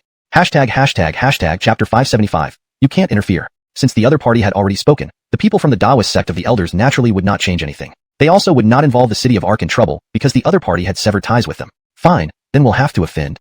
That person signaled to someone beside him, and everyone charged forward together, unleashing their martial arts and weapons. These people showed no hesitation about attacking within the city of Ark. Imran, hurry, stay behind me, Logan. I don't know how long I can protect you, so? Before Imran could make a move, Logan darted forward like an arrow. How could you? Logan laughed and said, Imran, hurry up and attack. Two people might really be able to break through. Without saying much more, Imran followed with a flash of sword light. There was no telling what would happen, but they decided to charge ahead regardless. The battle erupted. Xianxia and the Riker had been fighting for quite some time. After all, they were facing formidable opponents dispatched by the Mateo from the Taoist sect of the Elders. Dealing with them was challenging but not too difficult. Ilias, pay attention and coordinate your attacks. These guys are strong. I can barely handle them, but the gap is too large. Xianxia shouted loudly, never expecting that the Mateo would send so many opponents comparable in strength to the Riker just to deal with them. The Riker looked at his Yuan and said, Young Xianxia, please hold on a bit longer. I'll be there soon. At this point, the two had been separated, making it hard to get close to each other. The opponents were determined to prevent them from reuniting, and the outcome of the continued fight was becoming clearer. Far away, the Mateo from the Taoist sect of the Elders was watching the scene unfold from his seat within the sect. He said angrily, if only I wasn't tied down here at the sect, they wouldn't be so arrogant. I didn't think such a minor figure as Xianxia could survive under the encirclement of so many strong warriors. Is the difference in strength levels unchanged? While he could understand the Riker's capabilities, Xianxia's performance baffled him. Not only did he consume little spiritual energy, but he could repeatedly unleash high-level martial arts techniques, fueling his anger. If this still doesn't work, I will have to send my own people. After all, there were many individuals within the sect who were around the Riker's level. If Xianxia managed to kill just a few, it wouldn't require the Mateo's intricate plans. Send them off immediately. Regardless, I want everything they have. Go. As soon as those people left, a young disciple entered and bowed before speaking to the Mateo. Xianxia, allow me to go along and observe. My strength has significantly improved. Perhaps I can? The Mateo thought for a moment and said, be careful. These people aren't easy to provoke. Handle the others as you see fit, but remember to be cautious. Go. Xianxia, rest assured, I know what to do. Ha ha ha, Xianxia, I hope you can continue to flee. I haven't seen my disciple in action for a long time, and now is a good opportunity to assess. In the Mateo's mind, his disciple was a very special presence, having fought several senior sect elders at once, none of whom could match him. With this disciple's help, the Riker stood no chance. Outside the battleground where Xianxia and the others were fighting, Logan was fiercely attacking, having already killed many. If he hadn't put forth effort, it would have been laughable. We never expected that Logan has been holding back all along, causing us to forget his true abilities. The situation is worse than we imagined. Someone stopped to watch his battle. Logan indeed didn't need Imran's help. He alone could slay enemies without hindering anyone. Logan truly surprises us. He's incredibly strong. Though he was always mysterious and seemed useless, he's proven otherwise. Imran commented. He seems to have gone through multiple real battles, resulting in a ruthlessly effective combat style. Logan, rest assured, no matter what happens in the future, we will remember what you've done today and support you. I merely don't want to see my friends in danger without being able to help. Don't worry, I'm not the type to nitpick. Let's focus on breaking through. While talking, they both engaged their enemies, displaying their confidence. Anyone witnessing this felt aggrieved. Anger often clouded judgment. Both instinctively thought the same thing. No matter who remained composed, Imran and Logan were about to succeed in their final assault. Sure enough, upon hearing Logan's words, the opponents became enraged, attacking chaotically. Even if the remaining few tried to maintain order, they couldn't change the situation. Their coordination faltered under the influence. Brothers, give these two a lesson. No matter the result, eliminate them completely, don't capture them alive. One person said, these weaklings dare underestimate us? I'll keep fighting until I kill them. Even though some people nearby tried to dissuade them, the thoroughly enraged opponents paid no heed. Anyone approaching met a frenzied attack. Those trying to mediate later mentioned a lot, but no one listened, each following their own instincts. Regardless of how things progressed, they only had one goal, fight. Imran, let's compete. Whoever kills the last enemy gets to provide cover. How about that? Imran smiled. I'm not afraid of that. If reinforcements arrive, remember to stay behind. Say the word if you need help, and I'll return. Fear is what you feel. Xianxia and the others heard the conversation, wondering why they weren't rushing over yet. It turned out they were chatting and making bets outside. The Riker, without further ado, shouted, Imran, hurry up. If something happens to young Xianxia, you're dead. Indeed, the strength gap was insurmountable. While it might not be obvious in the short term, it mattered over time. Imran's power surged again. He admitted, Logan, we don't have much time. Once inside, stay by young Xianxia's side, and I'll take care of the rest. Unrestrained, Imran's strength overwhelmed the opponents. Every time he neared, they couldn't even retaliate, getting thrown back every which way. Their opponents yelled, it doesn't matter how much you improve. You can't interfere. Chapter 576, The Ark City Strikes. Bang! The Xander rushed forward, brandishing his sword and releasing wave after wave of pale white sword chi. The elders of the Taoist sect hadn't fully reacted when they tried to erect shields as a defense. A smile crept onto the lips of the Xander who was emitting the sword chi. You all are indeed extraordinary. Not only do we have differences in strength, but also significant distinctions in combat methods.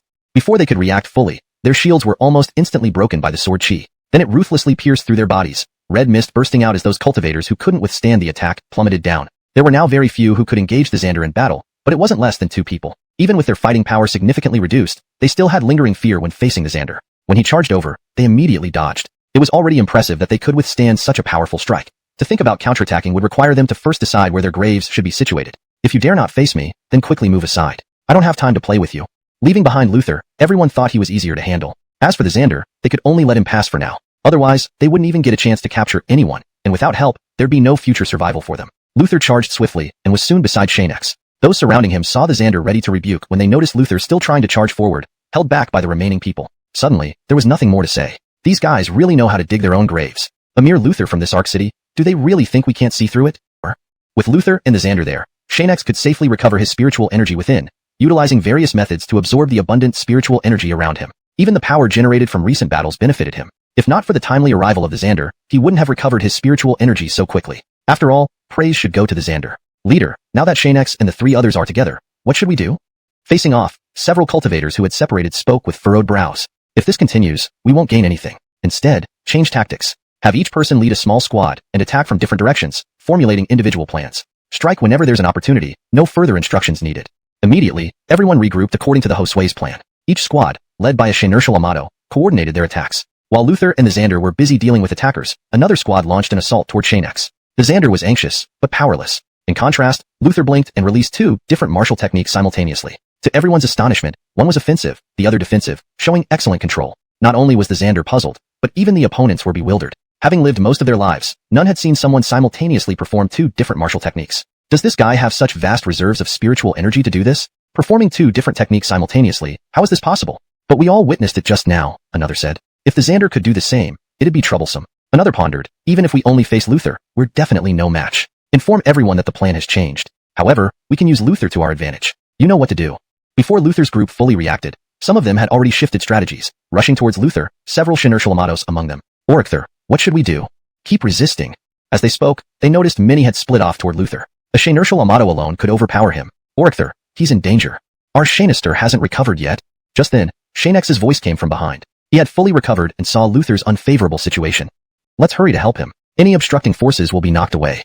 Brandishing his spear, Xianxia rushed out with others. Despite demonstrating sufficient talent and power, it didn't change much. After a few moves, Luther gradually fell into a disadvantage. Multiple parts of his body hit. Didn't expect so many. Looks like you find me important. His confidence wavered as several Xianxia Amatos joined forces and quickly subdued him. By the time Xianxia arrived, the others had already fled. With so many following, pursuit was futile. They could only calm down. Just then, smoke obscured the area, and the enemy vanished. What next, Xianxia? Just as the Xander spoke, the Ark City finally intervened, encircling Xianxia and his companions. One person stepped forward. Daoist friend Xianxia, the Emperor requests your presence. Behind them were guards, indicating they might have arrived too late, with Luther already captured. Chapter 577. This humble one is Brett. The person who came over to lead the group had a robust appearance and physique, looking like he belonged in the category of the overweight. However, his condition was much better than most. His immense strength allowed for normal mobility and an absolute advantage in power. Usually, just standing there could win him half the battle in terms of presence. It was said that he had once achieved remarkable military success, earning the deep favor of the Amato of the Ark City. Xianxia and his companions did not struggle and followed directly to the Imperial Palace in Ark City. When they met the Amato, they still had to wait outside for some time. I apologize, Yuan. I didn't notice them suddenly rushing towards Billy. If not for this, I would have certainly gone to help earlier. The Earl felt very guilty. If it weren't for him, Billy might not have been captured by the people of Old Dao sect, and this outcome would not be entirely due to him. Xianxia smiled gently. You should stop blaming yourself. Such an unexpected event wouldn't allow us to react quickly enough. Let's meet the Amato first, and then we'll rescue him. Based on their character, they won't return to the Old Dao sect immediately. There must be some of their people in this city of Ark City. We just need to search carefully. Hamlin looked around as Xianxia spoke, still on guard against any unexpected events. Do you think there are any of their people in this city? The Earl laughed. If there were people of Old Dao sect in Ark City, Billy wouldn't have been captured. Let's just meet the Amato first. Soon, the eunuch walked out and politely invited Xianxia and company inside. The Amato was already waiting and had agreed for them to enter the grand hall. As soon as they entered through a few winding corridors, a luxurious study appeared, with floors that looked exceptionally smooth and lavish. Books lined the shelves around where the Amato sat. At that moment, the Amato was reading, showing no particular emotion, remaining composed as if Billy wasn't even his own child, devoid of the usual parental concern. In the next second, he closed the book, placed it aside, and glanced at Xianxia and the others. As the Amato sat on an elevated platform, he seemed to be looking down at them. Do you know where my Billy is? As the Josue among the three, Xianxia stepped forward a few paces and bowed. I'm sorry, but Billy has been captured by the people of the old Dao sect. The Yamato snorted coldly. It seems you were straightforward. But Billy is my child. If you can't save him, you know the consequences. The guards nearby glared at Xianxia and company, their eyes filled with murderous intent, as if ready to burst out. If they acted together, Xianxia might truly find it difficult to resist. Although he could fight his way out, he couldn't avoid harming everyone, which would complicate matters for Ursula, as these were people under her protection. He decided not to leave before securing her safety. Thus, no matter what, Xianxia wouldn't take action unless absolutely necessary, restraining himself from using deadly force. Don't worry, you're Xianxia. Billy has helped us, so we will rescue him. If there's nothing else, I believe we should start searching for them. The Yamato, maintaining his calm demeanor, looked at the guards beside him and instructed 3 of them. You 3, go with them and assist. Whatever happens, Billy must be rescued. If they try to run, kill without mercy. Yes, you're Xianxia, we understand, the guards replied. The Earl and Hamlin heard this and realized that these people still didn't trust them, which sometimes made them reluctant to help. If it weren't for your son helping us, we wouldn't bother at all. They don't understand anything, Hamlin remarked sarcastically. The Earl looked at Xianxia. Xianxia, we need to hurry. If they leave Arc City, it will be more troublesome and affect our progress. Xianxia turned to the Yamato. We will leave now, but please take good care of my companions. Don't let them come to harm. The Yamato, somewhat impatient, replied, rest assured, they will be well cared for. You should focus on rescuing my Billy instead of assuming you're off the hook because of your relationship with him. Xianxia nodded at everyone and walked out of the grand hall. He paused briefly outside, coordinating with the people the Yamato had assigned, then left XuanHuan, heading towards the streets. For now, they indeed had no way to find Billy and those people in such a short time. They could only hope for some luck by exploring the streets. Honor, Hamlin, and the brothers of Arc City, we need to split up. If you find anything unusual, inform us immediately. Rest assured, our people are still in your Yamato's hands, so they won't act rashly. Those present nodded. Xianxia had a point. Their companions were still held in the city mansion, and neglecting them would have significant repercussions for cultivators. Let's go. Xianxia then turned to Honor and the others with a smile. Earlier, we saw those people were associated with Hermes. We don't need to split up. Our target, no matter how we proceed, is Hermes' mansion. Understand? The Earl nodded. Hamlin, pay attention. Approach from different directions, and watch their movements. In Arc City, we don't want to get overly involved with these people. The 3 moved out from different positions, and although their goal would eventually become apparent, the people assigned by the Yamato headed in other directions. Their Josue really doesn't know the gravity of the situation. If not for our lenient Yamato, they would already be dead. How can they think of saving someone with such limited strength? One of the subordinates commented. Their Josue responded, I saw them in action during the competition. They can kill many people instantly. They naturally have the right to act confidently. After emerging from the Arc world, Xianxia and his companions had killed many people, all members of the old Dao sect, who were not to be underestimated. Hurry and find Billy. We all know how important he is to the Yamato. There must be no mistakes.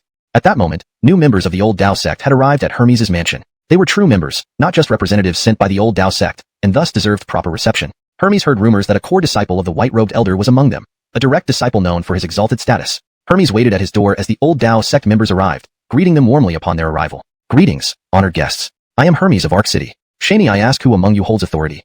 This humble one is Brett, Brett interjected, just as the old Dao sect members were about to as if he hadn't washed it for a long time. Thank you for your assistance this time. Don't worry. We're here mainly to assist in capturing Xianxia and his group. Of course, the rewards remain the same. There's nothing for you to worry about. Their Josue responded, Thank you, Lord Brett. We will do our best. Go rest well. We'll call you when needed. Brett nodded and, as he turned around, changed back into his merciful appearance which he only showed in front of others. Xianxia followed Hermes towards the prison cells while some stayed outside. Security measures were necessary. I didn't expect that even a small place like Fangzhou City has someone like Lord Chong who understands things clearly. Don't worry, Lord Chong. If the future emperor abdicates, I believe you still have a chance. Hermes walked ahead with a smile on his face, but remained polite in replying to Brett. Thank you for your praise, Lord Brett. But please rest assured, regardless of what happens, if there's anything I can help with, just let me know, and my entire household will cooperate. If there were a significant upheaval leading to an emperor's abdication and a lack of proper succession, then the choice of a new emperor would fall back into the hands of the public. By doing good deeds at such a time, one could easily gain their support. Though now older, Hermes still had a son. If Fangzhou City belonged entirely to them, why should they worry about not living a carefree life? With Lord Armin's approval and support, Hermes felt it was necessary to strive, whether for himself or for his son. Owning a city would be extremely advantageous. After walking for a while, they finally arrived at the secret base within Hermes' residence dedicated to such matters. The guards here were notably different from those outside, indicating a level of capability. I didn't expect that Lord Chong would have such a place. As I suspected, the plan mentioned might indeed work. With our support, wouldn't capturing Fangzhou City be easy? Brett wasn't speaking idly. He had initially been hesitant about assisting, but seeing these guards different from those outside convinced him that their strength could serve Armin's sect. Lord Brett, the little emperor is inside. However, due to my special position, I won't enter with you and will wait outside. Is that acceptable, Lord Brett?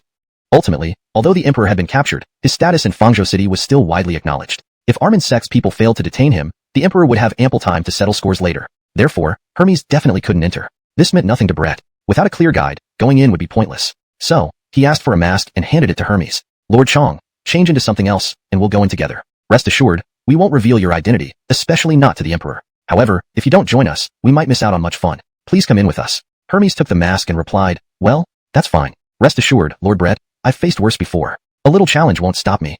Lord Chong, you show great courage. Brett watched as Hermes changed, instructing his followers to rest, ensuring his authority remained intact. This Hermes is somewhat interesting and can be befriended. We have another task to assist him in gaining control of Fangzhou City. Be courteous to him, understood? Those who previously had reservations about Hermes now understood after hearing Brett's instructions and nodded. Rest assured, my lord, we know what to do and won't cause any problems. In casual conversation, Hermes returned dressed anew, appearing refreshed. Lord Brett, does everything look fine now? Brett inspected carefully and responded, indeed, it's excellent. Even if the little emperor saw you, he wouldn't recognize you. Relieved, Hermes relaxed and entered the cell with Brett and others. This cell was noticeably cleaner than others, emitting a faint fragrance that made one feel reluctant to leave unless reminded it was a prison. I didn't expect such a pleasant environment. Our sex situation is far worse than this, Lord Hermes. This must have required considerable effort. To Brett's inquiry, Hermes smiled. You flatter me, Lord Brett. It's just some aromatic herbs, and regular cleaning keeps it fresh. Yes, indeed. They soon reached the little emperor's cell. Hermes concealed his identity. When everyone appeared before the cell, the little emperor was meditating and had to wear a mask upon their arrival. Knock, knock, knock. A big man beside them knocked and shouted, Little emperor, don't pretend. Get up and greet the lords. Don't think being locked up exempts you from showing respect. The little emperor did not reply but slowly stood and bowed, looking at the two figures, one masked, the other a stranger, neither of whom he recognized. His eyes had been covered during his arrest, so he had no idea where he was. Brett smiled. We finally meet, little emperor. Now I have to say, I've met you, haven't I? Humph. The little emperor sat down again, starting to meditate. No need to be tense. Do as you wish, as long as you're not worried about the consequences. I'm fine with it. If the little emperor was right, these people must be from Armin's sect. Hashtag chapter 579. Just give him some face. Identifying individuals primarily relied on appearance, attire, and the aura they exuded, coupled with previous information. Since these were not people from Arc City, nor ordinary outsiders, it could only be the old members of the Dao sect that they had just dealt with. Furthermore, they were accompanied by so many powerful figures. Aside from them, no one else came to mind. After hearing the fearless tone in Alfredo of Heaven's voice, Brett realized that being forceful would only backfire. He had more important matters at hand. As long as he could capture Xianxia and the others, releasing Alfredo of Heaven today wouldn't be an issue. After all, his master, white-robed old Taoist, had said that they couldn't yet have a conflict with the Emperor of Arc City and couldn't harm anyone for any reason, especially not Alfredo of Heaven who stood before him. No.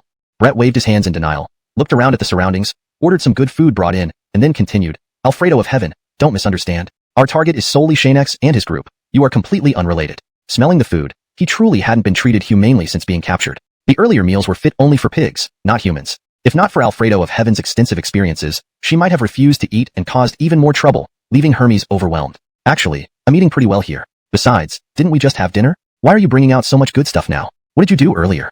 Hearing her words, Brett didn't have the food taken away immediately, but instead had it placed inside through the iron railings. Then keep it for the next meal. I have plenty of time. Don't worry, Alfredo of Heaven. If you decide to join me in dealing with Xianxia and manage to capture him, you will certainly benefit greatly. After leaving, Brett didn't think his words would have an immediate effect. Regardless, everyone in Arc City knew that Alfredo of Heaven was even more capable than Great Son of Heaven or Germain of Heaven, and she wouldn't be swayed by others. Looking at the gourmet food on the ground, Alfredo of Heaven shook her head helplessly. You want me to betray my benefactor? You think too highly of me. I can eat the food, but I can't help you betray Xianxia. She got up and moved the food to the corner. She could still eat it, but refused to assist them in doing anything against Xianxia. Xianxia Taoist, this is all the help I can offer. The rest is up to you. After leaving, Hermes provided Brett a place to conduct his business. At this moment, regardless of who it was, anyone with authority had gathered there. Official Chong, do you know what Xianxia is doing now? Hermes became incredibly serious. For information gathering within Arc City, he was the best person for the job. Reporting to Lord Brett, Xianxia is currently patrolling the city with some people arranged by the Arc City Emperor to search for Alfredo of Heaven's whereabouts. They've approached close to our area several times, likely suspecting me. Other sect members added, if so, they must be thinking something. Can we take action, Lord Brett? Not so fast. Brett pondered and continued, no matter what, Xianxia and his team will be searching for clues here. I believe this is our chance. He ordered the room sealed and dismissed nearby aides before continuing. If we set a trap and make them aware that Alfredo of Heaven is here, we might actually stand a chance. Capture Xianxia and the two strong individuals beside him, and the rest won't be a problem. Hermes and the sect members thought about it, and found the plan feasible. They'll definitely fall for it if they know there's a trap, but we can't expose Alfredo of Heaven. That would be difficult to explain to the Emperor. Humph, official Chong needn't worry. We won't do anything foolish, nor will they unless they have no choice but to come. The trio discussed further. Aside from Brett and Hermes' people, the sect members stayed put at Changshanor, awaiting final decisions while avoiding early exposure. Everything would be handled discreetly within Changshanor. I wonder if we'll run into Xianxia and the others. Arc City isn't that big. Surely we will. Lord Brett, there's no need to worry. With me around and nothing exposed, those people won't act recklessly. Brett smiled and replied, I hope your position holds some weight in Arc City. Specific actions depend on you here. You need to be valuable. Everyone continued walking, gradually entering the main street, where people and goods thrived, catering to all needs. Forwardly, this humble servant is Brett from the Dao sect. We are here to bring you and your comrades back. Xianxia feigned realization and continued, is that so? But I'd like to see what a top 10 ranked sect could do, claiming they can take us back. Ilias, do you think they'll succeed? The Riker thought seriously and replied, let's give them some face, but it seems unlikely. We're 7, and their people aren't enough to capture all of us.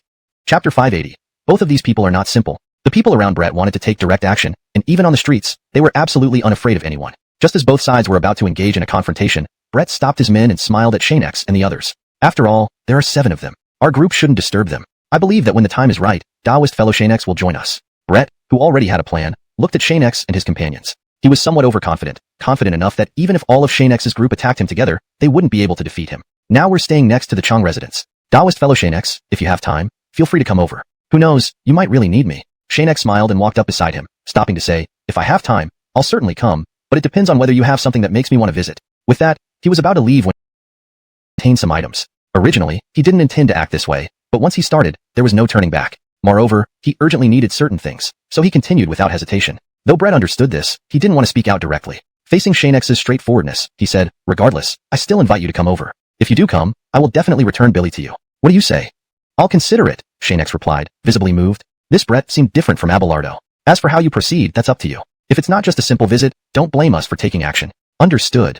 By Brett's understanding, Xianxia wasn't like his master. If he hadn't guessed wrong, perhaps Brett could understand the true nature of this incident. In his memory, his master wasn't exactly a good person. What others called bad deeds, he often committed. Brett didn't fully trust him, so the specifics of the ruins still needed to be figured out by himself. After parting ways, Xianxia and his group entered a tea house, while Brett and his men continued walking. Although Hermes was with them earlier, he appeared mostly unfamiliar and stood aside without saying a word. Cameloyster Chang, this matter is entrusted to you. A private residence is all it is. It shouldn't be too difficult.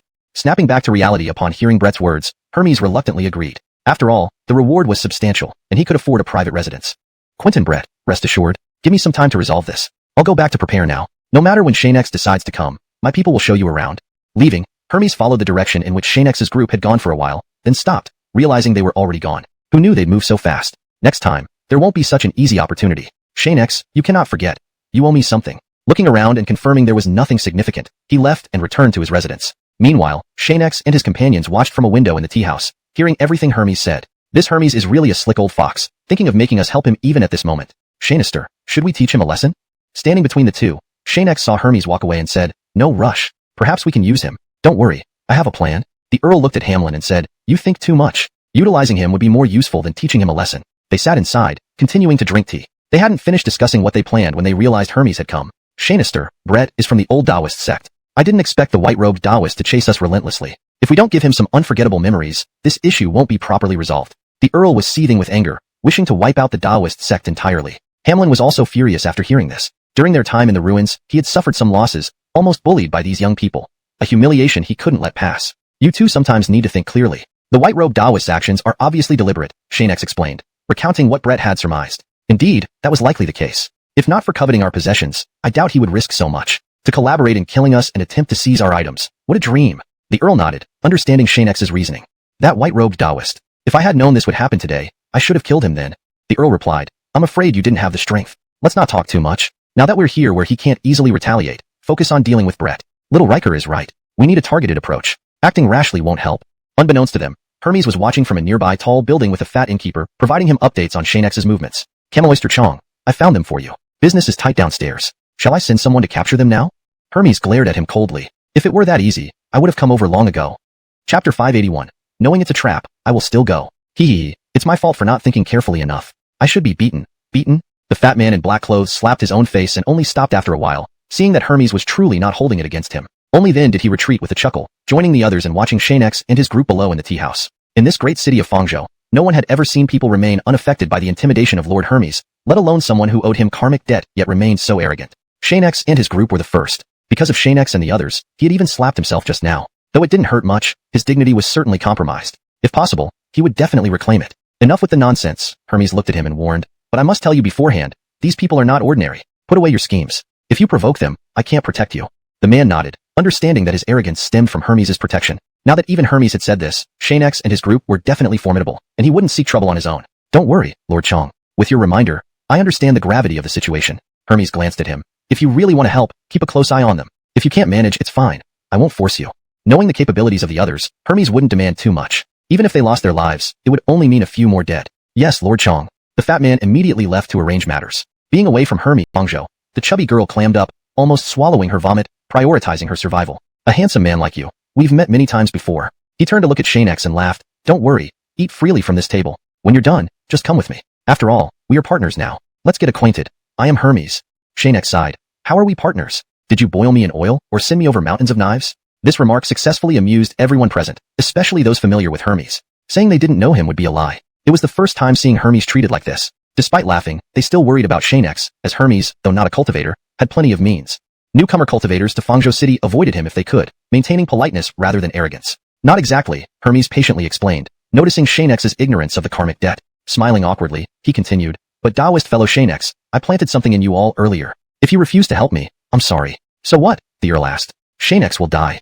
Hermes stated seriously, looking at Xianxia as if at a corpse, very sure of himself. The Earl acted shocked, while Dax was intimidated, unaware that Xianxia and the Earl were immune to such tricks. Hermes' methods couldn't directly threaten them. Quentin, shall I kill him now?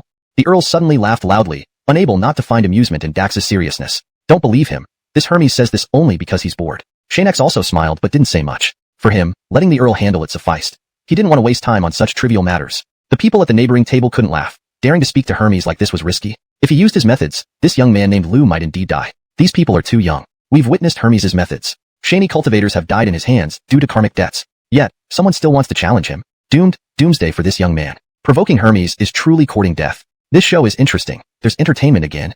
Everyone thought this young man named Xianxia was doomed. They knew Hermes' methods well. Xianxia and his group couldn't possibly resist. Ha ha ha, you've likely heard what they're saying. My methods are beyond your capacity to endure, Hermes confidently declared. If you don't want to die, the 7 of you must follow my arrangements. Once the karmic debt is resolved, you can go wherever you like. How about that? It seems nothing special, Lord Chong. Before our Lord speaks, you'd best leave. Otherwise, you won't even need to return home, the Earl disdainfully said, moving the dishes away from Hermes, who was about to grab some food. You choose punishment over respect, then I have no choice. Hope you won't regret today's decision. Everyone knows my methods. Goodbye and don't come back. Hermes angrily stood up and left, unwilling to stay with the trio any longer. While he could control Xianxia, he couldn't control the others. If Xianxia's death implicated him, he'd be in deep trouble. But just as he was about to leave, he turned back and said, Xianxia, Brett's plan is a trap. Dare you come? Xianxia didn't even look at him, replying, knowing it's a trap, I will still go. After all, Lord Hermes is here. You'll protect me, won't you? Hermes was furious, speechless, and finally had no choice but to leave dejectedly. Chapter 582. A strange banquet. Everything stays the same. Russell, go back and protect them. Honor, let's head over together for the invitation. As for Brett, it's fine. We'll make sure he sees what happens when one offends us. Xianxia made arrangements. Now that someone from Old Dao sect has arrived, he must be cautious to ensure they do not harm America and the others during the meet. Currently, the only ones he could trust were Russell, who also had significant power.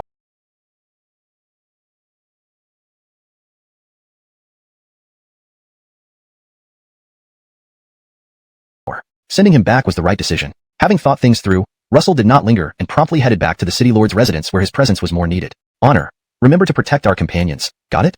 Don't worry, Brother Honor, I know how to handle this. The people around began whispering, claiming Xianxia had angered Lord Hermes and was doomed. Xianxia, shall we change locations? Let's check it out first. Since Brett isn't with Hermes now, he might not be able to stop us. Xianxia looked at him and said, things won't be that simple, but we can certainly create some trouble. Of course, don't waste food. Take it all. Seeing a table full of delicious food, Honor waved it away, then threw some silver to the innkeeper. After all, manners mattered. Before long, they reached a place that sold weapons and strange items, almost emptying the store. The shop owner gleefully pocketed the money. Customers have bought so much. Though small, my store still has good items. Wait here while I fetch them. Xianxia asked Honor, could it be something we already have? Honor considered this but didn't spend divine awareness to check, replying with a smile, if it's a spirit ring, I think it's better left to the shop owner. Xianxia and Honor knew what the shop owner intended to give them. Soon enough, he returned with a decent spirit ring. After glancing at it, they declined and left. Holding the spirit ring, the shop owner wondered aloud. This is a spirit ring, something many desire. If not for its inconvenience, I wouldn't have given it to you. Now, I'm left using it myself. Youngsters truly lack knowledge to even recognize such treasure. He put the ring back in his pocket. Keeping it hidden until it could serve as an advantage in moving or escaping seemed wise. Xianxia, we guessed correctly. It's just a decent quality spirit ring. We have plenty. We don't need another. Xianxia smiled and continued. Let's go undercover first and lay the groundwork. These items can serve as traps to help us escape if necessary. Time is running out. Let's get going. Disguised, the two observed Hermes' residence and distributed their items before splitting up. They approached from different directions, but ultimately targeted the same location. Given their combined expertise, setting these traps wasn't too challenging. These traps weren't designed to kill directly, but would complicate matters for anyone pursuing them. The success of the evening would depend on the effectiveness of these traps. If they worked without needing action from the duo, that would be ideal. For cultivators, hiding traps from immediate view was fundamental. Simple traps wouldn't harm cultivators, much less save them from danger. After evading Hermes' men several times, Xianxia and Honor finally completed their task. Xianxia, everything is set. Honor wiped sweat and added, it should sufficiently cover our escape. Xianxia nodded and instructed, if Luther doesn't emerge safely, we will leave immediately, prepared for battle. After all, we're enemies. There's no need for civility. They waited outside, intending to enter after Brett's return. Unexpectedly, he brought several strong figures, deterring any further plans. This Brett is shameless, inviting us while bringing so many people. Xianxia, we shouldn't push our luck. Xianxia understood, glanced at Honor, and decided to leave. Despite accepting the invitation, entering now seemed unwise. Whether Honor accompanied him required reconsideration. Perhaps you stay outside as backup while I go alone. Honor wanted to dissuade him, but saw no opportunity. Understanding the complexities, staying outside seemed prudent. Nodding, Honor agreed. I'll find additional help. Amato's side should assist. Actually, those few Amato arranged would suffice. More might result in unnecessary casualties. Xianxia pondered. In his mind, only those chosen by Amato were reliable. Additional personnel would risk severe injuries, a pointless move. Separating from Honor, night deepened. Observing Brett's residence, brightly lit and guarded by numerous figures, Xianxia readied himself. Brett, huh?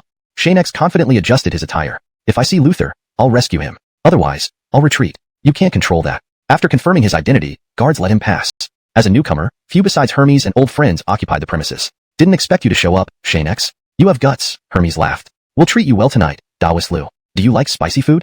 Xianxia raised an eyebrow, noting Brett's absence, and replied, peppers are nothing. Eating or not makes little difference unless your chef lacks skill. Ignoring etiquette, Xianxia took the seat usually reserved for Brett, astonishing everyone. Truly fearless. The guy likes showing off, murmured bystanders. Xianxia ignored them, focusing on his task. The atmosphere was tense compared to previous encounters. Guards were stronger than ever, suggesting the presence of multiple formidable figures within. Translation provided adheres to specified guidelines and retains the original tone, style, and structure. Chapter 583, Taking Logan Out. I'd like to see if Lord Brett will knock him off the chair when he comes back. If there's any conflict, it'll surely be entertaining. For cultivators, the best entertainment is always the struggles between cultivators or bullying actions. Regardless of the nature of the events that unfold, they're enough for everyone to watch and enjoy. Hermes chuckled. This Xianxia is not ordinary. If it really comes down to a fight, we might have to intervene. After all, for Lord Brett, either he acts or he doesn't. When he does, it's always spectacular. Just as they were guessing, an extravagantly dressed Savannah walked toward Xianxia. Under everyone's gaze, she said, Taoist fellow Xianxia, Lord Brett asked me to bring you over. Xianxia nodded and stood up, with Hermes and the others following. However, Aaron stopped them, saying, Lord Hermes, please continue enjoying your meal here. After dealing with Taoist fellow Xianxia, Lord Brett will join you. Hermes and his companion sat down again and instructed nearby servants. Tell the kitchen not to start preparing food yet. We need to wait. No rush, otherwise the dishes will get cold. Another person, watching them leave, couldn't help feeling uneasy inside. I'll destroy the Xianxia sooner or later. Lord Chong, please don't stop me then. Not stopping.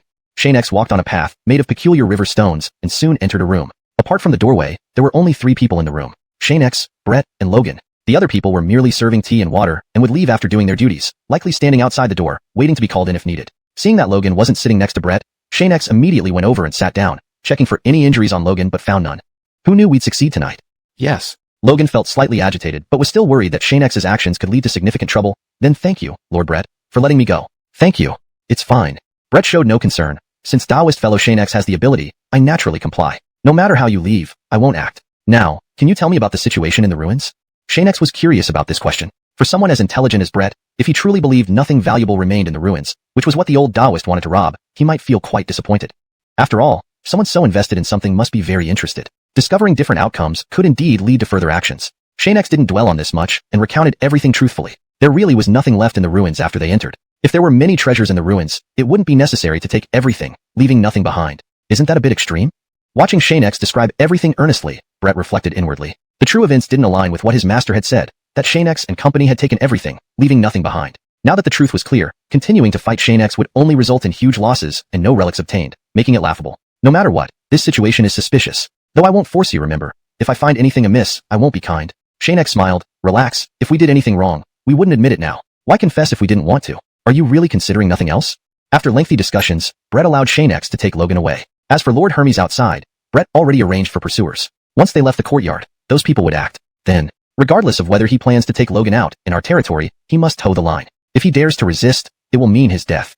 Seeing Lord Chang's seriousness, other sect powerhouses also decided to act. With multiple against one, Xianxia couldn't possibly escape. We'll disappoint them together. Even catching just Xianxia would enrich us greatly. Ha ha ha.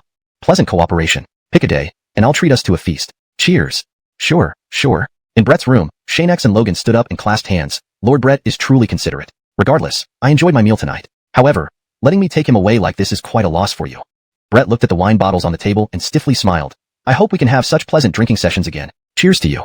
Had he not hidden the deadly poison in the wine, he wouldn't have let Xianxia take Logan so easily. Cultivators still within the courtyard. The exit is still some distance away. We're still inside Brett's residence. Hearing this, Xianxia was momentarily puzzled but soon added, it looks like this Hermes has more capabilities than I thought. This seemingly small courtyard actually covers a vast area. At the mention of Hermes, Myrtle became furious. I never expected him to collude with outsiders against me. If it weren't for Taoist Auric, I might have never known about this. In Myrtle's heart, the Yamato had always been very generous with his people. No matter what was accomplished, rewards were always given appropriately, and no one was ever neglected. Now, however, it seemed like they had an ingrate among them.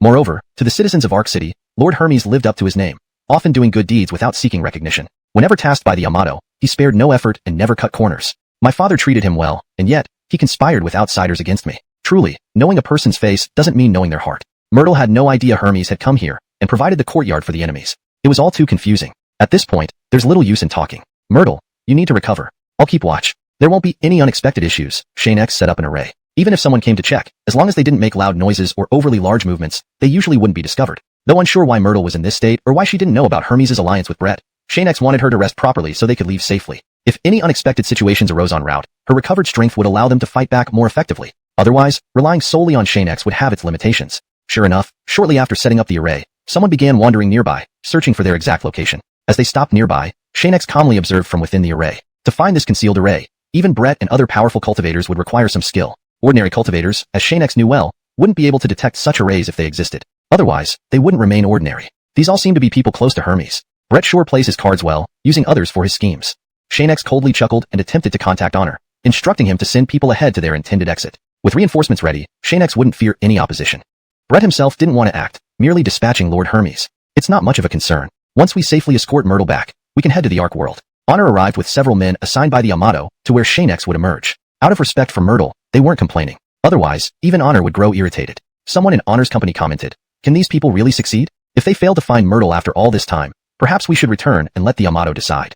They implied that all ineffective personnel should be arrested. Since Myrtle was naturally easier to find and rescue, they saw Xianxia et al. As mere outsiders, having already been given a chance by the Yamato. People deemed incompetent should be arrested and detained. Whether to release them would depend on Myrtle's safe return, even a minor mishap requiring severe penalties. These people aren't getting things done. Before coming here, someone saw them aimlessly wandering the streets. Are they mocking us?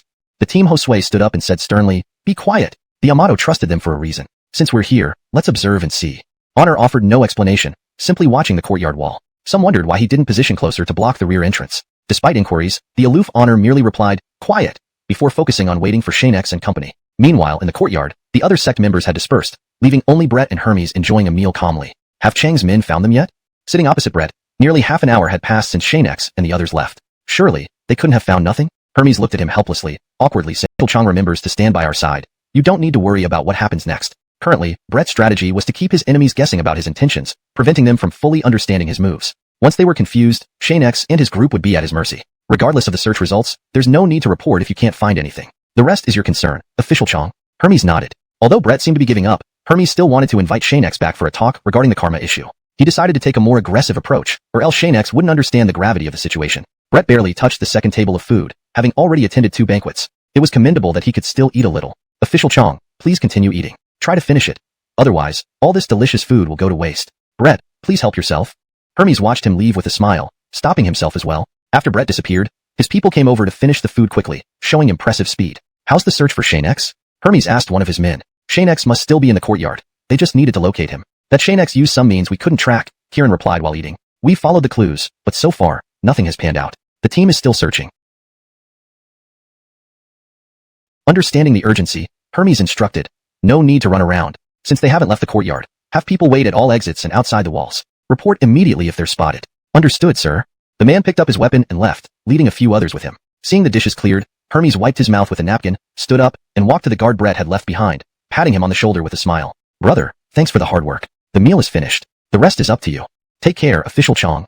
Since Brett had no further requests, as long as all the food was consumed, Hermes would be fine. His men treated him politely, without any rudeness. Watching Hermes leave, Brett turned to his people. Official Chang seems not fully integrated yet. Treat him nicely going forward. I don't want a time bomb nearby, understood? They all nodded. He then asked, where are Xianxia and Billy? He pointed to an area that seemed normal, except for its walls. Brett chuckled. Not bad, hidden quite well. Even I didn't detect anything. No wonder Hermes' men found nothing. Brett knew he hadn't searched long enough. Given more time, he would have noticed. Do we really not need to act, Quentin Brett? If ordered, Brett's men could easily capture Xianxia and Billy, but Brett refused. Notice anyone outside the wall? That Riker guy and the Amato's men are waiting. Can you guarantee capturing Xianxia within half an hour? The man looked outside and bowed. Apologies, Brett. We misjudged. Brett waved it off. There was no point in scolding. They all want benefits from us, so naturally, they'll pay a price, like obeying my orders. For now, let's watch. Afterwards, send someone to monitor them and strike when the opportunity arises. After a while, seeing no movement from Xianxia, Brett grew bored and looked at his men. Wore the same clothes as Hermes' men and helped drive Xianxia out. Just as Xianxia prepared to leave with Billy, several attacks rained down on their hiding spot. The concealment array shattered under the second assault. Billy, stay close. We move now. Using shadow ghost steps, they evaded the attacks. Disguised as Hermes' men, Brett's followers soon vanished. When Xianxia and Billy tried to rest again, real Hermes' men found them. These guys are persistent. But luckily, they're weaker than the previous ones. Xianxia eyed the people blocking their way and shouted, "Aren't you going to act? Do you want something to happen to your Billy?" The Amato's men emerged from the bushes in significant numbers. The Riker joined after they appeared, smiling at Billy, relieved to see him unharmed. "Sorry, Billy, we arrived late." "It's all right," Billy responded kindly. "Your presence is good enough." With the Amato's men, Hermes' forces were no match. Seeing the Imperial army, they gradually backed off, forming a path. Owen approached. "Please forgive me, your Xianxia, for the delay." Billy helped him up. "You're not late at all. Thanks to Xianxia and Ilya's brother, I might not have made it out otherwise." Owen's attitude changed. "Xianxia, Ilya's brother, we've wronged you. Please forgive us." Ilya's received the order and smiled. "It's fine. If I were in your position, I'd do the same." Those behind the commander felt ashamed, realizing their actions were indeed unforgivable. Note: this translation maintains the original tone and style while ensuring coherence with previous content. It follows the paragraph structure and line breaks of the original text, providing a natural and fluent English rendition. Chapter 586, Brett and others pursue in secret. Who would have thought that Xianxia actually has some skills? Tell those people to make their move. Since they've already left the courtyard, anything that happens outside is none of my business. Watching Xianxia take Kermit away, Brett smiled slightly, ate some fruit, and watched with interest. He also had someone contact Hermes and others to act together. The next matters would be handled by the venerable Daozong, not like the previous half-hearted attempts. Be sure to pay attention to the timing. As long as the Amato hasn't made a strong reaction, nobody should back down. Go ahead. Then several alluring women approached him. Sitting beside him understood that although Leo didn't say anything, he had been managing his own exclusive forces for quite some time, growing powerful behind the scenes. Humph, there's nothing much to it. My younger brother is indeed outstanding. He won first place on his first participation, making him at least equal to me. At this moment, Leo harbored thoughts internally but appeared very composed before his father, showing no signs outwardly. It's great that you can think this way. Truly worthy of being my son. But rest assured, Junior loves you. After leaving the Imperial Palace, Leo went directly to an ordinary guard, pretending to be busy, saying, "Remember, your family is in my hands. Best be smart recently, or else you know the consequences." Then he left without incident. Now that the Amato had made his choice, his son shouldn't blame him for being ruthless. At some point, someone downstairs relayed that Leo wanted to see him. Brett was very puzzled. What does this Leo want with me? After thinking a little, he quickly had the person brought up to the rooftop. This place provided by Hermes was one of the rare spots in the city of Ark for sightseeing. Leo wasn't surprised. He knew exactly whose place this was, and which of the 3 Tianzas he belonged to. Seems like Cameloyster Chong treats you well, even willing to share such a place. Interested in a chat? Standing behind Brett, Leo's rudeness caused all the guards around him to become agitated. But fortunately, Brett didn't let them act. "Leo, what a rare guest. It seems we don't have much worth collaborating on, do you think?" Knowing they couldn't come to terms, Leo left coldly, showing no fear, coming in and leaving the same way. This Brett really thinks he's someone. If you die here, I wonder if old Daozong will dare to be arrogant anymore. At the door, the guards closed it immediately. Leo looked at the people waiting outside, one of whom was much stronger than Brett's companions. "Failed, your Xianxia?" He nodded. Trying to use Brett didn't work. "Let's go back and meet with second brother and his people. If little brother isn't dead by tonight, we'll have to do it ourselves." As he left, Leo said, "Keep these people under surveillance. Report their movements constantly. I need to know their intentions. If it's just Xianxia and company, I doubt they would align with Hermes. Daoist brother Xianxia, shall we go to my place or return to the palace directly?" Kermit originally intended to go back to his place. In recent years, not only were Leo and Edward smart, but he himself wasn't easy to provoke either. Kermit possessed mysterious power too. "Kermit, please proceed as you wish. Xiao the Riker, and I will return first. I believe the Amato will soon know you've returned. We won't be involved much longer." Xianxia glanced at Xiao. They didn't want to get too involved. Conflicts between brothers for the throne happened everywhere. Their best bet was to leave quickly, taking Brett and others with them. "Since that's the case, you may return safely. It's still early, and there are many pedestrians on the streets, so I won't escort you further." Soon, Xianxia and company got off the carriage. Even at night, the city of Ark had people walking on the streets, convenient for hiding. But shortly after they started moving, Xiao whispered, "Young Xianxia, I think Brett has already made his move. Once out, he doesn't care about restraint." Xianxia, using a godlike perspective, knew several people had followed them from the beginning. They pretended to shop multiple times. "He truly respects us. Keep moving forward. Back to Elira America's place? No, let's head elsewhere." They were nearly at the Imperial Palace but had to change direction, heading towards an unfamiliar place instead. People armed approached them but were secretly dealt with. Despite this, the pursuers didn't give up. Their numbers increased rather than decreased. How many have we taken care of now? Xiaoer replied, young Xianxia about 10, all attacking when we weren't prepared. Xianxia smiled, stopping. This Brett dares to play tricks in broad daylight. Find a good spot to deal with them all. Devious tactics aren't enough against us. When they entered a hidden alley, the pursuers scattered and didn't follow. Arriving at the corner, Xianxia and company found the pursuers hadn't followed inside, stopping at the entrance. They won't fall for it. Should we? Xianxia understood Xiaoer's meaning but indicated continuing deeper. Since they won't bite, we don't need to keep engaging. Find a place to break away. Before they could catch their breath, footsteps were heard on the walls around them. Those people hadn't given up, they were still surrounding them. Chapter 587. A different trapping array. Xianxia, we still need to resolve this trouble. Why don't you leave first, and I'll take care of these guys, the Riker volunteered, hearing their approaching footsteps with a sigh of helplessness. Xianxia was at a loss now. He had hoped they wouldn't pursue any further, but they didn't give up, merely changing their approach. This clever tactic aimed to minimize the risk of a counterattack from the duo. I remember there's an open space nearby, where few people go. Let's head there quickly. We'll teach these fellows a lesson, and Brett won't mind if more of them die, Xianxia said, leading the way. Soon, they reached a relatively quiet area that became even more eerie at night, devoid of even vagrants. The pursuers were undeterred, aligning perfectly with Xianxia's plans. They waited in the darkness without preparation, some even lying down. Before long, shadows emerged from all sides. One person suggested, I'm sure Xianxia is here. Should we light a lantern? Absolutely not. Another responded, inside, no lights. Only those outside can light them. It's too dark. Everyone beware of ambushes. Xianxia exhaled, revealing himself before they lit the lanterns, saying with a sigh, lighting a lantern is such a hassle. Wouldn't it be better just to get on with it? Meanwhile, the Riker lit a lantern and hung it beside them, brightening the scene considerably. You really take your time. Xianxia and I have been waiting here until we almost fell asleep. Can you have some sense of timing? Xianxia remarked sarcastically as they suddenly appeared. Those people weren't fools and naturally didn't rush upon seeing them. Well played, Xianxia. Ambushing us like this, but you've miscalculated. We're not so easily fooled, one replied. Xianxia shrugged. We just arrived here. How could we have set traps? But they wouldn't believe him. The Taoist sect members weren't stupid, judging by his sudden appearance whether Xianxia had set traps or not. Don't pretend. We know your capabilities. If you set a trap and we charged in, it would mean certain death. Bing! Just then, Hermes' men burst through the door, rushing toward Xianxia for reward and recognition. Charge! Capture Xianxia, and we'll never suffer again, ha ha ha. Motivated by potential reward did repeated attacks. Realizing the ineffectiveness, he halted everyone, accelerating toward Xianxia and breaking the Riker's shield, forcing them to stop. Xianxia, come back to the Taoist sect willingly. Once we get what we want, we'll release you. Deal? Such nonsense, go trick a 3-year-old. Even if I perish here, I won't return with you. After more intense exchanges, Brett's face turned cold with fury. Then I'll bring your corpse back. Swift hand movements followed by fierce attacks. The Riker countered with a mysterious force, leading to a massive explosion, throwing both sides apart. As Xianxia's shield reappeared, several energy attacks hammered down. This Brett isn't ordinary. Ilias, escape at the first opportunity. We can't afford a direct confrontation here. Not happening. Brett's voice echoed, don't think of escaping. Kill them all. Escape routes were blocked. Brett's skilled allies overwhelmed them, ensuring defeat was inevitable despite Xianxia's prowess. Xianxia, what can you do to avoid my attacks this time? Forgot to mention, these are top-tier geniuses. Capturing you alive isn't feasible. Dead bodies will suffice for our mission. Brett noted, remember, don't damage their rings. Death doesn't matter, but intact rings are crucial. As the assault resumed, their defenses were rapidly depleted. Taking us, he added, everyone else guard around the array. They'll need our permission to break through. All those with offensive capabilities, don't hold back. The sect will compensate you after this. Brett himself was among the attackers. Spotting the Riker about to charge at the person maintaining the array, he launched a fierce and intense attack, trying to force the Riker back with a powerful martial skill. But having learned only the basics of Hansong and Go steps taught by Lord Xianxia, could he be hit that easily? Seeing how he moved, it seemed unrelated to Hansong and Go steps and more like the skills he previously knew. Noticing Xianxia watching, the Riker chuckled and explained. Lord, I think it's better to use the skills I already know. You can teach others your technique, but this works for me. Seeing that the Riker's steps were as effective as Hansong and Go steps, Xianxia nodded, saying, be careful. Their attacks seem to contain poison. Don't get hit.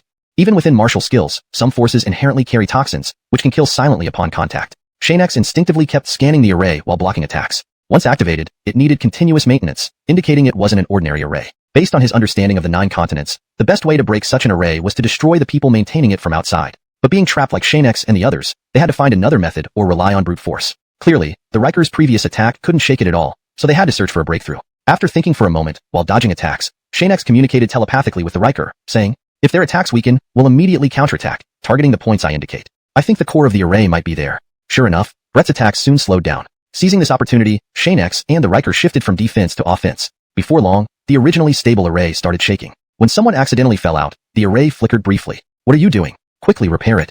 Seeing the two might escape, Brett panicked. Everyone, return to fill in for those who fell. Whatever it takes, keep Xianxia confined and drain his power. Understanding the situation, Xianxia and the Riker launched a more powerful assault. After this bombardment, all the people maintaining the array were knocked away. To Xianxia, resolving the array slowly was too troublesome. He preferred using brute force. An array, after all, only needed a bit of insight to break. How is this possible? Brett stared in disbelief as they emerged. This is an array personally taught to me by my master, and you broke it so easily. How? Xianxia and the Riker didn't respond as they ran fast. Lord, we succeeded. Hurry, if he recovers, we'll be in trouble. They sped toward the direction of Luther, pursued by Minnie. They needed refuge there. Brett, still in shock, quickly gave chase. Despite their speed, Brett's strange secret arts allowed him to catch up swiftly, proving formidable. However, Xianxia considered such secret arts insignificant. If Brett used them multiple times, side effects might appear. Lord, they've set up people ahead of us. Following the Riker's warning, Xianxia saw a squad blocking their path, activating heavy attack ranges, mobilizing their chi. Stopping abruptly, they faced Brett's men back to back. Of course, others could be hidden on the other side. The specially noted individuals with Brett had been marked by Xianxia. They followed Brett and couldn't add more force. This is probably Brett's plan to trap us. We have to break through, whether his men or others. When Brett arrived to attack, Xianxia and the Riker used special, eerie steps to evade and quickly surged forward. Xianxia, stop. Think you can break through easily? I'll be waiting for you. Brett issued threats, resting ahead after Xianxia's last fight, excited to see them coming. I told you I'd watch you. Gotcha now? Xianxia intended to send the Riker in another direction, but those pursuing them caught up, blocking the way. You run. Retreating, Xianxia stared at Brett, struggling to say, a grand figure from Lao Yuan's sect personally comes after us? Your sect doesn't seem impressive. How many like you does your sect have? Though speaking provocatively, Brett wouldn't fall for it, glaring at his men and shouting, don't let them escape. Attack. The Riker, wanting rest, felt his chi surge again as they clashed. Just before contact, darkness enveloped them. Senses lost, directions vanished. Xianxia, the Riker, and nearly 100 of Brett's people were taken elsewhere by this mysterious force. It felt familiar to Xianxia and the Riker. Brett instantly thought, a great sage from the Ark has acted. Chapter 589. This is the Great Ark World. Though he wasn't sure whether it was someone close to the Emperor in the Great Ark City or from the Great Ark World, Brett sensed that this person was not ordinary. The old Dao sect's plans to win over this place instantly became complicated. He was almost certain that this power did not originate from a cultivator. Since this force didn't come from a cultivator, only the Great Ark within the city had such prowess. Brett was very clear that being able to use this kind of ability would consume an enormous amount of spirit energy. Even the Emperor wouldn't easily take action, leading him to conclude that it wasn't likely to be him. If my guess is correct and we find ourselves in the Great Ark World later, the rumored Great Ark World was filled with countless treasures and opportunities. Acquiring even a few items would be enough to keep many ordinary cultivators excited for days. But Brett knew one thing very well, treasures were easy to obtain, but opportunities were hard to come by. Speaking of opportunities, those in this world were particularly difficult to secure. Help me look for opportunities. Even common ones should not be overlooked. Although opportunities in the Great Ark World are few, anyone can surpass multiple encounters outside. Watching Brett and his group moving around in the Great Ark World, Xianxia and the Riker were closely observing. It's fortunate we ran fast. Who knew Trish and the others would intervene? Such a rare chance. Seeing the Riker's displeasure, Xianxia quickly added, it could be XuanHuan. After all, he is your equipment spirit and helping at critical moments is natural. The Riker laughed awkwardly. Xianxia, if these things get taken away, what will Logan do next time he enters the Great Ark City? Xianxia placed his arm on the Riker's shoulder and smiled. Don't worry too much. In my opinion, Trish will leave with us. Then we can directly give the next Emperor a grand opportunity, far better than these so-called treasures. Oh, I see. After further observation, they found that the items here had become scarce. They decided to return to the exit, only to find for Trish, her master taught her to use her power to help those in need. Over the years, she rarely engaged in malicious deeds. XuanHuan chuckled. Is this even a bad thing? It's just returning the favor. Allowing them into the Great Ark World is already generous, especially when they're taking things. Why shouldn't we take something back? You're right. Brett curiously wandered the Great Ark World, not picking up treasures himself but having others gather them. Imagining the future where he assists Changda to ascend, making the Great Ark World part of the old Dao sect, made him extremely pleased. Don't miss anything. Take everything. We will surely find uses for it. He hopped and jogged, imagining building a house here in the future, living comfortably in this soothing place. Suddenly, a group of beastmen roared and charged at them. Brett didn't move, and the others swiftly protected him. He clearly wasn't planning to fight. It seems he knows the beastman's level is too low. Not even worth fighting, Trish. Give him a major attack in 3 minutes. Without doubt, they swiftly quelled the small wave of beastmen. Brett hadn't moved a muscle throughout. So, this is the Great Ark World. It looks interesting. Everyone, pay attention and check for specialized controlling entities. I believe I can control them. Seeing Brett's sinister smile, Trish nearly attacked him. Luckily, XuanHuan held her back. This guy disrespects me. Soon, he'll find no treasures and see how he handles it. Just as she was about to act, XuanHuan shook his head. Isn't he trying to figure out if you exist? If the treasures vanish, you'd expose yourself. We need to deal with issues if Xianxia doesn't return soon. Trish understood and stopped, dissipating her power. Wait until Xianxia returns. I must make them help me vent this frustration. Humph. Chapter 590. The Cecil Zenri. Close call. This time, they had almost fallen into the enemy's trap. Elira Gloria was seething with rage. If it weren't for needing to maintain secrecy, she would have already sent a horde of monsters to tear Brett and his group apart. Fortunately, Hunt was there to dissuade her. Otherwise, their cover would have been blown for sure. Gloria felt a chill when she thought about it now. Their opponent's mind was far from simple. After setting up the program, Hunt once again thoroughly checked everything, only stopping to rest after confirming there were no surprises. As for how Brett and the others were faring in the Ark world, they truly didn't need to worry excessively. Now that everything is settled, don't act on impulse no matter what happens next. Think carefully. Things might turn out completely differently. If we're discovered this time, remember not to control the Ark world anymore until Xianxia returns. Gloria nodded and committed this to memory. How could she rest now? She was observing every move Brett made, hoping Carver and the others would return as soon as possible. The white-robed Dao sect isn't particularly strong. You two must hurry. Meanwhile, Carver and the Earl had already found the location of the white-robed Dao sect within the region. It was situated atop a mountain in a flat area. Carver and the Riker crouched on a small peak opposite, observing quietly but meticulously. Finally, they pinpointed the exact location of the white-robed Dao sect's treasure pavilion, which was located at the rear of the sect. What they saw resembled the upper part of a tower partially revealed. Even so, Carver was certain this was the white-robed Dao sect's treasure pavilion. Get some rest. We'll move under the cover of night. Carver knew that no matter when, nighttime was always the moment for relaxation and reduced vigilance, especially since the white-robed Dao sect had no idea they were coming, making advance warnings impossible.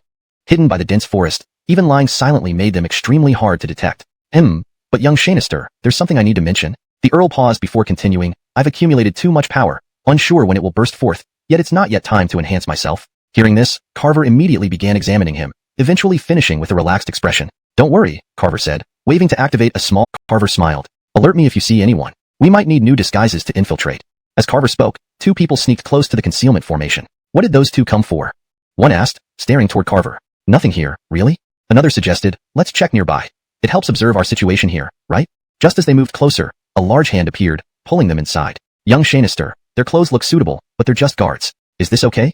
Quickly change. We need to enter the white-robed Dao sect. Let's go. They changed attire confidently and walked towards the sect entrance, ignoring passers-by. If anyone attempted an inspection, Carver would eliminate a few more enemies. These two just came and are already leaving. Addicted already? Another guard chuckled. Women, right? But these two are peculiar, moving back and forth so much, they tremble at the sight of an enemy. Ha ha ha. Successfully blending in, Carver left two corpses outside. Despite the concealment formation, smells and anomalies would be discovered eventually. This was just part of the plan. When news reached the Cecil, he was furious. Enemies infiltrated without detection. How powerful must they be? Conduct a full investigation immediately. Check everyone, even allies. Inspections was not trivial. They had already obtained the sect Xianxia's permission to come here. The guard should recognize this. Understood. Please feel free to inspect, but we haven't noticed any abnormalities here, the guard responded, still standing guard without any sign of issues. Xianxia and the Riker only glanced around without making much ado over anything specific, until their eyes fell on the treasure pavilion behind the guards. The guard immediately stepped in front of them, smiling and saying, Quentin, you can inspect from here. Everything inside is fine, I assure you. Soon after, the Riker asked, there's definitely someone inside. Are you sure they didn't run in?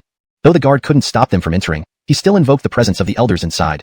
Quentin's, rest assured, the elder within is a powerful figure. With him here, nothing untoward will happen in the treasure pavilion. Originally, the Riker wanted to press further, but Xianxia stopped him. Since the elder is present, let's not disturb further. Let's go. They walked back. Once far enough from the guards, the Riker looked at him. Xianxia, there might truly be a formidable elder inside. Shall we try another plan? Xianxia pulled him into the nearby forest, and soon someone rushed toward the main hall of the sect, accompanied by a group of people. It's almost certain there's no such elder inside. The flying figures just confirmed it. The Riker thought about it. If they had pressed on earlier, they might have risked entering, but now they had revealed information about the treasure pavilion. It proved that while the treasure pavilion did have guards, they were not hidden strong elders. These fellows dare to lie to us. We must give them a proper lesson if we get the chance. Xianxia smiled. They must have known something. We weren't prepared this time, but now that we have specific information, let's take the whole mini-tower with us. As you wish, Xianxia. Meanwhile, the Mateo heard the commotion and hurried over before Xianxia and the Riker could act. Did you see those two? Know who they were? The guards replied, two unfamiliar men tried to enter the treasure pavilion, but we managed to divert them away. The Mateo observed the patrol that returned with no discoveries. The area was empty except for their own people, with no signs of intruders. You need to increase Kirin power here. Take some with me and find those two quickly. But the Mateo stayed behind, as did most of the personnel. Only a small team left. Xianxia and the Riker watched this unfold. Waiting for him to leave wasn't realistic. They needed to create chaos elsewhere. Sufficient disruption could draw the Mateo away. The elder clenched his teeth. Search again carefully. They might still be here. Signal immediately if found. Once the inspection began, Xianxia and the Riker reached a crowded area within the sect, unleashing attacks without hesitation. Goodbye. Despite the guards' efforts to stop them, the puppets blocked their advances. The Mateo faced difficulties. One battle just ended, another began, and he noticed the treasure pavilion slowly moving in the sky. Just two insignificant puppets. Damn it. He rushed back to where the treasure pavilion was flying. No matter who you are, if I catch you, you'll be torn limb from limb. The Riker notified Xianxia as he intensified his looting. I didn't expect such a swift response. Running around at his age isn't easy, Xianxia said. stowing a large bundle into his ring. He patted the Riker, leave the puppets to play with them. Let's go before it gets troublesome. They stealthily left, releasing a mist to obscure their departure. No one knew where they went. Hashtag chapter 592. How did our sex treasures end up here? Buzz. A powerful force instantly dispersed the white mist, revealing the treasure pavilion. This time, the Mateo didn't waste any more time and forcibly smashed all the puppets. Afterward, several disciples took control of the treasure pavilion and brought it back. Just a bunch of low-tier puppets caused us so much trouble. The real problem is those two who never showed their true faces. Where did they come from? As the sect Josue, the Mateo pondered for a moment. He hadn't offended many people recently, so it seemed unlikely that stealing a few items would be worth using so many puppets. Suddenly, he thought of something and quickly said, "You all should go out and search now. Some of you will accompany me to inspect the damage at the treasure pavilion. Let's go." Since they dared to waste so many resources, the stolen items must be significant. If they had taken the sect's treasure, it would be a huge loss for the whole sect. Meanwhile, Xianxia and the Riker had already returned via the array and disappeared immediately upon entering it. Once they returned to the Ark world, Rita quickly destroyed the transmission array, making it impossible for anyone to trace their movements. Phew, thank goodness we made it back safely. At the same time, the Mateo led his people into the treasure pavilion to check the extent of the damage. Most importantly, the sect's treasure must not be missing. Otherwise, his position as the sect Josue might be in jeopardy. Everyone, hurry up and take inventory of what's missing. A few of you come with me. Let's check on the sect's treasure first. He was still very worried about the sect's treasure, so no matter how urgent it was, he decided to check it first. After everyone stayed outside guarding, the Mateo went alone to the entrance. Fortunately, there were no signs of tampering at the entrance, indicating that no one had been inside. Hopefully, the item is still here. If they have the ability to snatch things from afar, many people would question my authority as the sect Josue. Opening the heavy stone door, he walked inside, and bright light immediately illuminated the area. Inside, apart from a stone platform in the center, the place was empty, with smooth walls surrounding it. On the stone platform floated a spherical object that looked incredibly advanced. Phew, the Mateo sighed in relief, feeling the weight lifted off his shoulders. Fortunately, they were too hasty to take this away. It needs to be properly stored. After thoroughly checking the surroundings and examining the security measures, the Mateo finally left the room. The items are still safe. My position as sect Josue remains secure. Everyone, listen up. Guard this place strictly. No one but me is allowed to approach, or they will be killed without mercy. With everything arranged, disciples immediately began repairing the treasure pavilion's foundation while others handled repairs and maintenance both inside and outside. Soon enough, the treasure pavilion would be restored. Just as the Mateo emerged, one of the guards seemed to recall something and quickly approached him to report. Seems like you remembered something important. Tell me about it. The disciple brought out the wanted posters for Xianxia and the Riker and pointed them out before confirming. Xianxia, the two we saw at the time matched these descriptions. They weren't heavily disguised, and even though it happened some time ago, we can still remember them clearly. Although it was late, but to adjust his internal energy. Now wasn't the right time to break through. If discovered, it would bring endless trouble. Bronson, distribute some divine power to me moderately. We can't rush this enhancement. In this world, Xianxia gods could exist, just one step away from deification. Though not true gods, their abilities appeared godlike to ordinary people, and those below the Xianxia god realm. Bronson understands your purpose, Xianxia. Rest assured, I will cooperate fully. Meanwhile, outside, Bryce and his group came across some inferior items from the old Dao sect's treasure pavilion. Only Bryce recognized them immediately. Bryce, look over there. Upon hearing this, everyone turned their attention to the spot. Laid out on the ground were various items that felt oddly familiar. Only Bryce realized these resembled items from the treasure pavilion. Let's go check it out. Upon arriving, they carefully examined the items and quickly identified them as belonging to the old Dao sect's treasure pavilion. Some telltale marks confirmed their origin. I've been fortunate to enter the treasure pavilion before. I remember this item specifically. Its imperfections are unmistakable. Another voice chimed in. These items feel like they came from our old Dao sect. How did they end up here? Frequently entering the treasure pavilion, Bryce naturally remembered everything clearly. He could affirm that these items belonged to the old Dao sect. He echoed the same confusion. How did our sect's items end up here? Intently on a monitor, but she wasn't surprised that they discovered these were items from Armin's sect. After all, they were meant for display, and the real valuable things were with Xianxia. Devin, if there's a battle later, do you think we should go out to help? Devin sat cross-legged beside Honor, opened his eyes and said, if you want to fight, do so. If not, no problem. With me and my master along with Senior Xianxia here, those people outside won't cause much trouble. Though Brett's group seemed strong, in the Ark world, it was Tess who had control. She could confine or release them with a mere thought, making it hard for them to escape, even if they wanted to die. In that case, I'll properly control the beasts in the Ark world. They can regenerate after death, so I'll increase their numbers. Since the master of the Ark world left, Tess could only move within a small area. If not allowed out, she might die of boredom. Yes, when the time comes, just follow our lead. When I and Xianxia go out to fight, rest assured, we won't leave you behind, Devin reassured her. After enduring long periods of isolation, Tess instantly asked if he would abandon her. It was evident she had experienced much hardship, still struggling to trust anyone, even with Devin around. I understand. Tess sat aside, watching them meditate. Meanwhile, Brett's group was also trying to confirm whether the items were from Armin's sect, spending half a day seated. Suddenly, a wave of spiritual energy emanated from Xianxia, spreading and becoming more powerful than before. Simultaneously, a faint green fluid emerged from Xianxia, circled him briefly, then returned inside. The moment it appeared, Honor and Devin opened their eyes to observe, but it was too fast, re-entering Xianxia's body. Xianxia, it seems Senior Xianx knows a lot. Can he teach us something if we have time? Don't think too much. Do your job well. My master will naturally impart knowledge when it's time, but disobedience will lead to consequences. I understand. After waking up, they didn't meditate again but came to sit before the monitor, discussing events on the journey. Since being saved by their master, life had been joyful for honor, fulfilling a long-held desire. He often reflected on the contrast between the divine realm and his current life, feeling at least not alone after his divination. As spirit artifacts, though able to speak and move, were still different from true humans. Rest assured, Xianxia, with Senior Xianx here, we can travel farther. Listening to his story, Tess empathized deeply. Although her confinement wasn't Xianxia's fault, she understood the loneliness of being alone, which was indeed unbearable. Fortunately, Devon's arrival made life less boring, plus assisting Fangzhou City brought her joy every time she entered. Devon wasn't upset about staying, assuming command once more, ensuring Tess used the Ark world effectively. Tess happily listened, knowing they ruled in the Ark world. Unless faced with overwhelmingly powerful entities, any level could be exhausted over time. Honor, confirmed Brett's location? Honor nodded, and they flew toward Brett's direction, feigning ignorance for an unplanned encounter. Roar. Meanwhile, a roar echoed from Brett's direction, shaking the entire Ark world. They unknowingly provoked a powerful beast and halted abruptly. Quentin Brett, what is that? If you ask me, how should I know? Brett chose a new direction. Perhaps changing course will stop its roars. Let's go. Chapter 594. The Ark is helping Xianx and them. Ding. Just as Brett and his group changed direction, intending to first calm the anger of the person behind them before trying to approach the area where Trish was located, they realized that if they truly eliminated the controlling life form in the Ark world would belong to the Lao Dao sect from then on. But just as they turned and rushed forward without noticing what was ahead, Xianx and the others had already charged toward them, shouting loudly, "Hey, where are you running?" Several circular spirit orbs were instantly cast by Xianx and the Earl, flying straight towards Brett's group. In that split second, Brett roared in anger and cast a protective shield to defend. Stole from the treasure chamber. When did this happen? Weren't we all together in the Ark world? As they questioned, Xianx handed his treasures to the Earl and retrieved 2 more from his storage ring, turning around with a smile. Take a good look at these. Aren't they familiar? Undoubtedly, the 2 new treasures were also from the Lao Dao sect's treasure chamber. If Brett hadn't missed anything, the sect's treasure chamber was indeed compromised. Xianx had confirmed this by bringing out the treasures personally. Another 2 treasures from our sect. How did Xianx manage this? They weren't even in the Ark world. How?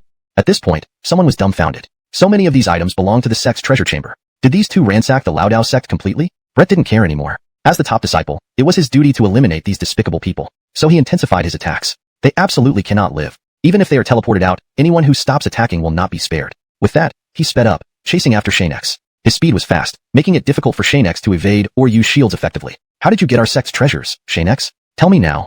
Brett's speed showed some real skills. Given his relentless manner, even if Xianx offered an explanation, it wouldn't be easily accepted, especially since they had provoked him first. Tell you when you beat us. Speed doesn't matter much to us, Xianx replied, tilting his head and releasing power from within. In terms of speed, if he claimed first place, others would only be second. The Earl suddenly appeared behind Brett, blocking those rushing towards them. If you want to pass, ask my spear if it agrees. The abilities of the Earl were known to the Lao Dao sect members. After all, his abilities shown in the ruins far surpassed ordinary humans. You're the Earl? Someone asked, and including the Earl himself, everyone wore looks of confusion. Just mentioned moments ago. How could they forget so quickly? At that moment, someone whispered, if you can't hear well, don't come over. Isn't working together enough? Are we brothers not united? Though the voice was intentionally lowered, it still resonated among the quiet crowd. Oh. After a small disruption, the Josue stepped forward, saying, just you alone want to stop us all? We aren't ordinary cultivators. If you think you can handle all of us at once, try it. The Earl sneered. You dare to talk about passing where I stand? You obviously haven't understood my capabilities. Though not everyone in the Lao Dao sect is strong, I have confidence against you. The disciples quickly surrounded the areas the Earl might block, while others attacked from places he couldn't cover. Come on, let's give this Earl a taste of what we can do. While hearing this, Brett gave a wry smile. Stop pretending. If it weren't for Fangzhou World's assistance, how could you 2 possibly escape my tracking? Earlier, Brett had been puzzled why Xianx and the others vanished without a trace after entering. Even their movements should have disturbed the air currents, yet he found no signs of that. In this Fangzhou world, who else but Fangzhou could achieve such a feat? Xianx hadn't considered much, but still replied, indeed, Xianxia Brett lives up to your reputation as a member of the sect. I suppose you must be the eldest disciple of the white-robed old Taoist. When I visited your sect before, I saw the painting from afar. Wasn't that a depiction of you? Everyone else stay back. Let me test Xianx's skills. If you're not afraid of death, feel free to try. Since they were all inside the Fangzhou world, and even Fangzhou world was aiding them, reducing unnecessary deaths was crucial to conserve strength. Don't worry, Xianxia Brett. We'll keep an eye on this Earl here, and won't let him pass. A menacing glare from the Riker made them retreat 2 steps. The sheer murderous aura he emitted couldn't be mimicked and was extremely stable, unlike most cultivators from the 9 provinces whose killing intent would flicker and couldn't be controlled. Typically, cultivators who could control their spiritual energy so steadily approach the level of doing so at will. Don't think that just because you can display such murderous intent, we'll be afraid. Little Riker, you can't move yet, right? With Xianx's agreement, the Riker didn't remain idle. He unleashed his spiritual energy in an instant and charged towards the group. I'm not as well behaved as you all. Let's not waste time. Fight. Little Riker. Everyone attack. Don't let them be arrogant and make them understand that our old Taoist sect is the strongest. The battle between Xianxia and Brett ignited instantly. The clash of their weapons generated immense force, affecting even the battles nearby. Some less composed cultivators were thrown off balance by the shockwaves. To think such a treasure fell into your hands. Kill you, and this thing will be mine. Brett scrutinized the crude, pitted surface of the Hansen Beast halberd and deduced that it was something Xianxia had stumbled upon in some ancient ruin. Xianxia chuckled. You want to kill me? That sounds terrifying. Should I be scared or happy? I think I should be happy. Brett frowned, delivering vicious attacks without giving Xianxia any chance to retaliate. Devilish scale strike. Brett roared, and numerous scale-like black, spiritual energy shards flew toward Xianxia, emitting a toxic aura that seemed capable of corroding the air. Instead of dodging, Xianxia summoned a shield with 2 horns protruding from its edge. All the scales hit the shield, and the dark toxins began to erode it, creating more pits and dents. Seeing this, Xianxia was genuinely shocked but quickly added, Luckily, I was smart enough to use this shield. That skill carries potent toxins. He discarded the shield soon after, as the toxins had seeped too deeply, risking harm to his hand if he held it longer. Brett felt helpless. She thought her surprise attack would make Xianxia's shield ineffective against the toxins. But he hadn't fallen for it. He blocked it. Without stopping, Brett rushed forward with her weapon. Do you really think you're capable of anything? Do you think I wouldn't know? This wasn't something Xianxia had foreseen earlier. With centuries of cultivation, his observation and reaction skills had reached the point where he acted instinctively. The exchange of spiritual energy explosions trembled the Fangzhou world, causing spatial instability. In the intense fight, both focused intently on each other, barely leaving openings. Such a fight drained their energy significantly. During the confrontation, while Xianxia remained calm, Brett was clearly struggling. Regardless, a resolution needed to come. Remember this, the object indeed came from me. After leaving the ruins, I had nothing more to do with you. If you want to bully us, I won't stand for it. Brett clenched her teeth. Xianxia, you have the nerve to say that? How did you get these things from our sect? I believe Fangzhou world has been protecting you, even helping you, haven't they? This time, Xianxia decided not to hide anymore. So what if it's true? Indeed. Suddenly, many reinforcements arrived where Brett and the Riker were fighting. Kill Xianxia immediately. Stop that Earl at all costs. Once Xianxia is gone, see how far he can stir things up. Attack. Xianxia wanted to shout, but the attacks and thoughts coincided, forcing him to pause. Little Riker, find a way out now. Let's go. Even though he had left, he returned to pick up the Riker, blasting away anyone blocking their path. Those protected by Brett remained unharmed. Xianxia, maybe you should go first and meet up later. Seeing Xianxia about to be surrounded again, the Riker charged forward. Both managed to push Brett into submission and break free from danger, despite continuous attacks. They laughed happily at each other. What happened to you going first? The Riker smiled. It feels better staying with Xianxia, even if we aren't out of danger. Let's go. Beware of the old Taoist sect's poison attacks. Stay alert. As Xianxia spoke, the old Taoist sect's people unleashed poisoned martial techniques. After all, the items were indeed taken by Xianxia, and killing them would bring no reprimand from their master. Meanwhile, someone behind Brett shouted loudly, if anyone can eliminate either of them, not only will the sect Josue reward you, but I'll give additional rewards. Don't worry. Hearing this, everyone became energized, ready to unleash their best techniques. While Brett's rewards weren't particularly appealing, the sect Josue's rewards were highly coveted. Anyone receiving a direct reward from the sect Josue was considered extraordinary. After all, the quality of rewards varied greatly. People weren't fighting for Brett's rewards, but were driven by the allure of the sect Josue's gifts. Chapter 596. Ursula also has no way to resolve it. Not only were they acting like they had been injected with adrenaline, but their attack methods had also changed. Individual attacks had evolved into group assaults. They employed a variety of tactics, and their combined martial arts techniques were incredibly powerful. If hit, the outcome could be unpredictable. Inside the Ark world, the aftermath of battles wouldn't affect the citizens in the city, so they could unleash their full power without restraint. Xianxia, we can't go on like this. We might as well leave directly. Even the old Daozong disciples act recklessly within the Ark world. The Earl who had just exchanged blows with Xianxia looked at the members of the old Daozong before him, noting that they were much more ruthless than in Fangzhou City. At this moment, Xianxia spat out all the dust from his mouth. The explosion had kicked up a lot of dust, which filled his mouth when he opened it. Just wait a bit, all from the Riker's hands after each attack. Just as they were fiercely attacking, Xianxia couldn't retrieve any more items from his storage ring. He wrapped all the items the Riker held in a cloth, tied it securely, and hung it around himself. There's nothing left, he glanced back, smiling at Brett. Everything is on me. If you want it back, come get it. After evading through the forest, Xianxia and company gradually pulled away from the Daozong disciples. Finally, with no other choice, Brett suggested an aerial pursuit. But just as they took off, Xianxia and the Riker vanished without a trace. The forest was eerily silent. Clearly, this was unreasonable. Damn, Ark world is helping them again. Everyone, descend and search the forest. Find them before they leave. Brett led the way down, soon entering the forest, followed by the others. The forest remained ominously quiet. Quentin, Brett, there's no one here. Should we? Brett shot the speaker a glance, silencing him instantly. The man headed into the forest without further words. Seeing this, the others joined in, determined to find Xianxia and company. Those outside hadn't seen them emerge, so they must still be inside. Since you like hiding, I'll help you. Don't worry, I'll be gentle. As promised, Brett indiscriminately attacked all around. Others watched and stayed far away. It seems senior brother Brett is truly angry. Let's search farther behind him. Let's go. All Daozong members shared the same thought and quickly moved to Brett's rear area, even though there might not be Xianxia's trail. It felt safer. Meanwhile, Xianxia and the Riker, hidden between two trees, watched as Brett launched his undifferentiated attack toward them. Xianxia, we will surely be hit soon. Should we have Ursula send us away now? Xianxia knew if Brett was indeed guarding, they wouldn't escape for long. Next, he extended the package, nodding at the Riker. Quick, let her teleport us away. If Brett continues attacking, this place might be destroyed. Earlier, Ursula had warned them that upon returning, they'd be in the same spot, so they had to activate their shield in advance. Boom. Bam. As expected, Brett's attack was swift and overwhelming. A sea of fire surged toward them. If not for the timely shield activation, both would likely be injured. If it weren't for the Ark world helping you, with our capabilities, you would have been captured long ago. Xianxia had stolen items from the treasure vault, and now the Ark world assisted them. Brett was envious, but lacking strength. He could only vent his anger. White Feng, if these items are scattered everywhere, do you think someone might steal them? Xianxia opened the package, preparing to scatter the items. You dare. Why not? Xianxia retorted. If you hadn't come looking for trouble, things wouldn't have escalated to this point. I've already said I found nothing in the ruins, nor did others. Since you insist, we might as well suffer together. Hold it. Seeing Xianxia about to scatter the items, Brett panicked. If picked up by cultivators in Fangzhou City, not only would he be helpless, but neither would the living beings of the Ark world. If you truly have nothing, Xianxia, return the items, and we'll leave. Is that fair? If they fought until the end and lost many treasures without gaining anything, how could he explain to his master? For now, he had to preserve these items and later return to ambush Xianxia and company. Once the items were recovered, he would have no qualms. However, he underestimated Xianxia's cunning. He wasn't easily swayed unless the sun rose in the west. Brett, to prove you're telling the truth, swear a Xianxial oath to heaven. If you break it, may you die a miserable death. Hearing this, Brett's anger reached its peak. These were items belonging to the old Daozong. Chapter 597. Logan is gone again. This Xianxia. Although Brett knew the other party didn't trust him, it still made him extremely angry. If not for the hope of getting all the treasures from the secret treasure pavilion back, Brett might have already turned hostile. Brett, my patience has its limits. I hope you can make a decision quickly. Don't think I'm asking for your opinion.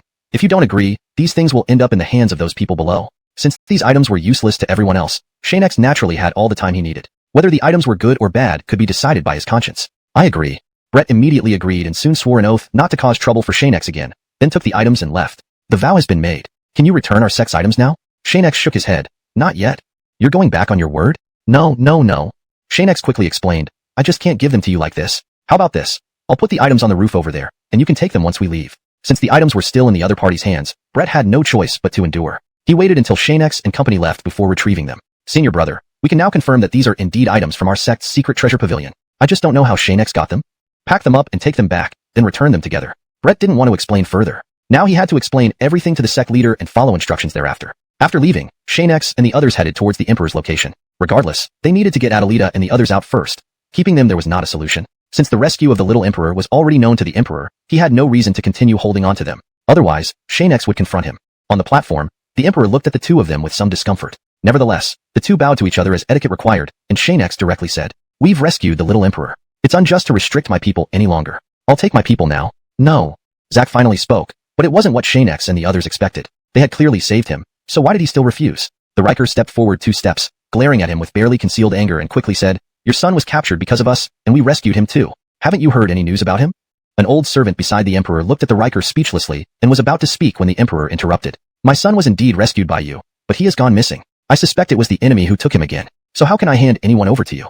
Hearing this, Xianxia snorted coldly. Was everything their fault? Amato, you can't do this. When your own child encounters trouble, you blame it all on us. Do you really think we're easy to bully? Despite Xianxia's words, the Emperor remained unmoved and maintained a stern face. Save him or save him. This was the Emperor's final word. Filled with anger, Xianxia turned and left with the Riker, saying harshly, This time, when we find the little Emperor, we'll bring him here by force.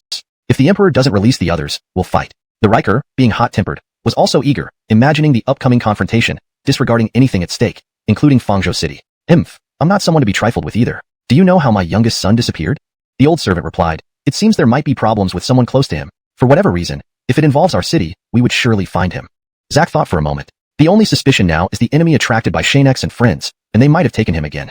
Now, they could only pin their hopes on Xianxia and the others. Since there was no clue from the time of disappearance, the situation was severe. Meanwhile, Brett had just returned to a safe place and reported to his master, Bai Laodao, on the situation. Xianxia, that's the current situation. I can't act anymore, so please handle everything from here. I'll refrain from interfering. Bai Laodao thought for a moment and said, Rest assured. Leave the rest to others. You observe from the sidelines. Just as the report concluded, someone walked in, saying Xianxia and the others were visiting, and the situation seemed unusual, as if they had a purpose. Isn't it over? Why are those two coming again? A disciple answered, Xianxia and company say they have questions. Without responding, Brett hastily dressed and rushed out, seeing Xianxia and the Riker. Both parties felt like fighting upon meeting. If not for the martial oaths, Brett wouldn't have held back. Taoist friend Xianxia, what does this mean? Brett carefully reviewed everything, trying to see if anything was amiss, but found nothing. Brett, tell me, has one of your people hidden the little emperor? Oh, so you're looking for him. Brett quickly realized he hadn't made such arrangements and angrily replied, I just got back. If you think it's insufficient, every time someone goes missing, you come to me. Won't I be busy to death? Xianxia observed closely and realized it wasn't Brett's doing. But how could a living person vanish without a trace? Ilya's, our target isn't him. Let's go. Once they left, Brett raged, coming here to ask about someone. Didn't they get it wrong? Seconds later, Xianxia tossed the secret treasure pavilion items over, saying, this is a token of apology. Sorry for the misunderstanding.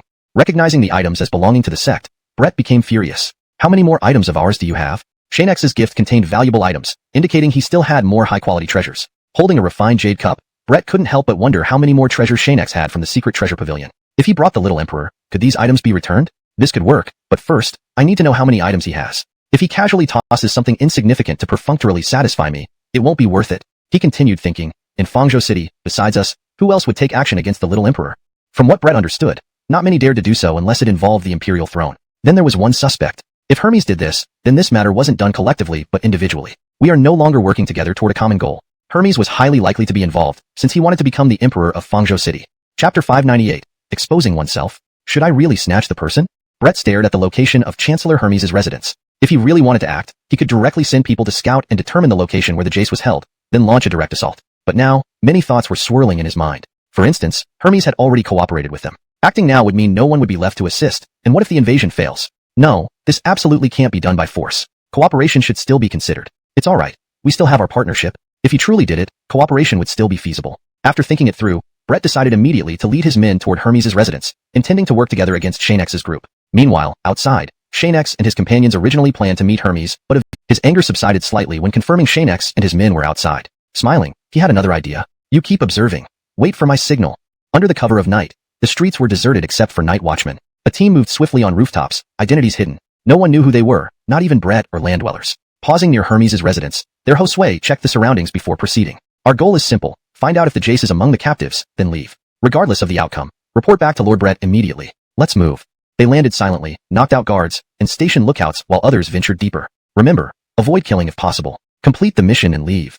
Their familiarity with the layout made the operation smooth. Everyone seemed unconscious but unharmed. Searching multiple cells revealed no sign of the jace. He wasn't here. All units, evacuate immediately. Outside, they encountered disguised Xianxia and the Riker. Both groups exchanged glances before parting ways. Reaching the gate, Xianxia noticed the unconscious guards and pulled the Riker aside. They probably found nothing. The jace isn't held by Hermes. Let's go. Confirming this via spiritual sense, they left stealthily. In this Ark City, who else besides Hermes would be interested in the jace? Almost certain it wasn't Brett's doing, the investigation returned to square one. Who kidnapped the jace remained unknown. In a dark, damp cave stinking of decay, people outside were eating, cursing loudly. From their conversation, this place was far from Ark City, and the people were strangers to each other. Capturing the jace required skill. This place stinks. If not for avoiding detection by Ark City's factions, we wouldn't be here. Another threw a stone at the speaker. Shut up. This place may be inhospitable, but it's safe. Despite the stench, the cooked food smelled appetizing. Sterling, the kid woke up. He exposed himself willingly. Should we check on him? The boss gestured for him to sit. Eat first, then take it to him later. Thank you, boss. On one side was a mountain, on the other, a dense forest. No villages were visible, so they felt safe enough to light fires openly. Zenithor down the mountain, villages and towns, including parts of Ark City, were illuminated by blazing fires, lighting up half the sky. In a cave near the summit, the jace regained consciousness, only to vomit at the foul environment. What hellish place is this? Smelling the food wafting in, he realized he wasn't alone. Bound tightly, he lacked the strength to fight back. Someone come and help me, he shouted weakly. Usual script. If not for money, what could they want? His body? Now can we talk properly? Luther's expression grew serious. Whatever you want, let's talk quickly. If you won't send me back, I can go back on my own. The Josue approached him, taking some valuables from him. We aren't here for money. But the food you ate did cost us, and we didn't take your things for free. Huh, nice. Luther watched these scrupulous individuals and asked, say what you want. I'm in your hands now. You decide life or death. Truthfully, Luther had no choice but to take things step by step. The man said, don't worry. We just need you to go missing for a while to lure out Brantley from Ark City. Our true target is actually him. Sadly, that guy rarely goes out. So we chose you. Elder Brother 2? Luther was confused. What did Elder Brother 2 have to do with these people? Why do you want Elder Brother 2? You don't need to know more. If you want to live, lure out Brantley, and then we will release you. Deal? Seeing Luther considering, they didn't linger, as the smell inside was too strong, making someone vomit outside. It was a stimulating scene, showing their discomfort with the environment. Think carefully, Luther. We have plenty of time, and we're just outside. Call us if anything happens. The remaining two left quickly. Luther felt no particular discomfort, having experienced similar living conditions during his peaceful days, where he befriended many powerful recluses. What could these people want with Elder Brother 2? In Luther's memory and understanding, Brantley of Arc City was a despicable individual. Multiple complaints against him had been made anonymously, only to be intercepted by his men, never reaching the Emperor. It wasn't surprising that the Emperor didn't know these things, but Luther did, knowing full well he wasn't foolish. Could Elder Brother 2 have killed someone again? Those people didn't seem wealthy either. This was indeed difficult for Luther. His relationship with Elder Brother 2 was tense, and any eruption could put him in danger. But betraying Elder Brother 2 was something Luther truly couldn't do. No matter what, he was still his elder brother, who had treated him well when they were young before changing drastically later on. Those childhood memories wouldn't fade. They were indeed precious times. Betraying Elder Brother 2 is impossible. But how can I escape these people? After thinking fruitlessly, Luther felt almost broken. I should have brought more people out with me. Now everyone knows me, but I was too careless. Sterling, do you think this Luther will really sell out his elder brother 2? A few people sat by the fire outside, guessing Luther's decision. As far as I know, Luther and Brantley don't get along. Selling him out would be beneficial for Luther. Thus, there was a high chance Luther would betray Elder Brother 2. After all, removing an enemy would make the path to the throne easier, and he wouldn't pass up such an opportunity. When Luther called them back, he specifically asked, "Tell me your terms. And why do you think I can lure him out?" Seeing his compliance, Kieran smiled. "Don't worry, Luther. As long as you cooperate, everything else will be handled." All right. Then Luther pretended to sleep. Once everyone left, he immediately woke up. With everyone outside talking and the surroundings quiet, he could still hear bits of their conversation. "That Brantley of Arc City isn't human. If he doesn't release our sister this time, we'll have to kill. Be quiet. Luther might be listening. He's already asleep." Another person angrily said, "We were working in the fields, and suddenly Brantley's men came and kidnapped my sister. Others had their brides stolen too. Yes, if we don't teach him a lesson this time, he might think we won't stand up to him, not even farting. Are we not men?" Hearing them snore off, Luther sighed. He couldn't believe his elder brother 2 could do such things, no longer resembling the one he knew. To think Elder Brother 2 has done so much behind the scenes. If Junior finds out, there will surely be a massive showdown. Whatever Elder Brother 2 does then, no one can stop him. Understanding his brothers, both possess their own. Let's go see how everyone is doing now. Since he's already gone, we can't find him quickly anyway. It's better to check on them first. So much time had passed. No one knew how Catherine and the others were faring. The real reason for wanting to visit them was to prepare for what might come next. After all, they didn't know if Logan was alive or dead when they found him. If anything happened, it would be wise to be prepared. With someone guiding them, Xianxia and the Earl quickly arrived at the secluded courtyard where Catherine and the others were staying. If not for their understanding, the Emperor would have secretly moved them long ago. The door can't be closed. We need to know the real-time situation inside. Please understand. Xianxia and the Earl entered and couldn't disappear in front of the observers. They could only meet in the courtyard, forcing everyone to step outside to speak. Otherwise, meeting would be impossible. Don't get too close. Just sit down and listen to me. And don't worry. I'll think of something with the Earl. Understood? Xianxia and the Earl explained everything that had recently happened, informing Catherine and the others about the current situation and promising to find Logan before they left. To sum it up, things aren't looking good right now, but you must believe in us. We will find Logan. After Xianxia finished explaining, Catherine shared recent events. A few days ago, intruders attempted to abduct them, but fortunately, they managed to drive them away. Han Songling mentioned that the intruders' attire matched those they had encountered and eliminated earlier. This implicated Brett from the old Dao sect. Very well. Gary, you will remain here to ensure everyone's safety. Without your help, Catherine and the others might have been in trouble. Faced with Xianxia's arrangements, Gary felt he carried a crucial role. Even the Earl's senior brother praised and encouraged him continuously. Gary nodded firmly. Rest assured, Xianxia. With Gary here, Elira, Catherine, and the others will be safe, even if Brett comes himself. Frederick also rose to speak. Teacher Xianxia, rest assured. My strength has increased recently, and I can also protect everyone. Well done, Frederick. Just as Xianxia and company were happily chatting, Second Prince had already arrived at the Imperial Hall, holding a letter, though only part of its contents remained.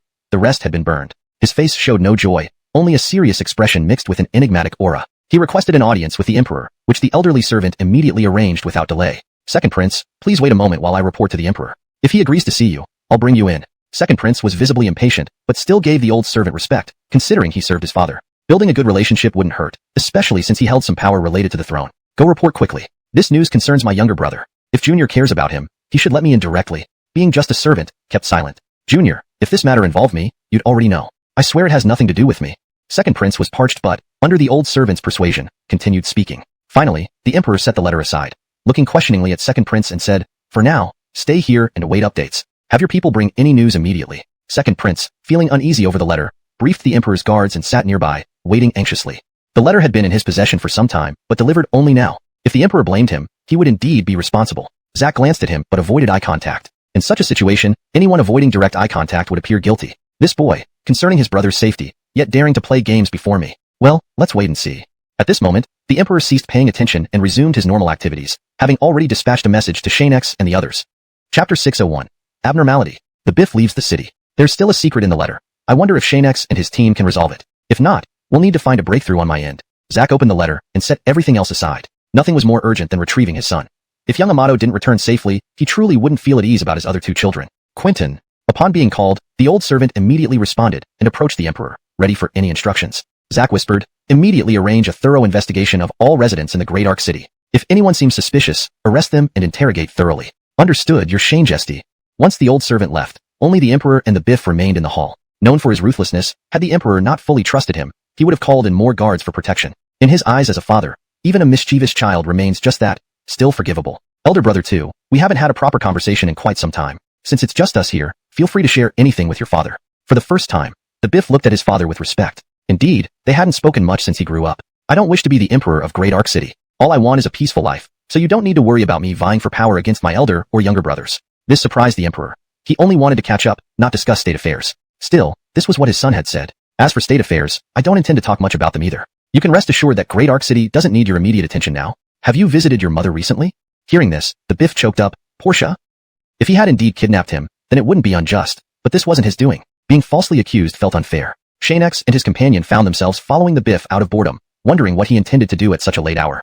Xianxia, does the Biff suspect something? Just received news from the emperor. The only clue is tied to the Biff. Think carefully. Those kidnappers must know him well. Let's follow. Don't lose him. They trailed through the night until they reached an isolated post station outside the city. Once inside, Xianxia and his companion observed from nearby, watching the Biff enter. Meanwhile, in a guarded room, the Bowden sat waiting, preparing for the meeting. You haven't started yet? Waiting for you. Sitting down, the Bowden asked, Junior sent for you. Everything okay? Everything's fine. The Biff shook his head. We chatted. He mentioned Portia misses us and wants us to visit. The Bowden sighed. We'll see. Now, let's talk about little brother. Did you order his kidnapping? That would be hard to hide from you, wouldn't it? Replied the Biff helplessly. Indeed, despite his cunning, the Biff couldn't deceive his elder brother. What did they say? Any demands? They want to meet me alone. They promised to release little brother once they capture me. The Bowden chuckled bitterly. The real reason for little brother's abduction lay with him, but neither acknowledged it openly. Going alone is out of the question. This time, I'll send men to monitor. Once they release little brother, we'll eliminate everyone involved. The Biff had no objections. These people deserved no mercy. Now, I'll reply to them. Some of my men will follow. Just follow the plan. Unbeknownst to them, Xianxia and his companion stood outside the window, watching intently. Hours passed, and the room's occupants showed no sign of opening the window. Chapter 602. The Xianxia changes his Camelot. I have no idea what they're discussing inside, but from the looks of these people outside, there's an oddly familiar feeling about them. Perhaps the person the Xianxia met is someone we know too. After crouching for a long time, Xianxia glanced at the ground. The soil here wasn't anything special. It was just an ordinary place. After observing, he spoke first. Seeing this, the Earl also had a gloomy face, mainly due to the people's habit of not opening windows. Who wouldn't open a window? Otherwise, wouldn't they suffocate? Quentin, how about I give them a hand? If they don't want fresh air, I can use strong winds to open the windows. In the next second, the Earl seemed ready to act, but Xianxia quickly placed his hand on him and shook his head. Don't rush. We've only been waiting for a short while. If we're discovered later, it will be counterproductive. Let's wait until they come out, observe the situation, and follow the Xianxia. Perhaps we'll find Logan that way. The Earl thought for a moment and then understood. He would no longer cause trouble and continued watching with Xianxia. Fortunately, the inn's exit is in the same direction as their room. It seems heaven is helping us, Quentin. Yeah, this way. We'll definitely find Logan. Inside the room, the Xianxia wrote a letter, already sealing it and instructing someone to contact those individuals. Since they wanted to meet him, their intentions were straightforward. They naturally had someone continuously following him. There had been some unusual activities earlier, which came from Xianxia and the Earl. Remember, after the conversation, wait outside and immediately bring any reply back to me. After the arrangements were made, the meal was finished, and both sat by the table waiting for a reply. However, this wait turned out to be quite long. Those people didn't seem like they would respond quickly, and since the Xianxia hadn't replied immediately, they could also wait a day or two. Xianxia and the Earl did not know that the person who went out was delivering a letter, so they didn't follow. The messenger took the letter and quickly left the inn's premises. After ensuring no one followed, he returned to where Logan was being held. This time, everyone except the Josue came out, with one person holding the letter while others checked for signs of being tailed. Sterling, the letter is here. The Xianxia really kept us waiting. How about we let him wait a few days before replying? Upon receiving the letter, the elder Amato and the Xianxia felt helpless. All this fuss was just to exchange their sister/wife. Otherwise, they would carry out the threat. Second, when will you behave normally? Brother, I'm not doing such things anymore. Admittedly, I used to, but not recently. Despite seeing the innocent look on the Xianxia's face, the elder Amato didn't believe him. He ordered him to bring out the women and retrieve Logan. Eventually, the Xianxia had no choice but to comply, bringing out the women. Seeing all of them at once made the Xianxia feel like he was bleeding internally. Second, sometimes I don't know what to say to you. After this incident, try to refrain from such actions. Next time, you might be the one caught. The Xianxia said awkwardly, Brother, you must help me even during exchanges. I don't want to be captured. Don't worry, I'll be with you. Any unexpected incidents will target the enemies. Return the people and let them leave. Understand? Although reluctant, it was the only solution. Regardless, the Xianxia now planned to change his mind. No matter the outcome, he would not be easily captured. If the others were unreasonable, he would annihilate them all on the spot. Soon, they received the second letter detailing the exchange conditions. Both sides prepared to meet. Xianxia and the Earl kept. If the events here reached their father's ears, Edward would have no chance to repent. Without any opportunity left. This time, apart from him and these women, he had quite a number of people with him, including his elder brother. There was no guarantee that someone wouldn't spill the beans after drinking. Once everyone knew about it, Edward would be utterly finished. Alright, then I'll release the hostages on my side first, but you can't leave. Otherwise, I'll kill these women right now. Got it? After some deliberation, Edward made a choice. With his younger brother in the other party's hands, if negotiations dragged on, these madmen might indeed commit more murders. No problem. After all the women were released and their bindings untied, it was time for them to leave. Among them was the Josue's sister. Despite her extreme reluctance, now that they had been rescued, they must leave first. Don't worry, your brother will return alive. I owe you this time, and I will repay it. Sister, live well once you get back, understand? Watching his sister being forcibly pulled away, he felt relieved. As long as they could escape the range where Edward could still exert control, whether he survived or not became secondary. Edward asked helplessly, when will you release my little brother? Wait a bit longer. The Josue responded calmly. I need to ensure my sister's safety first, then I will immediately releasing the hostage. A person like this must not be allowed to live. After an hour, both sides had indeed spent much time. The Josue didn't dare speak up, nor did Edward push the matter, knowing that losing his little brother would cost him his own life. Finally, the Josue spoke. Edward, how much time has passed? Half an hour has passed. Though impatient, Edward asked, have you decided to release the hostage? Alright, I will release him now, but I need to retreat behind that large tree. Wait until I'm far enough before you come over. Though unreasonable, Edward had no other options but to comply. Agreed. The man retreated behind the nearby large tree, putting away his knife. Due to Ingram's bow arrangement, there was a blind spot preventing any aim. Forget it for now. Standing up, he addressed everyone. Go protect them. No need to chase. If he returns, we will teach him a lesson. Kermit felt relieved as his second brother untied him. This situation was likely due to Edward's actions. Had those people not feared death, they would have insisted on the exchange. Thank you, elder brothers, for coming to save me. The three brothers looked at each other. Sometimes their relationships weren't as bad as they seemed, primarily because their paths differed. Thank your second brother. He rushed here upon receiving news, regardless of danger. We had everything prepared, and those men sacrificed themselves to save you.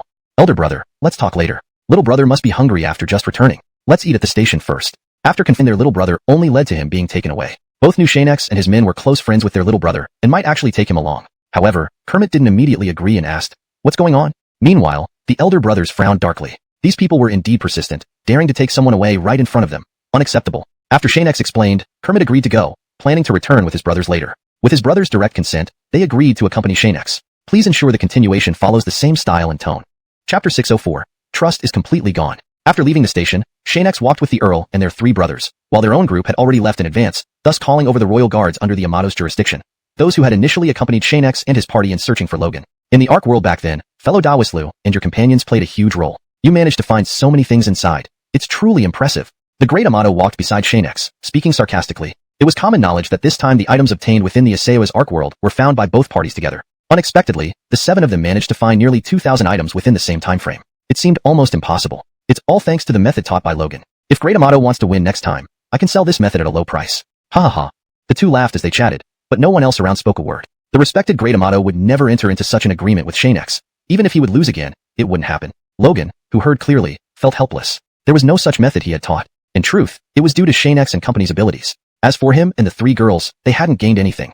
Everything they found had been taken away. Little brother, your friend is really humorous, joking freely with us without any fear, said someone nearby. Logan explained, it's all thanks to elder brother and second brother's teachings. We need to build good relationships. Being humorous around me isn't strange. They still had some distance from the Ark City, needing to travel a bit more before arriving. The Earl didn't ride in the carriage with Xianxia, but stayed outside guiding the horses.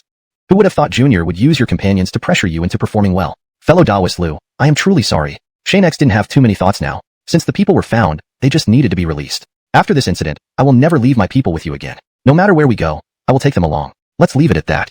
Logan couldn't change what his father did and could only accept it. Even though they helped him, he shouldn't have left people with his father. It was a poor decision on his part. Or should I give you something? Regardless, you helped me secure first place. This situation isn't what we wanted, but... Xianxia stopped him, saying, I want nothing. I only wish my companions can safely leave the palace, and we will immediately leave without lingering. Xianxia's words relieved the great Amato and Asaya. As long as Xianxia existed, dealing with Logan became much easier without worrying about a powerful ally by his side. Alright then. Logan knew the situation couldn't change. From what his father did, there was no room for reconciliation. Fellow Dawislu, rest assured, I will ensure Junior releases your companions properly and treats them well. Originally, he knew the type of person Xianxia was. Now, his father's actions made it clear he could not persuade Xianxia to stay, making it pointless to try. Roughly an hour later, everyone finally returned to the Ark City. Logan promptly arranged for someone to inform his father to release Xianxia's companions quickly and treat them well. Deep down, Logan understood that if Xianxia and his group chose, no one in the Ark City could stop them. They refrained mainly out of respect for him, not wanting to use force directly. Soon, they met up again. After the last incident, Xianxia and his group no longer showed any formality towards the Yamato. Xianxia approached and said, even though we didn't rescue them, Junior only mentioned she wasn't feeling well. Though Asaya knew that at the time, Junior only said Portia wasn't well but didn't specify an illness. Rather than arguing, they hurried over. Elsewhere, by the time Logan rushed out of the palace, Xianxia and his companions were already far gone, likely using chi to fly away. Our trust has completely disappeared. Logan looked in their possible direction, hoping they hadn't gone too far. He let a group out, hoping to catch them soon. In a hotel in the Ark City, Xianxia and others had found rooms and ordered food. You must be hungry. Eat heartily. Don't hesitate. Xianxia and the Earl had eaten earlier, finding it hard to eat again now. But this time, the children didn't complain, even though the food here was worse compared to the palace. They ate and drank without issue. Xianxia headed upstairs to his room, lying down and not getting up. He let the Earl handle things downstairs. Chapter 605. The Undying Amato. After an unknown period, Billy brought people here and saw the Davin guarding outside. Naturally, he approached to converse with him before agreeing to help. Billy waited at the inn, while the Davin went up to speak with the honor. After a while, not only did Xianxia not come out, but the honor also returned to his room without any further activity, as if this matter had already passed. I'm very sorry, Billy. Are you in needs proper rest? Please return. If we can meet, I will naturally notify you. Billy was not surprised by the Davin's words. After the other left, he booked some rooms in the inn and sat inside waiting, fully content that this would not delay other matters. By the time the honor came out, they had already entered their rooms, so he did not see Billy's group. This matter was known only to the Davin for the time being. Great sage, it seems Billy has left. Just keep a close watch. We are about to enter the Ark world, and we cannot afford any more disturbances. The Davin smiled. Rest assured, senior brother honor. After this event, I know what to do. They stood outside for a while Xianxia sat in his room engrossed in a book. It was a cultivation annual, brand new, having just been purchased. Every region has its own cultivation methods. Unfortunately, I already have my own cultivation method. These seem outdated and can't be learned, but I can still study them. Although he could not cultivate using these methods, understanding them would allow him to guide America, Sisteria, and others. Moreover, such knowledge could be helpful in future encounters. Not only for attacking, but defending, or simply incapacitating enemies would also be easy. Sometimes, fighting does not solve problems from the root. This book is well written, clearly recorded, and sold widely across the continent. Clearly, the author values sharing knowledge, which is admirable. Xianxia read from morning till night, even during meals, immersing himself in the book. Since they weren't dining in the same area of the inn, when Billy's group came out to eat, they didn't see Xianxia. Upon inquiry, they learned that Xianxia hadn't left his room, even ordering food to be delivered. Thus, Billy didn't encounter them. Billy, why don't we go up and invite them down? You are a respected figure in our Ark City. Surely Xianxia would give us some face. Hearing this, Billy stopped him with a gentle smile. Don't underestimate them. No one should act rashly without permission. Otherwise, I won't be lenient. With this stern warning, no one mentioned it again. They finished eating and returned to their rooms, although someone kept watch on Xianxia's group. Once Xianxia appeared, they would inform Billy. However, the honor soon came out and headed straight towards them. The guards tried to remain casual, but the honor was coming directly for them. Where is Billy? Take me to him now. The honor didn't bother with pleasantries, pushed open a door, and walked in, finding Billy inside. You all can leave. Billy looked at the honor. Does Taoist Xianxia have something to discuss with me? The honor was direct. Billy, for your safety and ours, let's return first. We'll come back later. Waiting here is wasting time. Better to go back. This is Taoist Xianxia's wish? Although relocation will cause significant disturbance. Ursula, we must leave. Alright, I'll assist you. More clicks, and a spatial array formed in front of the Arkansas. The Ark flew into it instantly. In the city of Ark, people barely noticed, assuming the Ark was merely taking a stroll. In an outer domain space, the Ark emerged from the channel and stopped. Ursula and Xianxia exited the control room. Too long and they're almost made me sick. Ursula looked at Xianxia, acknowledging his capability. If the Amato sees the Ark gone, he'll likely be heartbroken. Xianxia, after fetching Billy, the Amato remained undeterred and wanted to win your favor. What do you think? Xianxia restored his energy, gazing at the outer space. I'm not joining him. Let him do as he wishes. As long as my people are safe, I don't care about the rest. Stay here and don't wander. I'll release you shortly. Alright. If Ursula remembered correctly, the master once said that if she could leave, she should bring something for the next Amato of Ark City. Forget it. When the time comes, I can go alone or ask Elder Duncan to accompany me. It's just some items and a chance, nothing difficult. She sat down, waiting to be released. Chapter 606. Trish, Spirit of the Ark. Hum. Boom. Crack, crack. Bang. Gradually, Trish heard many sounds coming from behind her. She turned her head toward the control room where Crew had gone in, and her brows furrowed. Is he going to dismantle my Ark? However, soon after, a shout came from the direction of the control room. Sit still. It will be done soon. Don't move around. Trish was inwardly distressed. If you're dismantling the Ark, how can I not be worried? She thought sarcastically. Yet she obediently sat down. Too much movement could lead to unforeseen consequences. It was best to remain calm. Crew, if you really can release me unharmed, what's wrong with following you afterward? Recalling the other party's always confident demeanor, Trish felt excited. Not needing to forcefully separate from the Ark world meant she could continue using it even after leaving. As for leaving something behind for the Ark City, Trish already had ideas which would only come into play once she safely left the Ark world. At this moment, in a special compartment above the control room, a critical part contained within a long wooden table was a square blue-lit stone floating in midair. The surface of the table displayed chaotic yet orderly patterns that were currently inactive. Crew had made those noises primarily because there were too many items on the table that needed to be removed. I hope this thing still works. From past conversations and operations I've heard about, this type of arc is considered low level. For Elira Trish to leave, all it takes is activating the control runes array. Let's hurry up. Saying this, Crew sat cross-legged and channeled his spirit energy into the array. The tabletop immediately started glowing brightly, but the square stone remained inactive. Hurry up and light up. How am I supposed to proceed without it illuminating?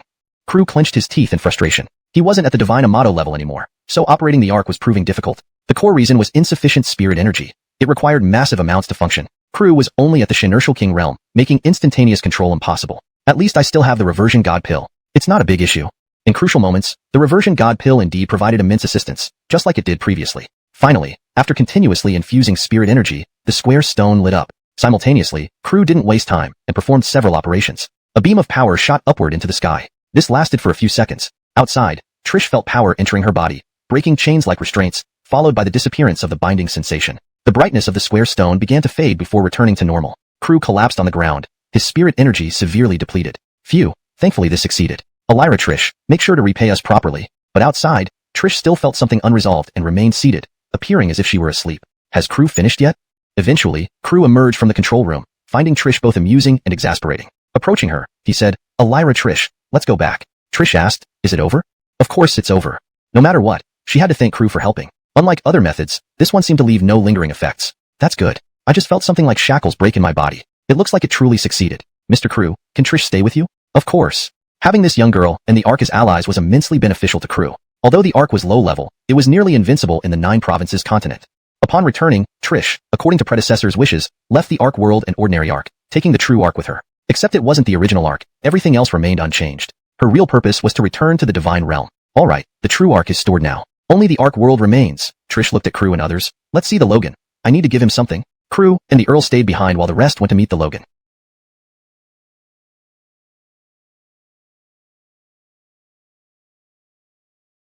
They rested aboard the Ark, considering it well-deserved. I thought you'd join them. Well, it's fine either way. Just tea, haha. The Earl savored it. Before, we used it just for water. Now, tasting it properly has another flavor. This kind of life is what I enjoy. Elsewhere, Trish met with the Logan privately. Xander Shanister brother. Who is this? Xander pointed at Trish. This is the spirit of the Ark, Trish. After explaining everything, the Logan sucked in a breath. Meeting someone who existed for so long was quite lucky, especially since Trish offered him many valuable resources and opportunities to enhance his strength. Samara waited nearby. Without being beside the Emperor, they didn't have to worry about formalities or surveillance. If such powers extended here, Trish would undoubtedly leave immediately. Now my final task is completed. Your future path depends on you. Trish clapped her hands, relieved to finish this task. The Logan observed the changes in his body and the resources, thinking that better relations with Crew earlier might have yielded greater rewards. But now, having finished everything, they were leaving without further ado, even refusing to dine. Take care of yourself. With that final word, Trish walked out without looking back, knowing her mission was complete and it was time to work towards the divine realm with Crew. Left alone, the Logan watched and sighed. Perhaps Crew and I will never meet again after this. Unbeknownst to him, Crew had prepared gifts for him. However, as Trish hadn't explained them separately, the Logan missed discovering the letter beneficial for his entire life within Trish's items, which he would eventually find. Leaving, Trish appeared unaffected, making it difficult for those accompanying her to offer comfort since she seemed perfectly fine. ##### Chapter 607. The Lord of the Ark City has been determined. Is everything settled? Xianxia asked as he saw them return. Easy peasy. Ursula quickly sat down on a chair, acting as if she had accomplished an almost impossible task, but now she had indeed succeeded. She had done what needed to be done. On the other side, America had just sat down and immediately asked Xianxia, where are we going next? After we lure Brett away from the Ark City, I plan to go check out the Dragon's Abyss. Since Senior Calvin provided us with such a good place, let's go see it. Perhaps there will be some unexpected surprises. After saying this, Xianxia got up and entered the Ark. There were many rooms here, and it seemed he was eager to rest. But for now, let's get some good rest. We'll act according to the situation. Dealing with Brett should be successful, said the Earl, yawning as he stood up and looked at the Hamlin. Great sage, please keep watch. We'll go rest. We haven't rested well in recent days. XuanHuan, remember to help. I'm going to rest, Ursula added before they left. Once they departed, others who weren't too tired naturally stayed active aboard the Ark. With special observation, it was evident that a protective layer surrounded the Ark, making it undetectable. XuanHuan approached Elira Ursula and asked, puzzled, did you teach Senior Xianxia how to use this? I didn't think he would have figured it out without you around. Ursula shook her head, explaining, I didn't teach him this. He might already know it since he only just released me. It's not surprising that he can do this. Indeed, agreed XuanHuan. They would still participate in subsequent events since everyone was part of the same group. If they acted specially, it wouldn't be appropriate. When the time came to act, they must be decisive. The outside world is so beautiful. In the past, I only knew the Ark world, never having this kind of opportunity. The night sky and stars were something Ursula hadn't seen for years, yet she found it incredibly fresh. There will be many more nights like this ahead. Enjoy it, XuanHuan said. Actually, XuanHuan faced fewer restrictions and could leave the Ark if she wanted to. However, she could only look at recordings of the vast starry sky and had never truly seen it herself. Everyone was busy doing their own things, mainly polishing their equipment, preparing for when Xianxia issued orders, ensuring they could play a crucial role in critical moments. In the early morning, the new day's song, thank you for your hospitality these past few days. Let's be off. Several days after the incident, chaos erupted in Ark City, and war began. Xianxia and his group watched from outside. They wouldn't reveal themselves until they saw Brett take action. With the treasures and opportunities they had, Luther could be dealt with by Hermes alone, according to Ursula. War continued for several days. As long as Xianxia and his group didn't aid Luther, Brett wouldn't appear. We should leave directly. Although we don't know where Brett is, if we expose ourselves while leaving, they will definitely follow. America observed the gradually stabilizing situation and suggested, if we get a chance, we can eliminate this force from the old Dao sect. This way, they won't send anyone else. Jemima's suggestion made sense. Xianxia prepared the Ark, while the Earl kept vigilant, ready to act if anyone followed. If so, they would lead them away from Ark City first. As the Ark started, its protective array disappeared, emitting a burst of spiritual energy, alerting Brett immediately. Xianxia had disguised the Ark completely, transforming it into an ordinary wooden ship. After observation, the Earl confirmed a force was following them at moderate speed. These people aren't afraid to die, actually daring to follow us. What if we find a place thick with deathly aura to resolve this trouble? XuanHuan asked Ursula. If you knew the place, you wouldn't say that, Ursula replied. The Earl responded seriously, we don't know either, but for now, let's move forward and see. We'll figure it out. They remained behind the Ark, with America and others up front. Should trouble arise, the Ark itself possessed formidable attack capabilities surpassing any individual attacks. Jasmine and Frederick approached, usually accompanying their young lord. Honor brother, Xianxia called you over. We'll keep watch here. The Earl pulled Jasmine away. Little sister, let Frederick stay here with them. We can go. Ursula and XuanHuan watched the two children approvingly. One had higher strength, though possibly lacking in explosive power, but with time, it wouldn't be an issue. Xianxia's actions confuse us. Are you both dead? Ursula tensed hearing this from a child and pulled XuanHuan aside. XuanHuan thought for a moment and said, half alive, half dead? Frederick nodded and continued, you seem powerful. If you want physical bodies, just make Xianxia happy. They both agreed, knowing some words of children should be taken seriously, while others could be dismissed. Chapter 608. Lightning activity on the mountain peak. Lady Lila didn't even know what Xianxia's main capabilities were. The spirit companion could communicate with its master, of course, and even without asking the Earl, he already really want to find that special area. We can only hope to stumble upon it since we don't have a map. Sister Ria is right, brother Xianxia. I believe that where there's a will, there's a way. We'll come up with a better solution. Ria's strength was originally inferior to America, and if she hadn't found another place, then there was indeed nothing much known. Xianxia smiled and said, I've bought a map with the Earl earlier. Check it out. Find a special location as soon as possible. I'll go see the back. Now that Frederick had left, only Duncan and Lila remained behind the Arkansas. When Xianxia arrived, they stood there like characters in a drama, making the scene seem very picturesque. Are both of you all right? Xianxia asked. Senior Xianxia.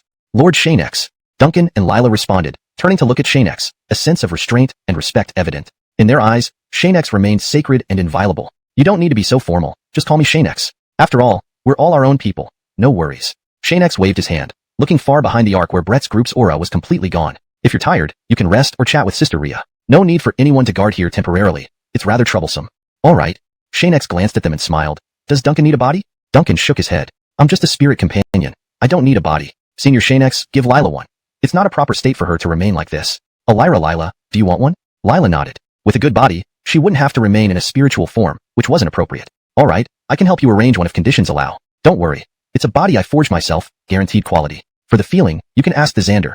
His body was also crafted by me. Seeing Lila's astonished expression, it wasn't surprising. Even Duncan didn't realize the Xander's body was forged when they first met him. He was originally in a soul state. However, after Xianxia's explanation, Duncan understood much but didn't get the chance to tell Lila yet. I didn't realize Lord Xianxia was so powerful. Lila has offended you before. I apologize. Upon this explanation, Lila instantly enlightened, understanding Xianxia's prowess and why even Body and Cassius Ling held him in high regard. It's nothing. Since you now understand, I'll head to the front. You can help in the control room if possible. The Earl seems still adjusting. Sure, Lord Xianxia. They followed him and separated outside the control room. Xianxia went forward to the railing at the very front. Just then, the Xander came over. Watch the back carefully. The Xander laughed. This job isn't hard. My lord, I also wish to learn piloting the Arkansas. Is that possible? Xianxia pondered. If your strength and conditions are up to it, teaching you is possible, but not now. That's fine. For now, I'll observe my senior Earl brother. Rest assured, I'll watch closely. Your Highness can be at ease. Xianxia tossed him a fruit. If there's nothing unusual, feel free to watch. I won't stop you. Thank you, Your Highness. America approached, unfolding the map. Xianxia, turning left up ahead a few miles, seems to be Thunder Mountain. Shall we check it out? Xianxia looked at the map. The place they pointed to had a mountain marked with a lightning symbol, thunder. Give the map to Lila. Let's head there immediately. Behind them, Brett's group tracked using their scent. Seeing the direction they were heading, they halted and had someone bring out a map. Senior Brett, there's Thunder Mountain ahead. Could these people be planning to hide inside to evade our pursuit? Brett coldly snorted. The lightning there is unpredictable, usually resulting in no return. Since Xianxia and company wish to try, we shouldn't hesitate either. If they die, we can claim their storage rings too. Everyone, accelerate. Their speed increased again. Knowing Xianxia's group might reach the Thunder Mountain area, Brett concluded that short-term restoration would suffice to deal with Xianxia at all. After some time traveling, the Ark led Xianxia's group to first arrive at Thunder Mountain, where the lightning was exceptionally active. Just approaching, the Ark immediately encountered lightning attacks. Luckily the Ark has strong defenses. Otherwise, we'd be in danger. Xianxia arranged everyone in the safe zone. Looking at the gathering crowd, he said, Lila and Duncan stay here to assist. The two children and Sister Rhea stay too. Honor, America, and Xander will go down directly. Once we leave the Ark, stay in the safe zone until we return. Understood? Understood. Just as they were about to act, America walked over. Xianxia, I need to consolidate my cultivation. I can't go down with you. Xianxia said nothing, simply telling her to stay, and jumped down with the Earl and the Xander. The lightning on Thunder Mountain is very active. Honor, Xander. You two be careful. If entering later is necessary, gauge its power first. If suitable, it could be great for physical training. Yes, your highness. Chapter 609.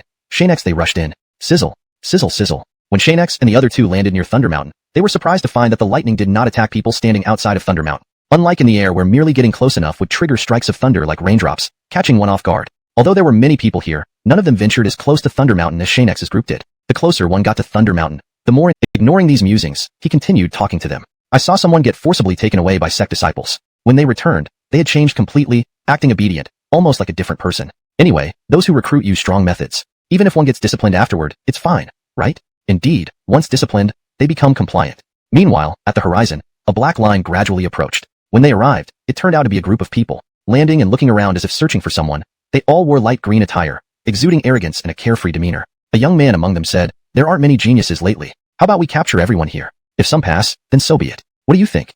I say yes. Seeing Xianxia's group so close to Thunder Mountain without any stress, one person remarked, Senior brother, those few look pretty good. Let's take them back. Our sect elders might be pleased for quite a while.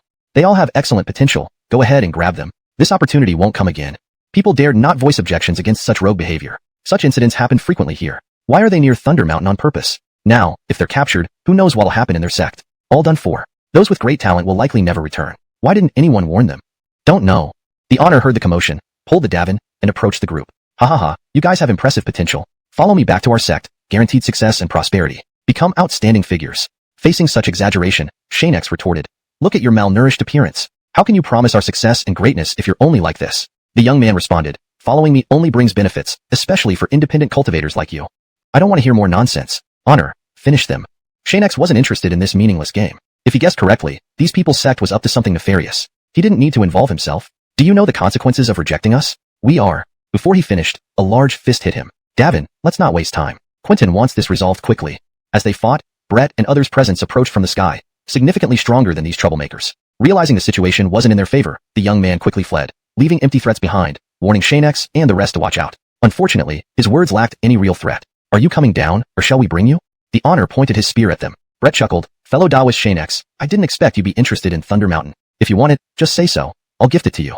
Well, could they be divine beings? If not, how could ordinary people dare to do this? Just getting close is already unbearable. It seems they went in to avoid the enemies in the air. That's truly impressive. Watching Xianxia and his group actually enter, Brett was quite upset. After all, he had paid a price to get this close to Thunder Mountain unharmed, while any ordinary person would have perished by now. Yet, Xianxia and company simply walked in with no effort, and the thunder inside did not seem to want to attack them at all. Were the thunders blind? At that moment, one of his disciples said, Senior brother Brett, we can't hold on any longer. Otherwise, let's either land or fly out to a safe distance. If we keep going, the lightning will attack us soon. The disciple looked at the incense stick in his hand, which was almost completely burned out. Even with the protection of the crystal shield, once the time was up, they would be attacked by lightning. By now, Xianxia and his group had ventured deeper into Thunder Mountain. Although some attacks were descending upon them, they managed to use protective measures effectively, looking as though they were unharmed. We retreat. Move back to a safe distance, but everyone must keep a close eye on Xianxia and his group. Wait for them no matter what. There's no need for reckless sacrifices. Eventually, Brett gave orders helplessly. They retreated to a safe area outside, keeping watch over Xianxia and his team. Having arrived at the center of Thunder Mountain, Xianxia also suggested that everyone stop. Observing the most concentrated lightning strikes here, he didn't say much, merely removing an invisible force shield around him, exposing himself fully.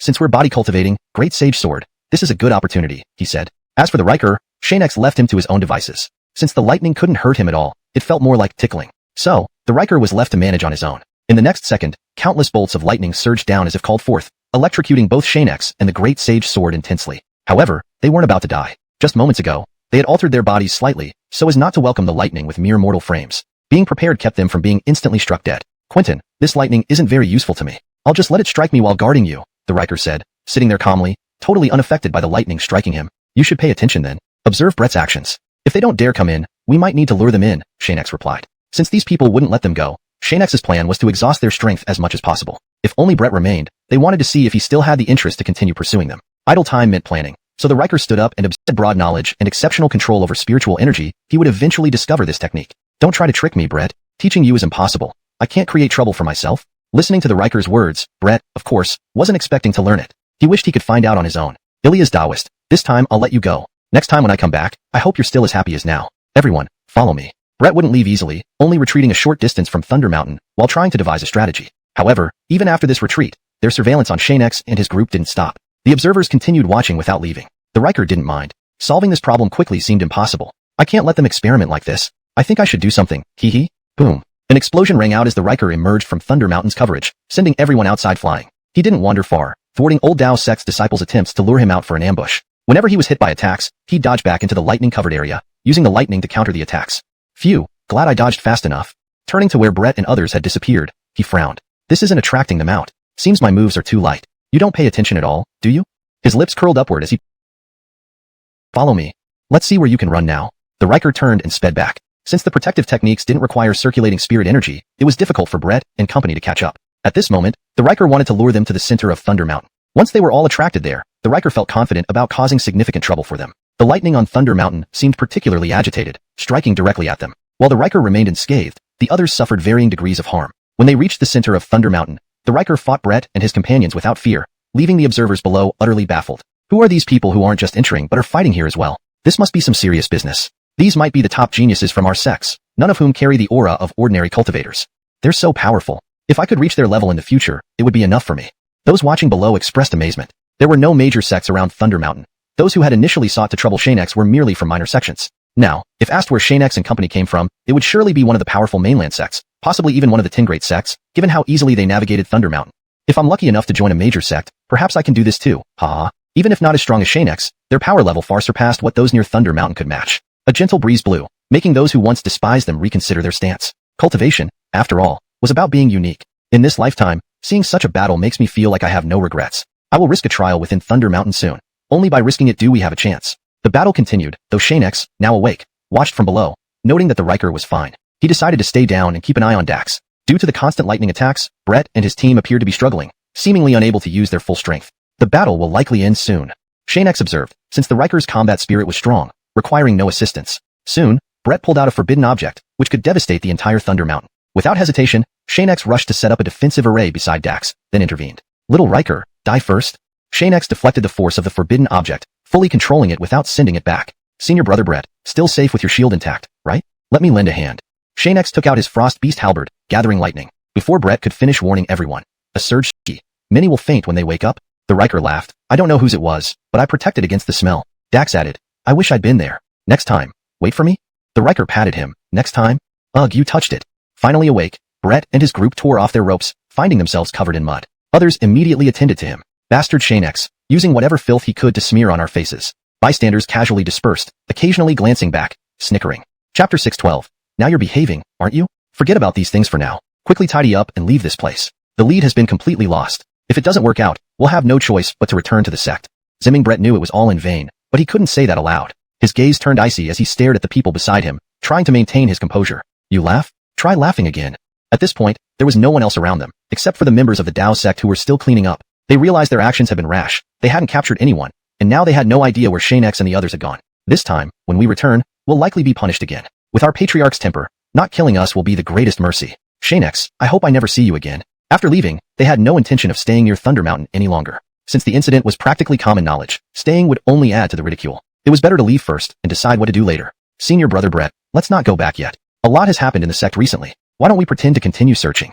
Everyone from the same sect knew the patriarch's character well. Returning now meant certain death. They preferred talking to Brett, hoping to delay their return as long as possible, at least ensuring their survival. All of you came out with me, no need to worry. But I'm also afraid of the patriarch. Perhaps we should stay outside for a while longer, then return after some time. By then, Xianxia and the others will be completely off the radar, and it wouldn't be an issue to lie a little. While this thought crossed his mind, Brett understood that if they returned without proof or evidence, it would be difficult to convince the patriarch. They needed to accomplish something more and obtain tangible results. Now that they had decided to lie, they needed to act convincingly, so the patriarch wouldn't detect anything amiss.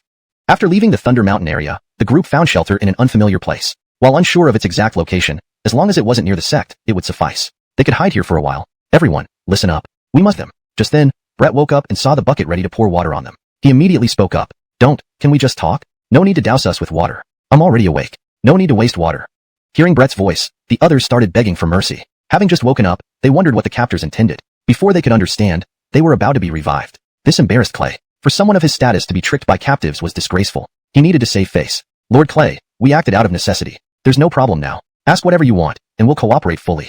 But Clay dismissed such pleasantries, instructing his subordinates. These people enjoy feigning unconsciousness. Take them away and deal with them properly. Bring them back only when they're cooperative. Clearly, they still need discipline. Watching them being dragged away, Clay felt frustrated. Had they cooperated, none of this would be necessary. I need to see signs of discipline. Otherwise, I won't acknowledge it. Once Brett and the others were let out, they were beaten mercilessly. No matter how much they explained, Clay's men didn't hold back, adhering strictly to the rules. Meanwhile, Clay contacted Ellis and instructed his men to stay hidden. He greeted Ellis courteously. Just the disciples of a small sect, don't kill them. We still need to use them. Relax, Xianxia. It's just a lesson. No one will die. Ellis remained in darkness and continued. Haven't you lost track of Xianxia and the others? Clay replied, they've moved ahead, but we are still in the Thunder Mountain area. Don't worry, Quentin. They erased traces but moved slowly. Very good. Ellis thought for a moment. If possible, coordinate with the Dao sect. I will personally visit them and ensure they send more personnel. I believe white-robed Daoist wouldn't refuse. After hanging up, Ellis and his men arrived, sitting in white-robed Daoist's main hall. White-robed Daoist and the elders stood below. Xianxia, these people have agreed to cooperate, Margot said politely. Great job. Ellis looked at her. You've been recovering since your rescue. Finally, you can assist me. Can you handle fighting? I can. Margot, one of the orphans saved by Ellis, now fully obeyed his commands and became one of his closest followers, like Clay. Wonderful. With your help, I'm confident many more will cooperate with us. Rest assured, you won't be forgotten. I wish to remain at Xianxia Ellis's side forever. Excellent. Seeing the white-robed Daoists standing quietly below, Ellis stood up and walked over. On one side were injured fighters from the confrontation, and on the other were 10 chests of treasures Ellis brought. These were now laid out. Of course, fights could result in fatalities. White-robed Daoist patriarch, now you're behaving, aren't you? Chapter 613. The arrival at the Great Forest of Xianxia. Head of the Cecil sect, have you finally seen reason? Ellis walked over and tossed a magical artifact into the hands of the white-robed old Taoist. Then he came closer and said, I believe we both have genuine intentions to cooperate. Those few deaths over there were purely accidental, head of the Cecil sect. Consider these as tokens of gratitude, and of course, I will send more things your way later. Do you think this cooperation can succeed?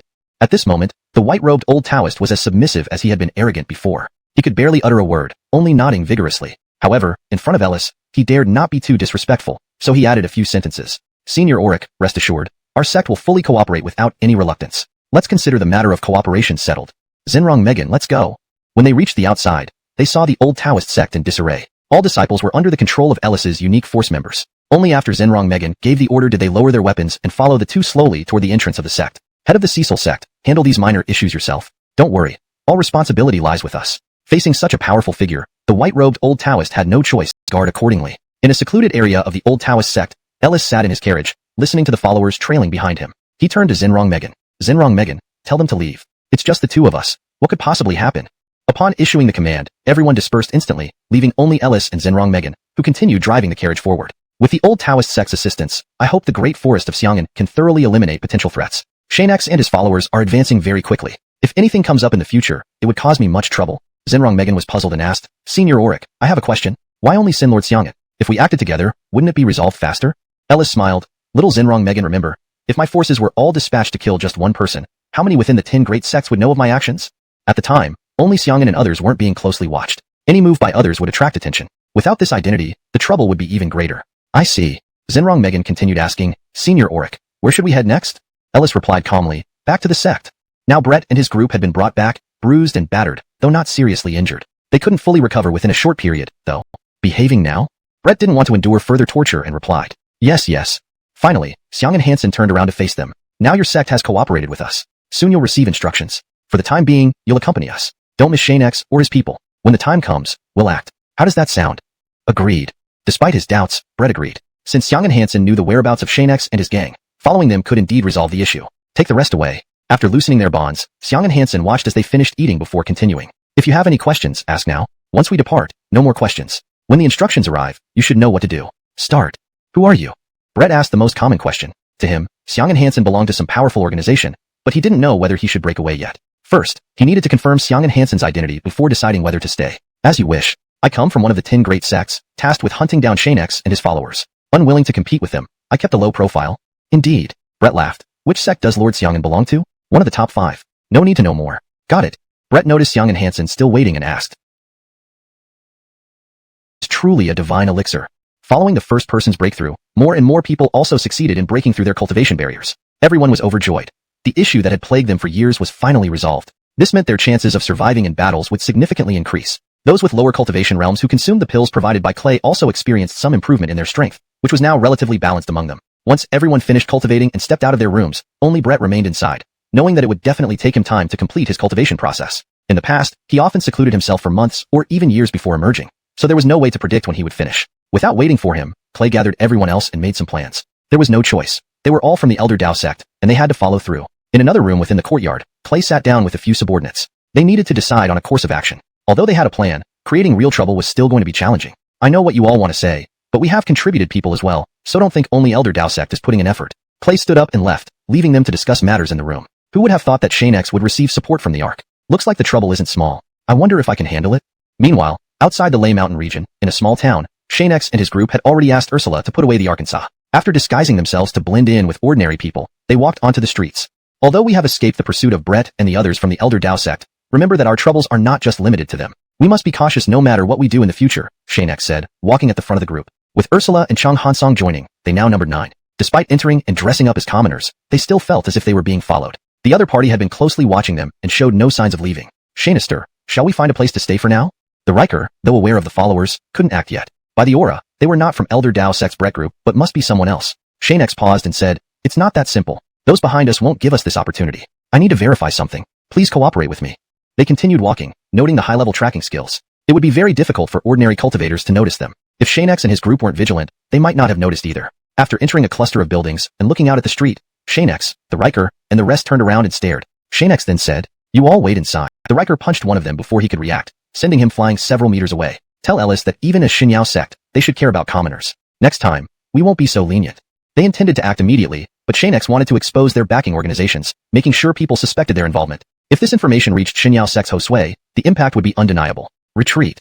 Xianxia had merely intended to intimidate them, but his guess was accurate. However, some familiar faces among the followers had already fled before they acted. Xianxia, according to our plan, once we identify these people, we can't stay here. Xianxia looked at the Riker. Since they keep trailing us, leaving now will just lead to being followed. We need to determine our direction quickly and move first. Meeting up with the sisters, they headed toward an inn in the town. Even if the other party was still watching, Xianxia and his group weren't afraid and entered the inn directly, as the followers dared not follow inside. This time, the Xander volunteered to sit at the entrance, basking in the sun. Any sensible follower wouldn't approach.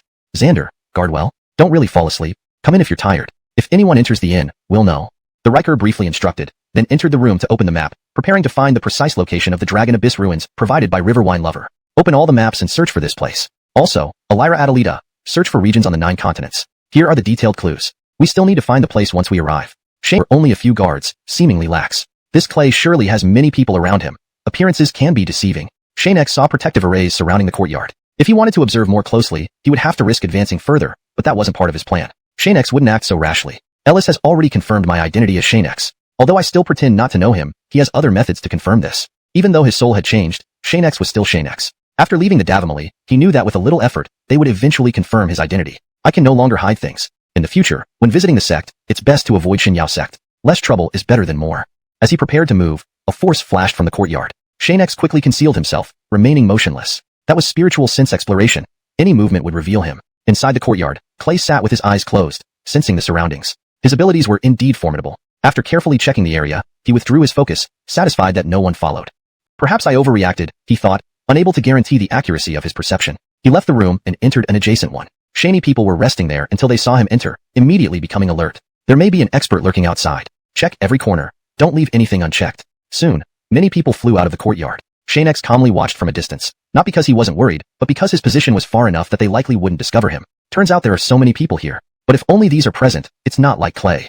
Sighing, he continued analyzing. If more scouts like those just came out, we wouldn't stand a chance against them head-on. After they finished investigating, Xianxia retreated and left. Moving southward, he hoped these followers might prove useful. Who knows what awaited in the ruins? Even Calvin was uncertain, let alone Xianxia, who had just transmigrated. Clay didn't dwell on the matter. If nothing was found, So be it. He was confident that the powerful ones wouldn't pose a threat, and the weak ones should be destroyed. It seems I overthought it. With Xianxia being watched by so many, they wouldn't have time to counter-track. Back in the room, everyone had gathered some information. The specific location was in a special zone, filled with beasts and frequented by demonic clans. For cultivators across the continent, entering here was no different from committing suicide. Searching for treasures meant risking one's life. Xianxia, we found the place. However, it's very close to demon territory, at the southernmost point. The ruins are located in a large fissure, a truly chaotic place. Suki paused and added, based on the information I gathered from Elder Hu, the area near the Abyssal Dragon is guarded by humans, demons, and beasts. Their defenses are even stronger than those of our continental sections. Shanarking the location on the map, Xianxia realized it would take several months to reach, even with the Ark. We can visit Rift Valley City first, but everyone must go into seclusion. Sister Ria, Jasmine, Frederick, you all need significant improvements within a year. Board the Ark and head towards Rift Valley City. Clay will follow, but ignore them unless necessary. Suddenly, he glanced at Devin. If you don't want to seclude yourself, you're not forced. Protect the Ark, but others must do so. That day, they vacated the rooms, everyone returning to the Ark. Xiaoqiu controlled the Ark while dwarves monitored nearby. Others began their cultivation. Sinister Xiang, Xianxia and his group have boarded the Ark and left. Our people are following. Prepare the troops immediately. We'll set out first. Let Arminzong and others follow. Leave a portion behind to watch them. Both parties departed. Those left behind waited to relay messages back to Clay. On the Ark, Huxinji approached Xianxia and asked, why do Ellis's people harbor such strong animosity towards you? All along, everyone had merely been following, but none of them, except for Xianxia himself, understood how they had gotten on the wrong side of Ellis. This is something I'll explain later. It's not the right time now, and this matter concerns me personally. They shouldn't make things difficult for you, Xianxia replied. I didn't mean it that way, Huxinji clarified. Seeing that Xianxia didn't intend to elaborate, she decided not to press further and found a spot to begin her cultivation instead, while Xianxia continued observing from outside. Thanks to the Return Origin Divine Pill, I've reached another stage where I need to advance. Also, it's time to cultivate some abilities I possessed before, he mused. Whatever happens, don't panic. Remember, these troubles can only be caused by Ellis. 随后卢川走到方舟控制室里，看着里面的一人三魂说道：秋秋姑娘，你们就控制着方舟慢慢走，想停就停。小矮人，我需要闭关很长一段时间，具体事情你们看着办，好吧？公子放心，我一定没问题。拍拍对方肩膀后，随玉就在方舟里也找了个房间，直接布上禁制。进入房间之后就不准备短时间内出来。I must enhance my strength as soon as possible. The true power of the 9 stars divine Xianxia can only materialize when I reach the Xianxia God realm. Based on previous speculations, there are quite a few so-called Xianxia God realm cultivators in this world, but no one knows where they have gone or what they plan to do. As long as Xianxia could complete the full depiction of the 9 stars divine Xianxia within the divine sea, no one below the Xianxia God realm would be his match. Regardless of what those people intend to do, quickly ascending to the divine realm is the most pressing concern right now. No one besides Xianxia understood the enmity between him and Ellis. Let's talk about this later. Now isn't the right time, and it's my personal matter. They shouldn't harm you. I don't mean it that way. Seeing that Xianxia didn't want to discuss it, Huxinji stopped pressing and found a place to cultivate while Xianxia stood outside. Note: for consistency in terminology and fluency, Rina should be used instead of Huxinji. However, since the user provided Huxinji, I have kept it as such in this response. Normally, it should be corrected to Rina. With the help of the primordial god pill, it's time for me to advance. I also need to practice some old skills. Don't panic if trouble arises. Remember, this can only be Ellis's doing. Entering the control room, Xianxia spoke to the 3 spirits. Elira Xiaoqiu, navigate the Ark at your discretion. Ilias, I'll be in seclusion for a long time. Handle matters as needed. Quentin, don't worry. I'll manage it well. Patted on the shoulder, Roni found a room on the Ark, set up wards, and prepared to seclude herself for an extended period. I must rapidly enhance my strength. Completing the 9-star divine Xianxia requires reaching the Xianxia God realm. As previously guessed, many so-called Xianxia gods exist, but no one knows where they are or what they intend. Once Xianxia could fully depict the 9-star divine Xianxia, no one below the Xianxia God realm could match him. Whatever those people intend, quickly ascending to the divine realm is most urgent. Note: proper names such as Ellis, Xianxia, Clay, etc. have been accurately preserved in Pinyin. Chapter 616. The destination is Rift City. Clay set out immediately upon receiving the news, following the trail of Xianxia and his group. However, the vessel they rode was an ark from the divine realm. Despite Clay's best efforts, the distance grew immensely large, and soon even the shadow of the ark was nowhere to be seen. In resignation, Clay ordered all members except those on surveillance duty to halt. They needed a good plan, or at least some idea of where their targets might be headed. In a forest clearing, Clay and his team stopped here, with Clay himself sitting on the only large, flat boulder available. Though they pursued with great speed, the ark seemed to be far quicker than they had anticipated. Everyone take a good rest. Those who can participate in the discussion should gather over. We need to figure out where they are likely heading. Xianxia, bring out the map. Let's determine this as quickly as possible. Clay vacated the boulder, and the map would determine their destination. It looks like they're heading for Rift City. Regardless of any changes in direction en route, you should go directly to Rift City and wait for them. For Ellis, he could use this ability once every long while. One usage allowed for foresight into the future, but any interruption would compromise accuracy. This also meant fewer reserves of dark power. In today's world, those with dark power are called demons, so to avoid detection, even close companions like Clay and Zhenrong Megan were kept in the dark. Not that they minded much. In Ellis's eyes, others' lives were expendable, and these people, like earlier, wouldn't blame Clay. It should be this way. Clay, if they enter the ruins, only you and a few powerful individuals must go inside. Everyone else must stay outside. The ruins are extremely dangerous. Venturing recklessly means wasting lives. Clay nodded. Senior brother, don't worry. We will complete the mission. If we can capture him within the ruins. Ellis maintained a calm demeanor. Carry out the task well. Also, don't let Dao Dong sect members die unnecessarily. We may need this sect in the future. Cooperate with them. Understand? Understood. If it truly is Rift City, the danger level of that ruin isn't something any prodigy dares enter. At that moment, Ellis had already surmised where Xianxia's group was headed. The most worthy ruin within Rift City's territory was none other than the Dragon Ascends Abyss. Alright, the Dragon Ascends Abyss is extremely perilous. Let me explain thoroughly. Never attempt reckless actions within? Yes, senior brother. Dragon Ascends Abyss. Without a doubt, this was a relic where dragons once appeared. Within lay an abyss-like place, falling into which meant certain death, stretching for tens of miles, symmetrical and evenly spread. Whether one was a cultivator, fierce beast, or demon, regardless of power, entering meant certain doom. Even martial deities wouldn't dare venture here due to its formidable devouring capabilities. A true place of no return. Inside lived races of humans, beasts, and demons distinct from those in the 9 continents, embodying both ancient and modern elements. Dishonoring the dragon within the Dragon Ascends Abyss meant warring against the 3 major clans and facing relentless pursuit. Without being a native species, one could hardly expect help. Simply not being killed was considered generous assistance. Certainly, cultivators entering need not fear for lack of treasures. The spirit chi density rivaled that of the immortal realm. With dedication, one could emerge as a formidable power, just like one current martial deity who entered and emerged decades later as a continent-wide powerhouse, strong enough to counterattack even combined sect forces. To say it was perilous at every turn wasn't exaggerated. Dangers included walking, touching plants, attacks from natives, air infections and special zones, all direct causes of fatal consequences. This was the Dragon Ascends Abyss. Though no dragon has emerged recently, Clay, remember that the situation within is never simple. If possible, I'll come too. After listening for a long time, Clay felt apprehensive but reassured by his senior brother's assurance. I understand. With nothing more to add, Ellis promptly ended the connection to conserve dark power. To achieve further breakthroughs, he had to do this. Returning from the cave, Clay looked at Rift City's location on the map, summoned his flying treasure ship, boarded everyone, picked up Brett and the old Dao sect members, and accelerated towards Rift City. Daoist Brett, welcome to our ranks. Brett greeted Clay, bowing respectfully. Please guide me, senior. If it were merely about capturing Xianxia, matters wouldn't be this complex. According to Ellis, greater objectives lay ahead. The 9 continents were now shrouded in hidden turbulence, soon to erupt completely. Now is the critical time for smaller sects to choose their alliances. Chapter 617. Clay has a spaceship artifact. The greatest chaos that could befall the 9 continents is not just the reorganization of the 10 major sects. Rather, if the events conclude and the war gods re-emerge, it would spell disaster for everyone. No one knows what they intend to do, but while there's still time to gather strength, we must unite. It's the only way to survive. Even though the chances are slim, it remains the only viable path. Someone entered the cave from outside. This was Ellis's private domain in the Divine Radiance sect. He sat cross-legged inside, enveloped by dark forces that were barely visible through the protective layer of spirit energy surrounding him. Even if someone intruded, they would only see the spirit energy, unable to discern the dark aura beyond it. Brother Ellis, the several sect hosuays you invited separately have arrived. They're currently in the room we've set up outside the Divine Radiance sect, where we've stationed heavy guards. Upon hearing this, Ellis returned to normal, dispelling the spirit energy and donning his clothes. Let's go. It would be excellent if all these people join us. As they left, Ellis casually concealed the entire cave, making it indistinguishable from the surroundings. No stranger would suspect a cave existed here. When Ellis arrived, over a dozen sect hosuays were already seated. Discussions had been lively earlier, but they immediately quieted down upon his arrival. No one wanted to provoke this formidable figure. After all, even individually, Ellis possessed more power than any of them combined. Leaving or, I seek your cooperation. Naturally, this cooperation will not be without rewards.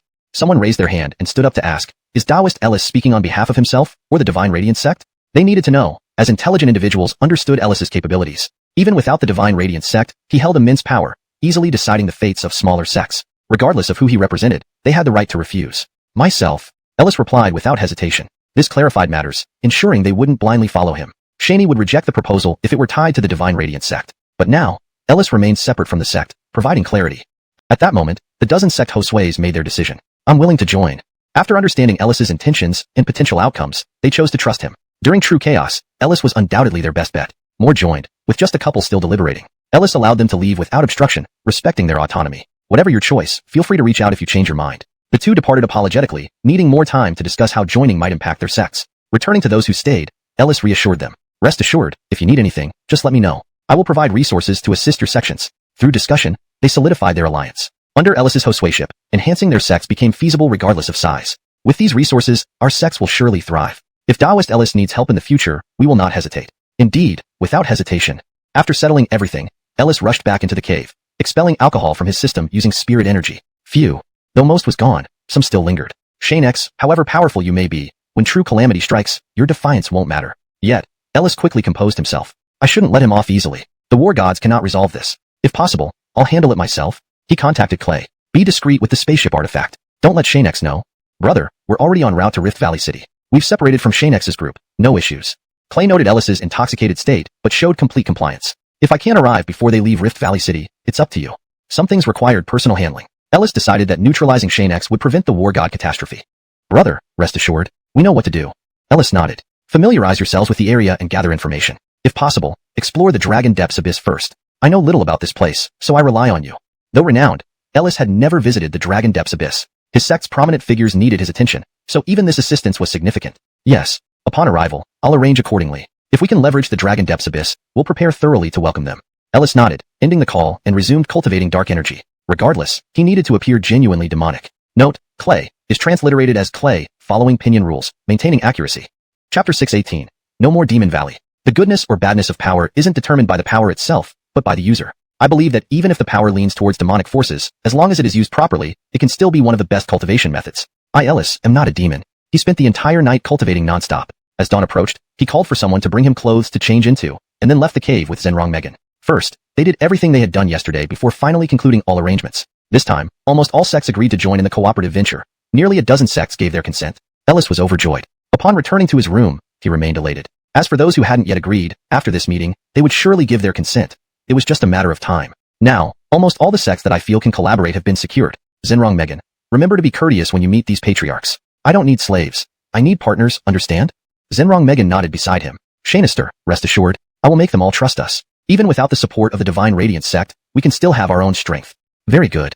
No sooner had he settled down than a disciple came to inform him that the sect Josui needed to see him. He was instructed to drop everything and go immediately. Initially, Zhenrong Megan wanted to accompany him, but Ellis said she shouldn't expose herself directly to Xianxia yet. So, he left her behind and went alone to meet the sect Josui. If anything happens, remember to send a signal. I'll gather people and come to your aid. If worst comes to worst, we can leave the Divine Radiance sect. Ellis knew Zhenrong Megan didn't like the Divine Radiance sect. Whenever possible, she would struggle to get out. If she could leave the sect, she'd do anything, even menial tasks like driving carts. I know. Your task now is to stay put. I'll contact you as soon as I can. There's no need to worry.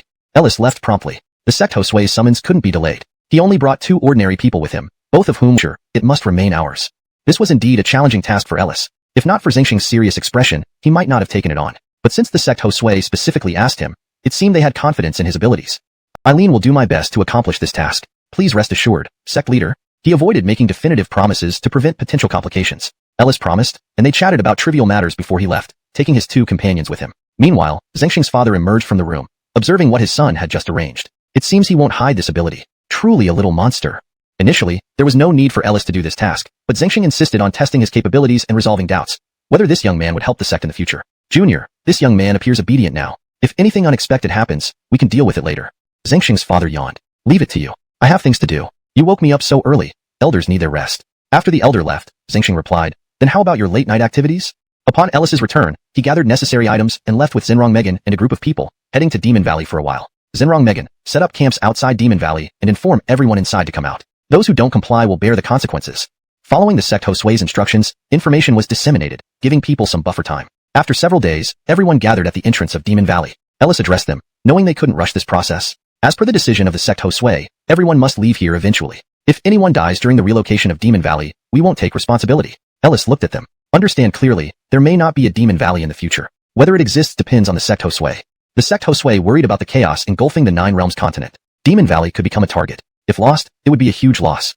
Of course, to ensure everyone can cultivate peacefully, I will give you some time. Once the deadline passes, you must come out, or else people may die. Registering everyone individually, they allowed them to return to their cultivation. Time was precious, and Ellis didn't waste words. After completing these tasks, he awaited Yelena. Xianxia, should I leave now?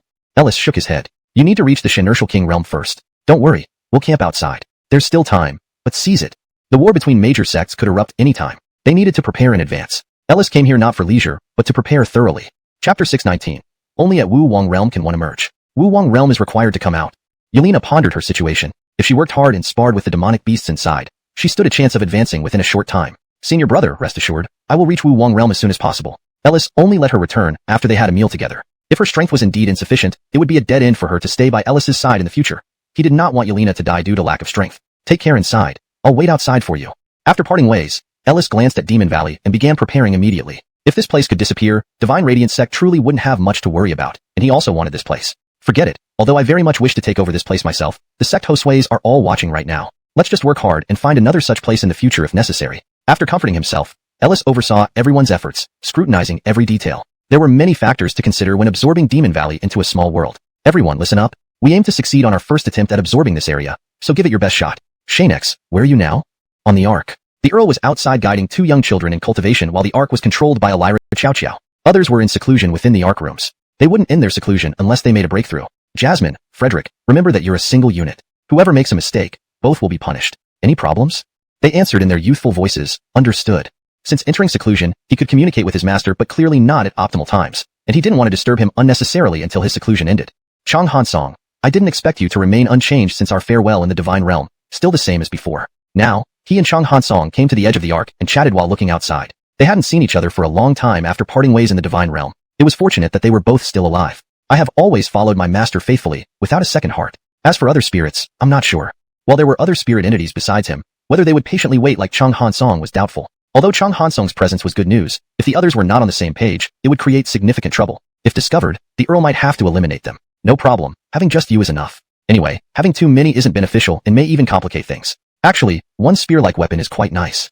When the Earl said this, XuanHuan felt warm inside. The feeling that the master considered him alone was excellent, as it meant they wouldn't have to compete for favors or rewards. Once XuanHuan left, the Earl looked at the map. They had arrived at a mountain with a pool. The Ark stopped here, and then the Earl set up a concealment array before sitting down. They needed a long time here because the scenery was pleasant, as Xianxia had mentioned he could arrange as he pleased. Never thought this place actually exists. I thought those people before were liars. I forgot what mountain it was called. Still, after anchoring the Ark, we should go down and see. Seeing Jasmine and the others sitting obediently for cultivation, the Earl headed directly to the control room. Elira Xiaoqiao, XuanHuan, the Ark is under your supervision. I need to check the situation below.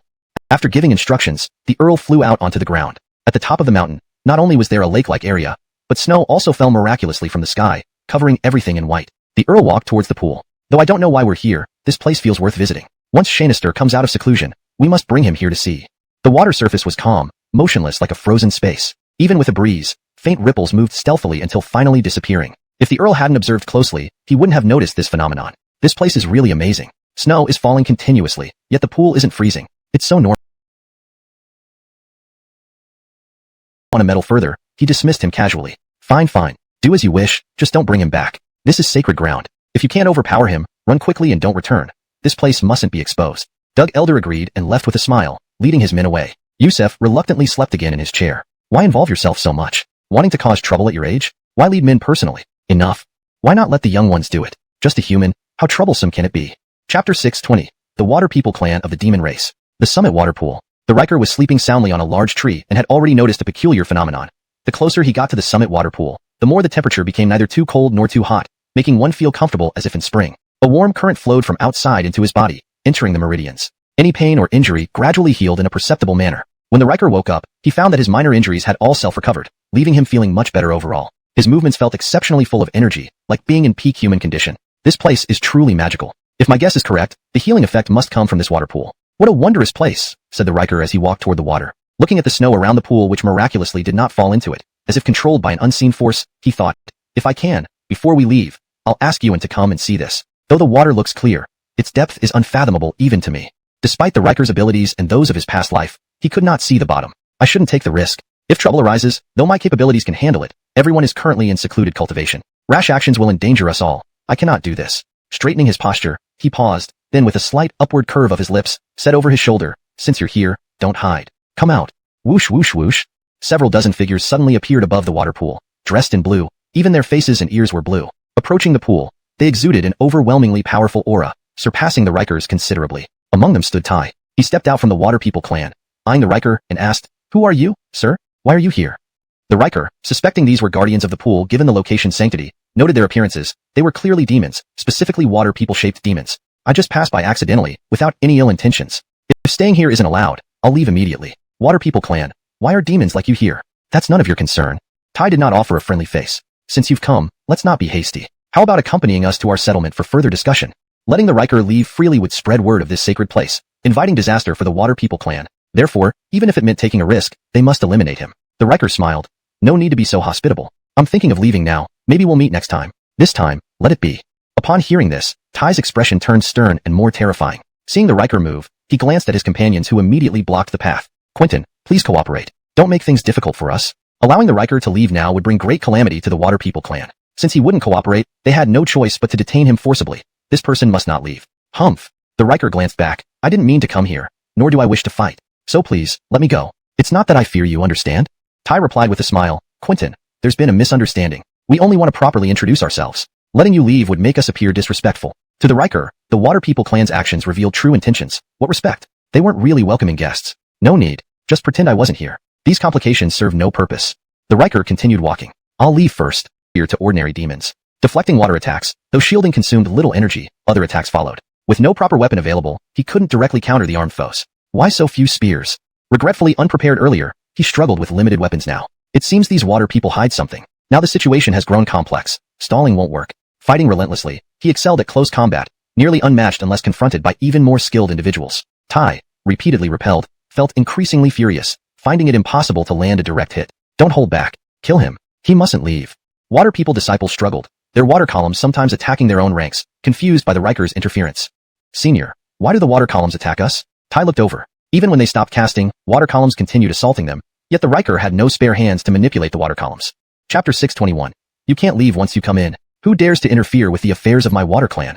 Brit looked around, but saw nothing, and certainly found no clues to track down whoever was causing trouble from behind. The Earl, upon hearing his words, was just as confused. He knew well that he himself was controlling the water pillar, and their conversation had inadvertently hidden this fact. Shani thanks, Taoist friend. If I... Yusef did not send anyone to investigate, fearing that the place might soon be discovered. The existence of the palace must always remain a secret. Once outsiders learn that there is a holy lotus here that can heal, they would come storming in, mad with desire to take it. Even Yusef, the king of the water clan, could not bear the responsibility if that happened. No one can go out to welcome or help them, nor can anyone let those people in. Alright, I need to sleep now. At some point, a beam of light shot up from the ark, seemingly originating from Xianxia's secluded room. It lasted for several minutes before vanishing, and then someone emerged from the ark's rooms. Ursula and the others had guessed correctly. Indeed, it was Xianxia. After spending several months here, he had unexpectedly broken through after arriving in this beautiful place. Now, he had reached the late stage of Xianxia King, just one step away from Xianxia Amato. Congratulations, Senior Xianxia, on your breakthrough. Not bad at all. Who would have thought you were so powerful? No wonder you could release me so easily. Truly, you are impressive. Xianxia chatted briefly with them before asking, where's honor? XuanHuan pointed downward. Xianxia has already gone down. Since we need to guard the ark, we'll wait here. After all, the ark can only be fully retracted when no one is around. Patted on the shoulder, Xianxia took out some treasures and handed them over. XuanHuan, this might help you. This was something left by Honor and me. As for Ursula, I apologize for not preparing anything for you. We'll see what we can find later. Ursula said gracefully, it's all right. There will be other opportunities to find things. Xianxia carefully sensed and detected various spiritual fluctuations near the water pool below. Among them, one particularly stood out. The Earl seemed to be alone.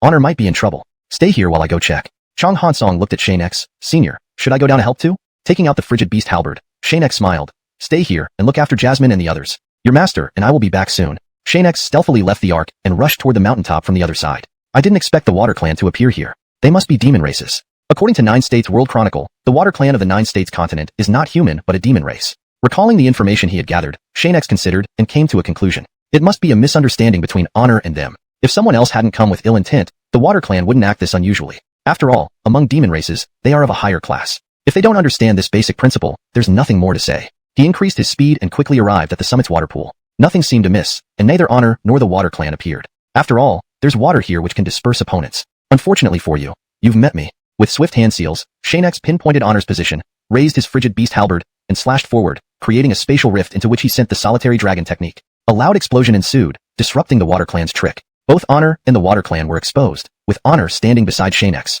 Quentin. He could feel how much stronger Xianxia had become, from early stage Xianxia King to late stage. A truly astonishing cultivation speed surpassing many geniuses. Are you okay?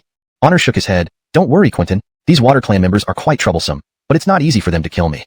If a divine body were killed, Xianxia would surely question his judgment. However, the Water Clan had no deeper intentions, especially since they were demons, making it difficult to reason with them. Don't worry, I'm here. Xianxia looked at them. Who's in charge? But the Water Clan didn't want to talk, attacking directly. Xianxia wasted no time in unleashing the full power of the frigid beast halberd and the solitary dragon technique. Instantly, the Water Clan members died, and even those far away retreated in shock. Brit finally emerged, his eyes changing as he looked at Xianxia. Are you human or from the dragon race? Xianxia calmly replied, I'm just an ordinary human. Can we calm down and talk now? For Brit, facing someone who could use dragon skills, wield a weapon made of peculiar stone, and display such power meant he had no choice but to negotiate. Any attempt to fight would likely end in chaos. Although they began talking, Brit was not entirely convinced. His demeanor slightly improved but still stern. Yes. If you can fight King Yusef, then you won't be able to leave once you come in. I can promise this, but whether you survive depends on you. Brit had already formulated plans in his mind. Once Xianxia and company reached the palace to meet the king, a simple scheme would ensure their deaths. Anyone approaching the water pool, regardless of identity, must perish. Chapter 622.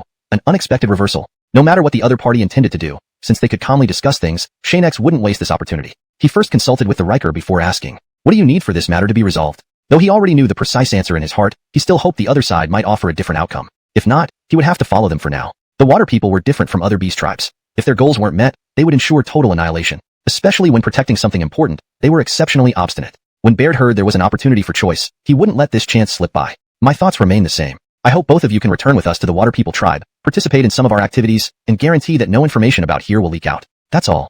Directly exterminating the two would require more time, especially with Xianxia being the toughest to handle. Acting rashly would likely result in undesirable outcomes. The Riker wanted to refuse again, but Xianxia intervened. "It's okay, let's go over and see. Perhaps it's a gesture of goodwill, and we shouldn't keep refusing, right? Shani, I ask your name?" Baird. After speaking, all the water people, except for the elder, followed closely behind Xianxia, highly alert, fearing any mischief. "Please forgive us. This place is somewhat special. Outsiders must talk thoroughly with our people. If possible, they can leave, otherwise." Baird left the rest unsaid. Regardless, the previous battle had already clarified everything. If not acceptable, extermination was inevitable. No one could leave alive. Instead of leading them into the water, Baird took them to the other side of the mountain. Although there were some water people there, they were few and seemed less significant. None of them were stronger than Elder Baird. "We'll probably fight again soon. These people don't reside here. If my guess is correct, they live under the pond," Xianxia speculated. The Riker nodded silently. "Since it's beneath the pond, sir, I believe we should investigate." The Riker informed Xianxia that the pond had healing properties. Xianxia trusted him after sensing its miraculous nature. "Let's see first. If the ones below are unwilling to cooperate, we'll leave. These water people aren't as benevolent as you think." From his reading of JoJo world history, the water people would never let perceived enemies leave alive, usually mobilizing the entire tribe. Now it seemed only a small portion held such views, while many others felt Xianxia and the Riker posed no threat, choosing silence and observation. Xianxia and the Riker sat at a simple stone table, which was hastily cleaned, leaving mud residues. "This place is humble. I hope you won't mind?" Baird quickly added, knowing their thoughts, "Apologies if it's too crude." Xianxia smiled. "There's no need for that. This is fine. Do you know where your king is?" The Riker sipped tea cautiously, preferring his own supplies. "Our king is in a safe place and won't come out easily to avoid danger," Baird replied, taking food from the table.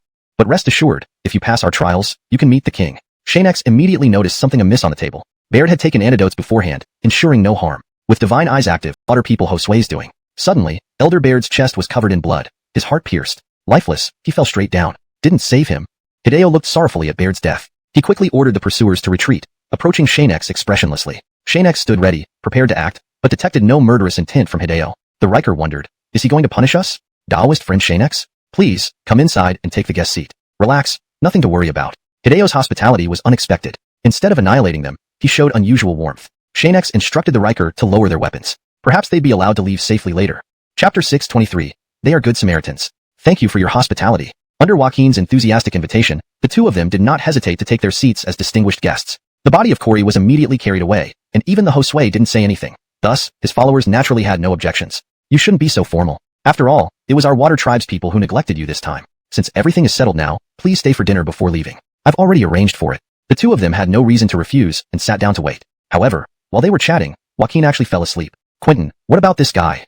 Though the Earl felt much better, he still needed to understand this place better. He had intended to ask Joaquin a few questions, but that idea now seemed impractical. Rest up first, have dinner, then leave. We can pilot the Ark away from here. We won't do anything rash. Business comes first.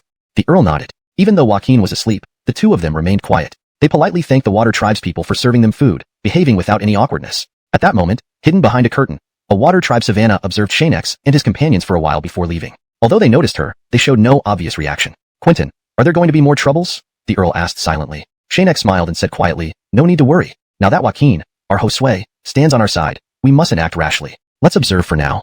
After leaving, the girl quickly traversed through a palace-like structure to reach a mysterious area at the back. What appeared to be an ordinary building revealed luxurious interiors upon entry. Behind the door lay a completely different world. The room was lavishly decorated, with lifeless puppets dressed in black robes standing around, giving off an air of mystery. An old man stood beside a pill furnace, occasionally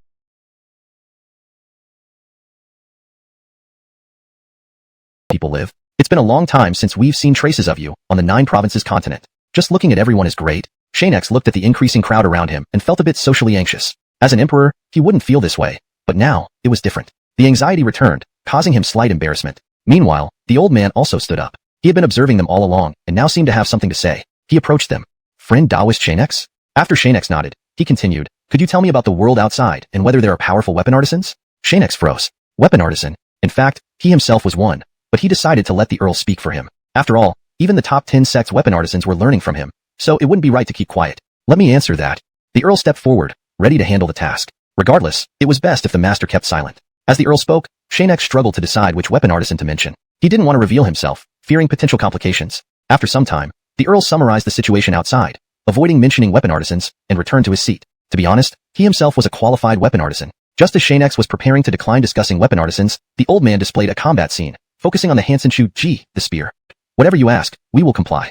A weapon artisan's identity could be confirmed by examining their weapon. Any personally crafted weapon would fit a cultivator perfectly, establishing an unbreakable bond. This connection cannot be faked. Dom recognized this, confirming Xianxia's skills as a weapon artisan based on his weapon. Clearly, he was highly skilled. Chapter 624. The Broken Sacred Lotus. Senior, you're too kind. Xianxia, unaware of the extent of the Sacred Lotus's damage, couldn't be certain if he could repair it and thus did not make a hasty promise. Such matters required caution. Afterward, Xianxia decided to buy time. I'm not sure if I can repair it. I need to see the specifics first. I can't give you a direct answer right now. The elder naturally saw through Xianxia's concerns and found him wise despite Hunter's current feelings. In front of the Water Clan, once a promise was made, it had to be fulfilled, even at the cost of one's life. This custom often deterred many cultivators from offering assistance. Seeing that Xianxia understood this situation without prior explanation, the elder did not press further and said directly, rest assured, Taoist Xianxia, do your best. It's fine if you cannot completely restore it. We won't force you beyond what is reasonable. Hunter also knew some about this matter, recognizing the gradual changes happening within their clan. He wondered if discussing this with Xianxia and his companion would prove useful. As a new Hosui, he feared losing his position if problems arose now. After agreeing, they ate and rested for a long time before setting out to inspect the area near the Sacred Lotus. According to Hunter, the Sacred Lotus resided outside the palace. As they followed the elder and Hunter out of the palace, a colossal lotus flower came into view. It wasn't composed of stone, but entirely of iron elements, spanning 4 to 5 times the size of the palace. Without delay, the elder and Hunter led them to the damaged part on the other side. Upon arrival, the Sacred Lotus was severely damaged, 2 petals having fallen off, and there was no sign of them anywhere. Xianxia had suspicions, but did not ask outright since he hadn't fully gained their trust yet, preventing him from inquiring too freely. Please observe over there. After the Sacred Lotus was damaged, its power gradually leaked out, and 2 petals were taken by someone else. We have only recently managed to control the situation. Without hesitation, Xianxia and the Riker moved toward the broken section, while the elder and Hunter followed closely. They knew Xianxia was more skilled than typical alchemists, offering hope for restoring the Sacred Lotus. Arriving at the intersection where 2 petals were missing, Hunter explained to Xianxia, Taoist Xianxia, we have the materials for restoration. It's up to you to determine how to refine them. Despite the Water Clan's prowess, they weren't experts in everything. Their level of alchemy skills was rudimentary, nothing hidden. If this is man-made, the culprit must be interested in the core of the Sacred Lotus. We need to find it. They meticulously searched from top to bottom, tapping every spot. Had they not been accompanied by Water Clan members, the Riker would have conducted a thorough examination, revealing any hidden pathways. Moreover, they knew the true entrance was heavily guarded at the palace entrance, requiring stringent checks and leading directly to the inner sanctum of the Sacred Lotus. Do you find anything? Xianxia asked the Riker. Shaking her head, she replied. It seems the pathway has been concealed. Tapping won't work. Quentin, it's challenging to locate now. Xianxia observed and concluded, then we should ask Hunter. Landing again, they requested special tents from the Water Clan, which provided breathable air inside. When Hunter brought the refining materials, Xianxia studied them for a long time before deciding they were suitable for repairs. Rest assured, Taoist Xianxia, we have sufficient material for the 2 petals. You'll need to move to the palace for refinement. We'll meet all your needs. Xianxia responded, give us a separate courtyard for temporary residence. Ensure it has breathable air. Otherwise, crafting will be difficult. Hunter agreed. We've prepared a secluded courtyard that won't disturb my people. I apologize for any inconvenience. Confirming the arrangements, Xianxia and his party headed towards the courtyard, ensuring enough materials were transported for immediate work. Initially, the Sacred Lotus had no effect until its sacred influence gradually took hold, as Hunter had explained. Otherwise, their efforts alone would have proven futile. Quentin, these Water Clan members are extraordinary. They've created small pools without flooding, much like our constructions on land, remarked the Riker. Xianxia nodded in agreement. Their wisdom matches ours. The Water Clan cannot be underestimated. Stay here for now. I need some rest. Without spirit energy enhancement, Xianxia's sleep resembled a common person's. Insufficient rest would leave him unable to remain awake. Rest easy, sir. I'll handle things here.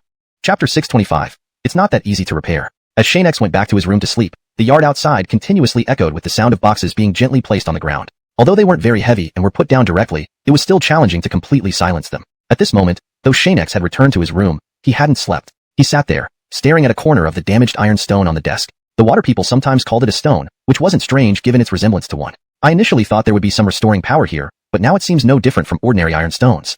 After setting the iron corpse aside, Xianxia stood up and walked to the door. instructing the Riker to bring in a piece for tomorrow's refining preparations. How much more of these materials do they have? Xianxia asked. The Riker pondered for a moment and replied, according to my understanding, sir, they will need a few hours more to move everything. Given the time involved, Xianxia decided it would be reasonable not to start refining the next day. Considering the significant impact, some relief was necessary. All right, then you watch over, and I'll handle the rest. When the time comes, assist me from the side. The two divided their tasks, without realizing that a different kind of danger existed within the Water People clan. Next to the courtyard where the two lived, Elder Brigham's subordinates had already gathered, and were ready to strike. Even if they couldn't win, they could snatch the materials. With nothing left, Xianxia wouldn't be able to provide any explanation. As for the guards, they feared none. Cassius, Xianxia isn't an easy target. Even if we try to help, what can we do if we can't defeat him? Someone addressed Kieran standing before them, who exuded a murderous aura. Everyone knew that Brigham was Cassius's father. With his father now dead, as a son, he naturally sought vengeance on Xianxia and his companions. Otherwise, he'd dishonor his father's memory. He prepared thoroughly, rallying all his own and his father's subordinates to create trouble for Xianxia. Killing must be done, but only under the right circumstances. Otherwise, rushing in meant certain death. Find opportunities to cause trouble and strike when the time is right. This matter, I must do. If you fear death, choose not to participate. Yusef was now aiding Xianxia and his companions, making it difficult for Cassius to gain any advantage. It seemed like a suicidal mission, and many wanted to leave, especially those who followed Brigham. Without a master, they couldn't afford to lose their lives. If given a choice, they wouldn't engage in such meaningless actions. Now that Cassius had spoken, many withdrew from the suicide mission, leaving apologies behind. Though worried, Cassius watched silently, donning all his equipment. If he didn't survive this, he'd make the worst-case scenario plans, leaving the Water People territory. Those who stay, put on the equipment. We face life and death together. If I flee midway, I'll ensure you escape first. Some Water People, close friends of Cassius, believed in his integrity and dressed in armor. They cleared their schedules, vowing to avenge his father alongside Cassius. It seemed worth it. Prepare to monitor Xianxia. Once we're ready, immediately plan our actions. They operated in the water, undetectable by Xianxia and the Riker, utilizing the separation of water. Seeing only the Riker in the courtyard, Cassius joined everyone in surveillance. Repairing the sacred lotus required many materials. Losing some wouldn't be too noticeable until it was used. Once we steal the materials, it will be Xianxia's problem. This gives us many chances to do more. Cassius was confident. In water, Xianxia wouldn't be as nimble as the Water People. Escapes would give time to react. He visualized his plan. If killing Xianxia and the Riker required no effort, he wouldn't need to leave the Water People territory. I know there's a hole near the wall's corner, often used by people to sneak in and play. We can use it to enter. Together, they strategized, inspecting the courtyard. While clever, neither Xianxia nor the Riker anticipated the direction of a surprise attack. Cassius exploited this uncertainty. We should keep a lookout. Though they might not detect us in the water, Yusef and Josue's won't let us act freely. They don't know our plan, giving us a rare chance to execute a decisive strike. For a whole day, Cassius and others circled the courtyard where Xianxia and the Riker lived. No one detected their suspicious activities. Xianxia and the Riker remained unaware, besides the guards arranged by Yusef. Plan to act after dark. Ensure Xianxia leaves the courtyard or wait till night deepens. Arranging, they resumed normal behavior until nightfall, continuing their vigilance until Xianxia and the Riker lay down to sleep.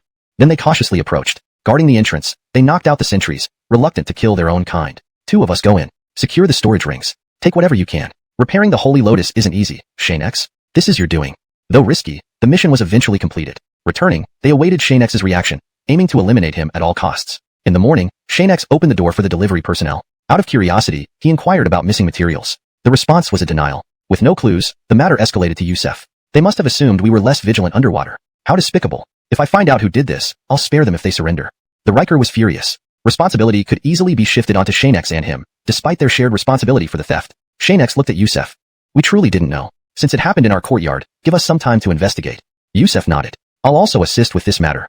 Chapter 626. The enemy has gone a-lying. After reaching a mutual agreement, events did not unfold as Cassius had anticipated. Although Joel was already aware that some materials for repairing the Holy Lotus were missing, he did not immediately arrest Xianxia and his team or reprimand them. Instead, he assisted them in investigating the cause. Now he had returned to his post, inwardly rejoicing. He thought this matter would take a long time before it was discovered, but it came to light on the very next day, unbeknownst to them. Finally back. It's really tough doing things secretly. I must plan better next time. Anyway, let me keep these materials for now. Keep quiet when you're out, okay? Understood. Upon returning, everyone immediately changed into their uniforms and resumed their respective positions, as if nothing unusual had happened yesterday. They continued working diligently as usual. When he began working, he heard some news from others which only made him uneasy for a moment. However, he quickly masked his surprise with feigned confusion. Although there were discussions, he knew internally that the situation couldn't continue developing like this. After work that day, Cassius returned to his room without gathering everyone. He locked himself inside, only coming out briefly to eat. Xianxia and Joel's awareness of the missing materials repairing the Holy Lotus also reached the others' ears. No one dared to contact Cassius at such a critical juncture, as frequent moves could only increase the chances of exposure. Only when they met each other could they exchange glances, actual conversation being impossible except when necessary. Now it seems Xianxia has merely discovered the matter, hence the people involved must be hiding, making further actions unlikely soon. Xianxia thought the same. If they didn't retrieve the materials soon, Joel would blame both of them if he couldn't find a solution. After us, there's just the Water Clan. Since it's not us, it has to be someone from the Water Clan. This possibility can't be ruled out. Joel has ordered everyone to stay within the territory, so we still have a chance. The Riker understood this, but knew the Water Clan had a considerable population. Even a rough estimate revealed thousands of individuals. Checking each person would take a lot of time, especially since the Water Clan was not known for patience. We won't check everyone one by one, rest assured, Xianxia assured him. There are too many members in the Water Clan. We need a middle ground approach. Let's think about it. This was definitely a deliberate act. If Xianxia's guess was correct, the perpetrator had a grudge against him. If it were someone connected to Horatio, who was killed earlier, the scope of investigation would be smaller. Let's go talk to Leader Joel. He's the only one who can give us answers. When the two arrived, Joel was, unsurprisingly, sleeping again, with women fanning him, filling the palace with a faint fragrance. Leader Joel, please wake up, the Riker approached, shooed away the women, and shook Joel, who remained asleep. Xianxia released a fierce beast aura from the main hall. As soon as this aura spread, Joel sneezed violently, waking up instantly, ready for a fight. Seeing it was Xianxia, he relaxed. Da wish it would lecture him. Someone, bring food. Joel looked at them sternly. Remember to send meals on time for our esteemed guests. Otherwise, there will be consequences. The servants nodded silently and quietly exited the hall to prepare the food. Chapter 627. He is Gabrielle's junior. The two of them only truly felt satisfied after filling their stomachs. After the meal, they had no desire for any activities. This was most profoundly felt by Jaren. Now, they lay together on the chairs and fell asleep. At some point, Gabrielle and his group mysteriously gathered again. Everyone was afraid that their plans would be exposed. Gabrielle, we feel that this matter isn't simple. They discovered it so quickly. Some people were already starting to worry, fearing exposure and capture, wondering if their current Josue could save them. I always think they will eventually suspect us. Why don't we secretly leave here? Since they haven't discovered us yet, leaving wouldn't attract attention. Everyone voiced their opinions one after another. Gabrielle, sitting among them, remained silent. He had already considered all these possibilities thoroughly and had prepared to leave the Waterman territory at any moment. After all, his father was the elder Dougie, so he knew some ways out. Leaving secretly ensured they wouldn't be detected. Once everyone finished discussing, they were his father's people, willing to help Gabrielle further. If he wanted to stay in the Waterman territory longer, anyone who knew or participated in the plan must face death. Don't think I'm cruel. If we don't do this, we'll eventually expose ourselves. Once you're below, my father will settle matters. Outside, Gabrielle casually approached the people delivering items to Xianxia's residence, gathering information. They were all deceived, revealing much to Gabrielle. Who would have thought those two humans were alchemists? No wonder Jaren's Josue likes them. They're on a different level from us. When I delivered the goods, I didn't notice the Holy Lotus materials were missing. If these powerful figures blame us, more deaths will occur. Gabrielle listened intently, analyzing every bit of information, trying to determine the situation. Regardless, they needed to be cautious. Of course, there was a chance to prevent this, but only if Jaren's Josue stood on their side. Don't worry too much. No one expected this to happen. We can't solve it now. Let Jaren's Josue investigate first. Who knows what the results will be? Gabrielle blended seamlessly into their conversation, using reasonable remarks to avoid suspicion. His father's past role as a Waterman elder helped. Yeah, we don't know the details. Information hasn't been released yet, so the investigation. Xianxia had no regrets. Dougie intended to kill them, and self-defense was justified. Keeping an enemy alive was inviting trouble. Now things have developed this far, Jaren. We'll return. Please take care of Gabrielle. As soon as they left, Jaren expressed frustration. Their investigation pointed to Dougie's son, making him highly suspicious. That Riker was right. Efforts must ensure his survival, whether through imprisonment or sealing. Preserving his life honors Dougie. The evolving situation left Jaren restless. Consulting his aides, they finally summoned him. However, several people were missing, and no one knew their whereabouts. Seems we must ask him.